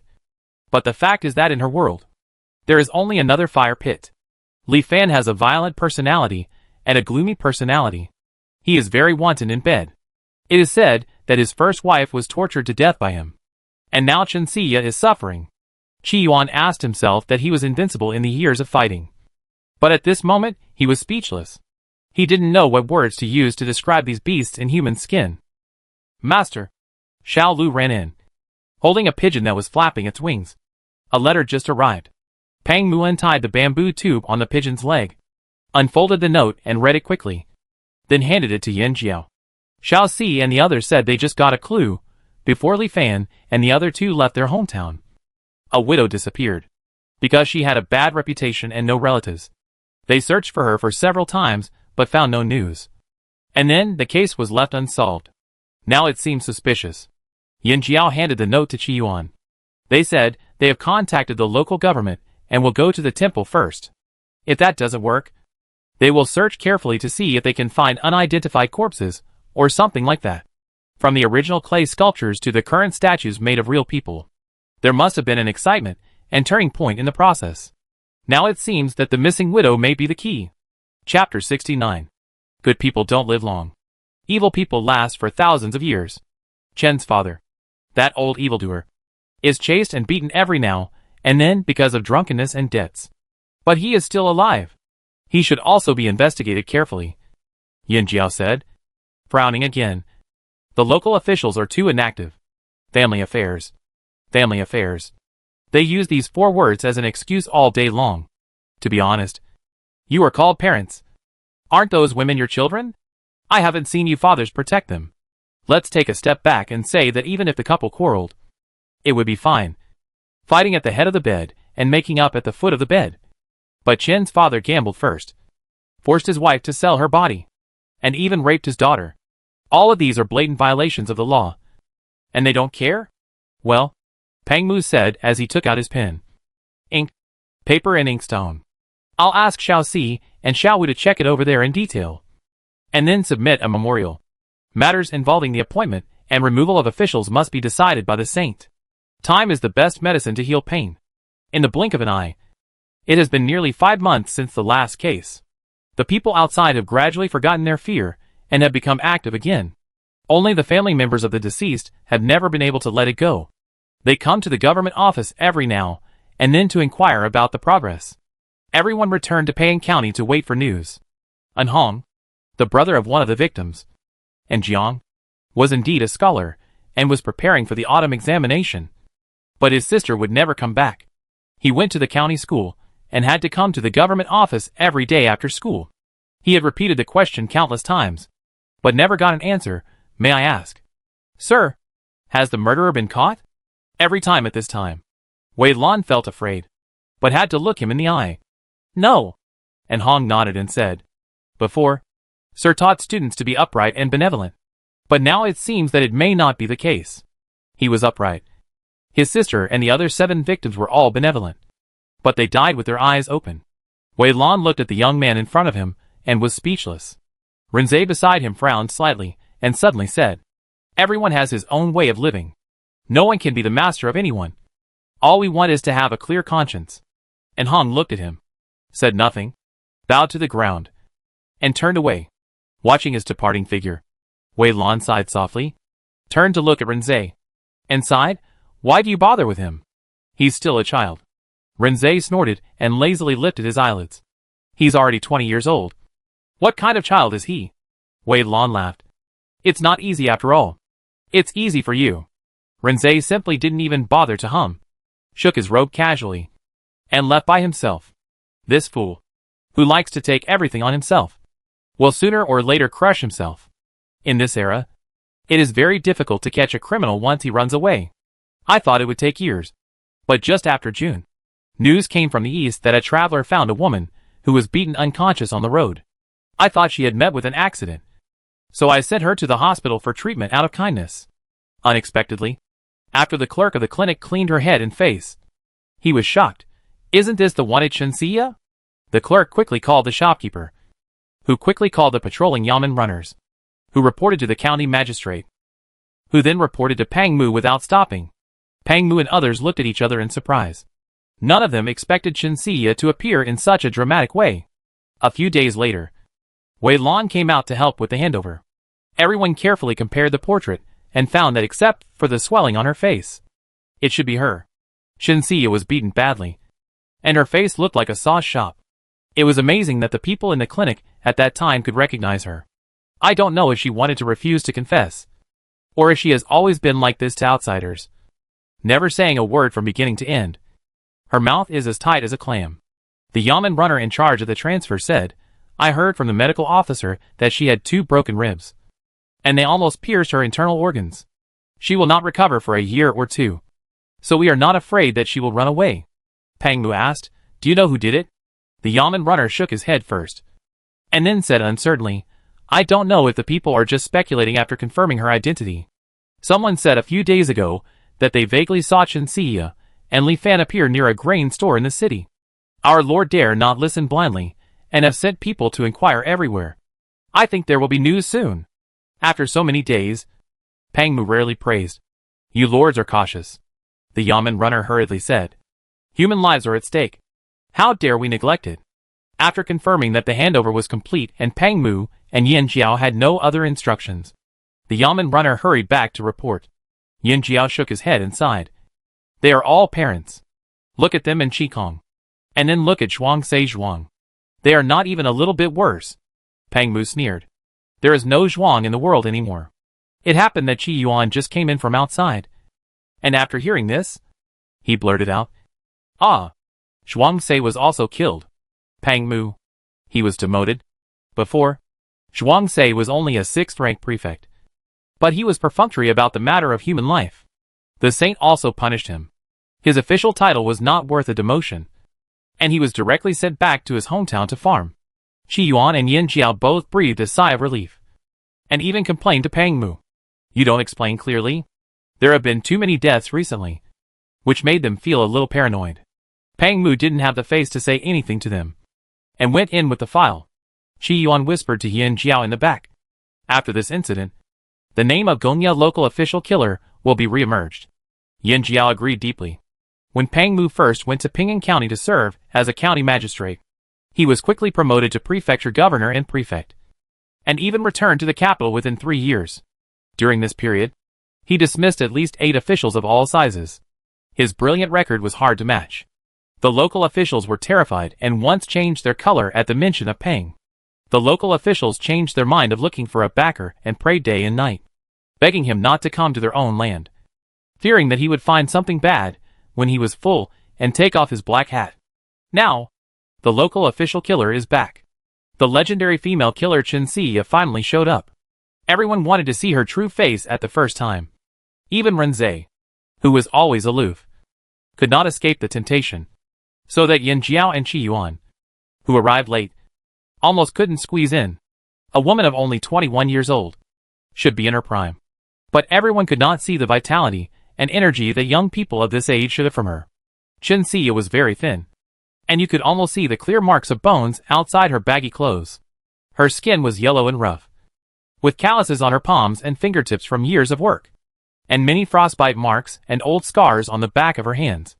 With almost no good skin, her eyes were as dead as a dry well, with fine lines at the corners of her eyes, and her cheeks were not as rosy and tight as those of a young person, but dark and red with tiny cracks and a lot of dry skin. Chen Xia just lay there quietly, staring blankly at the top of the bed. If it weren't for the slight rise and fall of her chest, it would almost make people suspect that this was a fresh corpse. No wonder Yunxiang, who was obviously 1 year older, called her auntie when she saw her. Yin Jiao pulled Peng Mu and whispered a few words to him. Peng Mu nodded and took everyone out except Su Qian, who was left as a guard. Yin Jiao moved a chair and sat down in front of the bed. Chen Xia? After calling her several times, Chen Xia seemed to have just reacted and moved her eyes slightly towards this side. According to the doctor, Chen Xia had almost no good skin on her body, and 2 ribs were broken, so it was difficult for her to turn over. Did Li Fan beat you? Yin Jiao asked directly. The 2 words Li Fan seemed like a curse. Chen Xia shivered instinctively, and her lips, which were already pale, turned pale. Yin Jiao sighed. This is the government office. He dare not come. He can never beat you again in the future. After a pause, she corrected herself. No one will beat you again. Chen Xia held her hair and trembled, waiting for the usual beating. But after a long time, she still didn't feel the pain. She couldn't help but look through her arms with some surprise, looking at Yin Jiao and Su Qian with a little doubt, as if wondering why they didn't do it. Yin Jiao sighed. You rubbed off the medicine on your face. Don't move. I'll reapply it for you. My lord. Su Qian subconsciously stood in front of her and stared at Chen Xia vigilantly. Chen Xia was startled by her sudden approach. She didn't even care about the injury on her ribs. She shrank into a ball suddenly, making a hissing sound in her throat. But she didn't dare to say a word. Yin Jiao looked at Su Qian helplessly. Meaning, how could she hurt me like this? Su Qian was still worried. Yin Jiao said, no matter how fast she is, she can't be faster than you. Not to mention I am also alert. She is not a good person. Everything she does now is just to pry open Chen Xia's mouth. After hearing this, Su Qian reluctantly agreed. After all, guarding against Chen Xia is like guarding against thieves. Yin Jiao shook his head, took the ointment, half soft and half hard, to pry open Chen Xia's arm, and reminded again, don't move. Chen Xia is very obedient, and she really doesn't move when she is told not to move. Her whole body is stiff, staring straight at Yin Jiao's face, and there seems to be something fleeting in her eyes. Just looking at her like this, she really doesn't look like a female killer who assisted the main criminal in killing 8 people. Do you hate your mother? Yin Jiao suddenly asked. Chen Xia's hands tightened, and she said nothing. Do you hate your father? Yin Jiao asked again. Chen Xia's body suddenly began to tremble, and she shook her head frantically. Rather than saying that she didn't hate him, it was more like she didn't dare to hate him. Yin Jiao sighed and changed the subject. Do you miss your sister? Chen Xia's eyelids trembled, and a little emotion called missing slowly emerged from her eyes. Yin Jiao suddenly changed the subject and asked, why do you make people into clay sculptures? Chen Xia's body unexpectedly relaxed a lot. Her dry lips opened and closed a few times, and she actually spoke. It looks good. Su Qian felt a little nauseous, and the way he looked at her was as if he was looking at a monster. Did you say it looked good, or did Li Fan say it looked good? Yin Jiao further confirmed. Chen Xia said without thinking, Li Fan said so. Do you think it looks good when he said it looks good? Chen Xia nodded without hesitation. Did he trick you into killing people? Yin Jiao asked. Chen Xia nodded, then shook her head, as if she was used to this environment, and her tone became lighter and smoother. He didn't hit me when he hit others, and he didn't care about me when he made clay sculptures. I was happy. In her opinion, it was simply a rare lightness in the dull life. Yin Jiao asked without hesitation, how did you find out in the beginning? Why did he beat other women? Perhaps in the environment where Chen Xia grew up, beating and killing people were extremely common things. So she said these words without any hesitation. That person disliked the dough figurines he made and said he would smash his stall. So, Yin Jiao asked several more questions about the details, confirming that the person Chen Xia mentioned was the widow who disappeared that year, and gradually pieced together the cause of the incident that year. The missing widow Zhang had a hot temper, was a bit stingy in her dealings with others, and often rubbed shoulders with others. That day, she asked Li Fan to make a dough figurine for her, but she didn't think it looked like one after she made it. So she didn't want to pay, because she was widowed at a young age, and she was also very charming. She hooked up with many lovers, and ordinary rascals dared not provoke her. But Li Fan was not ordinary. He was indeed not very good at making dough figurines. But he took over his father's stall by force, and barely made a living. Now that widow Zhang pointed it out, and even ridiculed him on the street, he was furious. That night, Li Fan wanted to sneak into widow Zhang's house to kill her, but he unexpectedly saw that she was going to a grove for a tryst. So he simply intercepted her halfway. In front of Chen Xia, Li Fan did all the bad things he could to widow Zhang. And it was dawn when he came to his senses.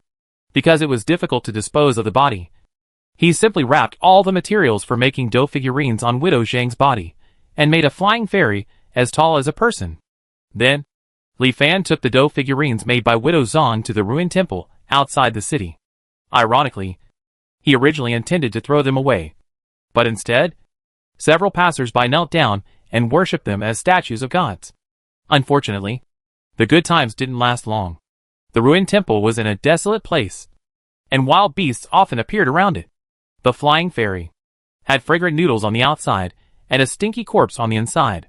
No matter which one, the wild beasts loved it the most. After a few days, they would drag it away and share it. Since then, Li Fan and Chen Xia were both inspired.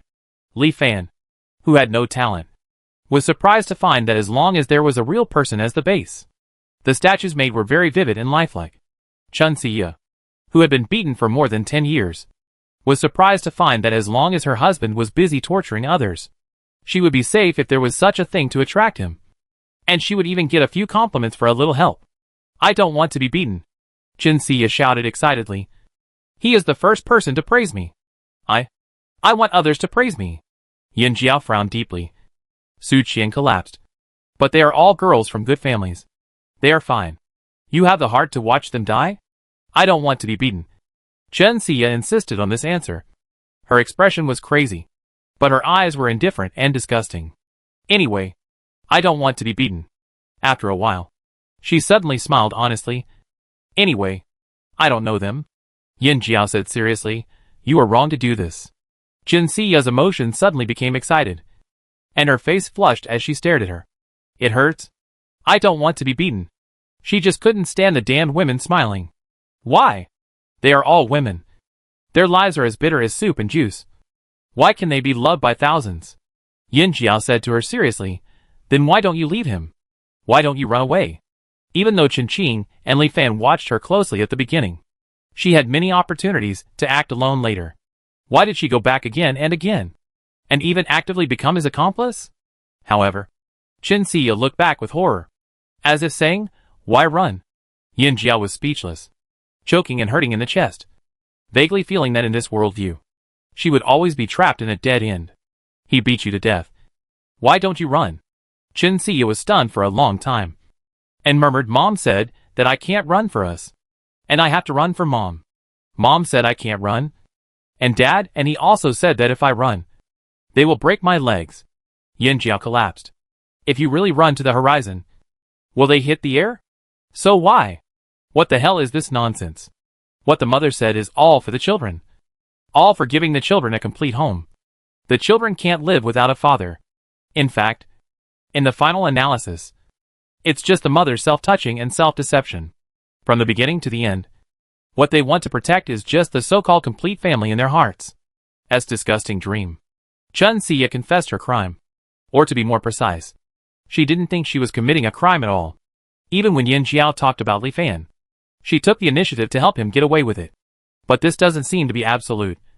Because when she got to her brother Chen Qing, Chen Xia seemed to understand everything and scolded Chen Qing for being shameless and deserved it. You and your brother are incompatible. Why did you commit a crime together? Yin Jiao had a guess in his heart. But the guess could not be used as evidence. In the end, he had to listen to the criminal's own words.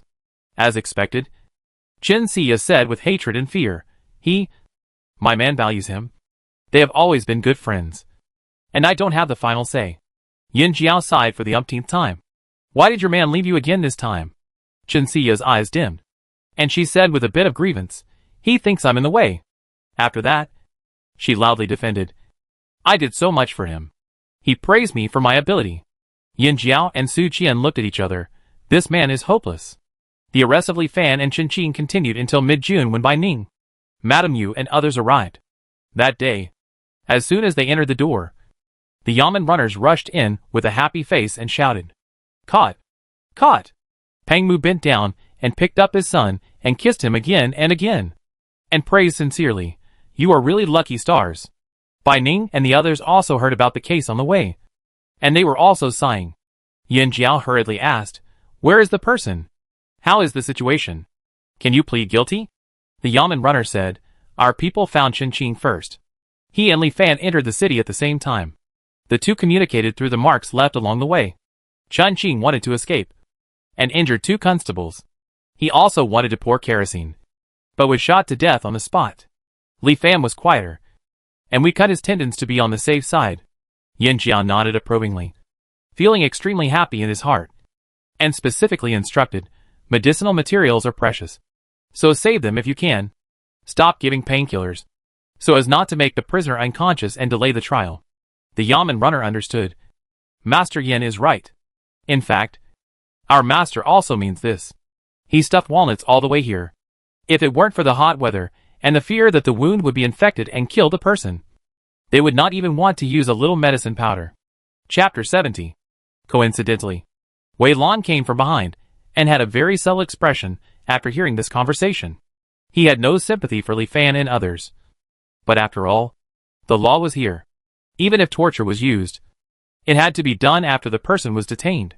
Aren't you too unscrupulous to discuss it in front of me so openly? It was normal to shoot the legs when chasing fugitives, which could ensure that the other party would lose the ability to escape and resist instantly, and would not hinder the trial of the case later. However, there was a problem. The arrow wound on the leg could basically heal, which was a pity. But the tendons were broken? Even gods could not heal it. And the person would be completely useless. And the pain would be doubled. When it comes to being unreasonable, Yin Jiao is really not afraid of anyone except Qi Yuan. He immediately said confidently, Everyone can testify that the archer wanted to shoot the calf. But his aim was not good, and he accidentally shot the ankle. As for how he just happened to shoot off the tendons of both ankles, well, there is no coincidence. Right? Faced with such a long list of crimes, I don't think anyone would be bothered to judge for them. The Yamen runner who came to report the news immediately nodded in agreement. Master Yin is right. My master has also reprimanded that guy and sent him back to practice archery. Looking at his skilled response, he must have done similar things many times. Yin Jiao gave him an admiring look and decided to ask someone to check the county magistrate's background later. Such a diligent and flexible official is simply a treasure in the world. To be honest, many people were a little surprised when they saw Li Fan and the other 3 culprits, because their first impression was almost ordinary and harmless, and even had a bit of the humbleness of the lower-class people making a living. But once they had in-depth communication, their madness and distortion were exposed, making people feel cold in their backs. From beginning to end, Li Fan didn't think he was wrong. I'm making money. Chen Xia is my wife. Is it illegal for me to hit her twice? Can the government control if I hit my wife for shitting and farting? A decent woman shouldn't go out alone. Who are you going to see when you dress up so ostentatiously? If you just smile when you see people, how can you be a good woman? Even Wei Lan, who has the best temper, almost flipped the table and said angrily, "The disease is incurable. Only the death penalty can appease the public anger and correct the law." Pang Mu handed the memorial to the saint. And Yin Jiao also wrote a letter to Fang Yuanshou and Zhang Zhuo of the Imperial Hospital, reminding them that the teaching model will arrive later. And don't forget to sign for it. In late April, she also received a letter from Fang Yuanshou. The words were full of excitement. The first sentence at the beginning was, "Lord Yin, we will definitely go down in history." At that time, Yin Jiao was scared to death. He thought that this old man was usually very low-key and cautious. Why did he start bragging after not seeing him for a few months? Maybe he was stimulated by something. Who knew that after reading the letter, she couldn't contain her excitement and rushed out to announce to everyone that the project jointly conducted by the Imperial Hospital of Beijing and the coroner team had made a major breakthrough. And everyone would go down in history. Everyone. The whole story is like this. Since Yin Jiao led people to overcome numerous difficulties and dangers to start physical dissection, the Imperial Hospital and the Ministry of Justice, who had tasted the sweetness, began to actively promote it vigorously. And now they can practice almost every month. After years of theoretical accumulation, they can finally put it into practice. Under the research that forgets to eat and sleep, everyone's understanding and control of the human body structure has made great progress. However, no one expected that the opportunity for practical application would come so quickly. In March, a lady of the imperial family suddenly developed intestinal abscess, which is acute appendicitis in later generations. When the diagnosis was made, it was already quite serious, and the usual acupuncture and decoctions were no longer effective.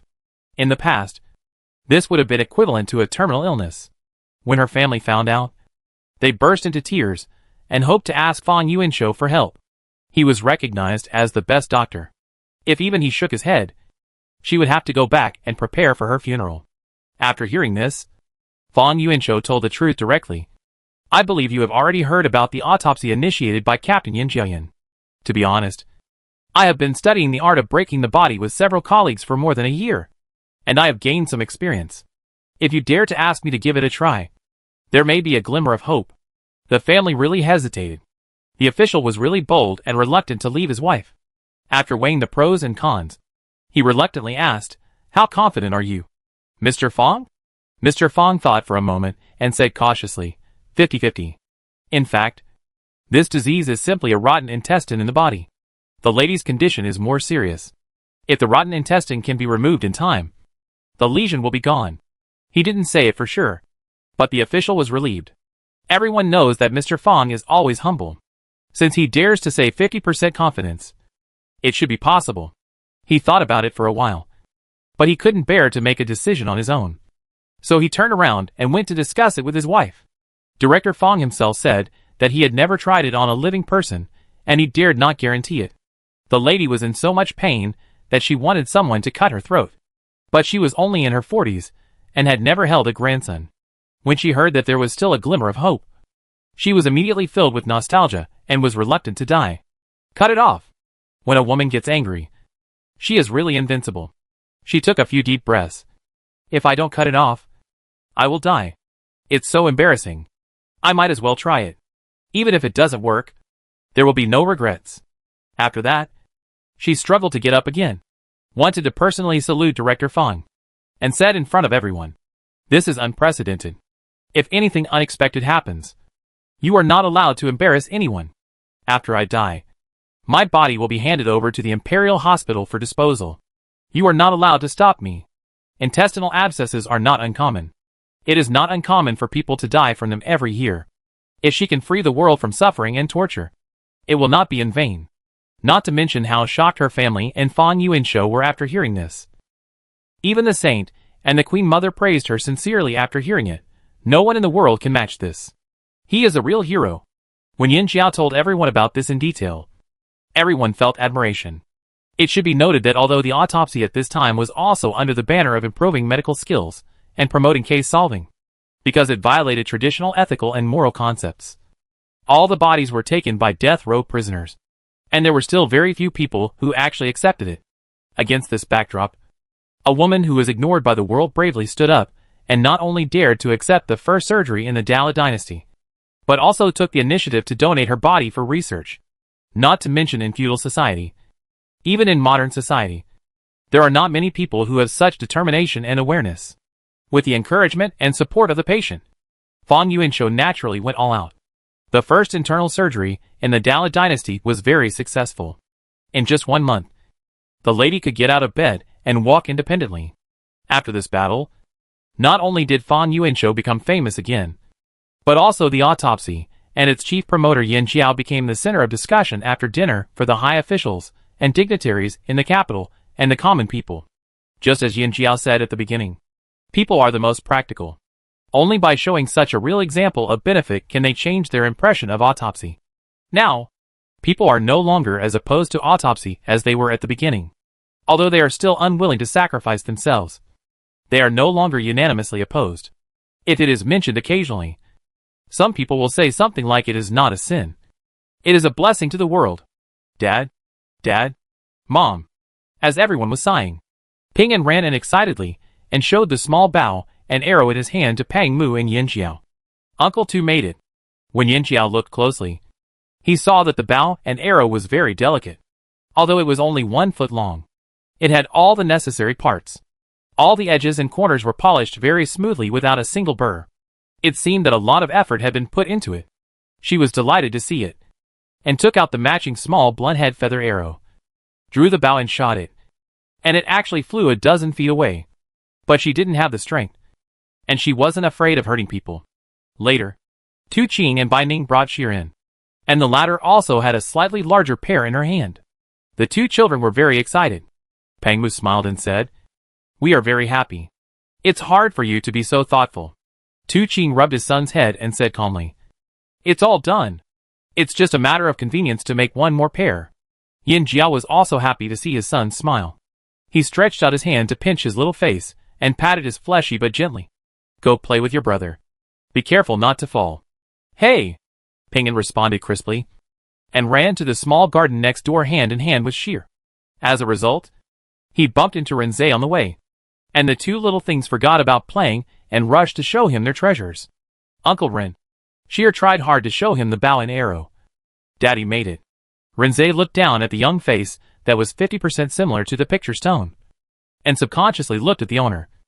And his expression was a little strange. The people behind him couldn't help but marvel. It's said that the fate between people is really strange. Before this, who would have thought that the 2 little guys would actually fall in love with Renzei at first sight? Renzei has a withdrawn personality.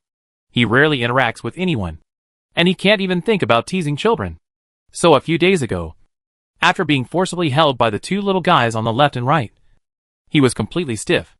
In Yin Jiao's words, "I've known him for so long, and this is the first time I've seen Ziche burst out with such a strong desire to survive."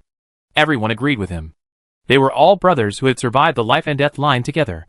It was rare for Renzei to face such a dilemma, and everyone expressed their desire to watch the fun. Qi Yuan said sourly, "Everyone loves beauty. But he is young and superficial after all. Doesn't that guy just have a deceptive face? In fact, his core is black." At this moment, Renzei was blocked and felt a bit of a dilemma. His scalp was tingling. How could he have any experience in dealing with little kids? Ping An and Xir were addicted to him, following him like little geckos, staring at him with 2 pairs of big eyes without blinking, and seeking praise was written all over their bodies. Renzei pinched his brows and thought hard for a long time. But he couldn't hold it anymore and said stiffly, "Very good." As soon as he finished speaking, Ping An and Xir burst into laughter and invited enthusiastically and generously, "Uncle Ren, let's play together." Renzei, "No. No." The audience finally couldn't help but burst into laughter. Renzei put on a stern face again and glared at that side. But everyone laughed even more happily. Wei Lan smiled and joked, "Children are the most sensitive. Why should Ziche pretend?" Renzei snorted heavily and left with a wave of his sleeves. But his back looked like he was fleeing. Chapter 71. The series of missing cases has been solved, but the problems exposed during the investigation cannot be ignored.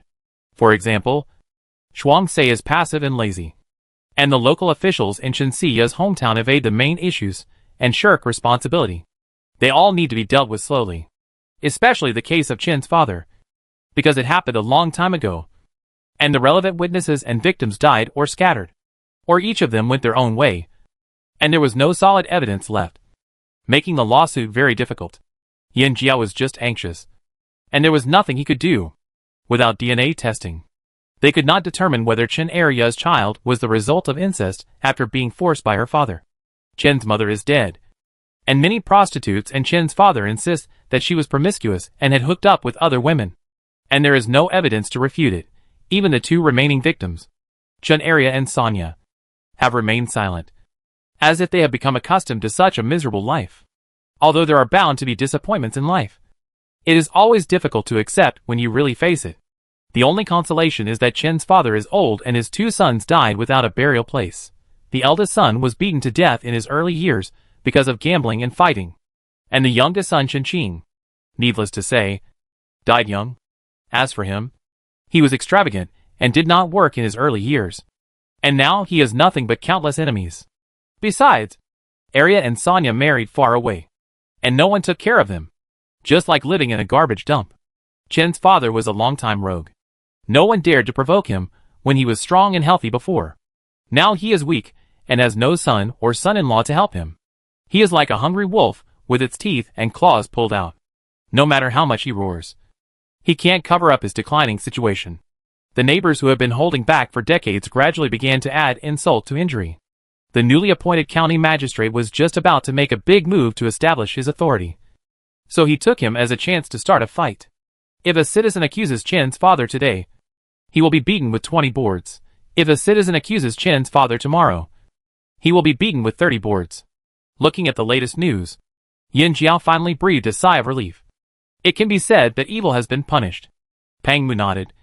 It would be a good thing to kill such a person with a knife. At least, he will have the remaining 10 to 20 years to taste the taste of a life worse than death. The law of nature is clear and retribution is inevitable. You have come to this day. I wonder what will happen to you in hell in the future. Yin Jiao got up and stretched, and looked around habitually. Where are Ping'an and Sheer? It's mid-June now. The weather is getting hotter, and the rain is getting more. It was cloudy when I got up early, and there was a drizzle when I was eating. Now the dark clouds have not dispersed yet, so I'll wait for the mood to pour water on the ground again. Pang Mu smiled and said. Yang asked the carpenter to build a slide for them. I heard them playing and laughing just now. It was strange to say. There is no movement now. Xiaowu, who was standing by the wall, heard this and said, Master Ren just came over. The couple understood that the feelings were attracted by beauty again. Yin Jiao thought to himself. Those two boys are promising and have very good aesthetics. Especially Ping'an, who has such a good sense at such a young age. He is really worthy of being a mother's child. Xiao gloated and said, Old Qi has been in a gloomy mood these days. I watched him coldly, and the way he looked at Master Ren was not right. Yin Jiao and Pang Mu understood his mood too well. Yin Jiao has been busy with his career, and he spends less time at home than outside. The little guy is basically brought up by the old lady, Pang Mu, and Qi Yuan. The latter calls himself godfather, and has a very deep affection for him. I thought this unique feeling would last forever. But who would have thought that Renzei would suddenly appear and snatch away the favor? How could Lord Qi feel? Yin Jiao and Pang Mu looked at each other. Let's go and watch the fun. The layout of county offices is the same in the world. Only the details are different. The previous county magistrate was an elegant man. Over the years, he went up and down the mountains and ditches and personally dug a lot of famous orchids to cultivate, and took them wherever he went. Every time the orchids bloomed, the county office would be filled with fragrance and beautiful. It's a pity that when he resigned later, he took them all back to his hometown, without leaving even a single orchid leaf. Then Wei Lan and Renzei came with their luggage. The two young men were handsome, elegant, and eloquent. They looked like models of elegant scholars. From the day they set foot on the territory of Pan County, the dream lovers of countless girls in the boudoir had faces. The influence of the external body is huge. Everyone thinks that their lives must be filled with music, chess, calligraphy, painting, poetry, wine and tea, eating dew in the morning and eating clouds in the evening, with the moon beside the bamboo under the sky. And they are as elegant as they can be, and they are ready to ascend to heaven at any time. There was a senior flower dealer who saw the opportunity to hook up with the yamen runners to sell flowers. He boasted that he had been in the industry for many years and had a sharp eye. He recommended chrysanthemums, orchids, green bamboos, old plums and other lonely and elegant flowers. And of course, the price was very beautiful. The gentle county magistrate Wei asked the price kindly, and then smiled and asked the flower vendor to get some seedlings and seeds of onions, ginger, garlic, cabbage, cucumbers, etc. Flower vendor. County magistrate Wei's smile was still impeccable, and under his polished appearance, he had a fiery and determined heart to grow vegetables. The fiscal deficit has been going on for years, and I am also short of money. The garden is very large, and the vegetables obtained are enough to provide for the officials and servants of the yamen. It may not seem much, but it can make 100 or so taels of silver a year. In his early years, he lived a hard life, and he wanted to split a penny into 2 petals. He saved as much as possible, and the vegetables he ate every day were all grown in front of his own door. He was very experienced in this. Flower vendor. You may have misunderstood. Sir, I am not. Master Ren said lazily. Originally, there was a rockery. Who has the patience to clean it every day? Why not tear it down and raise some chickens and ducks? Meat and eggs every day will be enough. A rockery of this scale is not embarrassing enough. It is better not to have it. The county magistrate Wei readily agreed. After all, it is Ziche, who thinks very carefully. After that, he turned to the flower vendor and instructed, in this case, please send some more chickens and ducks. Flower vendor. Pooh. Poor bastard. So from that day on, along with the saying that the new county magistrate was a complete poor ghost, there were also various vegetables and chickens and ducks newly planted in the county government office.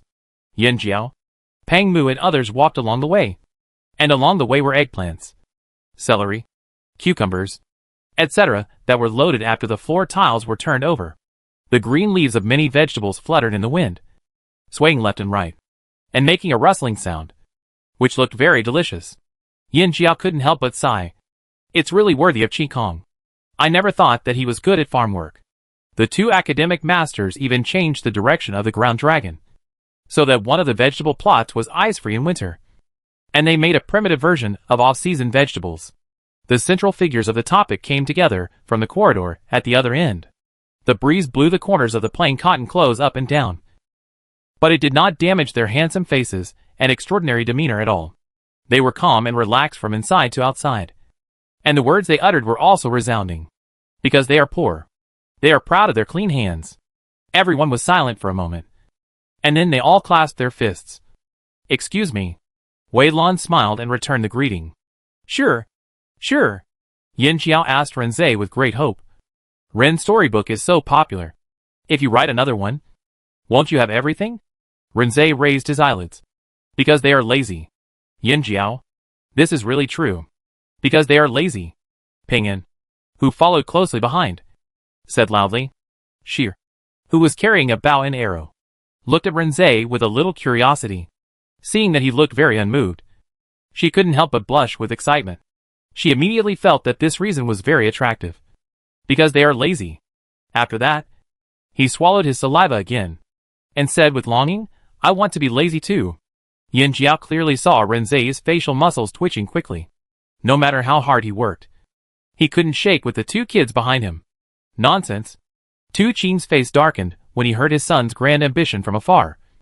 Go recite the 3-character classic to your mother. Qi Yuan, who followed closely behind, seized the opportunity to sow discord. Listen. A good child was led astray by him. Renze looked at him with a smile, and rarely took the initiative to wave to the 2 children. Come. I will teach you to read. Qi Yuan opened his mouth and was speechless for a moment. Renze had a miserable life, and his family background was flawless. But no one could deny his talent. Liao Wuyan had said before, if this boy can pass the imperial examination, he will definitely become a powerful minister, and will be cursed by future generations as a traitor. His character is too sharp and extreme. He acts arbitrarily and takes risks. He likes to win in danger, and will do anything to achieve his goals. At that time, Yin Jiao suddenly had an idea and asked a question that impressed everyone. If Ziche's family situation had not changed suddenly, and he was able to pass the imperial examination smoothly, what would happen to him in Qi Kong? Liao Wuyan was also slightly stunned. After thinking again and again, he said, if they are not friends of life and death, they will definitely be enemies of life and death. But assumptions are just assumptions after all. seeing the two little ones run over without hesitation and hug each other's thighs. Everyone laughed. And Tu Qing was helpless. What have you been busy with these 2 days? You're like a dragon that can't be found, Yin Jiao asked. Speaking of this, Wei Lan was quite interested and said with a smile, it's still about the storybook. Now that the case is closed, and the provincial examination has nothing to do with him. He has a rare free time. So he just planned the next step in detail with Renzai. After Master Ren took the lead in making money, some scholars reacted very strongly. Now the third batch of storybooks has been sold. In addition to the profit, a problem has been exposed. Writing storybooks is also a technical job. It is not easy to make people willingly pay for it. Anyway, up to now, Lord Wei has only found Master Ren, who is a gifted person by God, but the other party is arrogant and lazy. Most people still write about the two categories of scholars and young ladies, demons and monsters. The soup is changed, but the medicine remains the same, which is fundamentally destined to have no chance of being in the upper class. The problem lies here, even if you take the path of small profits but quick turnover. After deducting various costs, the cheapest volume of a storybook costs about 100 coins, which is also a huge expense for most ordinary people who make a living from the land. Everyone present is smart, and Wei Lan's simple explanation probably made it clear. In other words, because the content is not very innovative, and the audience is narrow, and the sales channel is single. In time, counterfeit copies will appear everywhere, and our Pan County will have no advantages to speak of. Yin Jiao summed it up in a few words. Wei Lan nodded. That's what I said. Yin Jiao looked at him and said with heartfelt emotion, it's really hard for you. They are all officials. Others embezzle and accept bribes to enjoy the wine and meat of the rich. But this one not only has to grow vegetables and clothes for himself, but also has to rack his brains to help the people under his jurisdiction sell small storybooks. Chapter 72. None of the people present were good at making a living, and it sounded difficult enough. So they just looked at each other. It was hot and irritating before the rain, and the air was wet and sticky on the skin. The cicadas on the trees were not noisy enough, and they chirped and made a headache. Liao Wuyan shook the fan, but the wind was hot. What are your plans? Wei Lan went to get the watermelon from the well water, and wanted to cut it himself. But everyone saw that he looked so weak and awkward holding a knife in his hand. So Yin Jiao pouted at Song Liang, and the latter took the knife swiftly and cut dozens of pieces in a few strokes. The melons of this era are certainly not as thin-skinned and thick-fleshed as those carefully cultivated in later generations. But fortunately they are not filled with water, and all are fine and sandy, which is very comfortable to eat. Wei Lan ate a piece of watermelon slowly. I do have some ideas, but I don't know if they will work. It's just right for you to help me think about it. Liao Wuyan nodded slightly, with a very stylish manner. Just as he was about to speak, he heard two people behind him muttering, can Mr. Liao really succeed in this? I don't think so. After all, he couldn't even tell the difference between leeks and garlic sprouts before. When I lived in his house a few years ago, I wanted to read a short story book, but it was confiscated. Elegant things like high mountains, and flowing water, and spring snow are fine. But this kind of grassroots livelihood problem? As they spoke, Yin Jiao and Pang Mu looked at each other, and shook their heads at the same time. Tu Qing, who was watching Shir and Ping'an eating melons, coughed dryly beside them. The two looked in the direction of the sound, but saw Tu Qing winking helplessly. Are there any of you who would spoil the show in front of others like this? At least keep your voice down. The two suddenly thought of something, sat up straight, and said solemnly, Qi has a really good idea. It's definitely right to ask you about this. That's right. You know astronomy and geography. And you know the past 500 years, and the future 500 years. It's no problem for you to write a story book. How much are your family and face worth? A true hero dares to pretend to be a coward at all times. Qi Yuan was the first to laugh out loud, and he sprayed the melon seeds in his mouth all over the floor without giving any face. And the others couldn't help laughing. Liao Wuyan sneered, closed the folding fan in his hand, and said coldly, I don't dare to accept it. After all, I can't even tell the difference between leeks and garlic sprouts. Wei Lan chuckled, and Renzai also tied his hands, and looked at the show with a playful look on his face. Pang Mu laughed dryly, no one is perfect. What are you saying? Don't belittle yourself. Liao Wuyan glared at him fiercely. Who is belittling himself? Seeing his big reaction, Yin Jiao asked tentatively, well, What? Brother. Can you really tell the difference between leeks and garlic sprouts? Liao Wuyin. After everyone laughed and made a scene, Wei Lan got back to the point. We think that talented people are only a minority after all. And we need to cast a wide net to catch more fish. It just so happens that the busy farming season is over, and the autumn exam has not yet arrived. We have some free time. So we might as well issue a notice and invite the people from the surrounding counties, towns and villages to give it a try. Yin Jiao became interested when he heard this. Is there any prize? No one gets up early without profit. And it's so hot in this weather. It doesn't matter where you write. If there is nothing to attract people, who would want to move? Wei Lan smiled and pointed at Renzei. Ziche is generous. I am willing to give 10 taels of silver as a reward.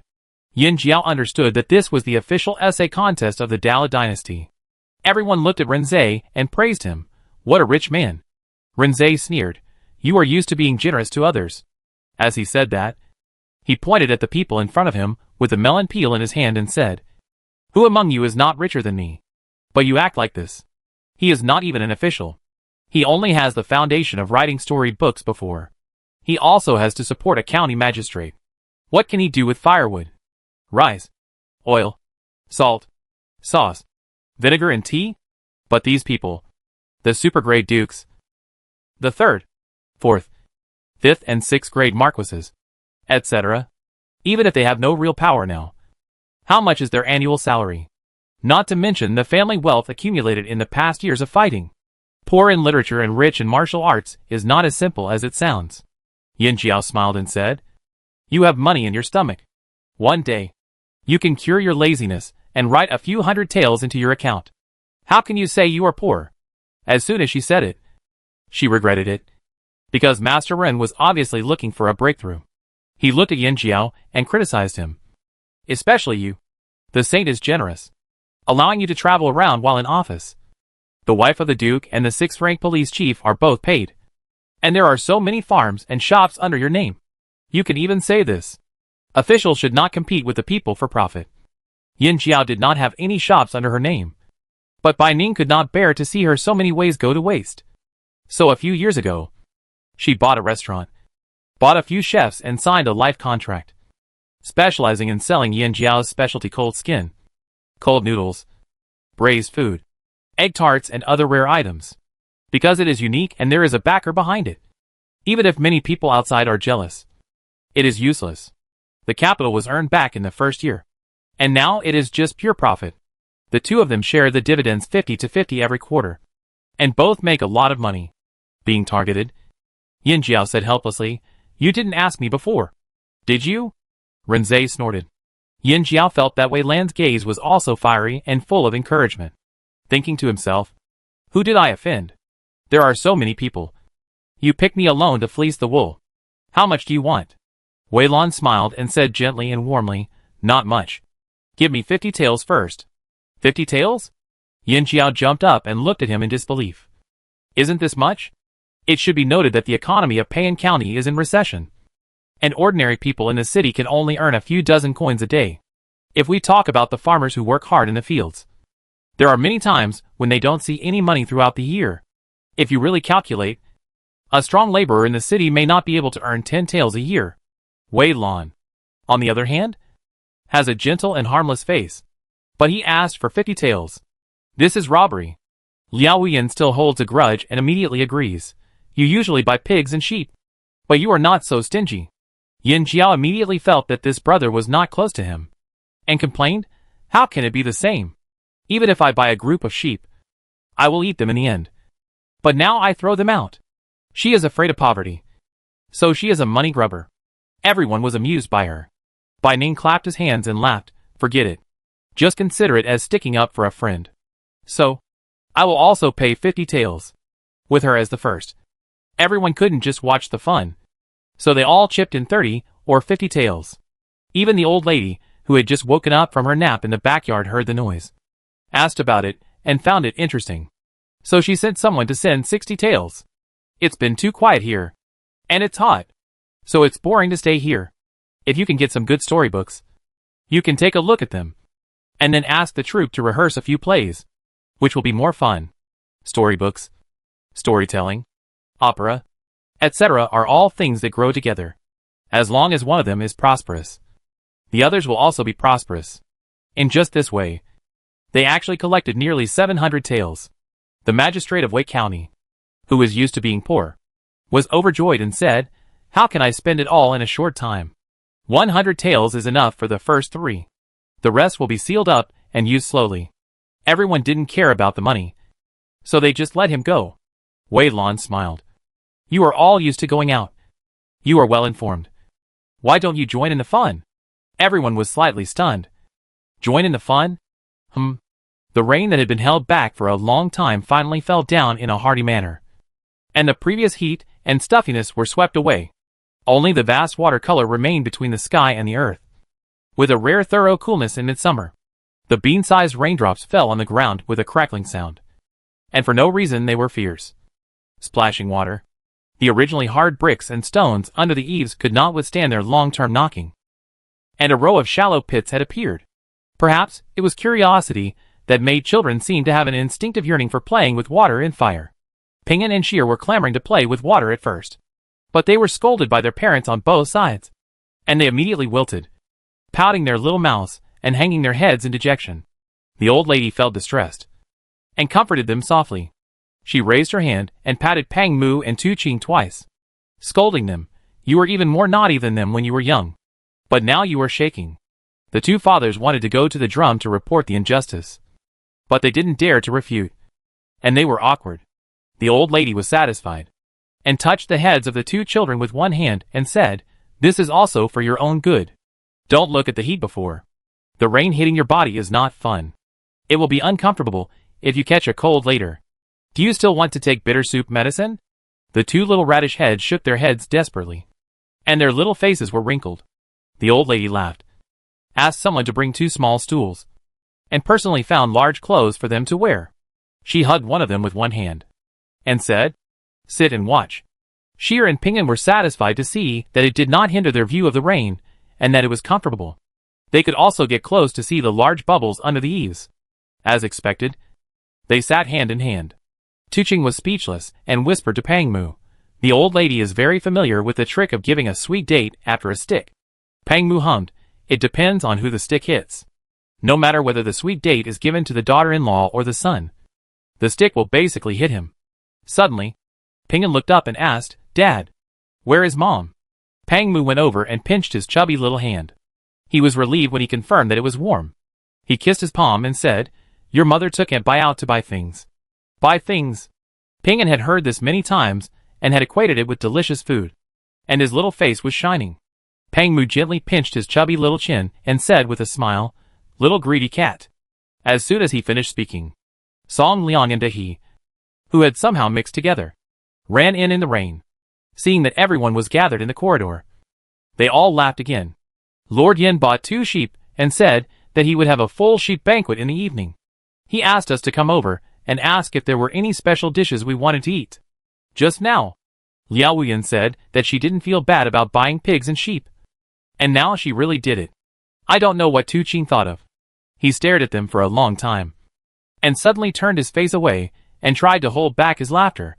The two looked at each other, subconsciously raised their hands to wipe the rain off their faces, and then looked down at their clothes. "There is nothing wrong."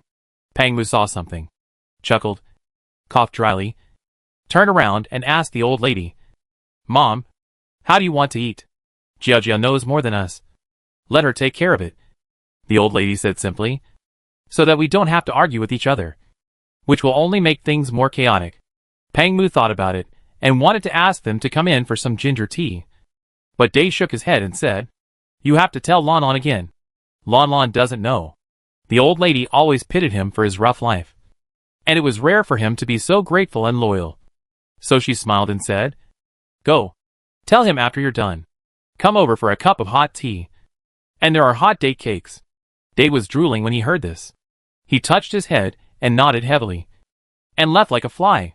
Song Liang also said goodbye, but he was still very concerned about the scene of Tu Ching and Pang Mu laughing just now. He couldn't help but look back after walking a few steps. Who knew that when he looked back, Tu Ching couldn't help laughing out loud. Song Liang was confused by his laughter, and he was distracted for a moment. almost falling into the roadside vegetable garden. He immediately blushed with embarrassment and ran away with his head down. Dad? What are you laughing at? Sierra asked curiously. Tuching rubbed his head. Just now. Did they look like a pair of brothers? Song Liang had been beaten by the people around him for the past 2 years and had no temper.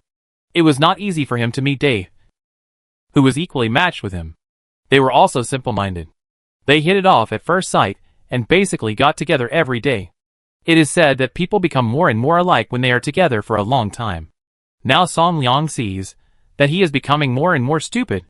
Soon, Song Liang went to reply alone. Others are fine.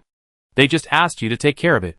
Only Mr. Liao said that he had eaten a braised lamb chop made by you before, and it tasted good.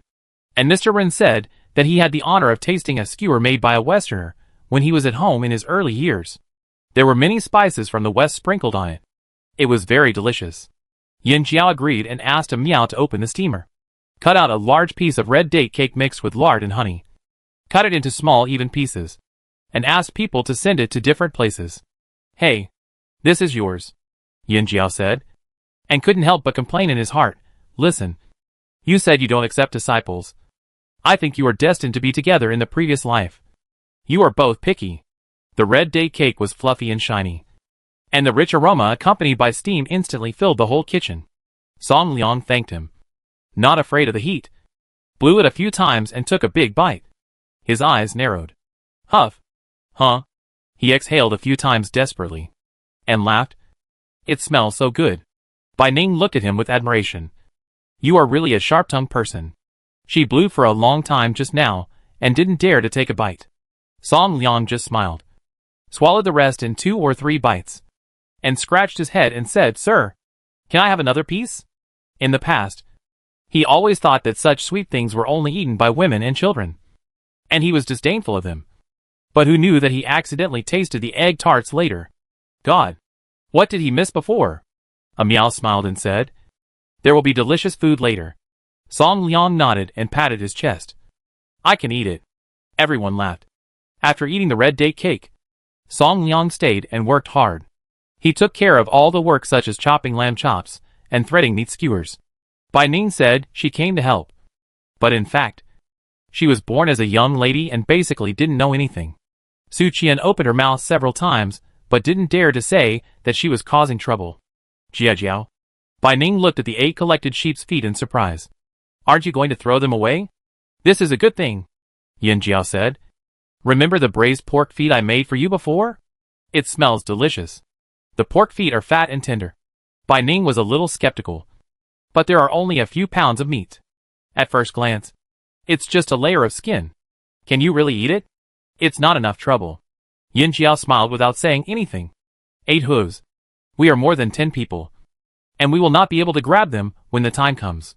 Braised lamb feet and lamb chops are all tender and melt in the mouth. They are sticky when you smack them.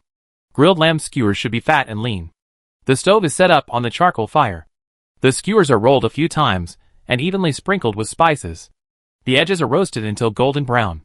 The surface is sizzling with oil. The fat is transparent and the lean meat is soft. When you take a bite, the hot oil will puff out. Mutton offal can be braised, boiled or mixed. Although there are no large chunks of thick meat, the offal has a unique flavor and is very chewy. Then, there is mutton stewed with radish. The thick radish is cooked until soft and tender. Just put it in a bowl and eat it with a spoon. It is nourishing and refreshing. It is delicious. There is no need to throw away the shaved big bones. Boil a big pot of white soup and the fragrant bone marrow will float on it. When the soup is boiling, add a few handfuls of noodles, or roast some white steamed buns. Break them up. Sprinkle some coriander. Cut some meat slices. And you can eat the real mutton noodles and mutton soup steamed buns. Eat them with the soup and meat. It is so comfortable to sweat on a rainy day. Everyone enjoyed the meal very much. Except the 2 children. Mutton is hot, and it is easy to get angry in summer. Both children only drank a few sips of snow-white mutton soup and sipped some bone marrow. Then held the bowl to eat fish, vegetable porridge and 3 fresh steamed buns. Ping'an has never been picky about food. He eats whatever he is given. He is easy to deal with. Sheer is a little older. The little guy has initially shown a tendency to make independent choices, and actively asked to negotiate with his parents. I am a big child.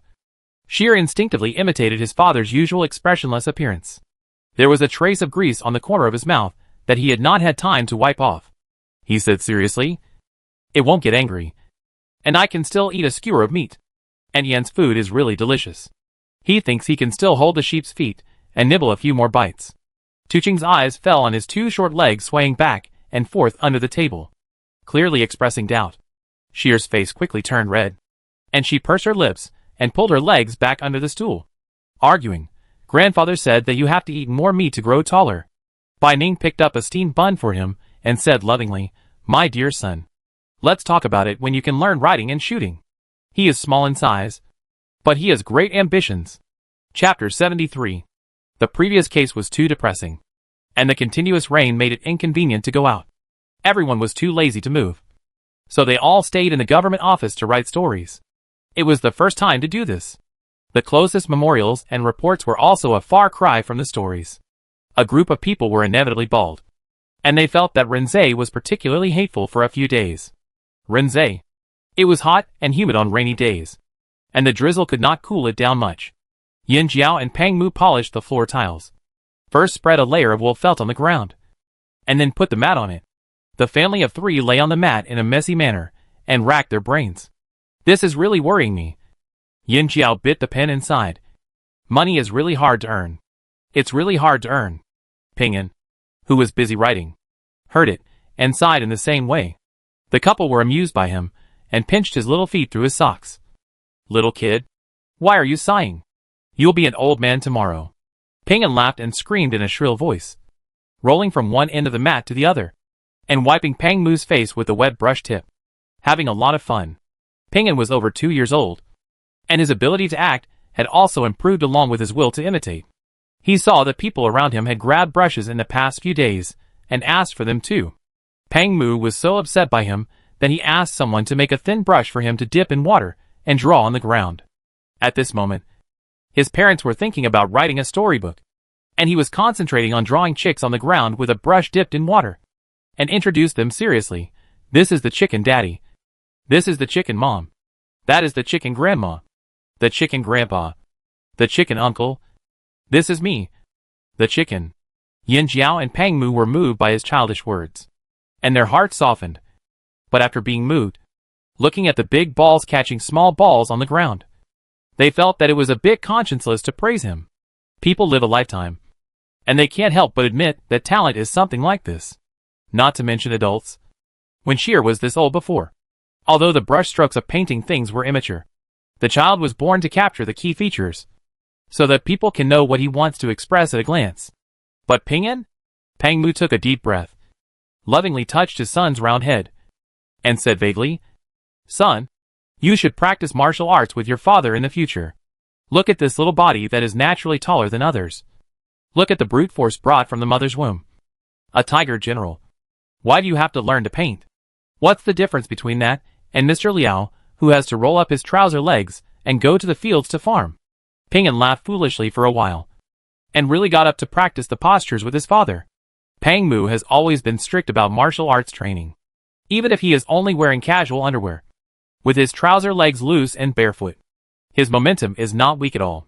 He waved to his son, spread his legs to the left and right, and slowly sank his upper body. "To learn martial arts, you must first practice the lower body."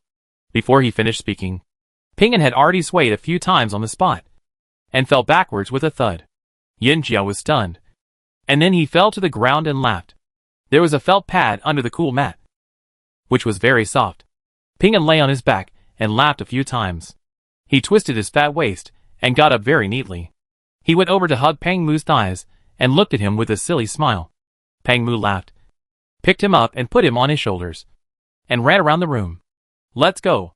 Let's fly. It's true that money can make the devil work. Don't look at those scholars who usually drink half a bottle of wine and say that they regard money as dirt. Facts have proved that they all think that money is too little because of the sponsorship. The county magistrate Wei was generous for once and set up 3 prizes. The first prize is 50 taels. The second prize is 30 taels. The third prize is 20 taels. And the rest are commended by notices. So the contributors flocked to the forum, not only from the county, but also about 30% from other counties to join in the fun. In a blink of an eye, it was August 13th. Wei Lan, Renzei, and Liao Wuyan were the referees, and they reviewed the manuscripts one by one, preparing to screen them before tonight, and decide the top 3 tomorrow, so that everyone can spend the holiday with peace of mind. The masterpieces of Yan Jiao and others were also mixed in, and basically they could be seen at a glance. Not to mention the words. This article is brilliant, with a sense of righteousness, and with the unique killing and decisiveness of a military general. It must have been written by Yang. Liao Wuyan smiled and passed one of the articles to Wei Lan. Everyone has fought together for more than 10 years, and even the footsteps can be distinguished clearly, let alone the words. Wei Lan laughed along with him, and peeled off the name on the cover. It was indeed touching. Renzei also read an article. The iron painting and silver hook pen moves snakes and dragons, and the words reveal the domineering spirit of who else but me. And the Lord came here to memorize the art of war, because the quality of the manuscript sent in was uneven. The 3 of them were originally complaining, feeling that it hurt their eyes and brains. But now they feel a little interesting. A true record of a murder? Wei Lan felt his eyelids twitching wildly, and hesitantly turned 2 pages to read, and immediately closed them again. Too real. If it really spreads out, it will be listed as a by the court in no time. Renzei raised his eyebrows, and stuffed it into his sleeve generously. Let's take a look at it ourselves. Who knows if it will be useful in the future? Wei Lan was stunned for a moment, and after a brief thought, he realized that this was indeed the case. So he acquiesced to his friend's abuse of power for personal gain. A few things between me and pigeons? Thoughts on mediating a fight. How to make the fire burn higher and brighter. Wei Lan read a few more articles with gritted teeth, and instantly matched the author with the work in his mind, and felt cold sweat pouring down his forehead, especially the latter. If it is really published, will it cultivate a group of arsonists among the people? He shook his head helplessly, but he caught a glimpse of Renzei reading a booklet with great interest, and he couldn't help but curiously lean over to take a look. 11 little wolf cubs? Could it be written by a hunter? It's really a stick that stirs, and all kinds of strange people emerge. 11 little wolf cubs is very short. Only a total of 10 thin pages. Renzei reads at an amazing speed and finished it quickly. He didn't say it was good or bad, but just tapped it lightly in his palm with a complicated expression. Wei Lan rarely saw him show such an expression, and she was interested for a while. She took it from his hand and read it carefully. The wording and sentence structure of Little Wolf Cubs are not gorgeous, and can even be said to be extremely simple. There is no place to quote classics, as if it is really just telling the story of 11 little wolf cubs struggling to survive. The year was in chaos, and fires burned everywhere. The little wolf cubs were either abandoned by their parents or escaped from death. Wei Lan tasted something unusual while reading, and subconsciously looked at Liao Wuyan, who nodded slightly, indicating that he should continue reading. The story is about a fire that burnt down the original home of the animals. 11 wolf cubs were wandering around for various reasons, and were later picked up by the head wolf and taught skills. Later, there were evil wolves from outside invading. The head wolf led the rest of the adult wolves to fight desperately, and suffered heavy casualties. Later, the wolf cubs grew up, stepped on the land watered by the blood of those big wolves, and inherited their legacy to fight forward. In the end, the wolf cubs won, but they did not escape unscathed, and 7 wolf cubs remained there forever. After the story was told, the 3 people present understood that the 11 little wolf cubs were actually the guards, and the old wolf king was General Pang, who was buried outside Jinyuan Mansion. Liao Wuyan stared at the gloomy sky outside. His vision was a little blurred, as if he was looking at the dark clouds in the sky, and seemed to be looking at something else through the dark clouds. After a long time, he gently shook his fan. This article should be the top of the list. After the results were announced, everyone was silent, and then subconsciously looked at Xiaowu. For so many years, it seems that he has always been the quietest and most inconspicuous one. Let everyone feel that he does not exist, and then be ready to transform into another completely unfamiliar identity at any time. These have become instincts. He is a member of the guards, the best spy, and the most successful invisible man. And perhaps because he often changes his identity and wanders around, he cherishes the most difficult and precious years in the past, and has an extremely delicate heart. Xiaowu was stunned, obviously a little surprised, opened his mouth, wanted to say something but didn't say it. Pang Mu raised his hand and squeezed his shoulder heavily. Everything was self-evident. Xiao Wu touched his nose casually and said a little embarrassedly, "Everyone is writing. I also join in the fun." After a pause, he said, "Master Wei, let's withdraw this. I don't think anyone will read it." He knew that he had not read many books, and his literary talent was limited, and he didn't expect to win the championship in one fell swoop. Wei Lan shook his head. It's easy to pile up words, but it's hard to move people with emotion. This is the first place that everyone pushed together, and it's justified. Xiao Wu pursed his lips. The corners of his mouth couldn't help curling up, and nodded with bright eyes. "Okay. You kid." Qi Yuan pretended to step forward and strangle his neck, but he spoke with a nasal tone. "You did such a big thing quietly." Xiao Si, Xiao Lu and Xiao Ba also laughed and rushed over, vying to jump on his back. Xiao Wu staggered repeatedly under the pressure, and the gentle smile in his eyes became more and more intense. As Wei Lan said, "It's hard to move people with emotion." Yin Jia watched them making trouble, and his nose was sour. I didn't expect that Xiao Wu, who was usually the most silent, had such a gentle and delicate heart in his chest. The top 20 stories were given the opportunity to be published, but before that, they had to be posted on several bulletin boards inside and outside the city for 3 days to show fairness and justice. The response to 11 Little Wolves was stronger than anyone expected. Originally, when the people heard the name, they were all confused and had no idea what kind of story it wanted to tell. As a result, after listening to the story, they said, "Damn it. It's so strange. I never thought I would cry for a few wolf cubs until I died, although they are wolves. It's too touching. If animals have such loyalty, how much more so humans? Alas, I don't know if I like to think too much when I get old. I always feel like I've returned to the war a few years ago, thinking back to the past, when the country was in danger. How many men rushed to the front line? The old ones were killed, and the young ones were taken over, and only 1 out of 10 survived, wrapped in horsehide. Isn't it just like these 11 little wolf cubs?" Xiao Wu loved to run to the street for several days. He did nothing but sit quietly in the place with the most storytellers. Listen to the storytellers' feelings. Listen to the sighs of the people. Recall those years that could not be returned. And then feel that the empty heart was filled up again little by little. No matter whether it is the dead wolf cub or the wolf king, the big wolf, they should not be forgotten. In the evening of the 3rd day, when everyone was clamoring for Xiu Wu, who won the prize, to treat them, someone came to the government office to complain that the story that won the 2nd place was stolen by others. Chapter 74. After hearing the news, Yin Jiao suddenly felt a familiar yet strange feeling. What was familiar was that they were a group of people who were destined to work hard and were nosy. No matter where they went, they could not be idle for long. What was strange was, speaking of which, this is the first case we have taken over that does not involve physical injury. Right? Qi Yuan said, touching his chin. Yin Jiao immediately understood where the strange feeling came from.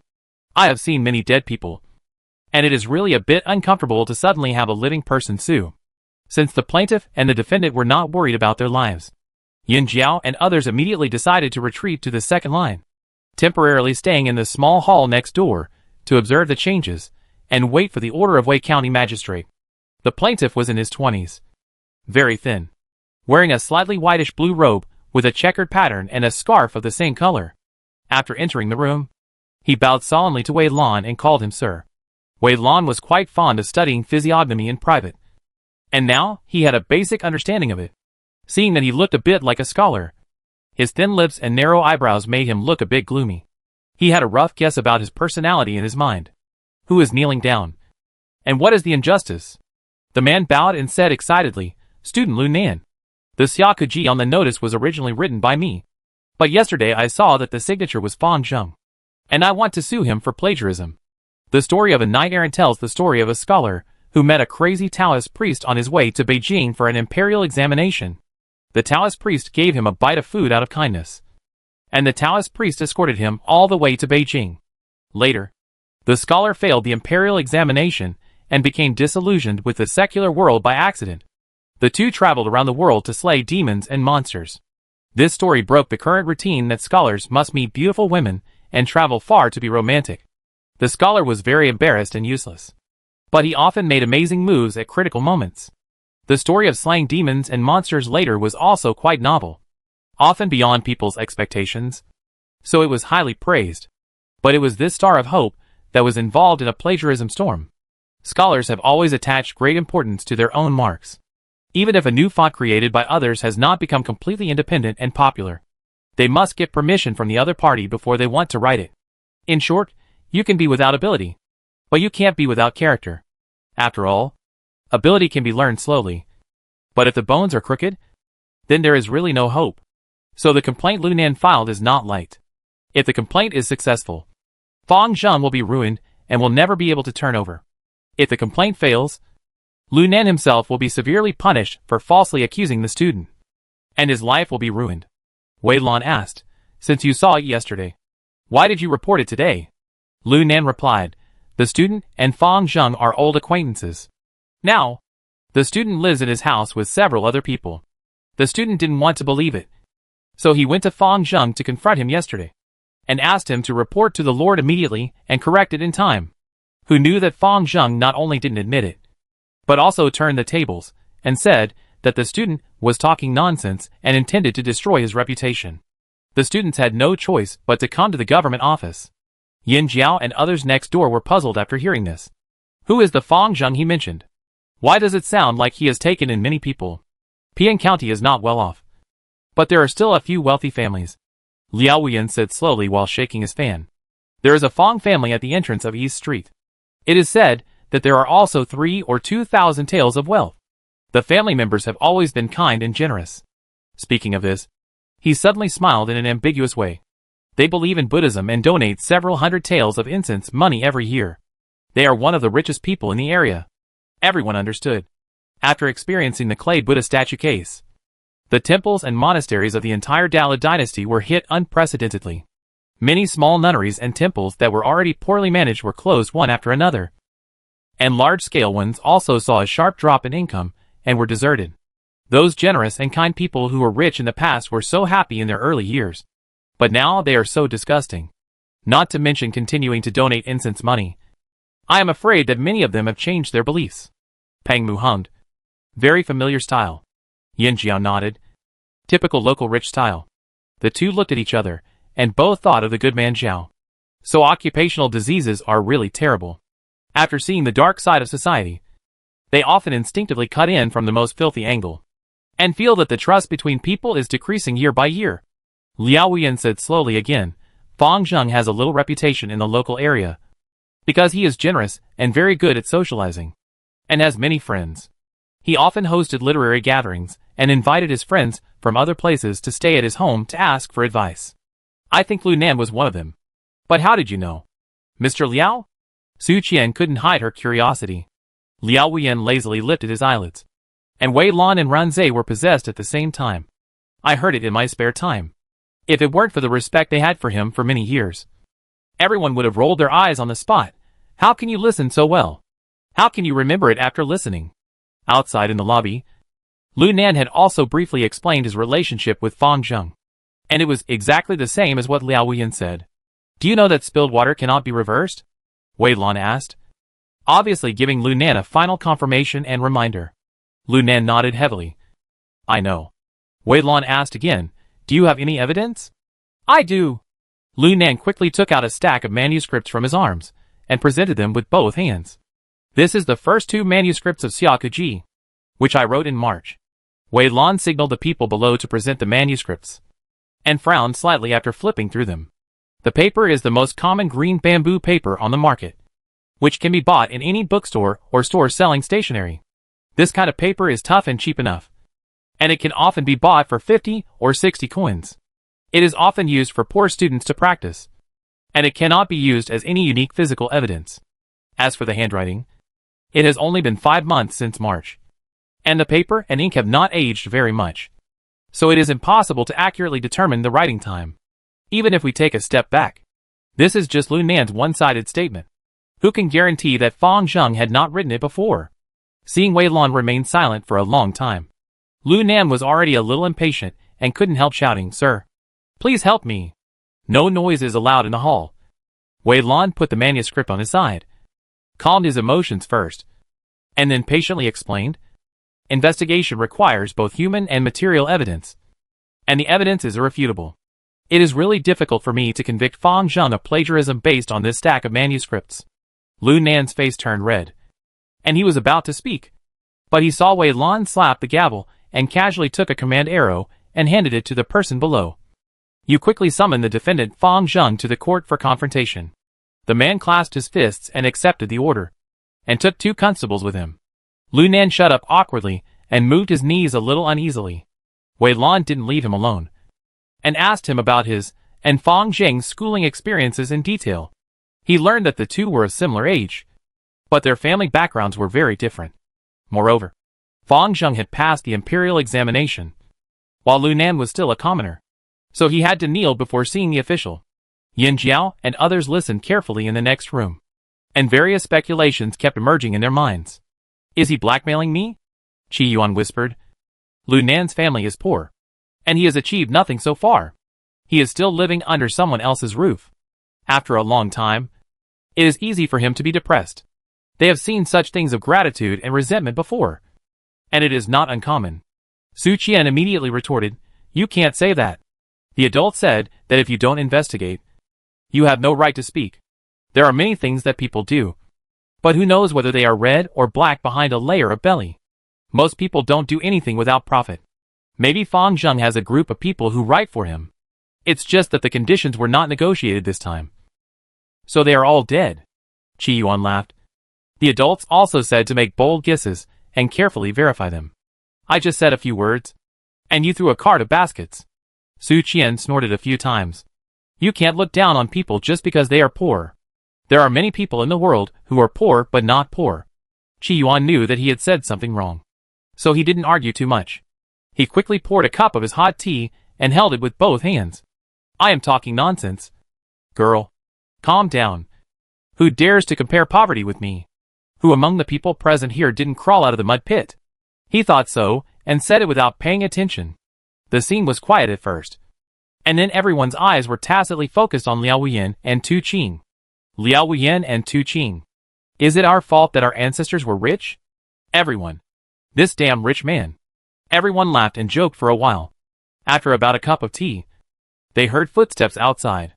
Everyone stopped talking and lay down behind the lattice window paper to look out. Qi Yuan got up in a hurry and accidentally stepped on someone's foot. When he looked up, he saw Su Qian grinning, staring with a pair of round eyes and raising his fist to hit. Okay. You can't talk me out. So now you're going to do it secretly? Qi Yuan wanted to explain, but was afraid of making a noise. So he quickly held her thin arms in his hands, and made a begging gesture with one hand, swiping his mouth horizontally, silently mouthing, spare my life. Aunt. Su Qian couldn't help but burst out laughing, and quickly covered her mouth. But there was still a smile in her exposed eyes. Qi Yuan breathed a sigh of relief, and pointed to the window. The two of them tiptoed over to look. And then, they felt a burning sensation on the back of their heads. Who is secretly spying? Yin Jiao and Pang Mu took the lead in making faces, and Xiao Lu made a killing chicken and wiping its neck gesture behind Qi Yuan. Bah! This pair of dogs and bitches flirting in broad daylight. There was another young man in his 20s in the court outside. He was dressed much more elegantly than Lu Nan, and his face was bright and his manners were generous. Regardless of what kind of heart he had, he must have lived a smooth life, which was in stark contrast to the bitter and vengeful Lu Nan. Sir! He did not kneel, but stood up and bowed to Wei Lan, saying generously, Student Fang Zheng meets Sir Wei. The law stipulates that scholars can meet officials without kneeling. Wei Lan hummed. Do you know why I summoned you? Fang Zheng nodded, looked down at Lu Nan, who was full of excitement, and said seriously, to answer your question. Lu Nan is talking nonsense. You lied? Lu Nan's mood had not been calm, and this sentence was like poking a hornet's nest. He jumped up from the ground, his face flushed purple like pig liver, and pointed at Fang Zheng with his right hand trembling, and shouted, I told you about this book in March, and you said it was good, and asked me to copy it, and find a literate maid to read it to the old lady. I trusted you so much, but you actually took this book for yourself, and dared to confuse right and wrong in front of adults. Fang Zheng snorted coldly. as if he didn't care about his accusation at all, but stepped forward and said loudly, "My lord, I want to sue Lu Nan for fraud." Chapter 75. Fang Jing took a step forward. His calm expression was filled with some grief. "Sir, I met Lu Nan 2 years ago. Because I loved his talent and pitied his poor family. I invited him to live with me because we were both scholars. I also invited his widowed mother to come and do some light work like sewing in my humble home." When everyone in the hall heard this, they subconsciously looked at Lu Nan. They didn't expect that he was living with his family. Fang Jing calmed down a little and said, "Lu Nan is a loner. He doesn't like to socialize with others. His relationship with the other students he lives with is also awkward. He even had several disputes. And I mediated and comforted him. Actually, students don't ask for anything in return for doing this. But their enthusiasm can't be treated as a donkey's liver and lungs, and end up with a thankless end. Right?" When he was excited, Fang Jing couldn't help but blush slightly, and the veins on his forehead were exposed. Obviously very angry.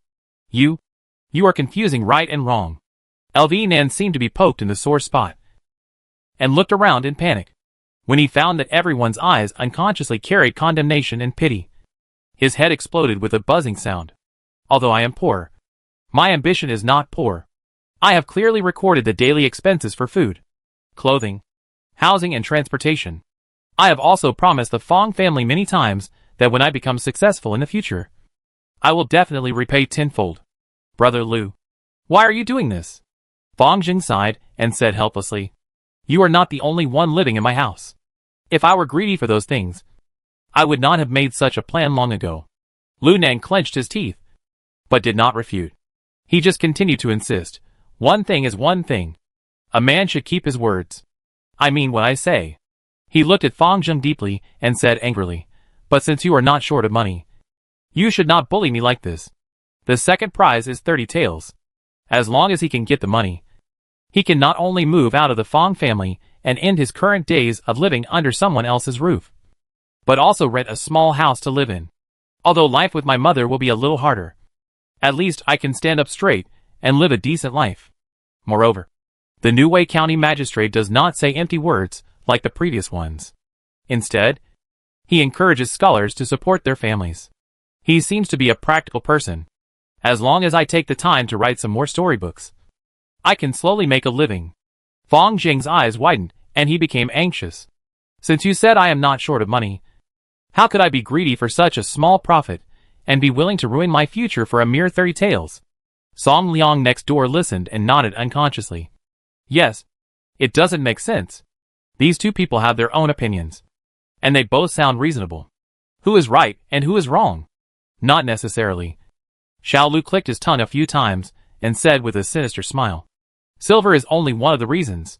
Song Liang became more and more confused the more he listened. Could there be another reason? Before Xiao Lu could explain, Lu Nan outside had already shouted loudly, "You are not short of silver, but you are short of the opportunity to show your face in front of the county magistrate." Xiao Lu nodded at Song Liang. "Do you understand?" Song Liang was the third in command of the Flying Tiger Hall before. Although the hall's affairs were basically handed over to the first in command Zhou, he, and the second in command Peng Biao to handle. He had been exposed to them for a long time, and knew a little bit about the inside story.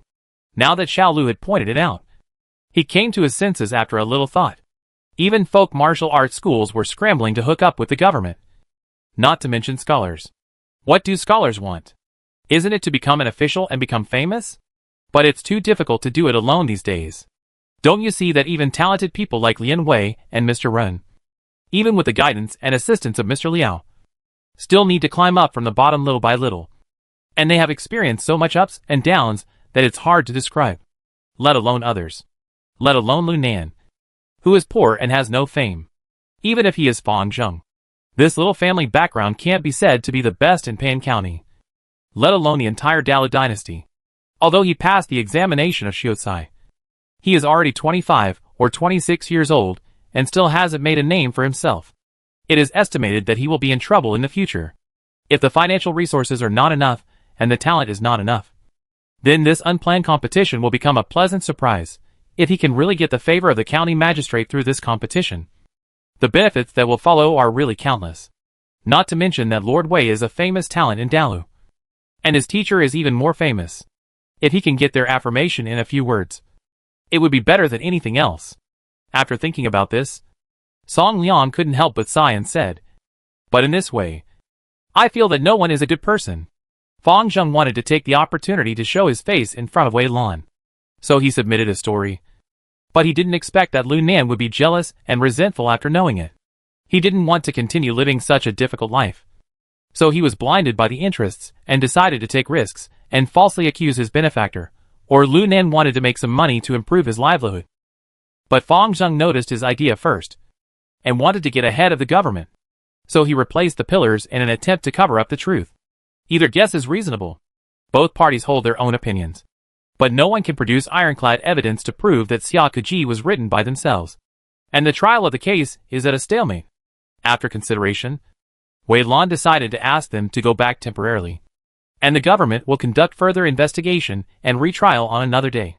Fang Zheng had no objection, but bowed deeply. "Please, sir, make sure to clear the name of the student." But Lu Nan was a little anxious. "Sir, the night is long and dreams are many.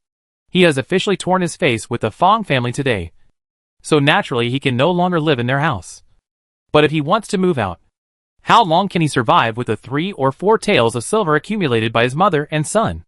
Alas, why are you so stubborn?" Fang Zheng frowned and said, seeing the other party glaring at him. His tone became sharp. "Even if you can make do by yourself, your mother has worked hard for half her life. Is she going to follow you to make a living? My family will not vent their anger on others. Just let your mother live with peace of mind. Let's talk about the future later." Lu Nan bowed slightly, kowtowed to Wei Lan, and left immediately. As a result, when he came out, he saw his mother looking at the gate of the government with an old indigo bag. His heart was clenched, and he ran over quickly. "Mom." Hearing this, Lu's mother hurriedly pulled his hand up and down to look at it. Seeing that it was intact, she was relieved at first, and then said with a sad face, "Son, you are confused. The Fang family has been very kind to us, mother and son. How can you sue him?" As she spoke, she was so anxious that she burst into tears. Lu Nan was embarrassed and angry, stamping her feet and said, "Mother, what nonsense are you talking about? He and I are just friends of the same generation. The money we owe is owed, and the place we live in is borrowed. One thing is one thing. How can the two be confused?" Lu Laonyang was just an ordinary peasant woman. How could she know so many things? She always felt that her family should be inferior to the Fang family, and that many favors had not been repaid. But who knew that her son would turn around and sue the young master of the Fang family? She felt ashamed to stay in the Fang family. So she simply packed 2 clothes and asked for directions along the way to wait at the gate of the government. Lu Laonyang just cried. But we have been eating and living in their house for 2 years. If we rent a house outside, we will have to spend 10 or 20 taels. Where can we get so much money?" Lu Nan gritted his teeth and said, "The Xia Keji was originally written by my son. If he hadn't impersonated me, I would have had 30 taels of silver in my account by now. Not to mention repaying favors and debts. I could even rent a place outside. Why worry about having no food to eat? It is said that one should obey the father at home, the husband after marriage, and the son after the husband's death. Now that Lu Laonyang has only her son as a relative, she naturally listens to him in everything." Seeing her son's confidence and hearing that there were 30 taels of silver, Lu Laonyang couldn't help but wipe away her tears a little, and asked uncertainly, "Son, is it really that good? 30 taels of silver. That's a lot of money." She has lived for most of her life, but she has never heard of such a pie in the sky. It is said that studying is the most expensive thing. Before you pass the imperial examination, it is only right to earn money, but not to lose money. How can you easily earn 30 taels of silver by writing something as lowbrow as a storybook? The county magistrate said it himself. How could it be false? He is different from the officials in the past. He is a practical man. I saw it today. There are no flowers and trees in the yamen, and the ground is full of vegetables. Elvinen helped her walk east, nagging, "Mother, you only wash clothes and don't know many things outside. Just listen to your son. Besides, what is 30 taels of silver compared with the benefits of getting to know Lord Wei? It is really worthless." Old Lady Lu nodded with mixed feelings, followed her son closely for a few steps, and suddenly heard someone shouting from behind. She turned around and saw that it was Fang Zheng. She was about to go over and say hello as usual, but was pulled back by her son, and immediately felt embarrassed. Fang Zheng took a few steps forward, and seeing her like this, he couldn't bear it. "Old lady, please go home with me." Lu Nan ignored him, and just pulled old lady Lu away. "Mom, let's go. Don't waste your breath on this hypocritical person. I still have a few taels of silver here. Let's find an inn to stay in first." Payan County is small, but it also has its advantages. That is, all expenses are not high, and a simple inn room costs only 20 or 30 yuan a day. Later, he will go to a familiar bookstore to ask for a few books to copy, so that he won't live off his savings.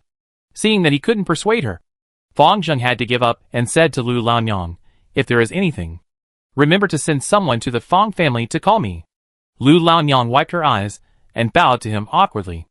After all, she followed her son. After walking a few steps, she couldn't help sighing again, feeling very uncomfortable. Originally, everything was fine. How did it turn into such a mess in the blink of an eye? Thinking of this, she couldn't help but persuade her son, "Son, it's not easy to meet such a family. It's better to resolve the grievances than to make them. Don't make trouble if you can. I heard that it's just a storybook. Mother knows that my son is the most talented. The Fang family treats us so well. Why not? Why not give it to Master Fang? Just as a way to repay our gratitude. Mom, others don't help me. And you actually say that?" Lu Nan's head buzzed, and he couldn't help but raise his voice. "If you don't understand anything, don't say anything. This is not just a story." Although Lu Nan is not good at dealing with people, he is very filial. It was the first time that Lu's mother saw him speak loudly to her. She was shocked and immediately changed her words. Okay. Mom won't say anything. It's Mom's fault. You don't feel bad." Lu Nan didn't really want to hate his mother. After hearing this, the anger in his heart immediately disappeared. He couldn't help but sigh, and supported her more carefully, and said in a muffled voice, "There are many tricks in this matter. Mom, your hands are chapped. Take a good rest for a few days. It's still a long time before the county exam next year, so I can copy a few more books." After the plaintiff and the defendant left, Wei Lan immediately ordered people to visit and question people who knew Lu Nan and Fang Zheng to see if anyone could prove the true author of Xia Kuji. However, after 2 days, nothing was found. Xiao Lu scratched his head and said, "Those people either didn't know anything or said very confidently that Lu Nan must be crazy about fame. But if you ask for evidence, no one can produce it. I think they are all talking nonsense out of anger." Qi Yuan frowned. Then again, Lu Nan is a bad person. Isn't he? No one says he's good? Yin Jiao looked through all the testimonies. Really? No one. But there are a few who say he's not a bad person.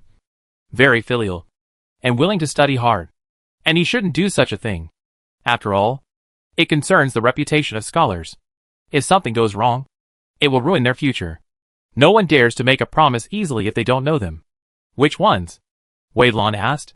One is the owner of Wenhan bookstore in East Street, and the other is Zhu Desatsi who lives with Lu Laonyang. Yin Jiao pointed at the stack of papers. The last one is the scholar who lives next door to Lu Nan. His surname is Zhang, and his name is Yuan. He also came to Fanzheng because his family was poor. He is in his 20s. But only 3 people said that he is unlikely to commit a crime. It is also quite miserable. Tu Qing asked, "What is the origin of this Lu Nan?" Because it concerns a scholar and the development of local vernacular. In order to solve the case as soon as possible and reduce the impact, Wei Lan sent some of the people under Zhang Tao, the patrol inspector, to investigate Lu Nan's resume. Seeing Tu Qing asking, Zhang Tao hurriedly said, Lu Nan was originally from a small town under Pan County, because he lost his father at a young age, and his only laborer brother accidentally fell into the water and died a few years ago. The clan members bullied them as an orphan and widow, and drove them out with a few taels of silver, and occupied their houses and land. Lu Nan had no choice but to bring his widowed mother to the city and make a living by copying books for others. Later, he met Fan Zheng. By the way, Zhang Tao added, the owner of the Wenhan bookstore was quite good to Lu Nan, because he copied books well and quickly, and was not greedy. He always liked to copy the most difficult and profitable books for him, so that the mother and son would not end up on the streets. After Lu Nan sued Fang Zheng in the past few days, the whole county was talking about it. Everyone said that Lu Nan was ungrateful and repaid kindness with enmity. Many people were unwilling to do business with him. However, the owner of Wanhan bookstore was still willing to secretly ask him to copy books. After Zhang Tao finished speaking, everyone was speechless for a while, and they all sighed. At first glance, Lu Nan was in a difficult situation, and he did have both motives and possibilities. But as he said in the hall that day, there are many people in the world who are poor, but not poor in spirit. Just looking at his filial piety to his widowed mother, he does not seem to be such a morally corrupt person. What about Fang Zheng? Yin Jiao asked. Zhang Tao hurriedly said, the ancestors of the Fang family lived in Payang County. Fang Zheng's reputation for being generous and making friends has been good for a long time. His reputation has always been good. He was a scholar 3 years ago, and he often travels abroad to study. He has good literary talent and knowledge, and seems to be someone who can write xiaokeji. Yin Jiao had never encountered a similar case before, and he was also confused after hearing this. It seems that we should start with the storybooks. By the way, everyone's writing style should be different. Can't we see something? Wei Lan shook his head. I'm afraid it's difficult. Nowadays, reading books of sages is highly praised, and storybooks are all listed as poisonous. Students are afraid to avoid them, and they have to hide them when they read them, let alone write them on their own initiative. This is also the most fundamental reason why Wei Lan initially called on everyone to write storybooks to make a fortune. But the plan failed. No one was willing to lower their status, and scholars could not afford to lose this person. The manuscripts left by scholars are either articles, poems, or calligraphy practice. Most of them are gorgeous and elegant, but vernacular novels require novelty and surprise. Some even mix in some embarrassing descriptions. Whether it is the style or the wording, they are completely different. Lu Nan and Fang Zheng do not have other vernacular novel manuscripts, so there is no way to compare them. But if they are asked to rewrite, they are afraid that the real plagiarists will deliberately imitate, which is also easy to misjudge. Chapter 76. This doesn't work. That doesn't work either. It seems that all methods are blocked, and no one can think of a good solution for a while. After a long time, Wei Lan sighed and called the head of the police, Feng Fei. Go and screen the people again. Maybe someone is hiding something. It happened that a Miao and Bai Ning took the 2 children to the morning market and met Feng Fei at the door. After a few words of greeting, he came in and said, it's all over the street outside. It seems that everyone is scolding Lu Nan for being ungrateful and repaying kindness with enmity. I just passed by the bun shop, and I saw from a distance that the shopkeeper ignored Lu Nan and shouted to other diners that even if you feed the dog, you should at least know to wag your tail to the owner. And dozens of people followed suit. Bai Ning hugged the 2 children and said distressfully, don't talk about the children. I'm scared. Have she ever seen such a scene of a shrew scolding in the street? It is said that merchants open their doors to do business, hoping to make money in harmony. But the owner of the bun shop is full of foul language, which is really disgusting.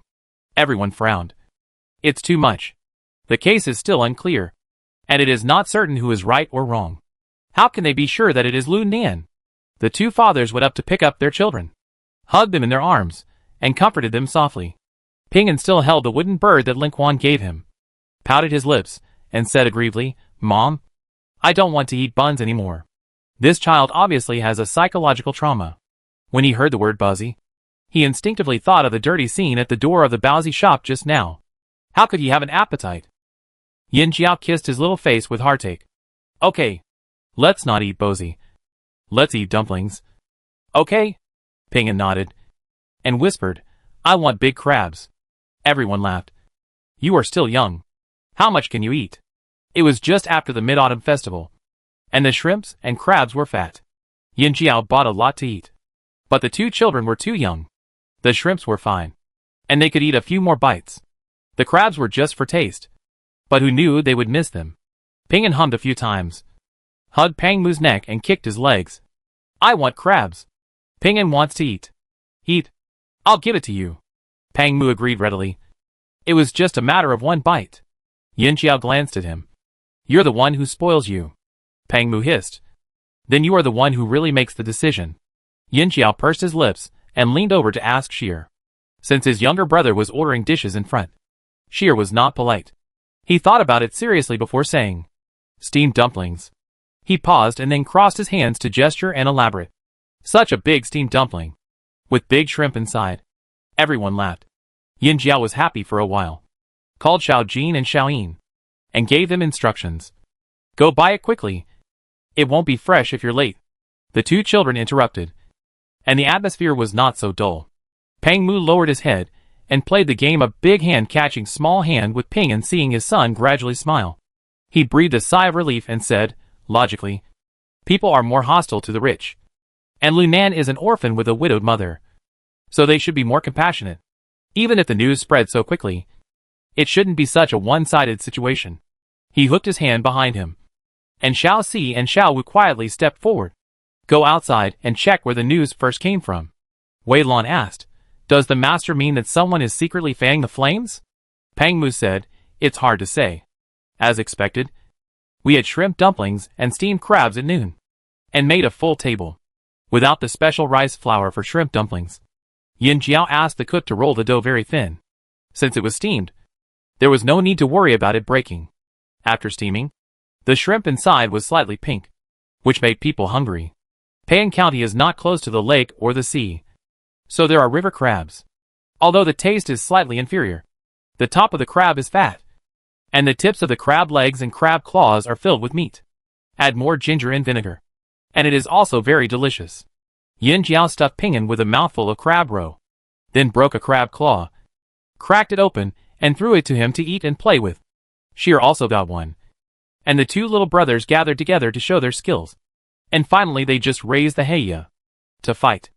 The old lady ate a lot of shrimp dumplings and peeled crabs, which was very enjoyable. After the meal, she habitually asked for fruit, but was stopped by Yin Jiao. It was the season for watermelons, pears, grapes and other fruits to be put on the market, and most of them were on the market.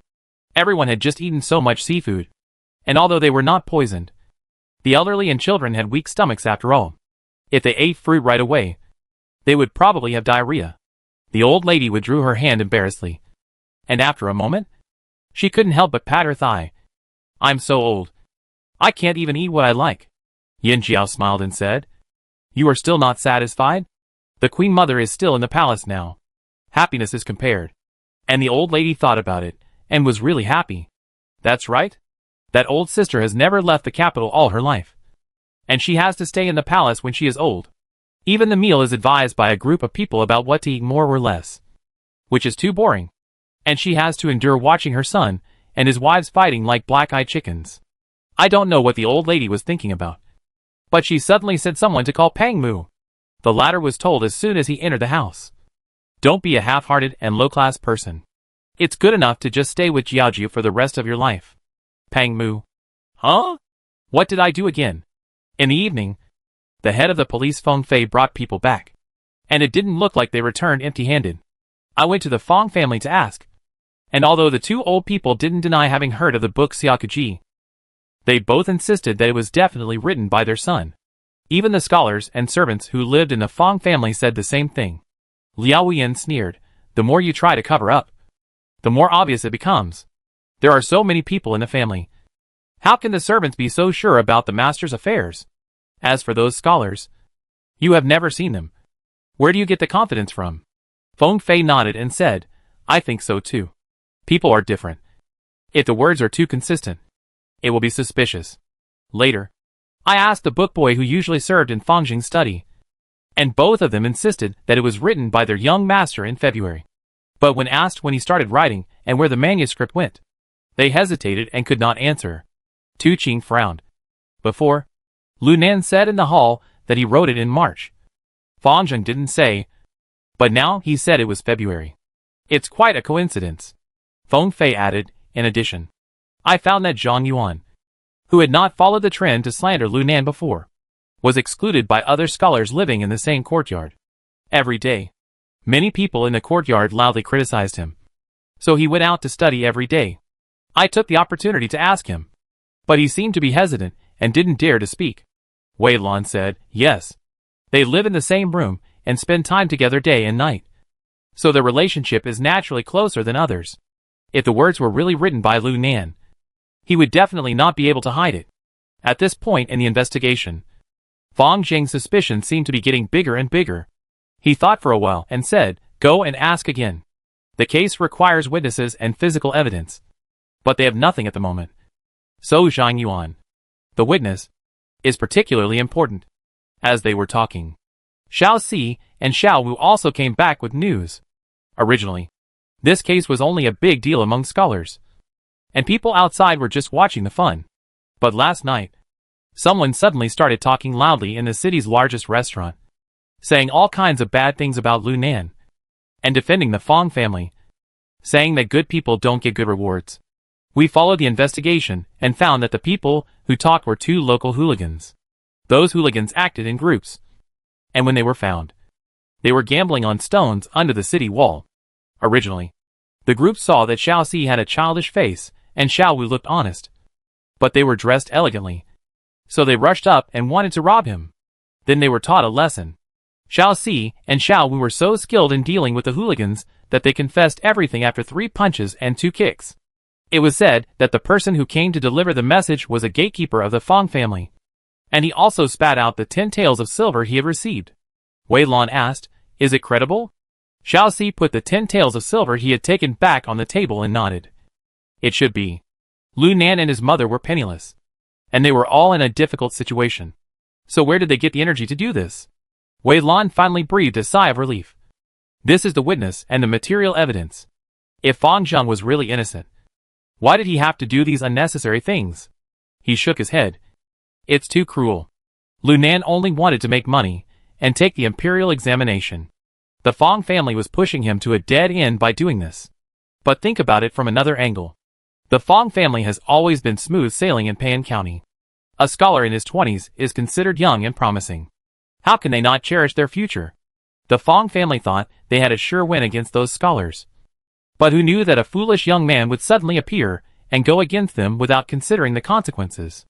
As soon as they got on the field, it was a life and death situation. They couldn't help but panic. Renzai tossed the 10 taels of silver in his palm and shook his head, saying, "Not enough." Later, when the matter was exposed, the Fang family could completely say that the servants acted on their own initiative and couldn't bear to see the young master being wronged. But they couldn't decide who would take the blame. It seems that they have to block Zhang Yuan. Seeing that Wei Lan didn't speak, Renzai subconsciously knocked on the table. "What are you thinking?" Wei Lan didn't rush to answer. He just took the final version of the story of a knight errant and Lu Nan's 2 manuscripts and looked through them carefully. Then he said excitedly, "I think this story is a bit like a travelogue.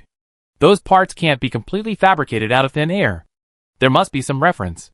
Even if it is made up, there must be a source. Right? Why not call Lu Nan and Fang Zheng separately and ask them separately? And ask them to talk about what they thought at the time and why they wrote it that way. If they are real authors, they must be calm and can always tell a thing, but if they are fake, they will reveal their flaws." As soon as he finished speaking, everyone looked at each other and then laughed. Yes. Before, I only thought about finding witnesses and evidence. But I didn't think of starting from here. Chapter 77. The next morning, Wei Lan sent someone to summon Lu Nan. Lu Nan thought that the case had made progress, so he came excitedly.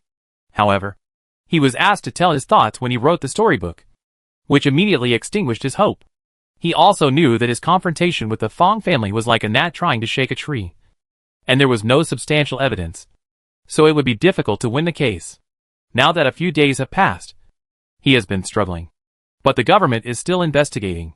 He remembered that he had secretly seen several constables go to the Fang family the day before, and he couldn't help but get anxious.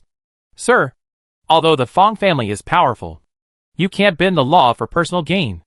After these words came out, even Su Qian, who was usually the most casual, couldn't help but ask a soul-searching question. Could this be a fool? What's the difference between questioning the integrity of an official and pointing at his nose and cursing at him? Plagiarism cases are difficult to judge, and there are many cases that are still unsolved after years of delay. You are so good. You offended the chief judge with just 1 sentence. If you meet a narrow-minded person, he will beat you 30 times without saying a word. and then quickly judge you for false accusation and lose the case. You will have no place to cry when you cry. Yin Jiao frowned when he heard it, and finally understood why Lu Nan failed the exam even though he had some ink.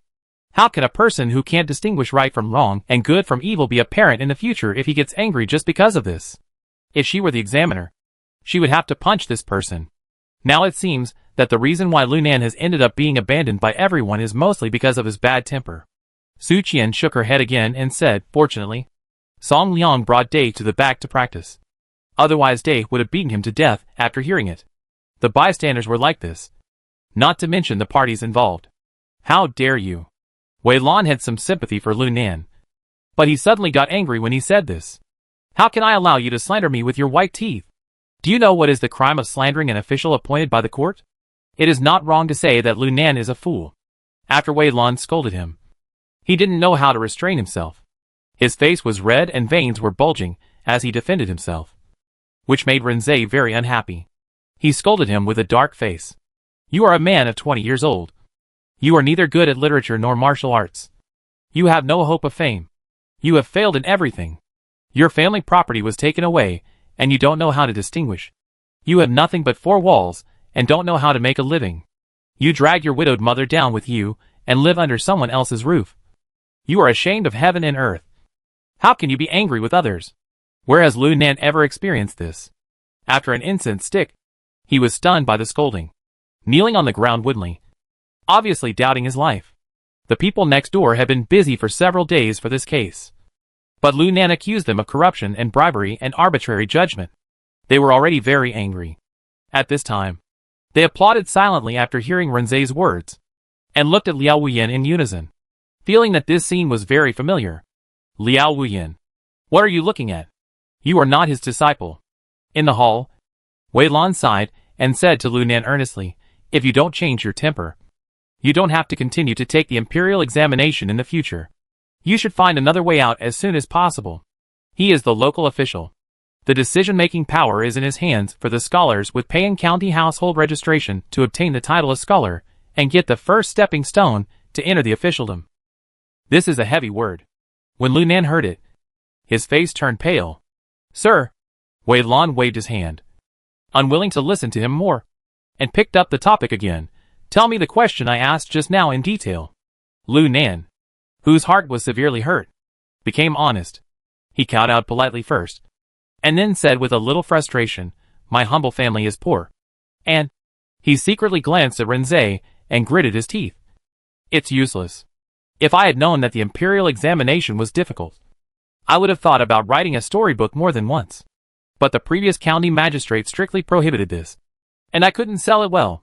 There was no printing house, and I didn't like to make it, so I had no choice but to give up. Later, I met Fang Zheng. I didn't want to owe him a favor, but I was really desperate at the time. Fang Zheng was generous and magnanimous, and I was very envious. I unconsciously told him my thoughts. He didn't think it was bad, and encouraged me to write for him many times, saying that if I met the right opportunity, I would print hundreds of copies and sell them, so that I could make some money. Because I failed the exam again this year, I was very depressed, and I thought of the travel notes and miscellaneous books I had read before, and I suddenly became interested. I spent half a month revising it repeatedly, and got Xia Keji. At this point, he couldn't help but feel a little embarrassed. I have never been out of Payan County, and my knowledge is limited. I have only seen those geography and humanities from other travel notes and miscellaneous books, and I don't know if they are correct. Xia Keji did not explain the dynasty background of the story. Lu Nan obviously knew his shortcomings, and further blurred the relevant information. Readers only knew that the story was constantly changing scenes, but almost no one matched it with the real geographical setting. Wei Lan said, don't worry about whether it is right or not. The story is not a history book. It's good as long as it can make sense. You just list all the references and compilations from various places. Lu Nan agreed, and was taken to a room to dictate. Later, it was Fang Ying's turn. Wei Lan invited him to sit first. Fang Zheng was afraid to accept it, and refused again and again. In the end, he sat halfway, and his face could not hide the joy of being valued. Wei Lan ordered tea again, and did not talk about business. Instead, he began to ask about the 2 elders of the Fan family. Fang Jing's face was full of joy. And he picked up a lot of nice words. And said, "My parents admired Mr. Wei's achievements at a young age. And often encouraged students with this. We must take Mr. Wei as an example." And so on. Wei Lan had heard more disgusting and flattering words than this. And he didn't take it to heart. He just smiled and said nothing. When the topic turned to traveling, Fang Jing smiled and said, "Your Excellency doesn't know that I have loved to travel around with my elders since I was a child. I really can't sit still. I have been traveling around with servants and book boys since I was 14 or 15 years old. And I have been to many places." Although it was a humble remark, he seemed to be very pleased with himself later on. "Have you ever written a travelogue?" Wei Lan asked with a smile. The two were almost the same age, but everyone could see a bit of kindness on his face. Under normal circumstances, this kind of conversation would be an official expressing his appreciation.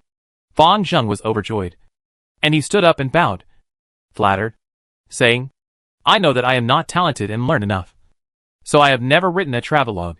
Wei Lan hummed, and then said, "Although I have never written a book, my experiences and knowledge are engraved in my bones, and they will be revealed inadvertently.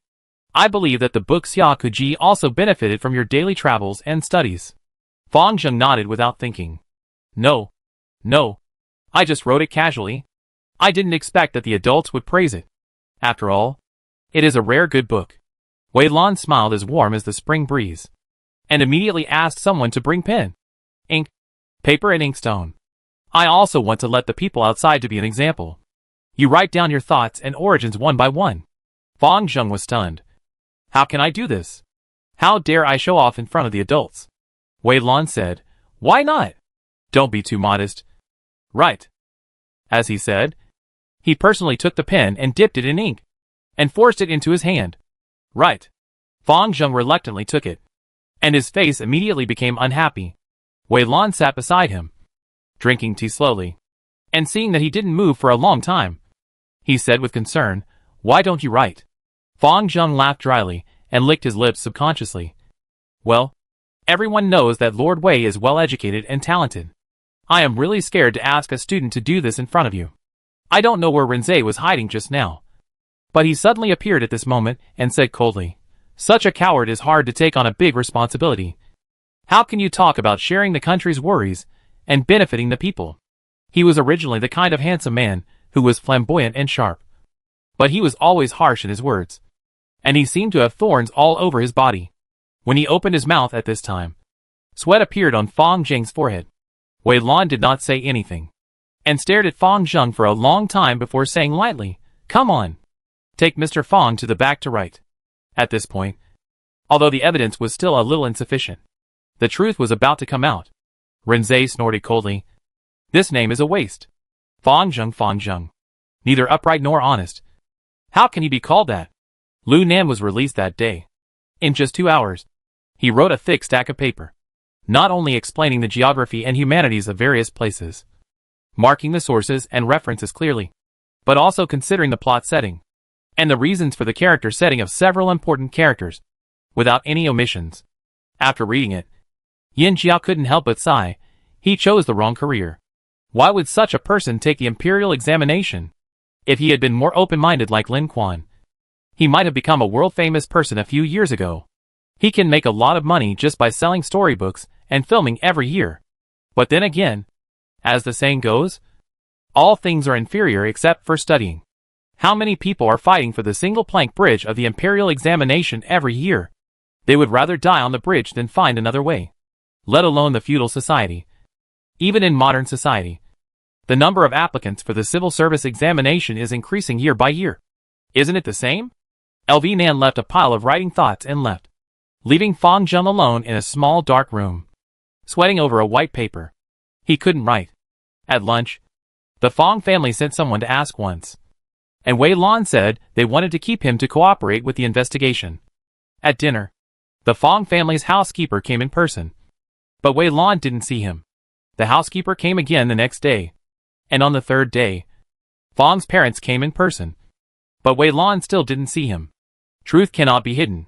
On that day, many people saw Lu Nan and Fang Zheng enter the government office one after another. Half a day later, Lu Nan left smoothly, which was also seen by others. So why couldn't Fang Zheng leave? Pan County, which had suffered from a lack of entertainment for a long time, was in turmoil again in just a few days. Those who had originally sworn to heaven that it was definitely Lu Nan who plagiarized seemed to change their tune in an instant, and began to describe in vivid detail how Fang Zheng was a beast in human clothing, how he was a man in front of them, but a devil behind their backs, and even how he plagiarized. They described it in great detail, as if the other party had committed the crime in front of them. They probably had forgotten that they had insulted Lu Nan in the same way a few days ago. Even the scholars who were willing to pat their chests and vouch for Fang Zheng's character, as if they had collectively awakened amnesia and aphasia, and never mentioned their earlier promises. In the past few days, Feng Fei has been blocking Zhang Yuan everywhere without fail, trying to persuade him with reason and emotion, hoping that he can tell what he knows. But the other party is like a reincarnated river clam, keeping his mouth shut. But no one expected that in just 4 days, the public opinion of the outside world would change drastically, and the original victim became the perpetrator. Seeing Fang Zheng become a rat crossing the street, everyone shouting and beating him, Zhang Yuan's defenses were visibly weakened. At dinner on the 6th day, Feng Fei and Zhang Yuan sat opposite each other in an inconspicuous little restaurant, chewing the scallion oil noodles in their mouths silently. People in several nearby counties like to eat noodles, and scallion oil noodles are the cheapest and most common type. After drinking the noodle soup in the bowl without spilling a drop, Zhang Yuan finally took the initiative to speak for the first time. Fang family. Will the county magistrate really bring down the Fang family? Feng Fei noticed that he was asking about the Fang family, not Fang Zheng, and immediately understood his concerns. Fear of revenge from the Fang family. Although he wanted to comfort the other party and tell lies to get the job done, his conscience still prompted him to tell the truth. After all, there is no collective punishment now. The implication was that the case was committed by Fang Zheng himself, and the 2 elders of the Fang family were at best covering up and condoning, or even nothing happened. Zhang Yuan was indeed nervous, and his 2 hands hidden in his sleeves pinched each other uneasily. Feng Fei hurriedly said, "But you don't have to be afraid. The current county magistrate is a responsible and good official, as long as it is under his nose. How dare the Fang family turn the world upside down? Besides, the Fang family has been so ostentatious in recent years, just relying on a scholar. Once Fang Zheng falls, everyone will be deserted. What is there to be afraid of?" The words were rough, but the truth was there. Zhang Yuan pondered over it carefully, and found that it was indeed true. He ordered a bowl of muddy wine, closed his eyes, and drank it to give himself courage. "Let's go!" After meeting Wei Lan, Zhang Yuan first kowtowed twice honestly, and took the initiative to speak without the other party asking in detail. "I know that I am in the wrong, so I will tell you the whole story today, at least to seek peace of mind. In fact, one day at the end of March, I came back from going out and heard Fang Zheng and Lu Nan talking about this in the room. Although I didn't hear the beginning, Fang Zheng clearly praised Lu Nan for his good writing, said he would find someone to read it to his mother, and said that if there was a chance in the future, he would print it and sell it, etc. Because I was afraid of spoiling their luck, I only listened to it briefly and left. At first, he was still stumbling when he spoke, but later, his speech speed unconsciously accelerated, and his emotions also became excited. Although I haven't spoken these days, I feel really bad. Studying is to correct oneself and clarify one's aspirations. But now I don't even have the courage to tell the truth." Zhang Yuan choked up and said, "I am wrong. I know that my talent is limited, but I really want to study. I have 6 younger brothers and sisters, and my parents can't even make ends meet with that little land. How can they have spare money to support me to study? If Fang Zheng hadn't generously donated several times, I wouldn't even be able to enter the examination room. A drop of water should be repaid with a spring of water. Fang Zheng is like saving my life. How can I go back and help others sue him? But he did do something wrong."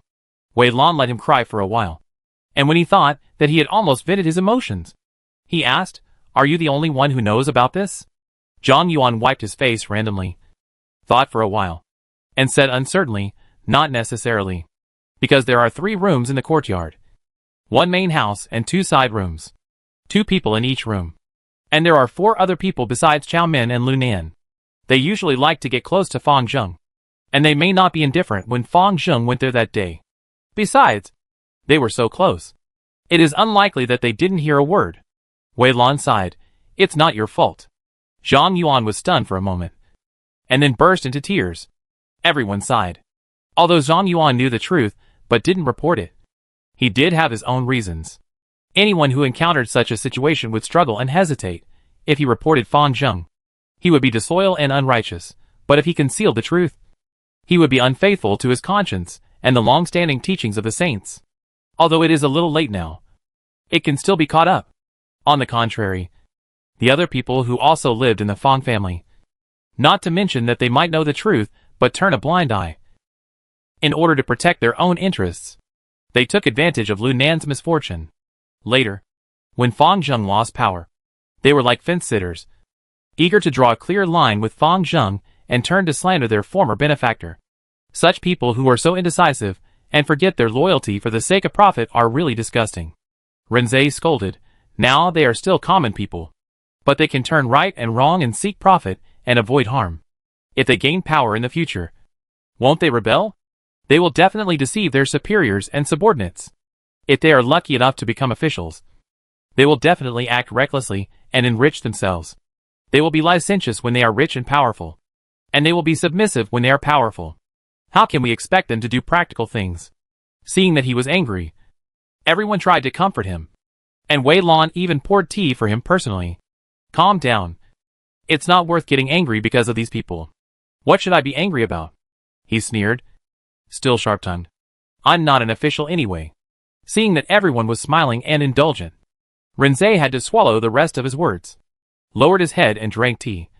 But the tip of his ears was slightly red. Chapter 78.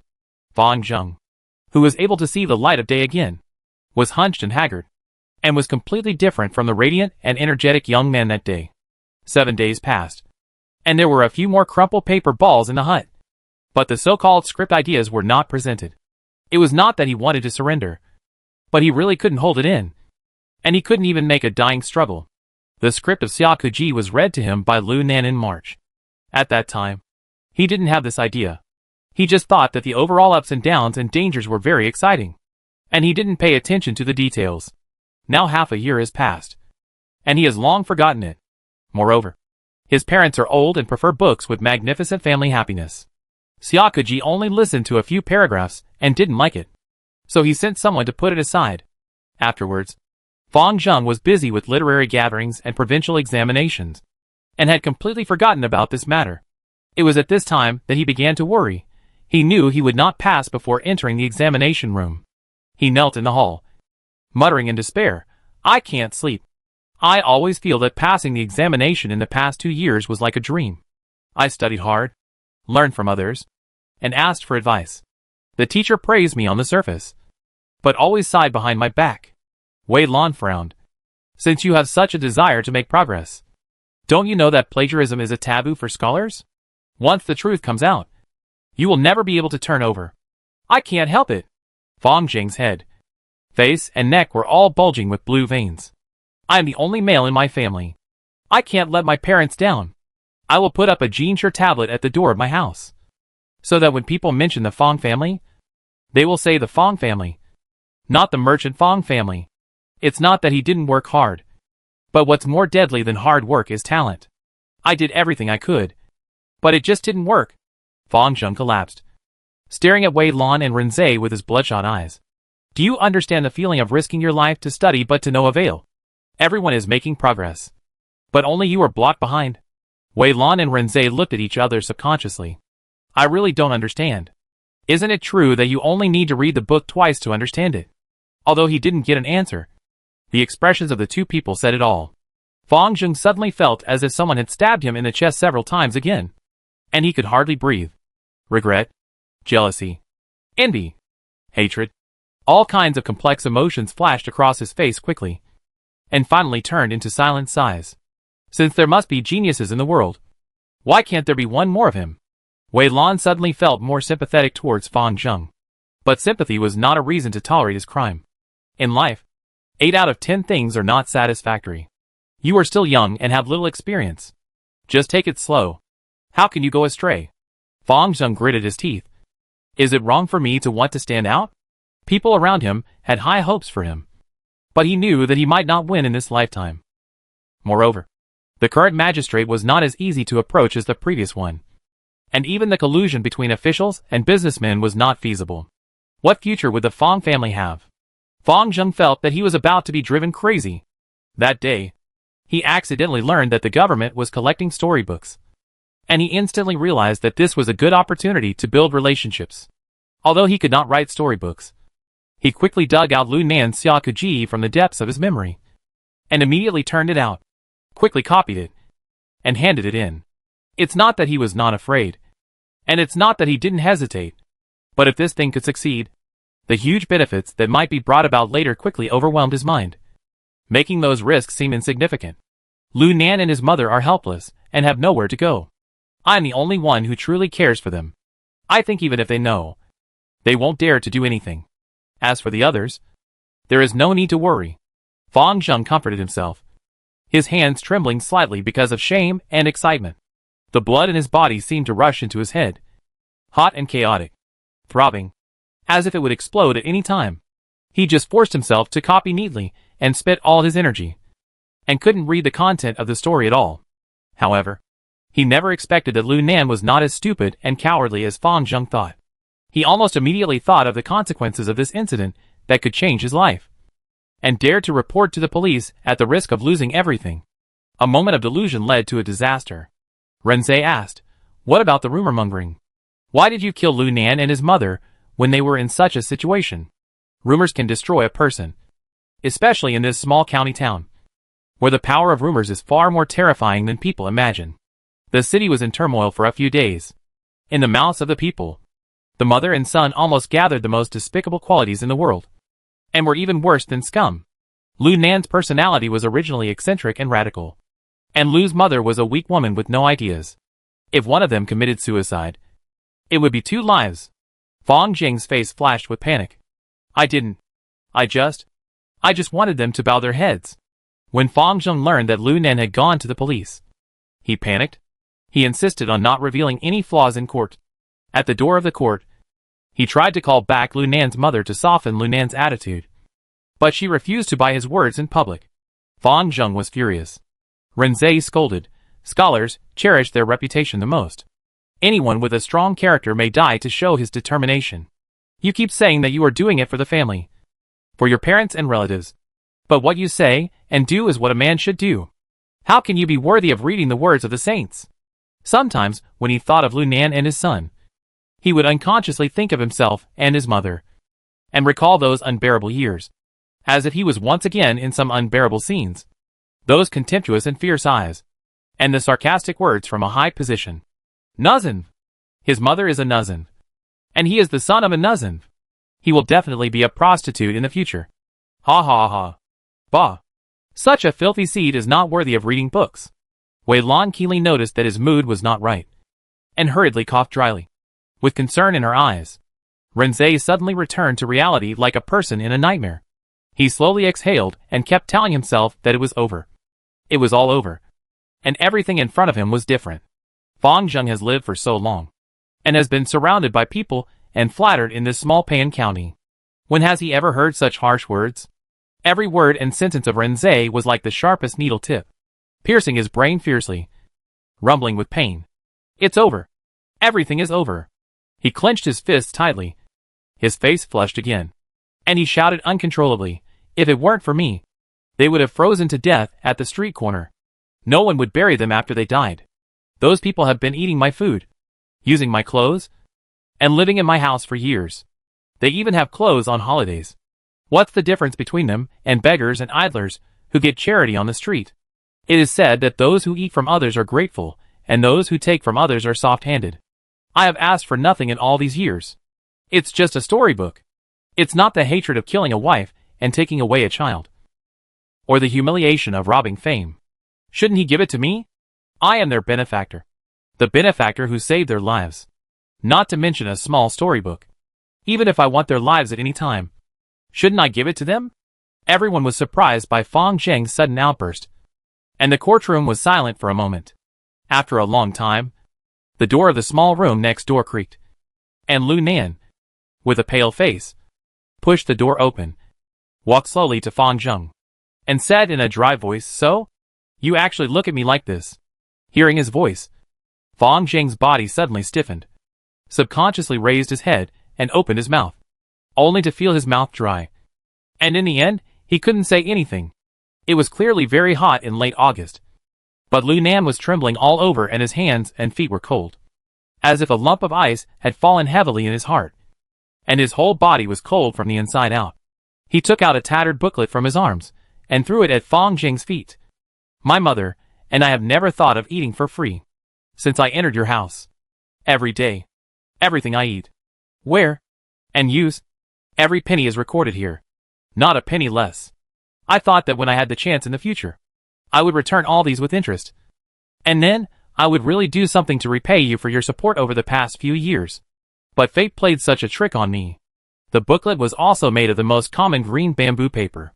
As tough as it was, the cover and edges had a layer of rough edges and were slightly curled. Obviously because the owner flipped it frequently. Fang Zheng didn't dare to look at it.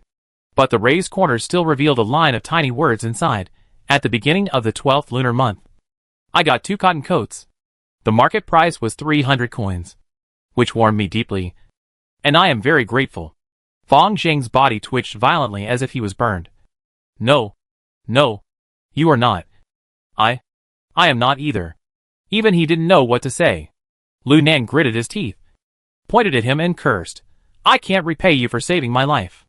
If you want my life, I will give it to you without hesitation. Not to mention a mere storybook. But you shouldn't treat me like a fool and bully my mother. If I really am the heartless and ungrateful person you say, I would have come to report the case early that day. Why did I foolishly run back to Fang's house to talk to you and hope that you would stop? If he had asked for the storybook openly before the incident, it would be fine if I gave it to him. I can write it anyway. You are rich. Your parents are still alive. You are humorous and cheerful. Everyone is on good terms with you. And you passed the imperial examination at a young age. You have everything. Why do you have to force me to a dead end? Fang Zheng looked at him with a dazed look, as if he realized for the first time that he actually had a lot. Before the trial results were announced, the diehards, who had once sworn to him, had already dispersed. According to the housekeeper, they had also stolen many valuable silverware, clothes, and ornaments. But now no one in the Fang family cared about those little things. The 2 elders of the Fang family cried at the gate of the government office and said they were willing to donate all their property in exchange for their son.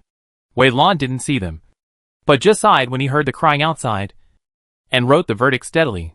Fang Zheng plagiarized maliciously, did not repent after the incident, and even suppressed the evil deeds of words and deeds. He was deprived of his scholar status, demoted to a commoner, and was never allowed to take the imperial examination. He was caned 30 times, and exiled 200 miles. Exiled 200 miles? Yin Jiao was shocked when she saw the verdict. It's so serious. In her early years, she was a forensic doctor, only responsible for autopsies, not verdicts. Later she was promoted to the head of the criminal department, and basically got the vicious murder cases that the lower levels could not judge. It was really not the time for the criminal department to waste talents for plagiarism. So she didn't have a deep understanding of the punishment measures for such cases. She thought that at most she would lose her fame and be sentenced to a few years. But she didn't expect to be exiled. Although it was only 200 miles. Most people would never come back once they were released. One was to die in depression, and the other was to be too ashamed to come back. It can be said that there is still a possibility of making a comeback after 10 years in prison. But once exiled, the possibility is very small. Peng Mu sighed a few times, and expressed her inner thoughts with a sigh. Everything is inferior. Only reading is superior. It was September in a blink of an eye, and we had to wear outer clothes in the morning and evening. The occasional wind blowing on the face was quite cold, and the skin was stinging. That day, Yin Jiao made spicy soup, which was filled with fungus, shredded pork, etc., and fried crispy meat. He also fried oil twists and brown sugar cakes, which were golden and crispy on the outside and delicate and soft on the inside, which was simply delicious. Everyone sat around the table, eating enthusiastically, and a thin layer of hot sweat was on their foreheads. Bai Ning and Tu Qing were born well, so it was inevitable that they had some small problems of children from wealthy families, such as being clean and picky about food. Then they had a child, who also perfectly inherited this characteristic.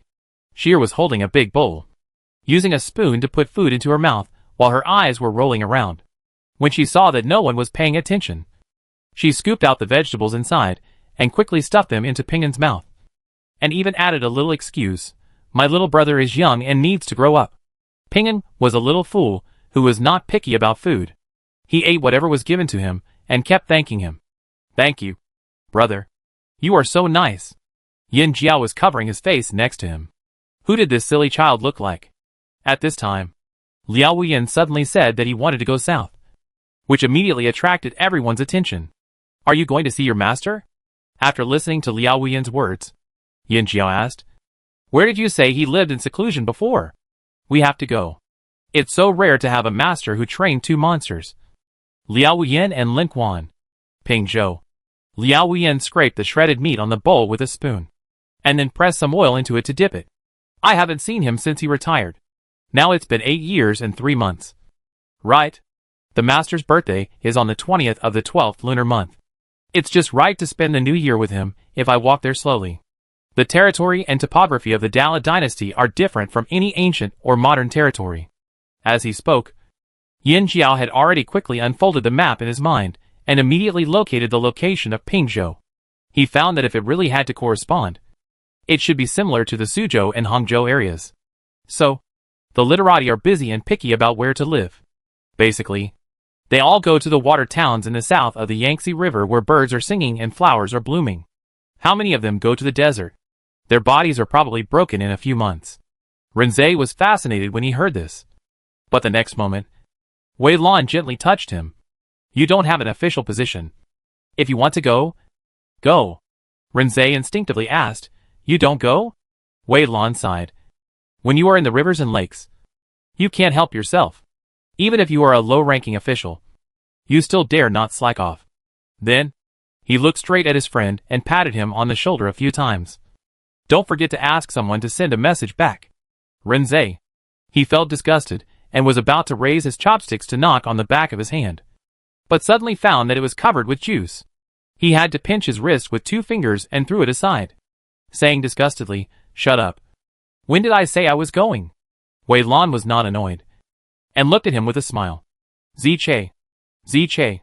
You. Shut up," Renzei said concisely. Everyone couldn't help laughing, and Pangmu also smiled and took a oil twist and broke it into 2 halves, pressed them into the 2 small bowls, and hammered it to make the final decision.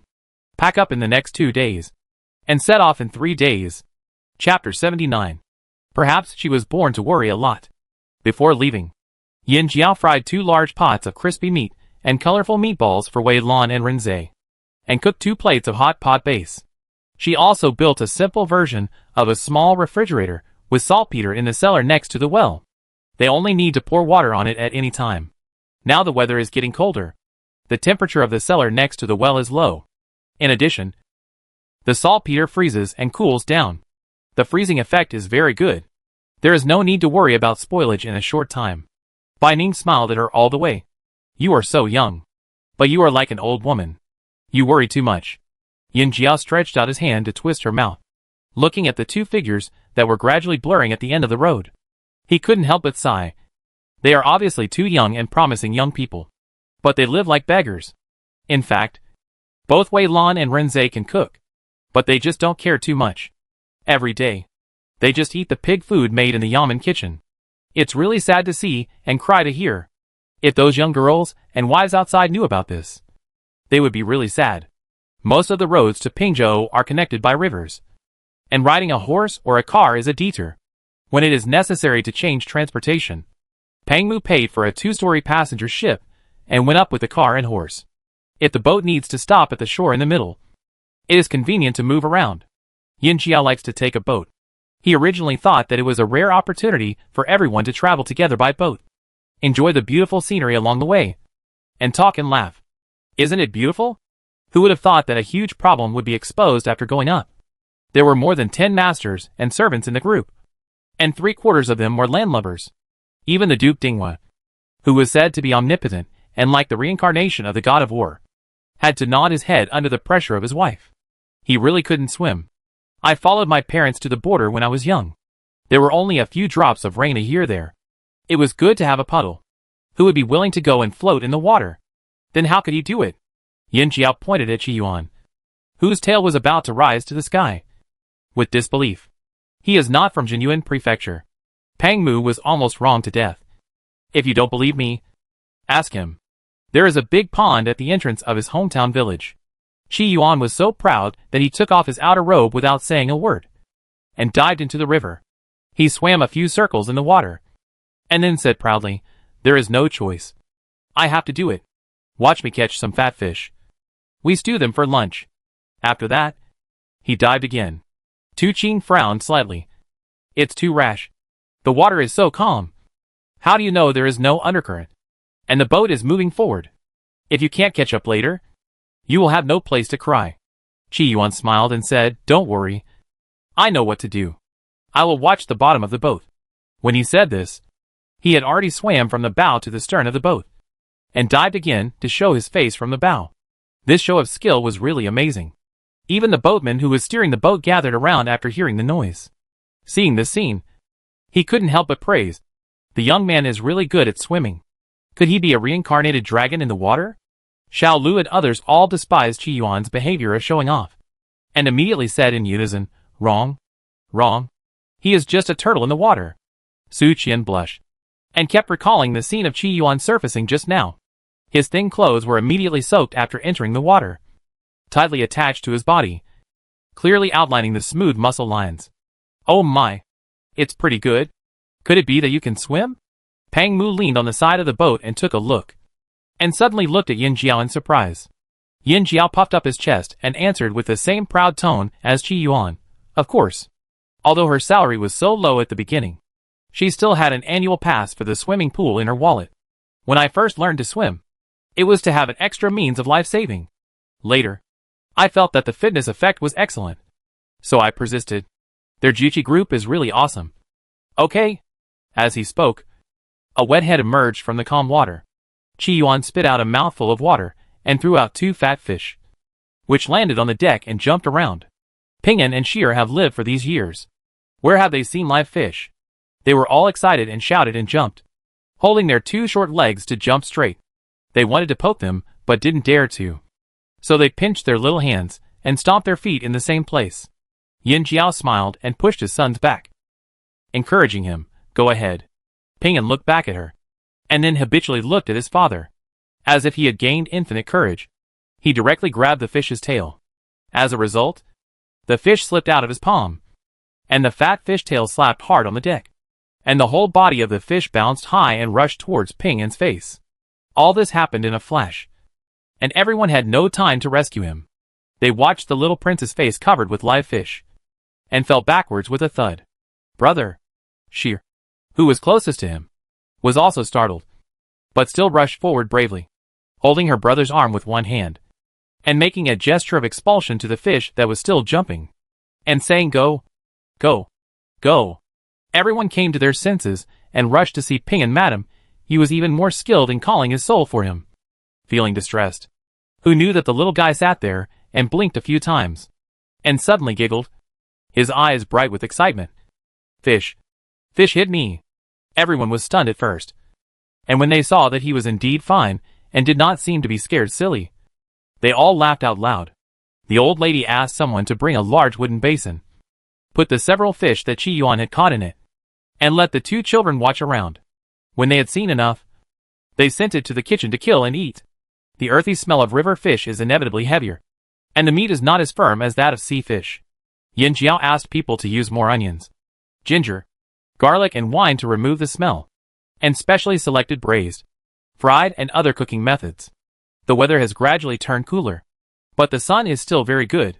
It was still a little cold when Qi Yuan went into the water just now, but now the river water has been warmed by the sun, which is very comfortable. After eating and drinking, he couldn't help but go into the river again. Pang Mu couldn't help but laugh and scold, "If you love swimming so much, you might as well swim all the way behind this boat." Seeing Qi Yuan showing his prowess in the water, if it weren't for the people stopping him, I'm afraid Yin Jiao would also jump in and swim back and forth. How could others bear it? They immediately forced him to teach. Qi Yuan was so noisy that he said helplessly, "The water in the river is too fast. It's not a good place to learn. Let's find a quiet place sometime. It was much easier for the two little ones. There were many deep and large wooden barrels on the boat, filled with water. They just went down to learn. And Yin Jiao was beside them to give instructions. They said they were learning, but they were too young. Swimming was too much of a burden on their bodies now. They just watched and played in the water. But occasionally they got the hang of it, and could do a few doggy paddles. The two little ones were as happy as if they had found some treasure. We thought the journey would go on like this. But at night, two important members of the team showed symptoms of seasickness, Liao Wuyan and Tu Qing. The former was fine. After taking medicine, the symptoms were slightly relieved. But he had a poor appetite, felt dizzy, and could not lift his spirits. Tu Qing, on the other hand, was unexpectedly very sick, and even vomited bile. No one expected that the first to fall down were two young men, especially a famous general, while the old, weak, women and children were all fine. It can be seen that seasickness is not directly and necessarily related to physical fitness. Qi Yuan and his guards huddled together at the door, looking at their former colleagues whose faces were yellow with vomiting, as if they were watching a foreign scene, and sighed. I never thought that one day I would actually see some fragility in old Tu. Man proposes, God disposes. This is what he deserves to not enjoy. Alas, what can we do? No one is perfect. Well, old Tu, what else do you want to say? Tu Qing's head was buzzing, and his stomach was churning. He didn't even have the energy to curse. He just barely raised his arm and pointed out. Get lost. As one of the youngest and most promising descendants of the Tu family, Lord Tu had made great military achievements at a young age and became a favorite of the saint. It can be said that he had never been so embarrassed in his life for nearly 30 years.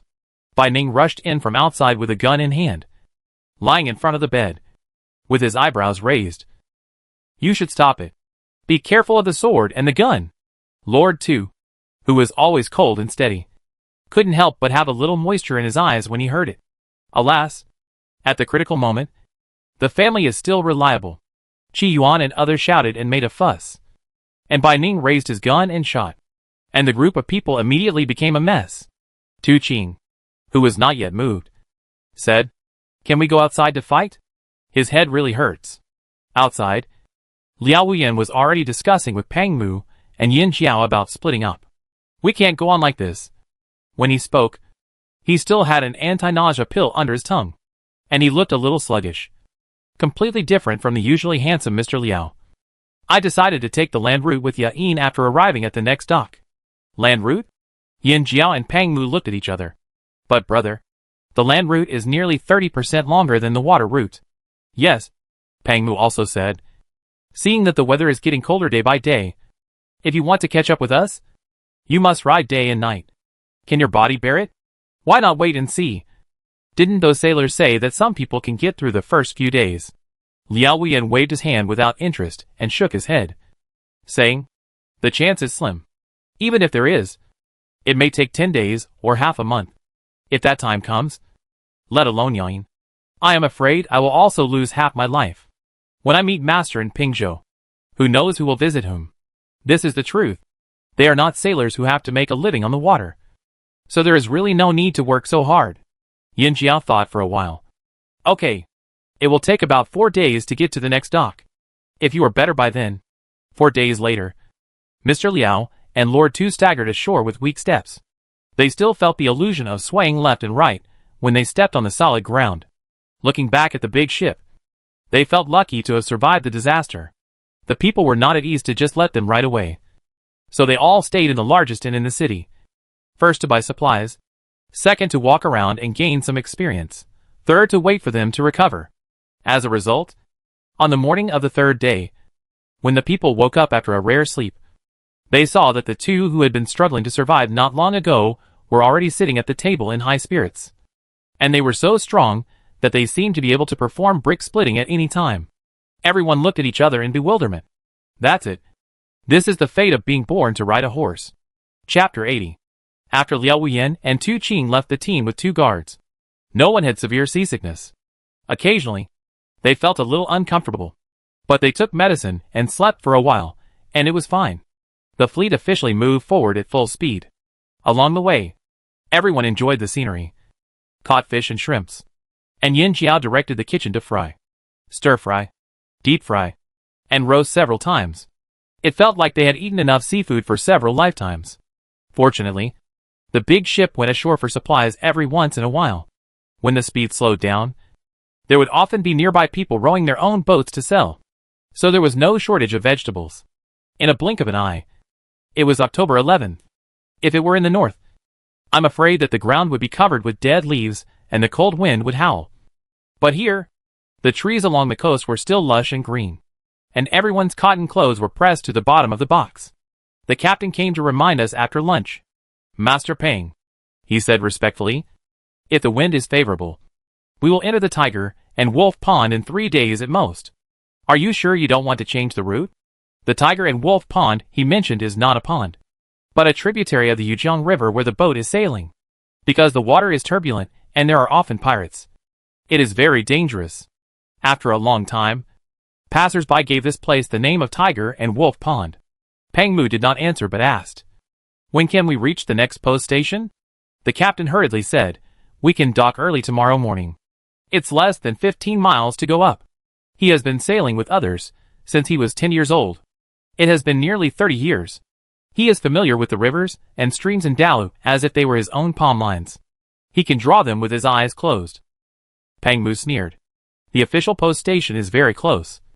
And Hulangtan is the intersection of Yudong Prefecture, Yushi Prefecture, and Ichuan Prefecture. There are 3 government offices alone. But they let the bandits do evil under their noses. Well, they are really good officials. At the end, his throat was almost quenched with ice.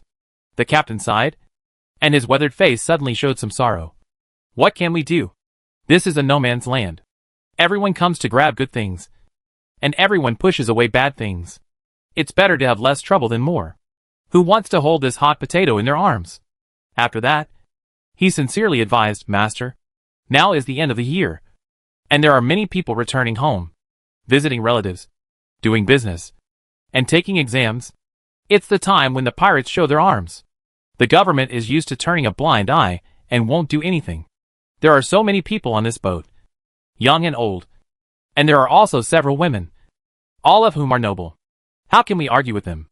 It is better to turn the boat around and go somewhere else. Although it takes a few more days, it is safer." When Pang Mu and his party boarded the boat, they did not reveal their true identities. They just said that they were going to visit relatives in the south. The boat owner saw that they were kind and generous, so he did not think about other things and explained the benefits before leaving. At this time, Pang Mu not only did not want to avoid the sharp edge, but also wanted to fight face to face. The captain was worried about him. Pang Mu smiled and pinched his shoulder, comforting him. "It's okay, brother. You take us to the post station, and lend me this boat for a few days. If there is any damage, can you double the compensation?" The captain murmured, But that's a post station. Where can ordinary people go?" Speaking of this, he suddenly thought of a possibility, and his eyes couldn't help but widen. And then he looked up and down at Pang Mu, slowly getting excited. You are not the master who is visiting incognito, right? I have long felt that you are extraordinary." Speaking of the end, he was already trembling and kneeling down. Pang Mu laughed and stretched out his hand, and gently lifted him up, neither nodding nor shaking his head. The captain has been sailing for many years, and is also familiar with the ways of the world. Seeing this, he hurriedly said, "Master Pang." "Ah, no, Mr. Pang? Just call me Master." Pang Mu touched his head and smiled. "I've gotten used to hearing this these days. If I really have nothing to do with my official duties in the future and return to Jinyuan Prefecture to be a rich man, maybe people outside will call me that." The confident captain seemed to be 10 years younger, and his bronze skin, which had been beaten by wind and rain for many years, was slightly red. He said excitedly, "Sir, if you want to ask anything else, just ask. I will tell you everything I know." Pang Mu was not polite, because he was so enthusiastic. He asked in detail about the number, distribution, and basic weapons and equipment of the pirates. "I heard that there were several deserters in the early years who secretly stole several sets of armor, spears, and swords, and collected ruffians everywhere. There are at least 30 or 40 people in total, wandering around. When there were few people at first, They pretended to be boatmen ferrying people. Whenever the boat reached the middle of the river, they turned hostile and extorted money. If you didn't pay, you might be killed. Who would know if you threw the body in? Later, when there were more people, they also despised the small amount of money from individual tourists. So they boldly robbed the merchants. If they didn't obey, they would set fire to the boat or drill a big hole in the boat. Everyone couldn't afford to delay or provoke them, so they had to obey. Because they were familiar with the terrain and drove narrow willow-leaf boats with extremely fast speed, they often got separated and escaped, and disappeared in the blink of an eye. In the early years, there were officials who wanted to arrest them. But because many of the water bandits were local residents, the people wanted to live a stable life. So how could they dare to provoke those evil spirits? They either kept silent or their neighbors and relatives simply helped to hide and escape. The yamen runners sent out suffered casualties, and the officials were dismissed instead. Over time, no one went there. Pang Mu was furious. For so many years, this area has been plagued by water bandits. It's fine that he didn't know about it because he was far away in the north. Are the dozens or hundreds of local officials deaf and blind? He suddenly thought of a possibility, and missed Liao Wuyan more than ever. If Liao Wuyan was here, he would be able to tell the changes in officials in the 3 prefectures.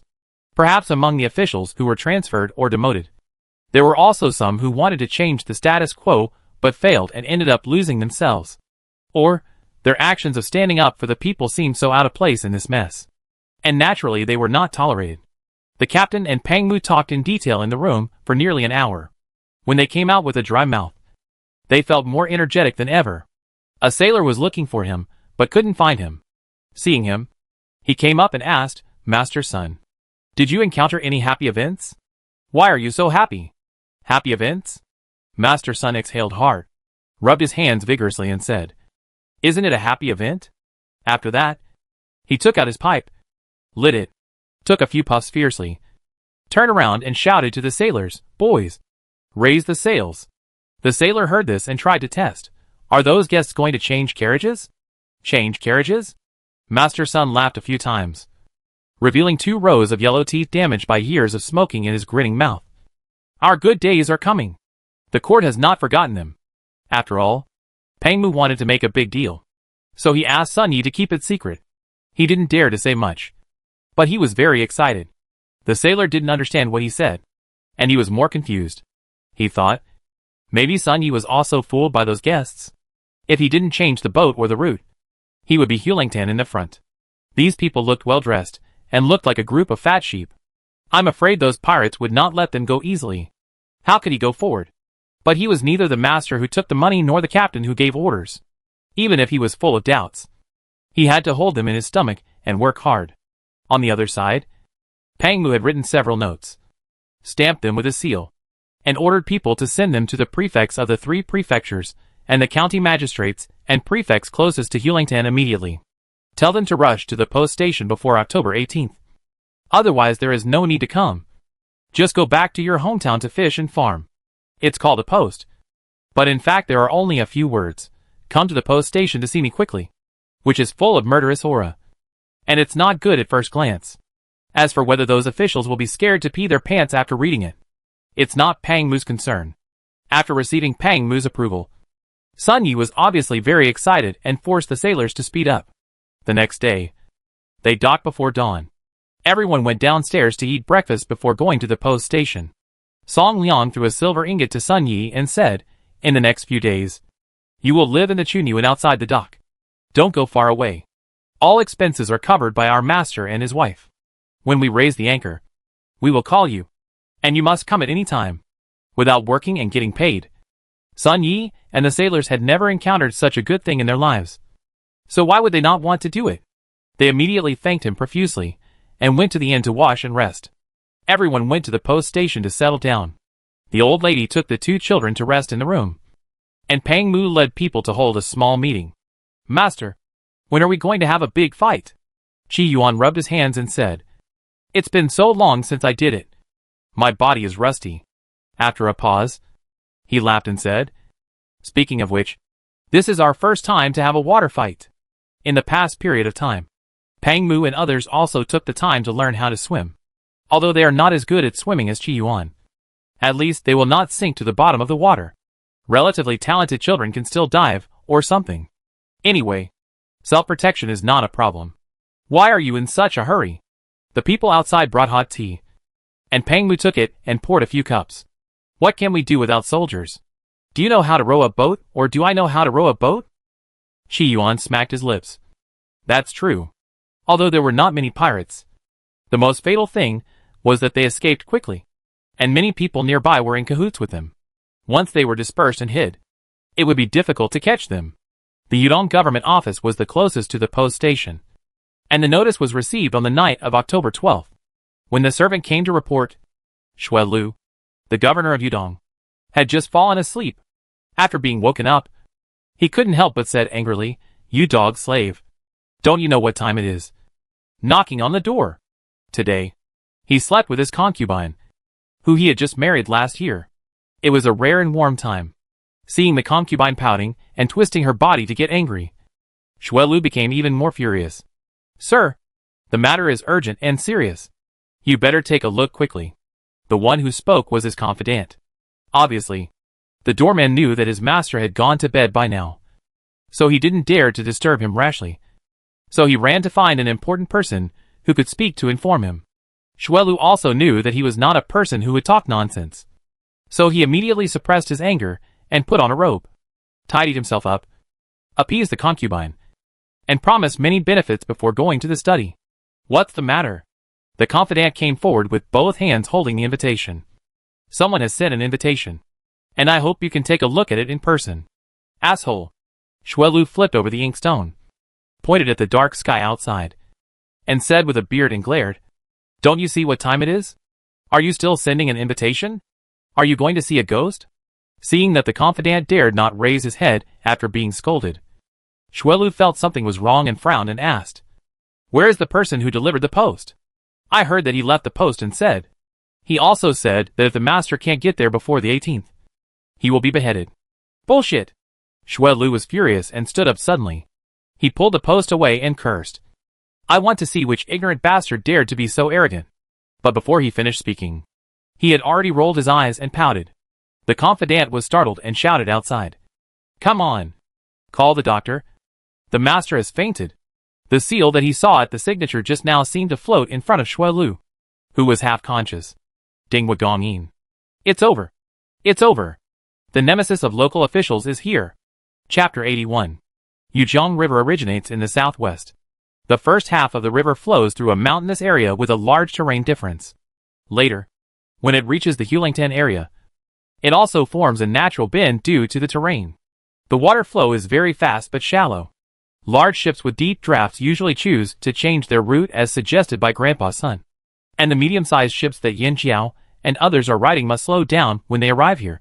Otherwise they will easily run aground or hit the bottom.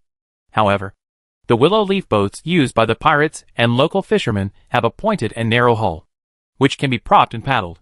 They are very fast and flexible, and can freely shuttle through the reed marshes within a radius of 100 miles. Therefore, as long as they are not caught in the act, they can basically get away with it. Yushi Prefecture, Yudong Prefecture and Ichuan Prefecture all originated from the vast alluvial fan plain created by the Yujiang River. But it is obvious that after enjoying the huge gift of nature, no one in these three prefectures is willing to take the initiative to take over the hot potato it has bred. Xue Lu, the prefect of Yudong, was the first to come. He was not a military officer and had poor horsemanship, so he naturally could not arrive in one day like the messenger. But he risked his life to travel day and night in a carriage, and still arrived on the morning of the 14th. Then, I didn't see him. The person who came out to deliver the message was a young guard, who looked like he was only about 20 years old, with a little childishness on his fair face, curved eyebrows, slightly upturned lips, and a smile on his face. But his eyes were as deep and desolate as a deep pool and ancient well, and Xue Lu couldn't estimate his age. "My lord has important matters to attend to, so it is inconvenient to meet. Please go to the other courtyard to rest first, and wait for everyone to come." After all, Xue Lu was a prefect and a senior official, but he had no intention of seeing him off. Of course, Xue Lu didn't dare to think of this at all, and he even felt more comfortable when the other party acted like this. Although some people have never met, Their names have always been well known. Since Pang Mu began to target local officials, Xue Lu's legs would tremble whenever he heard the word ding. How could he dare to trouble the confidants around him? Especially the guards of the Pang family army were also notorious. And Xue Lu was afraid that the other party would send him directly to the King of Hell to report. No hurry. No hurry. Xue Lu waved his hands repeatedly. And then asked tentatively, "From what you said, there are more people coming? I don't know who they are. Why did the Lord urgently summon me here?" The guard smiled slightly. Of course it's a good thing. Xue Lu didn't believe it. He didn't know Pang Mu and his friends. And he didn't do anything that would shock the emperor. How could it be a good thing in such a festive occasion? Xue Lu was nervous and wanted to ask around. But he didn't dare to count on the people Pang Mu brought with him. The people at the post station were surprised by his arrival. And the others didn't know anything. Until the next evening. Xue Lu, who was restless, suddenly heard some noise outside, and hurriedly sent his confidant to see. Not long after, the other party came back and said, reporting to the Lord, "It's Wu Rong, the magistrate of Qinghe County, who also came with an invitation." Qinghe County magistrate? Xue Lu was stunned. Did you recognize him correctly? The confidant nodded. It must be correct. Strange. Xue Lu stood up habitually, walked around the room a few times, and muttered, Qinghe County is under the jurisdiction of Yushi Prefecture. What does Duke Dingwa ask a small county magistrate to do? In the past 2 days, he listed all possible and impossible speculations. Just now, he was even thinking whether Pang Mu finally couldn't bear it and wanted to come here to make money. But a 7th-rank official suddenly got involved in this matter, which was completely wrong. Is there any connection between Yudong Prefecture and Qinghe County that he overlooked? Wu Rong heard that Xue Lu was also there, so he came to visit him in the evening. The two of them exchanged a few pleasantries, and then found that each other was confused about the purpose of this trip. Although Pang Mu was gone, Xue Lu still insisted on coming to ask once in person every morning and evening. And Yin Jiao secretly called him asking for instructions in the morning and reporting in the evening. What a lackey in the world! In the next 2 days, several officials came to the post station one after another. On the night of the 17th, when Xue Lu went to pay his respects again, he was shocked to find that the gate of the courtyard was already crowded. First, the parents of several prefectures and counties that governed by the river, and the prefect of each one, Lin Yong, also arrived. And there were also military officers in charge of military affairs. It is roughly estimated that there are at least more than 10 people, including the accompanying officials. The crowds crowded half of the corridor. At this time, even if you guess, you can guess a little. If you want to ask what the connection is between the 3 prefectures of Yudong, Yushi, and each one, I'm afraid there is only one Hulingtan. These officials were familiar with each other. They were talking in a separate way. When they saw Xue Lu coming, there was a commotion in the crowd. And then, they greeted Master Xue and Master Lin. Lin Yong was 53 years old this year. He looked kind and gentle. But Xue Lu knew that he was very smooth and difficult to deal with. He liked to cut tofu with a knife and get both sides smooth. He had no disadvantages and no benefits. No one could do anything to him. After all, he was nearly 10 years older than himself. So Xue Lu took the initiative to greet him. I heard that Master Xue came a few days ago. Lin Yong smiled. It's a pity that I'm old. I really envy Master Xue's agility. Duke Ding was summoned me, and I dare not delay. Xue Lu flattered him without changing his expression, and then said, It's a pity that the Duke is busy with affairs, and I just came here for nothing. The implication is, although I arrived early, I just respect Duke Dingwa and don't know the inside story at all. Lin Yong chuckled a few times, and although he didn't continue to ask, he was obviously half believing and half doubting. The two of them talked a few words absent-mindedly, and then grabbed someone to ask, Isn't Lord Wang here? The scene was full of officials from the 3 prefectures. Both prefects were here, so it didn't make sense for Yushi Prefect Wang Wenfei to stay out of it. After learning that Wang Wenfei was indeed not here, the two looked at each other and said meaningfully, He is indeed a descendant of a famous family. Unlike those of them who come from poor families, he is confident. Yushi Prefecture is not the farthest, and even the Sima of Yushi Prefecture arrived the night before. It makes no sense that Wang Wenfei is nowhere to be seen now. So there is only one possibility. He did it on purpose. Pang Mu and Yin Jiao were also verifying the personnel list. Wang Wenfei is only 34 years old this year. Yin Jiao was surprised. Yushi Prefecture is also a land of fish and rice, with a good economy and beautiful scenery. He is really young and promising. Who is he? The person who deserves the description of young and promising the most that she has seen before is Fei Tao, the magistrate of Suiyun County, at the foot of the capital. He is a few years younger than Wang Wenfei. One of them is a 7th-rank official in Beijing, and the other is a 4th-rank official in the local area. If we really talk about it, Wang Wenfei is naturally more advantageous. Moreover, Fei Tao's family background is rare in the Dala dynasty, so Wang Wenfei must be no worse. Pang Mu did not rush to answer. Wang Wenfei didn't come. Xiaoxi nodded. No news. I don't know if he didn't come directly, or was late on purpose. Yin Jiao frowned. It was said that he must come before the 18th. There are less than 2.5 hours left. Even if he was delayed by something, he should have sent someone to pass on the message. This is a deliberate slap in the face. Pang Mu threw the list on the table, chuckled a few times, and said to Xiaoxi, "Tell the people at the post station to close the door on time and not wait after the time." Xiaoxi responded and turned away. What is the background of this Wang Wenfei? Yin Jiao asked. They had known each other for so long, but this was the first time she saw someone who didn't give Pang Mu face. Although he had retired and had no real power, it was not that he couldn't get it, but that he didn't want it. Besides, there was a saint standing behind him. Either he was really arrogant because of his talent, but she had been in the Dala dynasty for so long. If Wang Wenfei was really talented, she should have heard of him, or he had a solid foundation and a strong backing, so he was not afraid of confronting Pang Mu.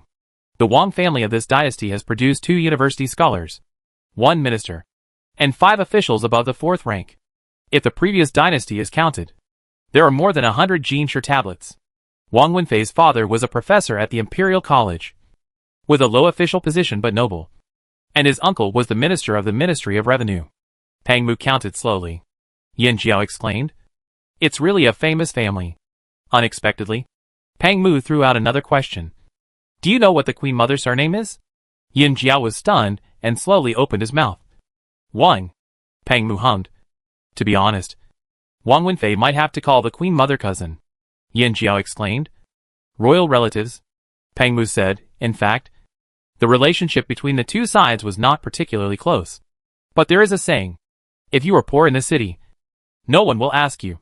But if you are rich in the mountains, you will have distant relatives. Both families are still quite competitive. Now that they have both made progress, they will naturally not be alienated. Yin Jiao suddenly became a little worried. If we do this, will it cause trouble with the Queen Mother? Your Majesty is a filial son. Pang Mu smiled. It's okay. The Queen Mother is a smart person, and has never interfered in the affairs of the Wang family. Sometimes when the Emperor wants to show special favor and promote someone, the Queen Mother will be the first to stand up and oppose. Not to mention that he has a purpose this time. Even if there is any misunderstanding, the Queen Mother will not intervene. After about an hour, Xiao Wu came in with a bad face and replied, "Master, sir." Someone from Yushi Mansion came to reply, saying that Wang Wenfei is really busy. If you have any orders, just send them by official documents. Qi Yuan, who had been silent, was shocked. Good boy. He's really good. If you really want to investigate it carefully, Pang Mu has no real power now. Although he is an imperial envoy, it is indeed inappropriate to rashly summon local officials without explaining the reason. But if Wang Wenfei really had this consideration, he could have refused the message as soon as he received it, and everyone could still praise him for not fearing power. But it has been 6 days since the post was sent out. Everyone is waiting for him. But he didn't reply early or late. He had to wait until the last hour before saying in front of everyone that he couldn't come, and deliberately pointed out official correspondence. Even a fool can see the implication. You are a pastime marshal. Why are you making trouble in my territory? Xiaoxi gritted his teeth. I'll burn down his yamen. What nonsense are you talking about? Pang Mu was so angry that he laughed. After thinking for a while, he said to Xiao Ba, the most stable one, go and send that man away. There is no need to say anything more. Just pay attention to his reaction. Xiao Ba agreed and went. Pang Mu stood up. Come on. Since the distinguished guest is absent, we don't have to wait for a long time. Let's get started. At least from this incident, he has clearly understood Wang Wenfei's position and attitude. Pang Mu has no hobby of taking the blame for others. He immediately cut off the beginning and the end of the matter, and made reasonable artistic processing before telling it. Except for Wang Wenfei. The last official also arrived yesterday. After everyone knew that it was because of Wang Wenfei that they waited for a day. Their faces were indeed not very good.